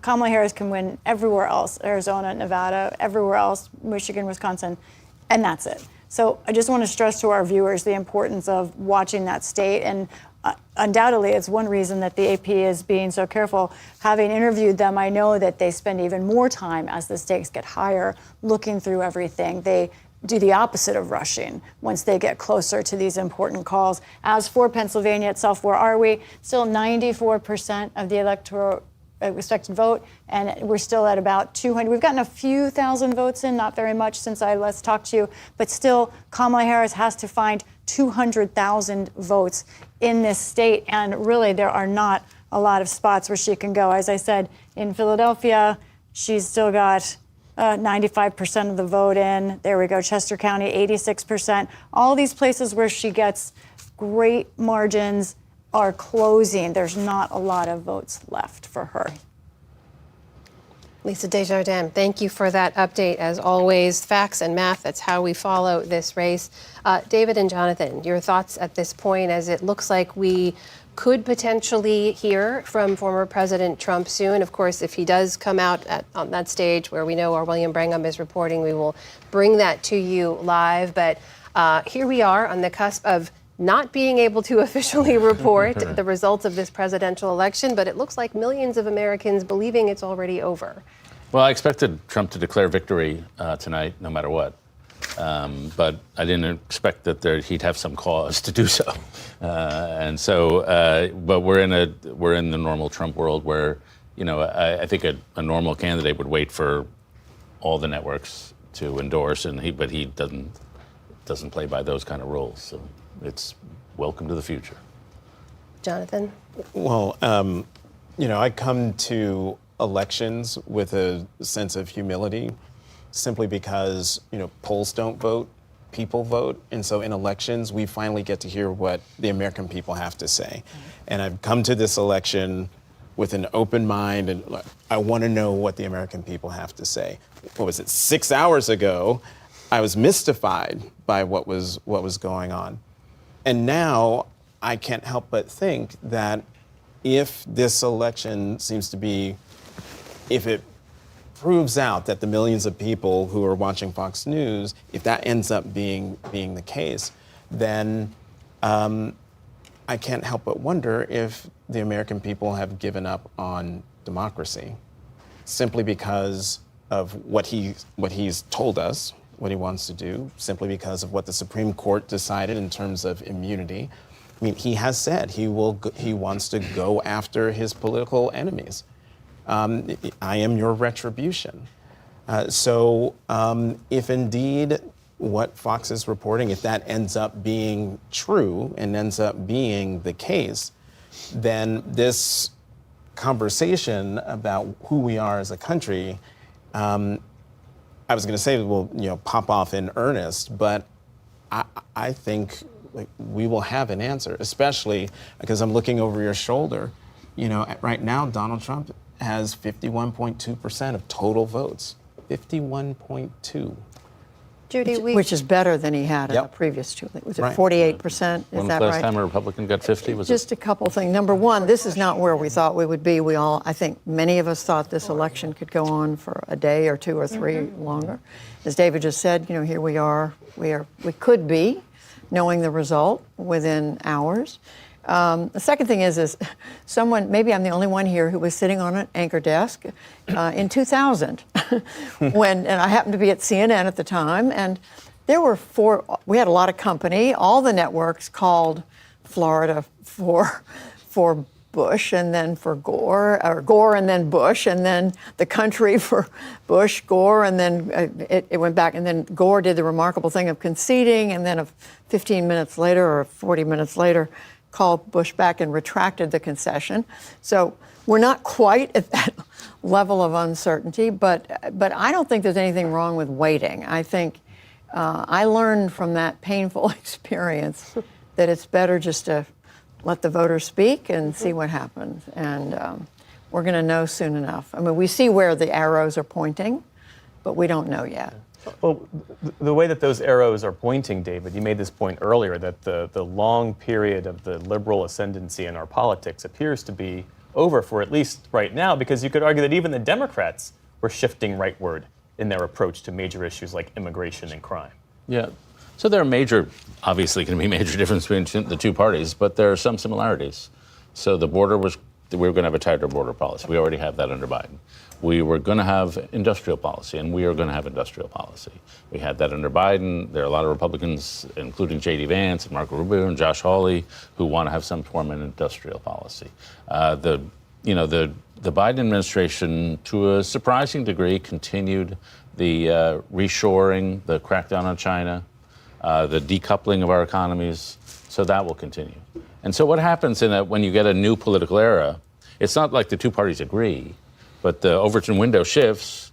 And so what had been, whether it was Bill Clinton, George W. Bush, Barack Obama, that's over here, and we've moved a little over here. And so if Trump does go on to win, that'll be one of the big takeaways for me. Amy Walter, think back with me to the 6 o'clock hour when we were all younger people and better hydrated. Oh my God. But we had this conversation about what we would learn tonight. Yeah. We're all looking to answer the biggest question we cannot yet answer, which is who has won this presidential election. But you also talked about what we learn about this country, about where we are and how we're viewing this moment. We have a lot more information now than we did back then. What are you taking away? Well, this realignment question that has been, going into the Substack debates, but it's been beyond that. I mean, this was really as we were wondering, how you put a winning coalition together. Every time you gain someone, is it coming at the risk of losing another group of voters?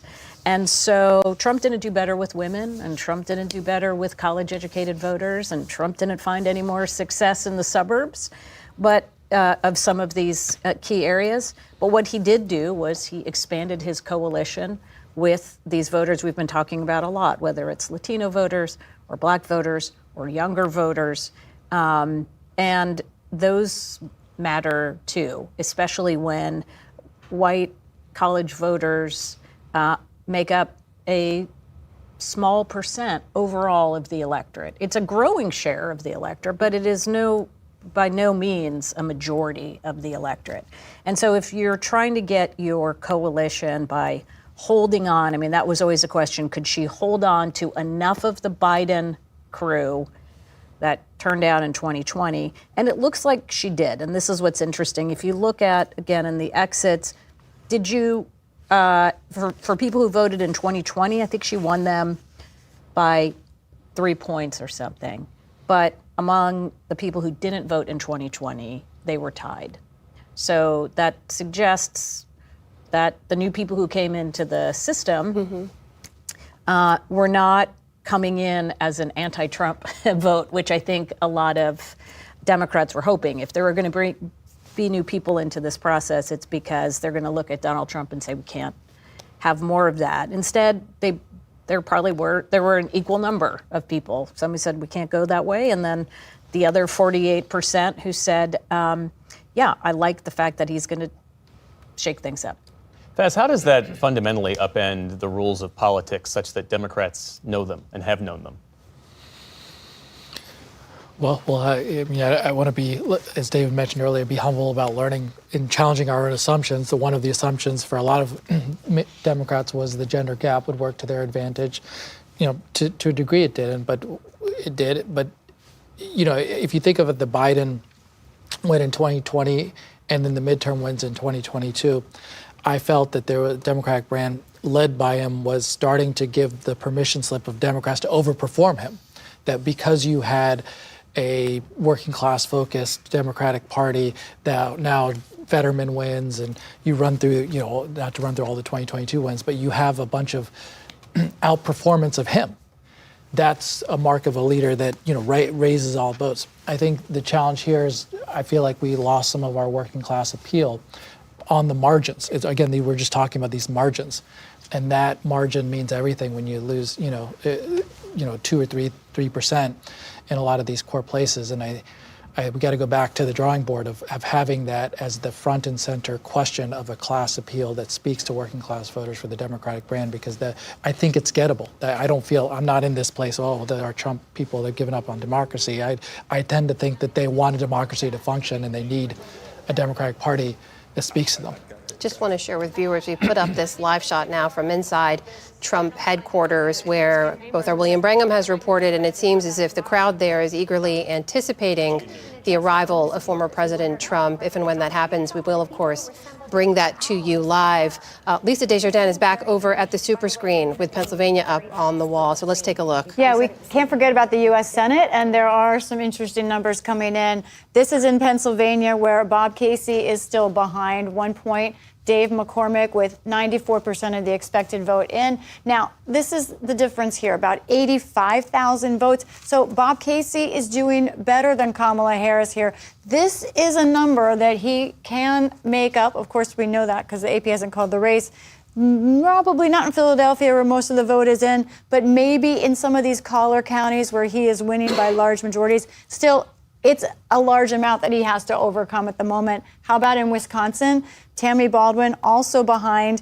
She is now behind more than 2 points in this race, so we're going to watch that. How about Nevada? We haven't talked about this Senate race at all, but guys, look at what's going on here. Sam Brown, the challenger, Jackie Rosen, the incumbent. This is exactly what's happening. These are the exact totals. It rounds up for my board here.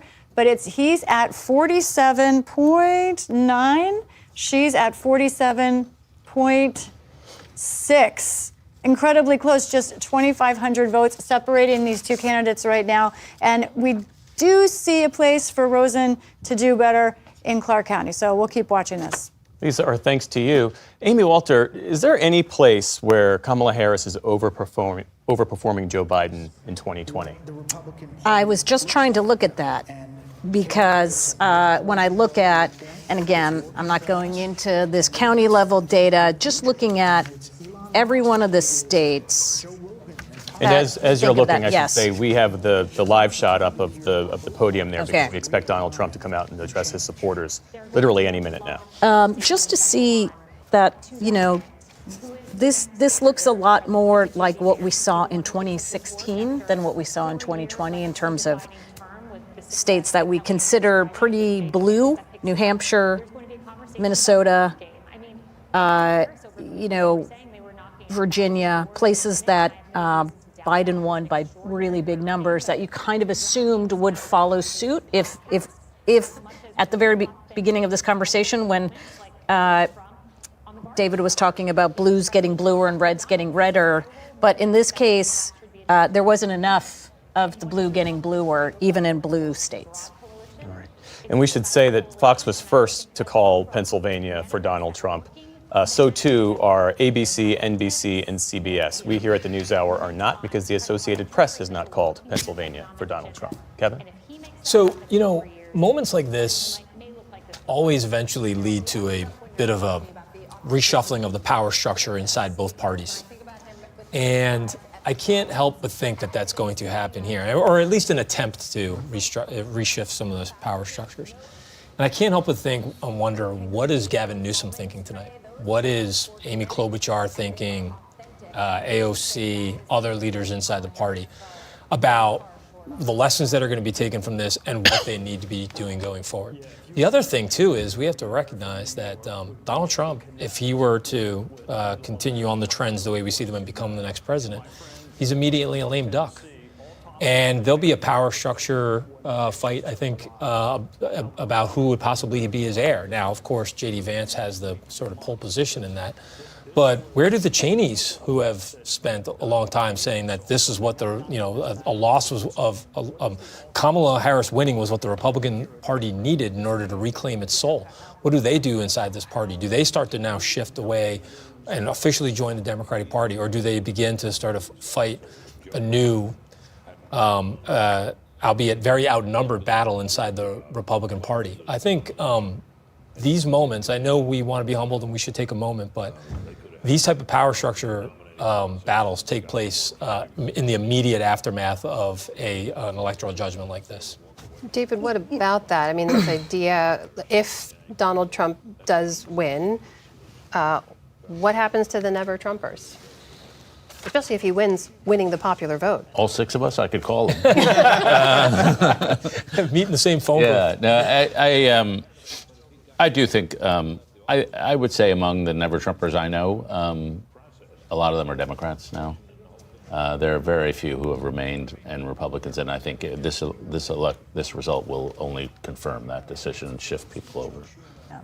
What changes, and I've noticed this over the years with the donor class, who were sort of anti-Trump in 2016, but said, I can't vote for Hillary. Then they became more anti-Trump in 2017, 2018.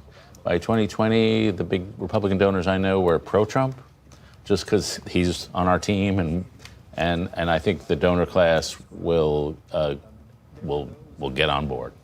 Mm-hmm.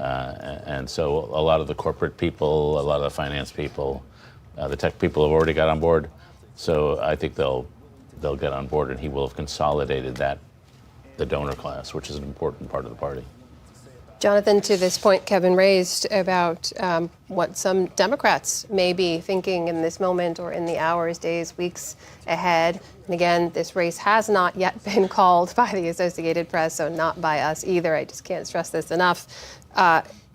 He mentioned Gavin Newsom. He mentioned AOC. Gavin Newsom, of course, many thought could be a presidential contender at some point, thought should have primaried President Biden a while back. How would they be looking at this moment right now? Well, I mean, they'll be looking at what they can do to regroup the party. I mean, Gavin Newsom, Senator Klobuchar, you mentioned, AOC.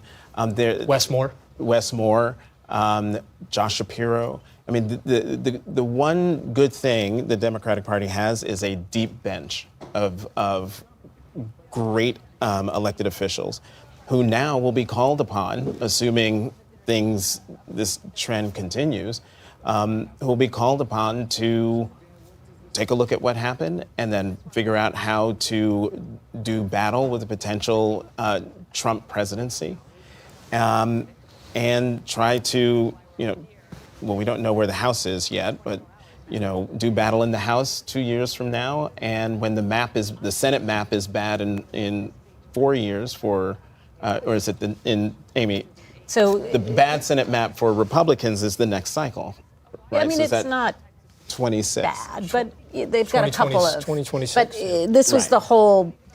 This is why Democrats wanted to keep that gap into the 2 or 3 seats, because there aren't that many Republican seats that are going to be gettable. Yeah. It should be said, we're entering whitewater. Like, Donald Trump creates a lot of churn in the American body politics. It's very hard to predict. That's exactly. I'm so glad you said that. Imagine trying to navigate that whitewater as a lame duck, an actual lame duck presidency.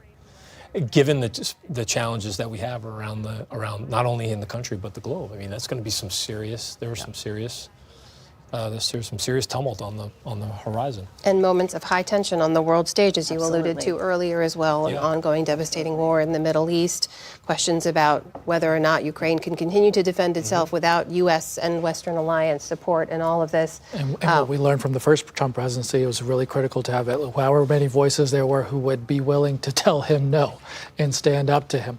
But they made very clear early, throughout the course of the campaign, this time, no room for those people. And I don't know who he's going to select. Obviously, it'll be a major point, assuming he does win. We'll all be focused who's the chief of staff, who's going to be filling out the major departments. And I think one of the questions is, are these just acolytes? J.D. Vance, for instance, still can't tell you whether Trump won or lost the 2020 election. I mean, that's the level of acolyteism we're dealing with here. And is that become a threshold question for everybody to join this cabinet or not? Do they allow in anyone who has a different point of view? Take Sean O'Brien, for instance. Here's a labor leader. Do you bring him into the fold? Is he allowed to have a role? I don't know.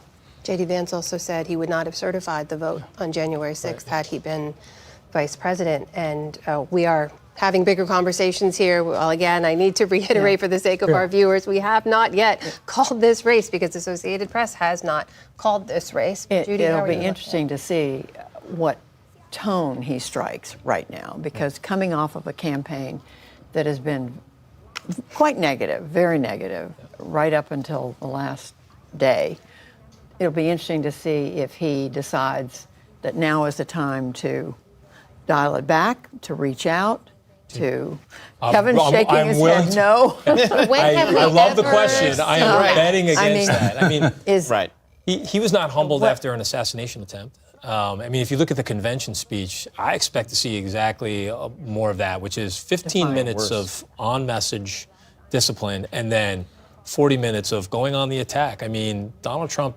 if there's anything we've known about him, it is go on the attack at all times and you will be rewarded.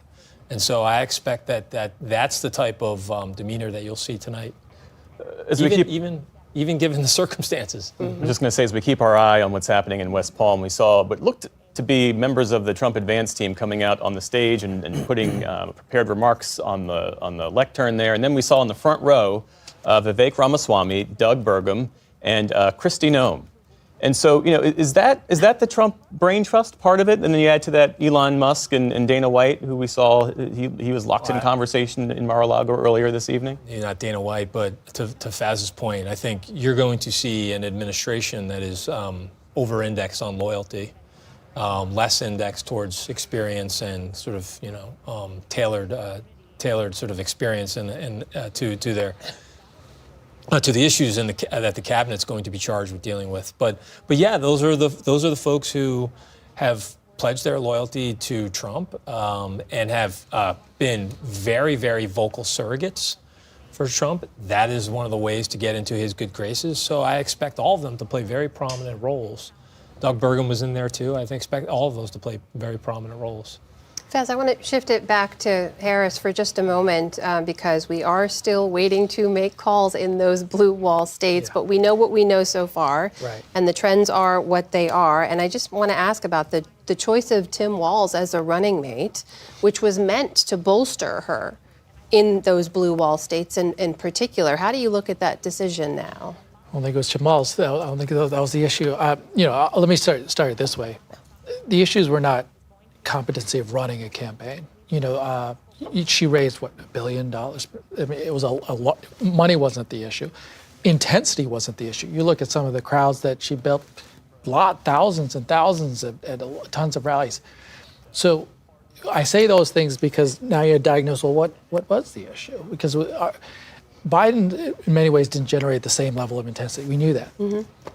But when you go into the blue wall, Michigan, Pennsylvania, in Wisconsin, was he someone who spoke to enough of the margin of 2 or 3% in 2020, certainly? I think Walz had a working class appeal. We didn't really get to see after he became, the nominee after really great TV appearances. Didn't really hear a ton from him. He was on the script. So was Harris on a script. There was a far more, and I mentioned this at the beginning, a very cautious approach to this campaign, an assumption, a fair assumption that had from 2022 onwards after Dobbs that Democrats had been performing well in a lot of elections, that there was a gender gap, a lot of late deciders were going to move their way. So we were going to just basically play it safe. And I think you don't want to overlearn too many lessons of Trump, but I do think as the Democratic Party reckons with stuff is one, not only the class populism of appeal of getting out and talking to people, but also the type of campaigns we're running, right? The level of authenticity, what's expected of people now to hear from candidates off color, off script, in different settings, in different formats. We live in a different age where you just don't do the teleprompter rally and assume it's going to work. I'd say really quickly the lesson is that VPs can't do for you what the candidate needs to do for themselves. That's I think the lesson of the Walz pick. The idea that he was going to be able to appeal to all of these Midwestern working class voters in a way that Kamala Harris would not be able to. They just put a lot of false hope in that. It's always up to the top of the ticket to make that case. We're keeping one eye on live picture here from Florida, from West Palm, where we do expect former President Trump to come out in just a moment. We're keeping the other eye over on our super screen where Lisa Desjardins is back to give us a little bit more information. Lisa, take it away. I'll be nimble here in case we get some action there in Florida. Let's talk about Nevada. We are getting more votes in still, 78% of the vote in now, and Trump is increasing his margin slightly in this state, 5 percentage points. But let's look at what's going on in the biggest county, Clark County. Right now, he's up by 80%. So this is one reason that I think the Associated Press has not called this race. Still 20% in the biggest county for Kamala Harris. One thing we also want to talk about is the AP voter surveys.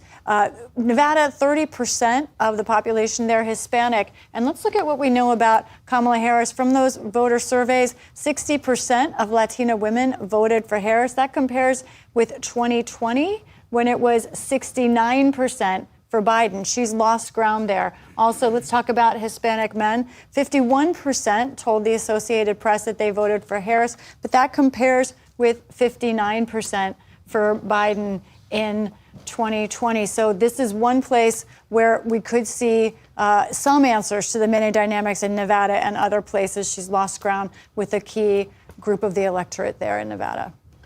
Lisa Desjardins, Lisa, thank you. Let's go to William Brangham, who is at the Trump campaign election headquarters tonight. And William, one of the surreal aspects of this moment is that Donald Trump has a standing court date in a couple of weeks, November 26th. It was Judge Juan Merchan who is overseeing his criminal case out of New York. He delayed his sentencing date, and you correct me if I don't have this right, delayed his sentencing date until after Election Day, and that stands on November 26th. So what does his potential victory mean for that case and, of course, the special counsel cases against him? This, in some ways, fundamentally changes the entire legal landscape that has been arrayed against Donald Trump thus far. As you mentioned, 3 weeks from today, he was supposed to be sentenced for those 34 felony counts for falsifying business records to cover up the Stormy Daniels affair that he had. Now, let's just to say, for the sake of conversation, again, we have not called this race. The AP has not called this race yet. Let's say he is the president-elect. The pressure on Judge Merchan to not give Donald Trump a prison sentence for this case is going to be very, very intense. He's a 78-year-old. He's never had a felony conviction before, no prior convictions. So are you going to put the president-elect in jail for these, granted, very serious felony charges, but that's one issue. Secondarily, if Donald Trump becomes president, he then takes over the Department of Justice. And as such, he would have control over the two major federal cases against him. Those are both of the cases being run by Special Counsel Jack Smith. The January 6th election interference case, which is also currently on hold in Washington, D.C., trying to work through some of the legal complications that was created by the Supreme Court granting Donald Trump extensive immunity. The second case on that is the classified documents case at Mar-a-Lago, which also had been indefinitely suspended because the judge ruled that Jack Smith was inappropriately appointed. So both of those cases will now fall under a potential Donald Trump Department of Justice, and he could simply appoint a new attorney general who would get rid of them. Donald Trump has been very clear about what he would like to see happen to Jack Smith. Not only does he want him fired on day one of a new Trump presidency, but he also has said that Jack Smith should be sent out of the country and deported because he calls him a deranged maniac or something like that. The third case that is then pending against Trump, the fourth case, is the Georgia election interference case being held by Fani Willis. That case, again, does not fall under the Department of Justice, so Trump wouldn't have direct authority over that. But that case would become incredibly complicated for Willis to prosecute if it's allowed to go forward, simply because there is this long-standing federal prohibition on prosecuting sitting presidents of the United States. So, again, not to put the cart before the horse, but if Donald Trump becomes president of the United States, all of the legal jeopardy that he is in for current convictions and ongoing cases suddenly look like many of them, if not all, will disappear or be severely neutered. Yeah. And since you mentioned her, Fani Willis, we should just mention that the Georgia DA leading the Trump election case, she did win re-election tonight. Another thing, William, we got a 2-minute warning to Trump remarks about, 15 minutes ago, which is not uncommon on a night like tonight. Do you have any other guidance about when we might hear from him? No. What we've been seeing is there's a whole phalanx of Secret Service members just to the right of the stage here over my shoulder. They clearly seem to be anticipating the former president coming out and walking the line of supporters. Every time the curtain parts, everyone's cell phones pop out as they're anticipating him about to walk out. But, here we go. There he is. President-elect Donald J. Trump, First Lady Melania Trump, and the Trump family, accompanied by Vice President-elect J.D. Vance, Second Lady Usha Vance, along with friends and campaign staff. And I'm proud to be an American. As Donald Trump takes the stage there, we can now report that the AP has called the state of Pennsylvania for former President Donald Trump. He's taken the stage there with his wife, with his son Barron, with his running mate J.D. Vance and his family, and also the Trump adult children. We're going to go live now to Florida, where former President Trump, is expected to speak.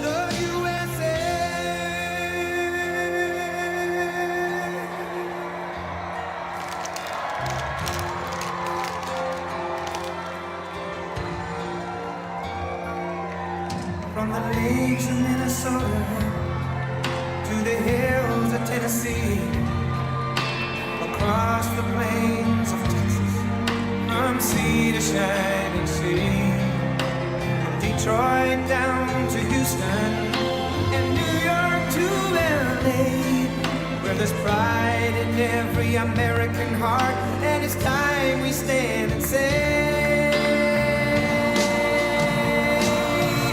that I'm proud to be an American, where at least I know I'm free, and I won't forget the men who died, who gave that right to me, and I gladly stand up next to you and defend her still today, 'cause there ain't no doubt I love this land.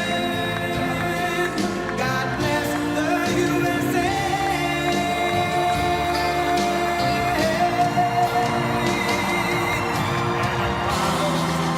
An American, where at least I know I'm free, and I won't forget the men who died, who gave that right to me, and I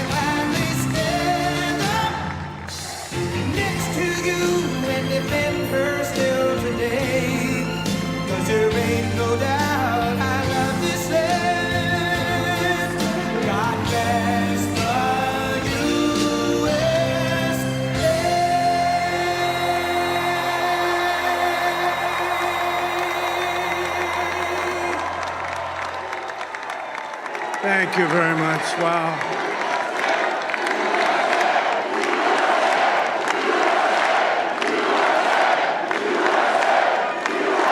Well, I want to thank you all very much. This is great. These are our friends. We have thousands of friends on this incredible movement.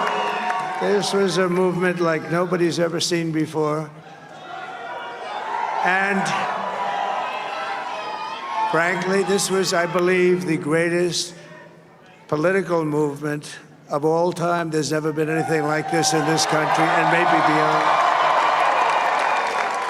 And now it's going to reach a new level of importance because we're going to help our country heal. We're going to help our country heal. We have a country that needs help, and it needs help very badly.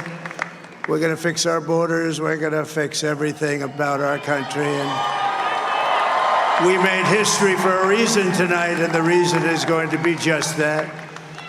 We overcame obstacles that nobody thought possible, and it is now clear that we've achieved the most incredible political thing. Look what happened. Is this crazy?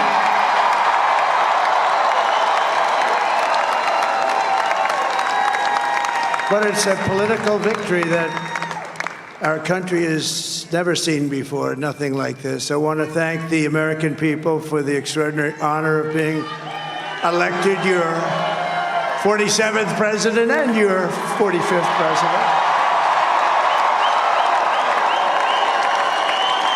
And to every citizen, I will fight for you, for your family, and your future. Every single day, I will be fighting for you, and with every breath in my body, I will not rest until we have delivered the strong, safe, and prosperous America that our children deserve and that you deserve. This will truly be the golden age of America. That's what we have to have. This is a magnificent victory for the American people that will allow us to make America great again. And in addition to having won the battleground states of North Carolina, I love these places, Georgia, Pennsylvania, and Wisconsin, we are now winning in Michigan, Arizona, Nevada, and Alaska, which would result in us carrying at least 315 electoral votes.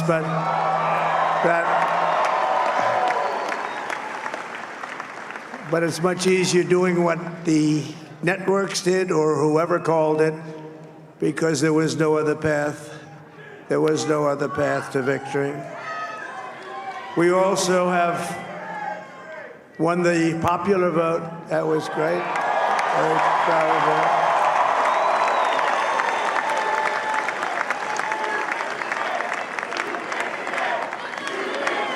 Thank you.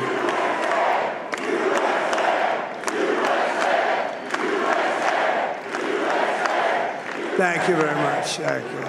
And, winning the popular vote was very nice, I will tell you. It's a great feeling of love. We have a great feeling of love in this very large room with unbelievable people standing by my side. These people have been incredible. They've made the journey with me, and we're going to make you very happy. We're going to make you very proud of your vote. I hope that you're going to be looking back someday and say that was one of the truly important moments of my life when I voted for this group of people beyond the president, this group of great people. America has given us an unprecedented and powerful mandate. We have taken back control of the Senate. Wow, that's good. And the Senate races in Montana, Nevada, Texas, Ohio, Michigan, Wisconsin, the great Commonwealth of Pennsylvania, were all won by the MAGA movement. They helped so much. And in those cases, every one of them, we worked with the senators. They were tough races. And I mean, the number of victories in the Senate was absolutely incredible. And we did tele-rallies. We did tele-rallies with each one of them. And sometimes we did 2 or 3 and it was amazing to look at all of those victories. Nobody expected that, nobody. So I just wanted to thank you very much for that. And you have some great senators and some great new senators. And it also looks like we'll be keeping control of the House of Representatives.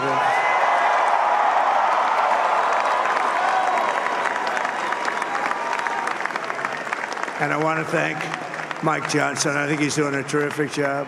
Terrific job. I want to also thank my beautiful wife, Melania, First Lady.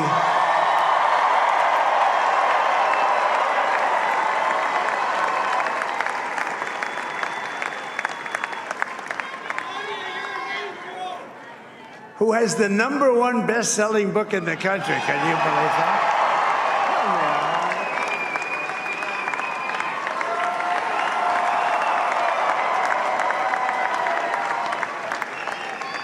Oh, no, she's done a great job, works very hard to help people. So I just want to thank her. But I want to thank my whole family, my amazing children, and they are amazing children. Now, we all think our children are amazing. Everybody here thinks their children are amazing, but that's a good thing when you think they are. But Don, Eric, Ivanka, Tiffany, Barron, Laura, Jared, Kimberly, Michael, thank you all. What a help. What a great help.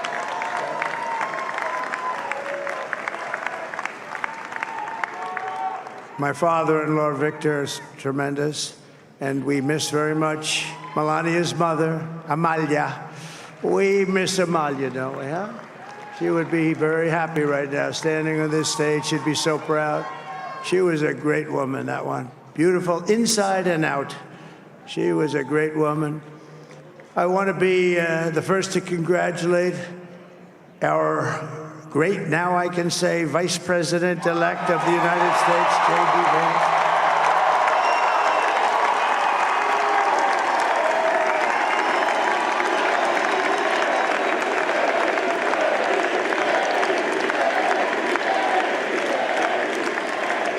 And his absolutely remarkable and beautiful wife, Usha Vance.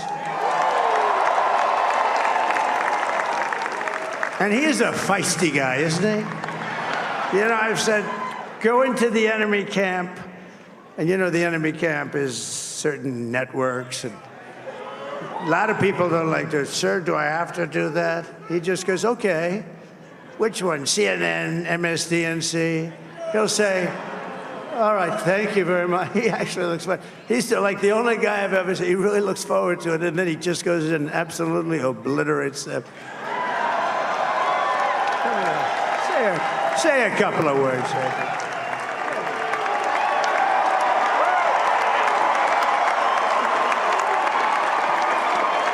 Wow.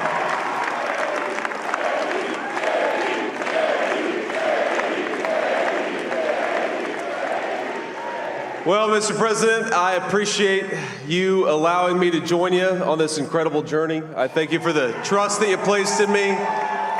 And I think that we just witnessed the greatest political comeback in the history of the United States of America.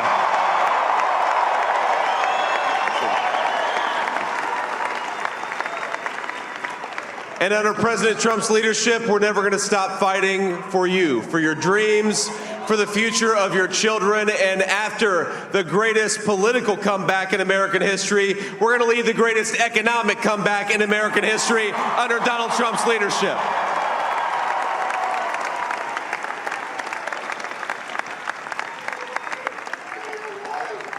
Thank you very much. He's turned out to be a good choice. I took a little heat at the beginning, but he was, I knew the brain was a good one, about as good as it gets. And we love the family, and we're going to have a great 4 years, and we're going to turn our country around, make it something very special. It lost that little